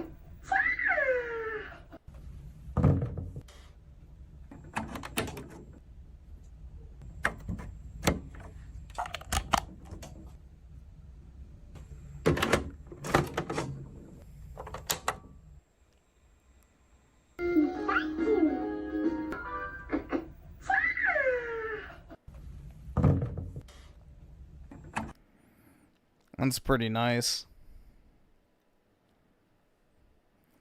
On Megalord J with the 5, been playing Crimson after updates. World is still uninteresting. I just don't care for it. Yeah, fair enough, man.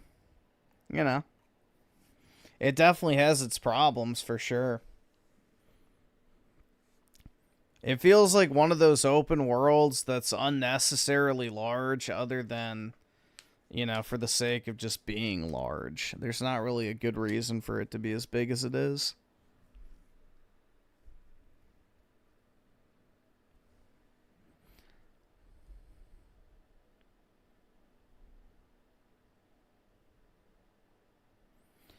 David with the 2, do you take Dono for old ass game? And I guess it depends on what it is. If it's on the Switch Online, I can definitely do it. I can definitely play some.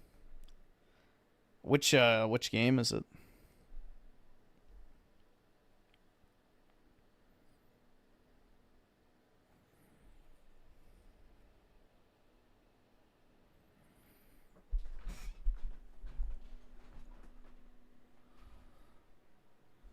All right, I need to start. Where do I have? There we go. I'm just going to write down some stuff so I don't forget. You're fucking poor! So tomorrow, or I guess later today. Do I not have my pen? Fuck.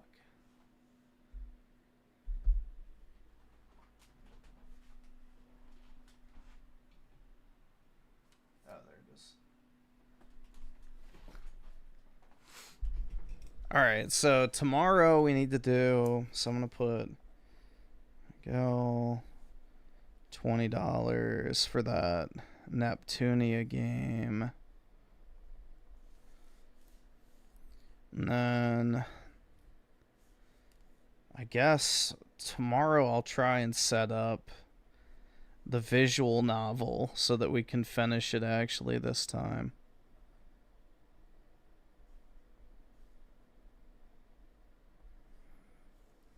I'll use the guide for that.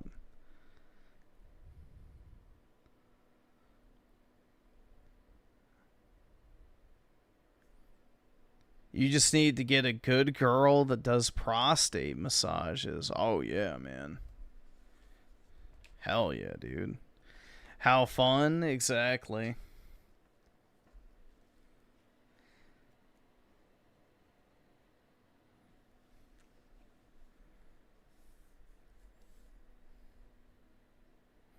Alright, I just want to have my list of stuff. Okay. Would Griff ever play a visual novel made by Kojimbo? Wait, Kojimo? Or Police Knots or Snatch? I've never heard of either one. I have not heard of either.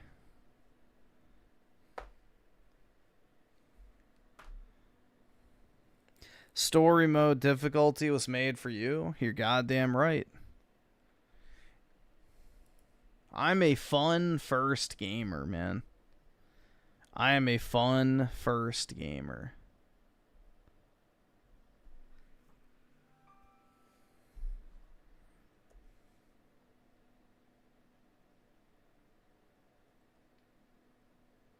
That is my prerogative, personally.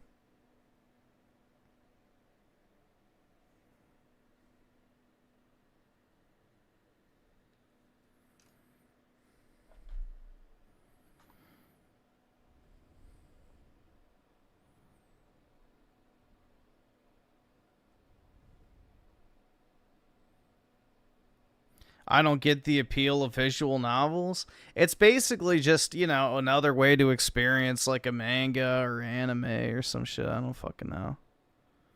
So, it's basically just that.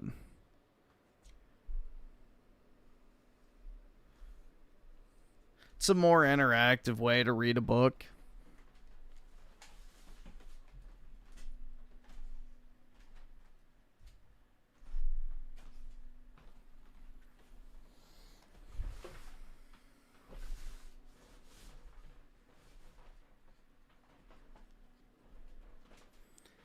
And let's see, David with the 50. Holy shit, man. Jeez. For fellow baby game enjoyers, play Yoshi's Story N64. Melon, our best fruit. Alright. Yeah, we can definitely do that. Really appreciate it, man. Let's see. So, Yoshi Story. I'm just making sure I have this down. N64. And I will check if that is on. Nice cock. Perfect. Let's see. I'm assuming it should be, but I have no clue. I haven't looked at N64 closely. I have a feeling it should be on there, but if not, I can find an emulator, I guess. I can't afford this shit! Oh, yep, there it is. Alright, cool. Perfect.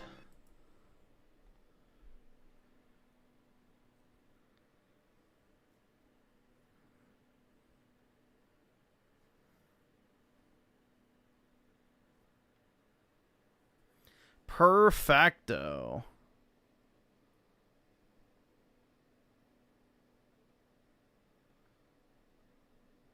Alright, cool.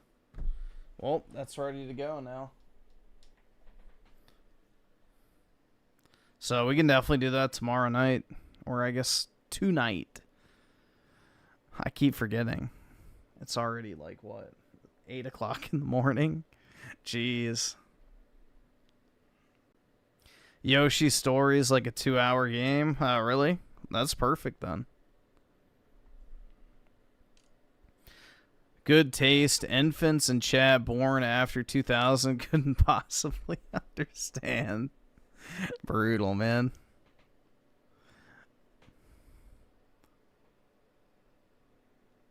Yeah, I've been kind of tempted to open up my Nintendo N64 controller. Like, I have the one they re-released for Switch Online, because I've never actually played.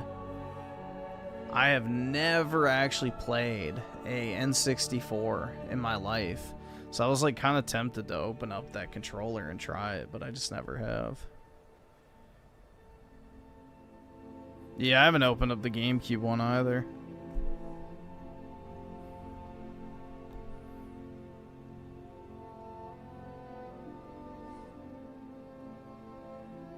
And SNK Nostalgia with the 2. As not your attorney, play Contra 3 SNES.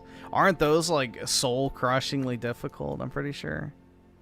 I think Contra is the game I'm thinking of in that aspect. It's the Dark Souls of side-scrollers.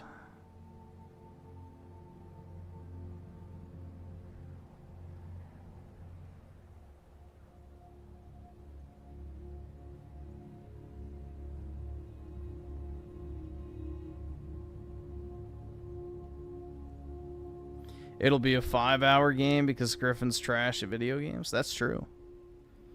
That is true. But luckily it's a Saturday, so we'll have nothing but time, so. W's in the chat.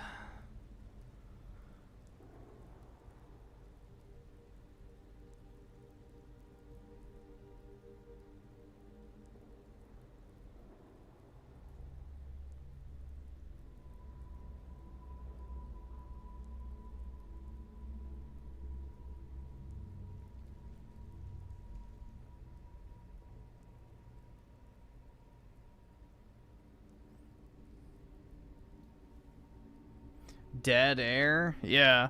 Well, what? We're almost 9 hours into the stream at this point, so I was just looking at something. So, forgive me. Here, I'll doom scroll for you. I will doom scroll. Here, let's see what this is. We'll watch this. Nintendo was a trailblazer of the platformer genre, but violence has always been baked into its formula. One of the very first things you do in the Violence! Oh my god, dude. very first Super Mario Bros. Game is Stomp on a Goomba. Yoshi games have typically skewed to the younger side of Nintendo's target audience, but they're often still recognizable as Yeah, dude, when I think of Mario, I think of fucking violence. traditional, if gentle, platforms. Yoshi's next game, Yoshi and the Mysterious Book, is so gentle, it has eliminated combat almost entirely. You can't die, you mostly don't eliminate enemies, but in its place, Nintendo has found an inventive new book focused on creative play. The eponymous Mysterious Book here is Mr. Encyclopedia, aka Mr. E, a talking compendium of all the various flora and fauna that inhabit this land. His pages have gone blank, and he asks for the Yoshi's help restoring them. That framing makes your job squarely about research and observation, which in turn makes the proceedings more peaceful and playful. To aid in the research, Yoshi's 2D moveset is even more generous than usual. You can still grab things with your tongue, but it's multi-directional. You can aim eggs using the right stick. You can flutter jump seemingly endlessly, which keeps you at a steady height but can't keep reaching perpetually higher. And you can use a tail swipe move to have a creature ride on your back or switch between them. You're always Yoshi, but which rider is with you can have different effects. With this suite of moves in tow, you can open up the book and peer into its pages, using Mr. E's magnifying glass monocle to identify which creature habitat you want to examine. Then your chosen Yoshi will jump into the book and start poking around. The result is a vibe that is much more cozy than the usual platformer. For example, the very first tutorial stage focuses on Crazy Daisy, the little living flowers from Yoshi's Island. While exploring the stage, I discovered that they taste sweet if you swallow them, and also that you can carry one on your back. If you're carrying them around, they can make nearby flowers bloom, but you could also make flowers bloom by tossing one. The stages aren't strong. SNK nostalgia with the 2. Hey brother, you will feel the cool. I hope so, man. I hope so. Oh, the coos. And North Rappa with the 2. Lol, I love getting up and seeing the stream end. Exactly, you know? Somebody's got to have a fucked up schedule, right? Jeez. Yeah, it's kind of crazy, honestly, because, like, you know, I've been streaming for 8 hours. It doesn't feel like it's been that long. But time flies, I guess. Structured like a traditional platformer, with a left to right structure and a finish line. Instead, they're open environments that conclude once you've made a particularly notable and special discovery. In the case of Crazy Daisy, that meant blooming 3 big flowers together. The second stage was slightly more traditional, as it had enemies that posed a threat. Sort of. Swarms of bunch of bees would attack you, but this is also how I discovered that Yoshi had no life bar. You'll get stunned for a moment, but that's all. The bunch of bee stage was mostly about avoiding danger and seeing how they react to different stage elements. They make good egg fodder, for example, and you can quickly disperse them with an egg if necessary. The stage ended when I gathered all 5 smiley flowers, some of which were guarded by the bees. And since you're a budding anthropologist, each time you finish a stage, you're given the opportunity to name the new creature you've discovered. Mr. E will make a suggestion that offers their official canonical name, but you can call them whatever you'd like, and that name will populate throughout all the stages and any future mentions of them. It's a neat feature that I'm sure kids will get a kick out of. And so the stages go, remarkably gentle, but packed full of things to explore and do and find. I never completed all of the research in any habitat in a single go, and every time you reach your goal, the game will drop a hint about a behavior or interaction that you didn't find yet. You can also pay a small amount of coins to get another hint, or a large amount for it to spell out the objective more clearly. This might sound super autistic, which it probably is, but Yoshi's sound effects are super fucking satisfying. For whatever reason, man, I don't know. There's just like something very, very satisfying about like hearing Yoshi's like jumping sound effect, or, you know, when he shoots his tongue out. I don't know.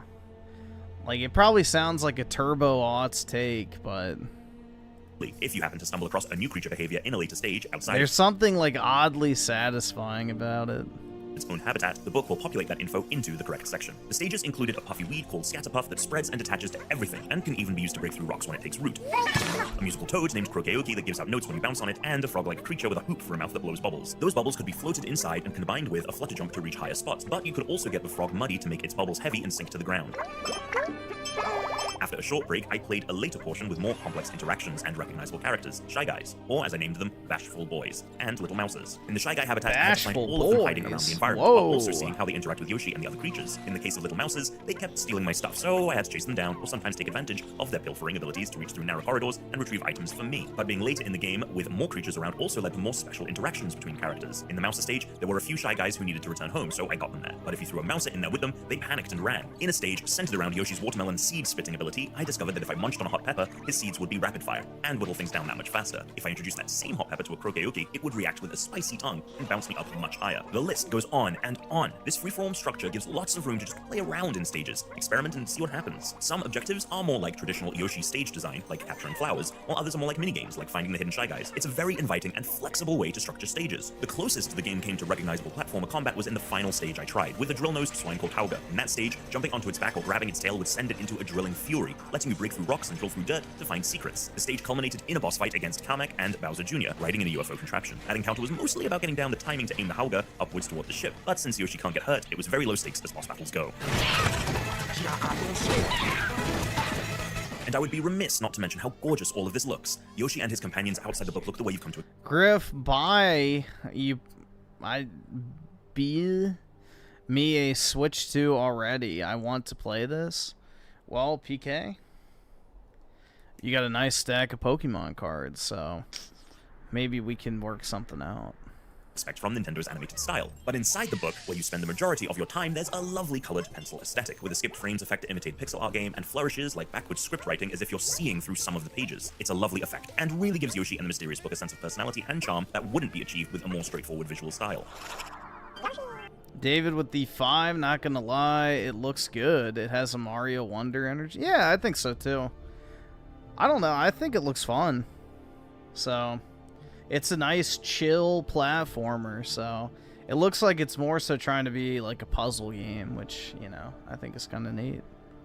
But I'm all for Nintendo making stuff that's different than just the same Mario 2D or 3D formula. Copy pasted over and over and over again. There's plenty of time for them to do that. So, I don't know. I think it looks pretty good. I've already pre-ordered my copy. So, again, if you want to get it for 10 bucks off physical, it's at Walmart for 10 bucks off. And then I think the Splatoon game as well, which I don't know in Canada, but in the US it is.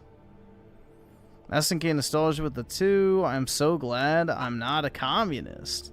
Yeah, I think I fall into that boat too, man. Fuck communism. It remains to be seen how Yoshi and the Mysterious Book sustains its entire length. I only played 2 chapters, and at times it seemed more like a toy to tinker with than a traditional platforming game. But there's something novel at the heart of this reconceptualized idea of a platformer, eschewing combat in favor of play and discovery. It's not something I'd want to see applied across the board, but on a continuum of Yoshi games becoming more inviting for younger players, it fits like a glove.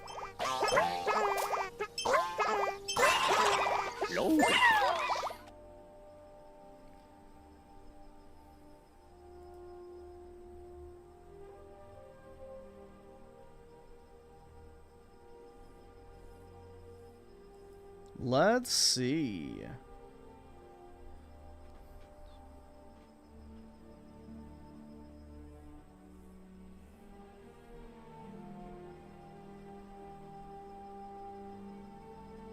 All right, awesome. Thanks, nigga. All right.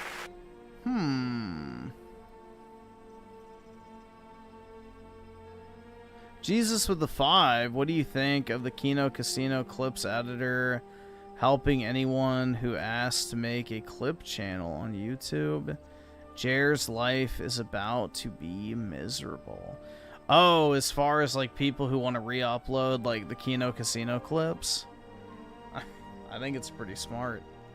I think the biggest mistake they made, which, you know, I get, like, PPP wanted to go on vacation, but, dude, he should have canceled that trip, and they should have put the fucking boot on Jair's neck immediately. Because now that there's been, like, this week or two cooldown period, I don't know. The internet's attention span is super short, like, you know, super short-lived, but I don't know. They got like 2K worth of subs last night. That's good. Good for them, man.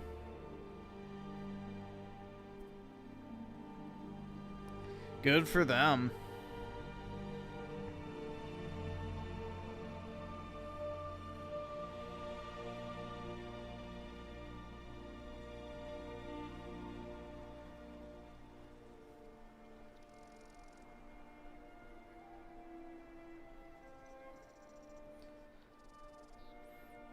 Lots of creators filled the gap. Yeah, exactly. They allowed everybody else to capitalize on it, so.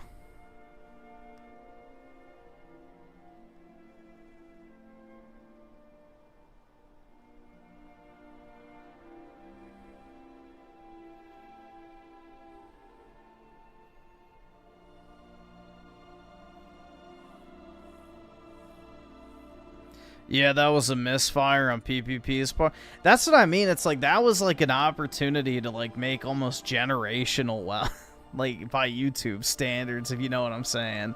It's like the type of money you make in like 8 months, they could have made in a week because of the outpouring of community support. But instead, everybody else dumped their like super shekels and shit on other content creators covering it. So...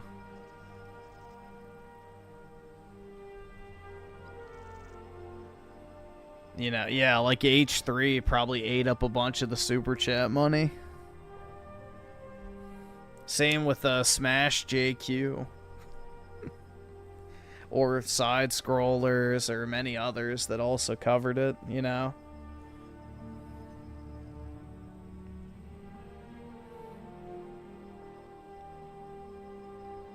So did they get 2,000 subs, or did they get 2K, like... dollars worth of subs? Because that's pretty fucking awesome if they got 2,000 subs like total. That's what I would have expected. Only really? That's it? I thought they would have gotten more. That's kind of disappointing. I thought they would have definitely cleaned up a lot better than that.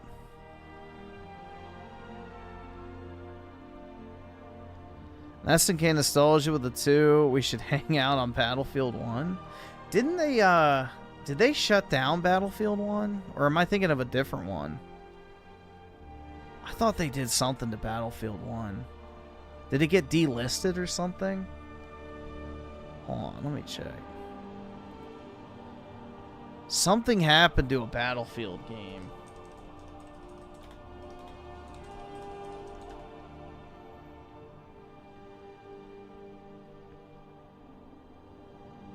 Okay, Hardline. That was what I was thinking of.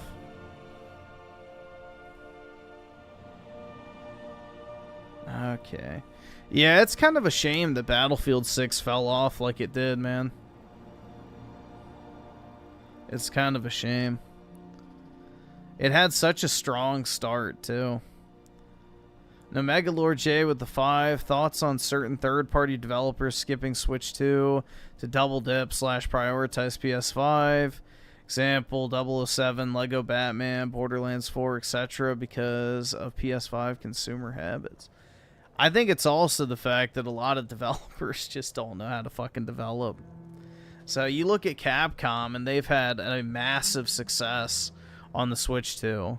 So Borderlands 4 was supposed to be on the Switch 2, but Gearbox is incapable of actually developing a game that doesn't run like literal, you know, utter shit. So they had to indefinitely delay it. Lego Batman, I'm pretty sure, is coming to the Switch 2 at some point. I just don't know. But yeah, I think they are counting on people going out and buying the game the first time and then seeing, oh, it's on the Switch 2, and then they rebuy it. So there's probably a pretty sizable portion of the consumer market that does that shit to where it's profitable to, you know, just make the Switch 2 version take a little bit longer.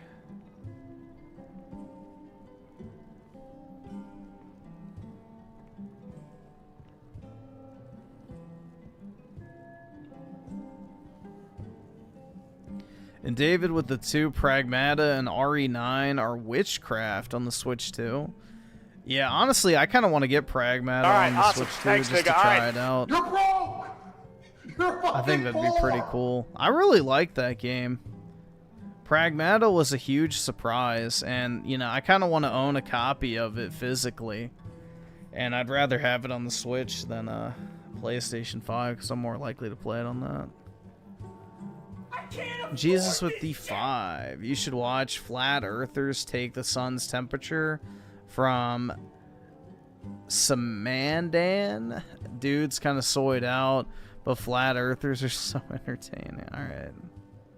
We can check it out, I guess.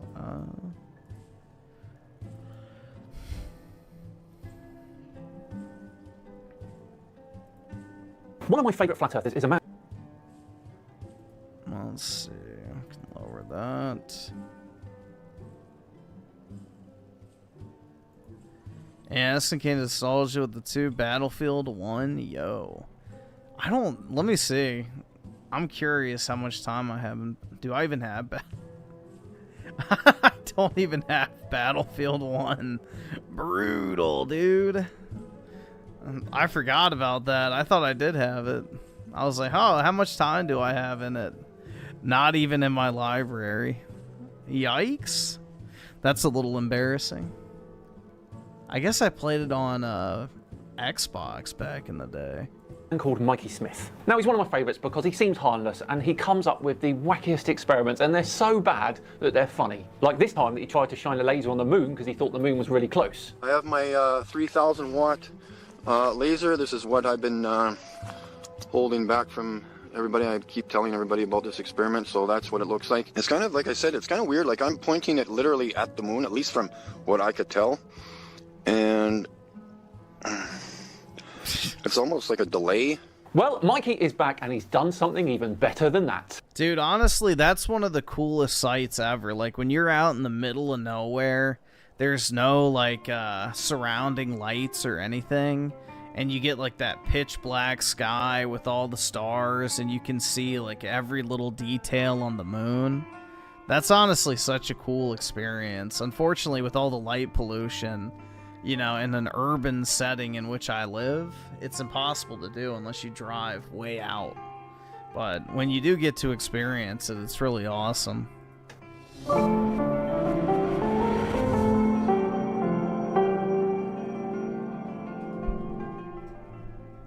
Hello all and welcome along to another episode of Flat Earth Friday with me, Simon Dan. Thank you very much for joining me. Before we begin today, a huge thank you to the sponsors of this video today, Omaze. I am again really excited to work with Omaze to offer you the chance to win a custom Tesla Model X Apex and to support a great cause, the Peterson Automotive Museum. All you need to do is go to omaze.com/Simon to enter for your chance to win. Now, what I love about Omaze is they give people the chance to dream big. It means that and having probably one of the most sought after electric vehicles in the world would be incredible. My son, electric, that's the top automobile on-site programs. How Model X, the Turther, Mikey Smith. Before we begin, and just to get an idea of the caliber of the man, here is a short that Mikey released about yours truly. Hi, my name is Simon Dan. I read from a teleprompter, from a script. I got you guys. I'm lying to you guys every damn day. I am paid to lie to you guys because the earth is flat, man. And I said so because my name is Simon Dan. The earth is flat and I'm out there lying to your faces. I have no idea why. Probably because I'm getting paid hundreds of thousands of dollars to do this. Yippee-ki-yay! As you can see, he's a big fan. Right, onto the video in question today, which sees Mikey out on a dirt road with a laser thermometer in hand. I mean, what could go wrong? Alright guys, we got the infrared temperature gun dealy thing here. Jesus. So a lot of people are trying to measure the moon's temperature, but I'm going to go the opposite way because that's what I do. I do my own experiments. Yes, you do, Mikey, and they've worked so well in the past, haven't they? Everything is A-OK. So this laser is an 18-mile visibility range of, like, the visible range of 18 miles that you can visibly see the laser, and it is going to the moon. So here we are. I'm just going to try to do this by pointing it at the sun. Just give me a second here. I'm going to set up the tripod or the mono stick here, or selfie stick. And I'll show you if I can get the temperature. I'll show you the temperature when I'm done getting it. I've gotten it at almost 200 degrees. So we got 124.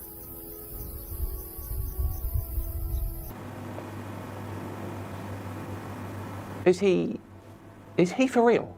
I mean, surely for Mikey, this is a stretch. 198. So we've got just popped up to 200, 198. So we've got 142 there. If you can see it there. It was 142. So the sun is only 142 degrees because you pointed an infrared thermometer at it. Amazing. Here's a general rule for infrared thermometers. To get the absolute most accurate result, your target needs to be between 5 and 15 centimeters away, not 150 million kilometers. When you hold that thermometer that far away from the sun, it's covering a huge area. So it's picking up hardly any of the sun and most of the sky around it. Additionally, the maximum range for cheap infrared thermometers like these is around 800 degrees C. The surface of the sun is, of course, about 5,500 degrees C. But carry on, Mikey. Wow us all. So okay, now we're going to take this gun and we're going to just come off the sun just a little bit. Jesus, man. As I'm getting nostalgia with the two, I walk outside, pure darkness, my backyard. That's nice. You got what, like the 60 acres? So, yeah, I look forward to that. That's part of the reason why I do want like a big ass piece of property, is going outside and like just sitting out there and enjoying the night sky is definitely really cool. That's like actually one of the few things I do like about the beach, is when you go out at night and it's like, you know, the moon just illuminates everything. That's probably the only reason I like the beach. That's the one and done.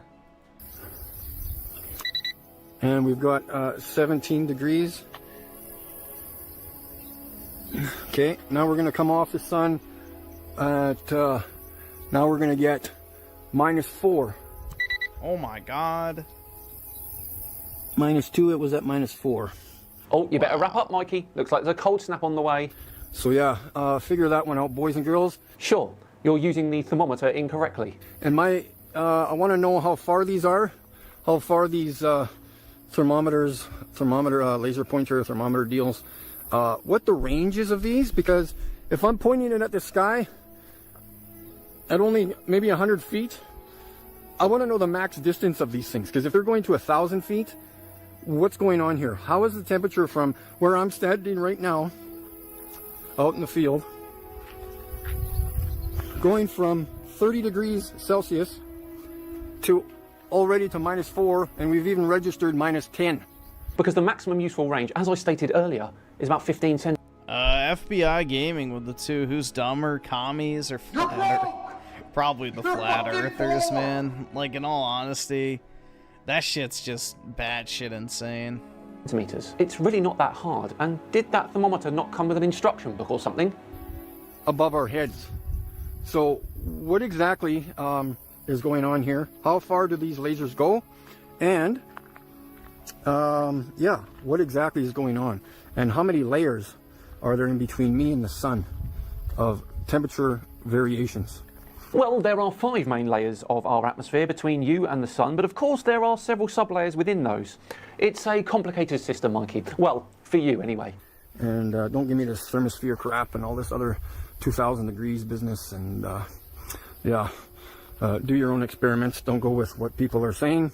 Find out your own temperatures. And so yeah, let's figure it out. By pointing a laser thermometer at the sun and hoping that it's correct. I've measured 200 degrees pointing right at the sun, and you move off the sun just a couple of degrees and it goes down to like 10 degrees, and then you can come out this way and point it at the sky above your head and straight up and down, and it goes to -10. So something's going on, folks. Yes, something is going on, Mikey, but not what you think. Videos like this are literally destroying flat Earth.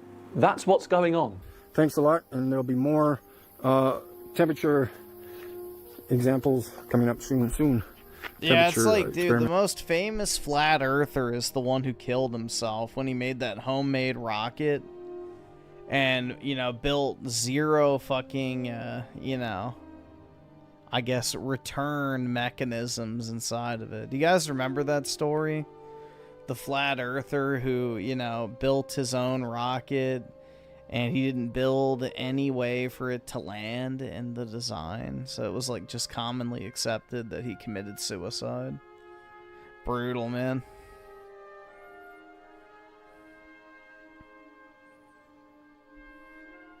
And stuff like that. Have a great day. Oh, I do hope so, Mikey. I really do. Well, there we go. Would you look at that? All done and dusted for another Flat Earth Friday video. I do hope you enjoyed that one. Why don't you let me know in the comments what you think Mikey is going to get up to next? What's his next big experiment going to be?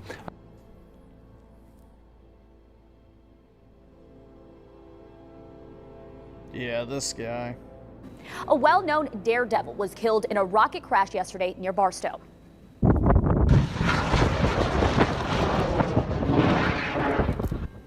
Well, CBS News has confirmed Daredevil Mad Mike Hughes died after his homemade rocket crashed shortly after maybe this isn't the right one. takeoff. It happened at a private event in the desert. Yeah, hold on. This one. It's blast off for a real-life Rocket Man. Holy he did it! Oh, maybe it was the right one. The self-taught engineer propelled himself 1,875 feet into the sky in his homemade steam-powered rocket. Onlookers are amazed. Whoa! But his descent nearly turned into a disaster. Oh my God, watch out, guys, watch out. The rocket is zooming back to Earth at 350 miles an hour. He deploys a parachute to slow down the descent, then another chute. But boom, it's a crash landing. Response teams in the Mojave Desert rush over to help. All right, Mike! Yeah, this isn't it.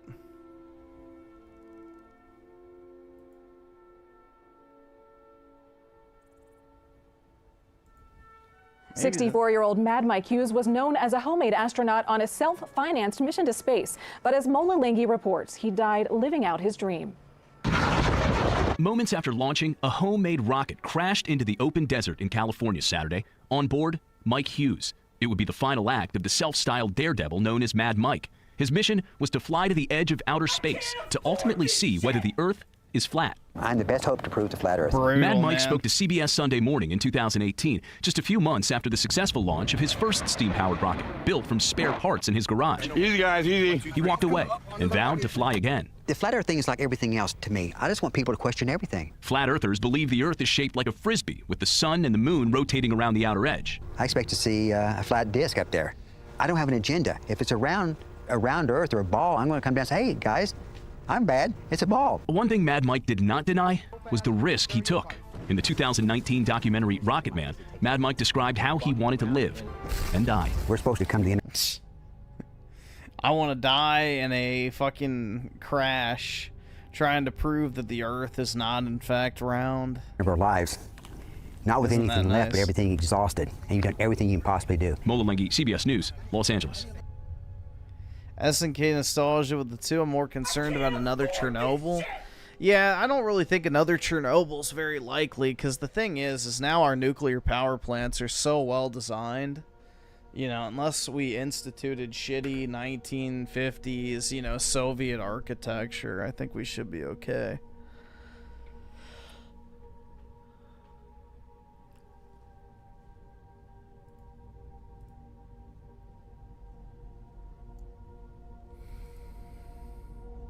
And then also SNK nostalgia with the two bring back the Cold War.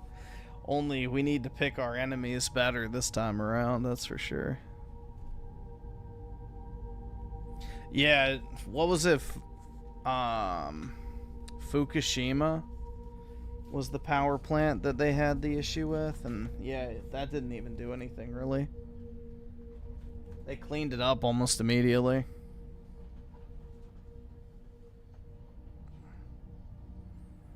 So, nuclear power has gotten a lot safer in recent years.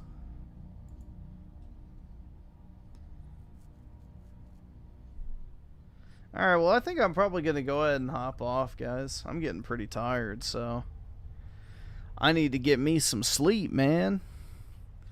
But I will be on, I guess, later tonight, so hopefully I will see everyone there. Appreciate everybody. Appreciate all the support as well. You guys were incredibly generous tonight, so greatly appreciate it. So I hope you'll have a wonderful Saturday and a great weekend in general, and I will talk to everyone later. Peace out, guys.